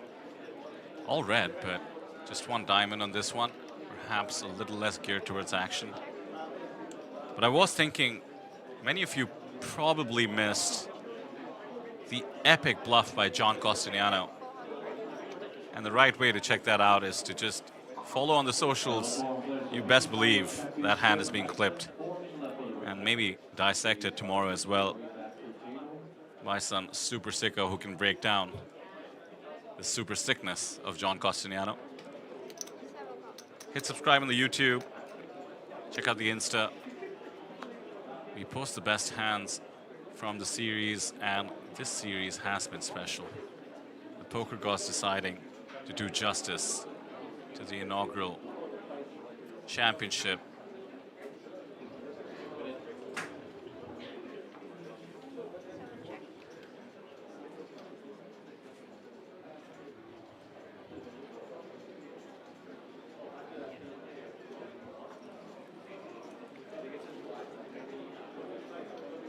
Equity for John in the form of the straight draw. He doesn't know it, but his pair outs live also.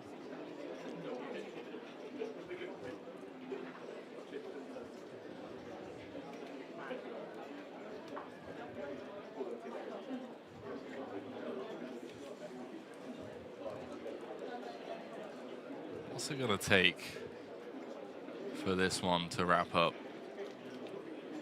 How do you guys want it to end? You're looking for the all-in pre-flop 50-50, maybe 60-40. Are you looking for the ill-timed hero call? The incorrect cooldown? Or are you looking for a bluff gone wrong? Let us know. I feel like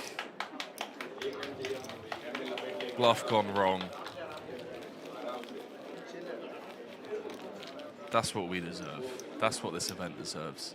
It's like a savage bluff. Your opponent goes deep in the tank, multiple time banks, and then just, you know, the sigh call after 4 time banks. I don't want to see it go in like ace king against jacks or something like that, you know. Well, you say the word savage bluff, and my mind pops up the image of John Costiniano. So I know the candidate.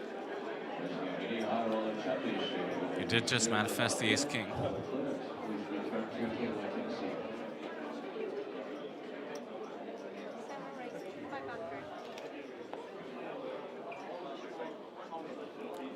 Well, no jacks though.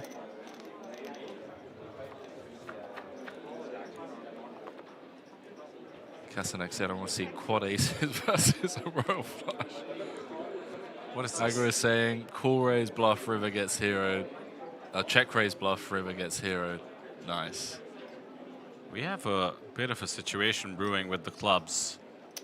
The 8 deuce defense, John clearly fearless and confident in his post-flop ability.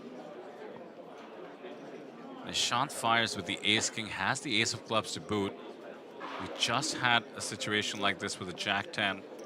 In position, John did not raise, wanted to realize now the way to make the most of the flopped equity is to find the check raise, and Nishant might have too much of a hand here. He's going to be ahead so often against all the stabs that John might take. He is ahead, as it turns out, with the ace king, but in terms of equity, it's a flip.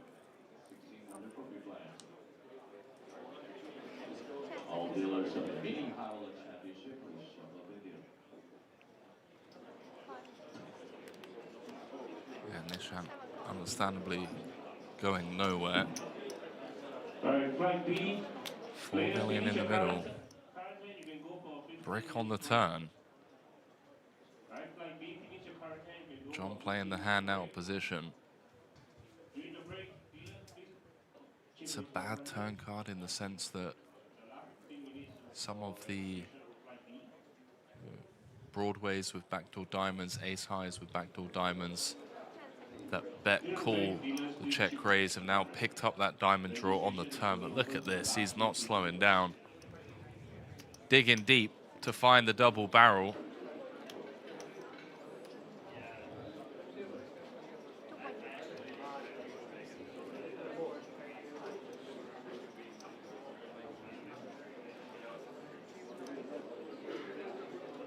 I think Sharma has to find the call here. These boards just get attacked so often by the big blind. So many gut shots. Flush draws, does dig deep. Oh man, is this exactly what we just scripted up? It could be. I don't see John backing down. If he misses, and missed he has, but to your point, Henry, the backdoor diamond does come in and could be a big part of Nishant's continuing range in John's head. Yeah. Oh, he's eyeing his chips, and if he can pull the trigger, find the cojones, which we know he doesn't lack. He's gonna give up. He's given up. Sharma going to be happy to check this one down. Probably believes that John has some kind of showdown. 29 million. That is a huge, huge brick. That's the Indian Rail. Kunal Patni, Akshay Nasa, Sri Harsha, all participants in this very event cheering on. Wow. His wife, mind you, standing next to them. Imagine the nerves, man. If you don't play poker too much or you don't understand it too much, no matter how big a chip lead Nishant has, you have to be nervous with every decision. Seems to be holding up just about okay. Man, I don't even know if John jams if Sharma folds, you know. Like, Nishant could find the hero call. John down to 25 bigs. Also, let's talk about, you know, if the river's like a 5, a 6, or a 3, some straight completing card, he finds the triple barrel, then perhaps we do see the fold. But how about, you know, just getting there? The club rolls off, the 8, the deuce. All of a sudden, we've got a 20 million versus 14 million heads-up battle. That's a great point. The sun run can take so many forms. Sharma's jammed. A little bit too much for John to call here, I think. Queen Jack suited. Probably makes it in. What a shift in momentum. He said in his interview he's not going to get ahead of himself. Not going to start, what's the old saying? Counting his chickens. That's right. They've hatched. Just going to stay present, enjoy the moment. Counting the butter chickens before they hatch. There we go. And if it takes 15 minutes, 30 minutes, an hour, 2 hours, whatever it takes to get the job done, he just wants to enjoy it while he can, and then worry about the 1.2 million, the trophy. Oh the my accolades. goodness. Kings Look at on this, the button. Henry. Kings on the button.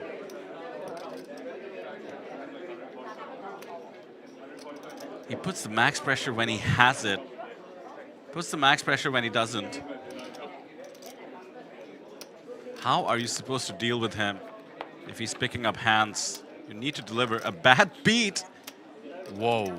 I could not have timed those words better as it comes 6-3-3, limped pot, mind you. And here we go. John will start building. If he knew what Nishant had, he'd be dreaming of Vegas in the Mirage right now, because this is a prime setup for a double up. For now, Nishant just makes the call. There is a world where the pot remains too small to get it all in. Queen of Hearts presents a world of other opportunities. Backdoor heart draw comes in with the King of Hearts. That is a spicy turn card, to say the least.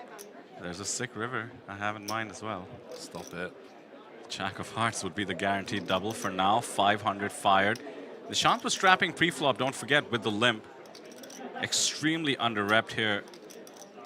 But with John taking the lead twice, you want to keep all the bluffs in. You have the King of Hearts, so you're not worried about a heart rolling off. Not much for him to do, but just call. Well, never mind. If he's under-repped, he wants to get more chips into the middle. He does not give John credit for a 3. Yeah, credit to John as well, because the way that he's played this has made a non-believer of Nishant for that exact reason. Man, John is one card away from being back up to, what, near 10 million. Should he double? Or is this one of those cheeky raises from Sharma to then check back a lot of rivers? Or is he just looking to get all the money in? All in from John, not worried about the flush. And Nishant surely will call it off. There we go. Wow. 9.2 in the middle. Is all in and at risk on the turn. He has tripped threes, Jack, Queen, Kicker. He's up against pocket kings. Sharma's He needs trap. to fade a heart or a Getting king. punished. No heart, no king for John Behind the Costiniano's poker tournament gods. life. 20% of the time, the trophy's going back to India. Bella, the river. Is John going to find the double? Is the ace of hearts. Wow.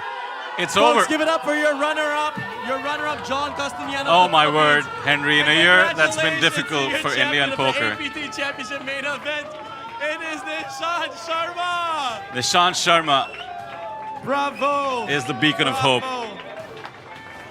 Well done, mate. Congratulations, Nishan. Nishan, you're the only player who told me coming to this final table, you weren't thinking about the trophy, you weren't thinking of the money, you just want to focus in the moment. The moment is here right now, bro. How does it feel?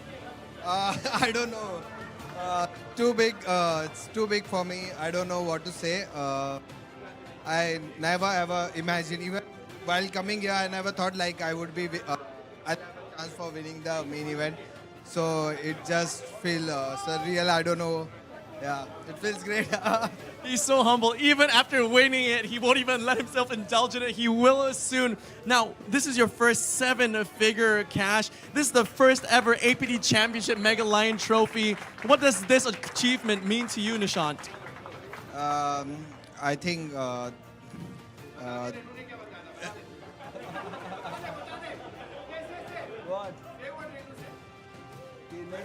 Okay. Yeah. That's always my wife thing, you know, like she doesn't care about the money. She's always like, I just want the trophy. And obviously everybody knows how good looking the APT main event trophy is. So I'm happy. Now she's also happy. And I'm also happy with the money, you know. So we both are happy. He doesn't care about the money. That's why he said no to ICM Chop. Lastly, what are you going to do to celebrate? I don't know. It's up for the boys to decide what they want to do. And let's see. Amazing. Okay, well, take this trophy in your hand, lift it up. Folks, everybody, one more time, it's Nishan Sharma!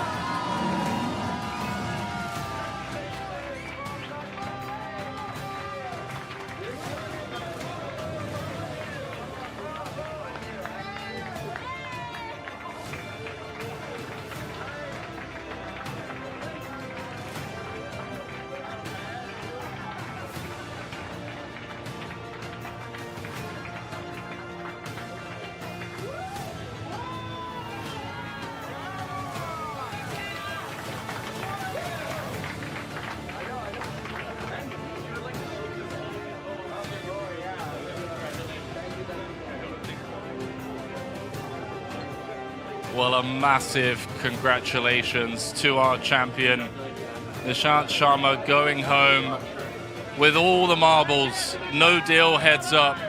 Nearly $1.2 million back to India.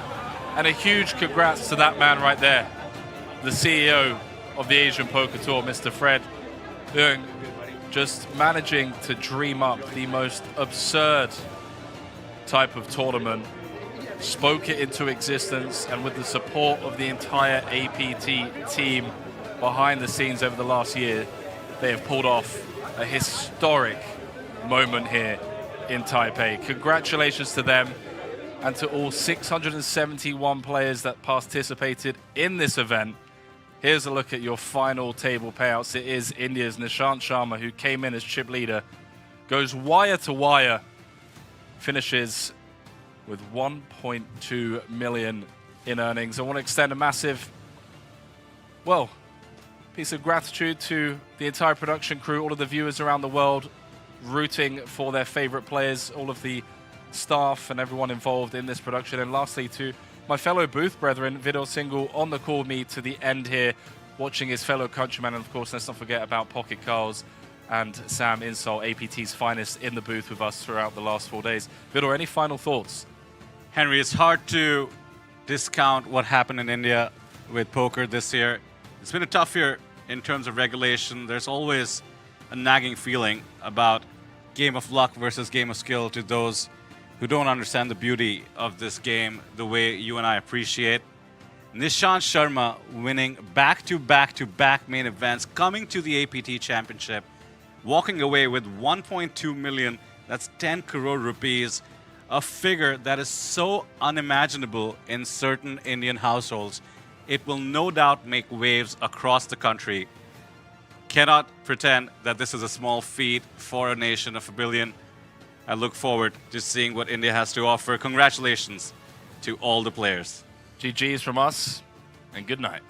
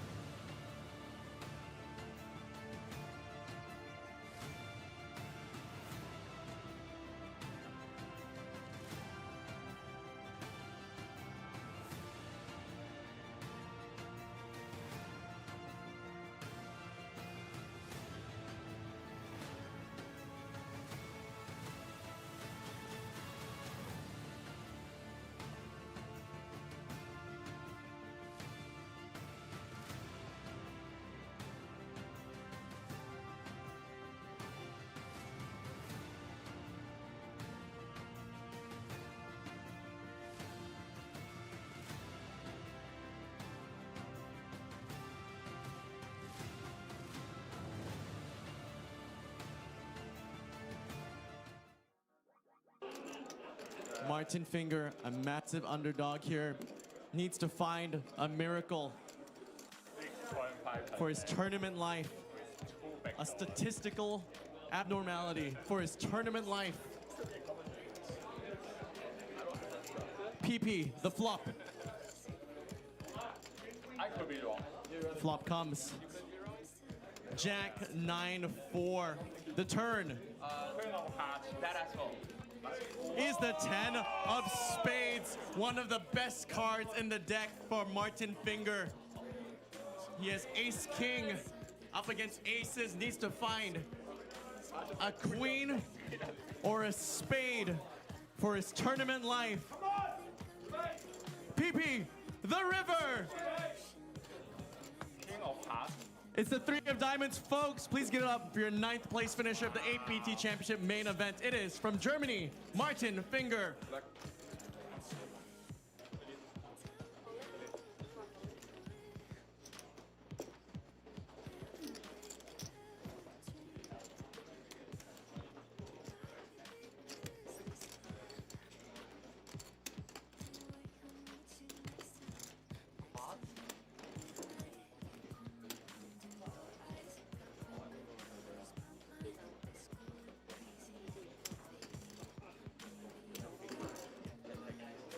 This your queen as a hero.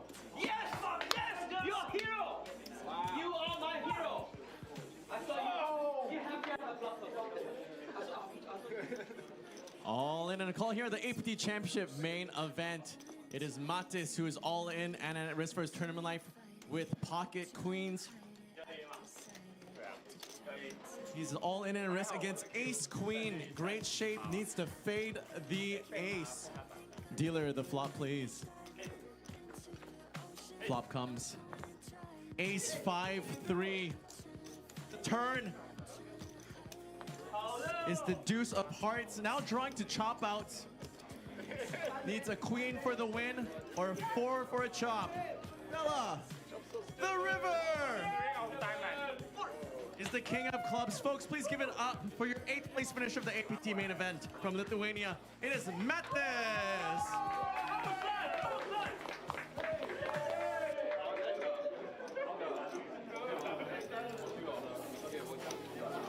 We have a 3-way all-in here at the APT Championship Main Event. 3-way all-in. Zhao Neng is our shortest stack with pocket 7s at risk. 7s at risk, ace 10 at risk, ace queen covers. Let's see a flop. Flop comes. Flop comes, 7-6-6. A boat. The turn is the jack of spades. No good for Chuang Hao. For Chuang Hao's tournament life, Bella. The river is the deuce of clubs. Folks, give it up for your 7th place finisher of the APT Main Event, Taiwan's Chuang Hao.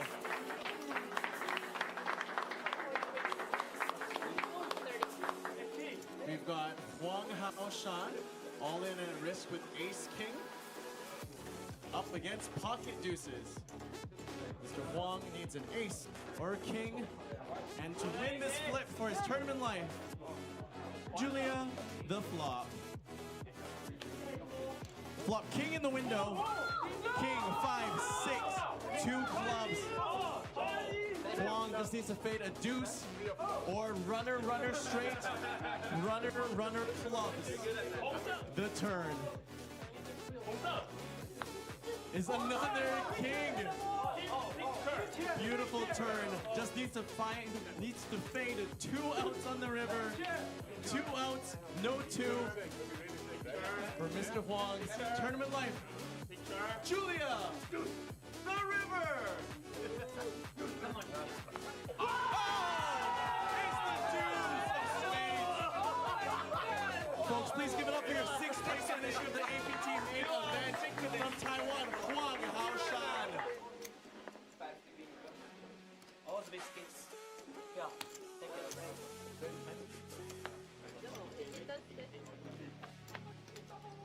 Flop comes queen, 6-4. Zhao Ning now behind, needs to find a king or runner. He's calling for the jack of clubs. The turn is the 7 of diamonds. No help at all. Needs to find a king and only a king for Zhao Ning's tournament life. Bella, the river, is the 7 of clubs. Folks, give it up for your 5th place finisher of the APT Championship Main Event, Australia's Zhao Ning. Dominik Nitsche needs to find a 5 to stay alive. All in a call here at the main event. Pocket 5s at risk versus pocket kings. Dominik Nitsche all in at risk with pocket 5s versus kings. Needs to find a 5 to stay alive. Let's see. A flop. Flop comes 10-8, 3 brick, brick, brick. Needs to find 2 outs for Dominik Nitsche. The turn. 6 of diamonds, close but no cigar. 2 outs and 2 outs only for Dominik Nitsche. For his tournament life, PP, the river is the 4 of clubs. Folks, give it up for your 4th place finisher of the APT Championship Main Event. It is Dominik Nitsche. Alex Papazian all in at risk with King 10 up against Queen Deuce. Stacks are close. This will be a decisive one. Alex is ahead with King 10. Just needs to hold against the Queen Deuce. Julia, the flop. Flop comes.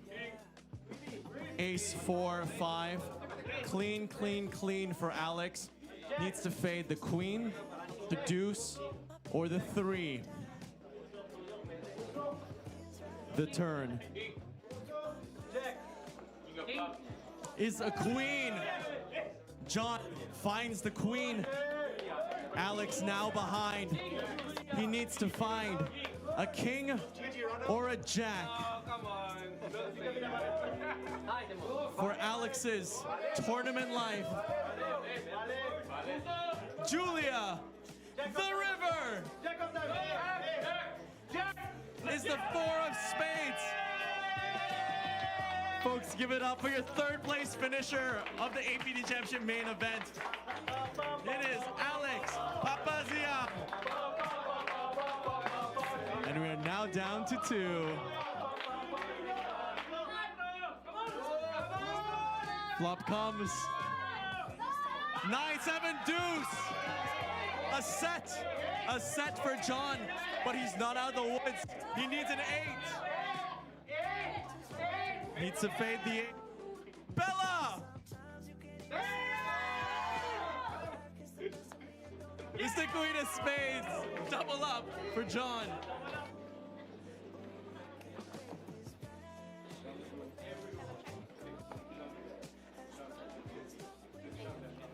Let's go!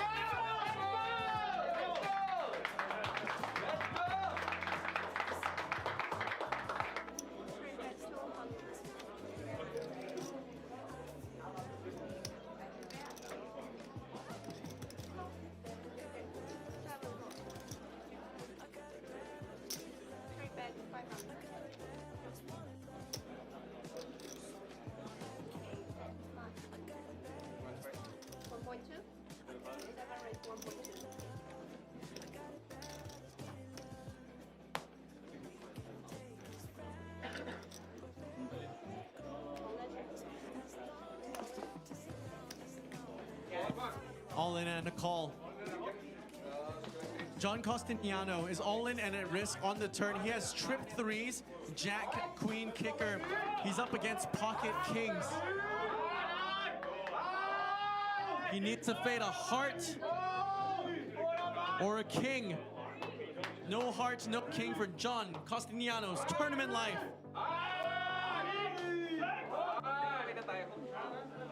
Don't be greedy. Bella, the river, is the ace of hearts. Folks, give it up for your runner-up, John Costiniano of the Philippines. And congratulations to your champion of the APT Championship Main Event. It is Nishan Sharma. Bravo. Nishan Sharma!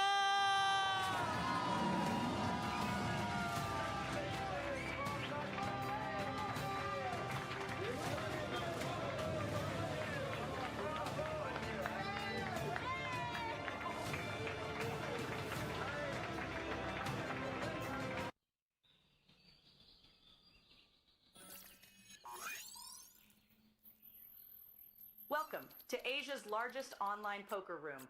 Our next generation poker software is now initiating.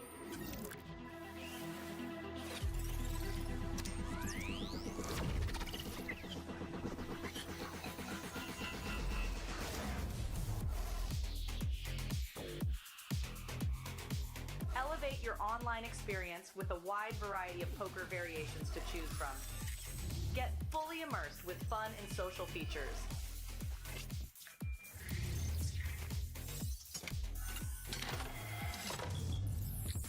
Level up your game with PokerCraft and Smart HUD. Unlock a wealth of rewards including cashback, bonuses, and jackpots.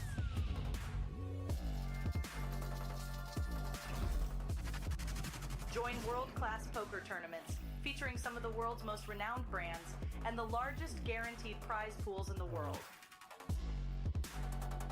Experience the best in customer service and hassle-free transactions for a seamless online gaming experience. With online poker available on all your devices, you'll be able to play your favorite games anytime, anywhere.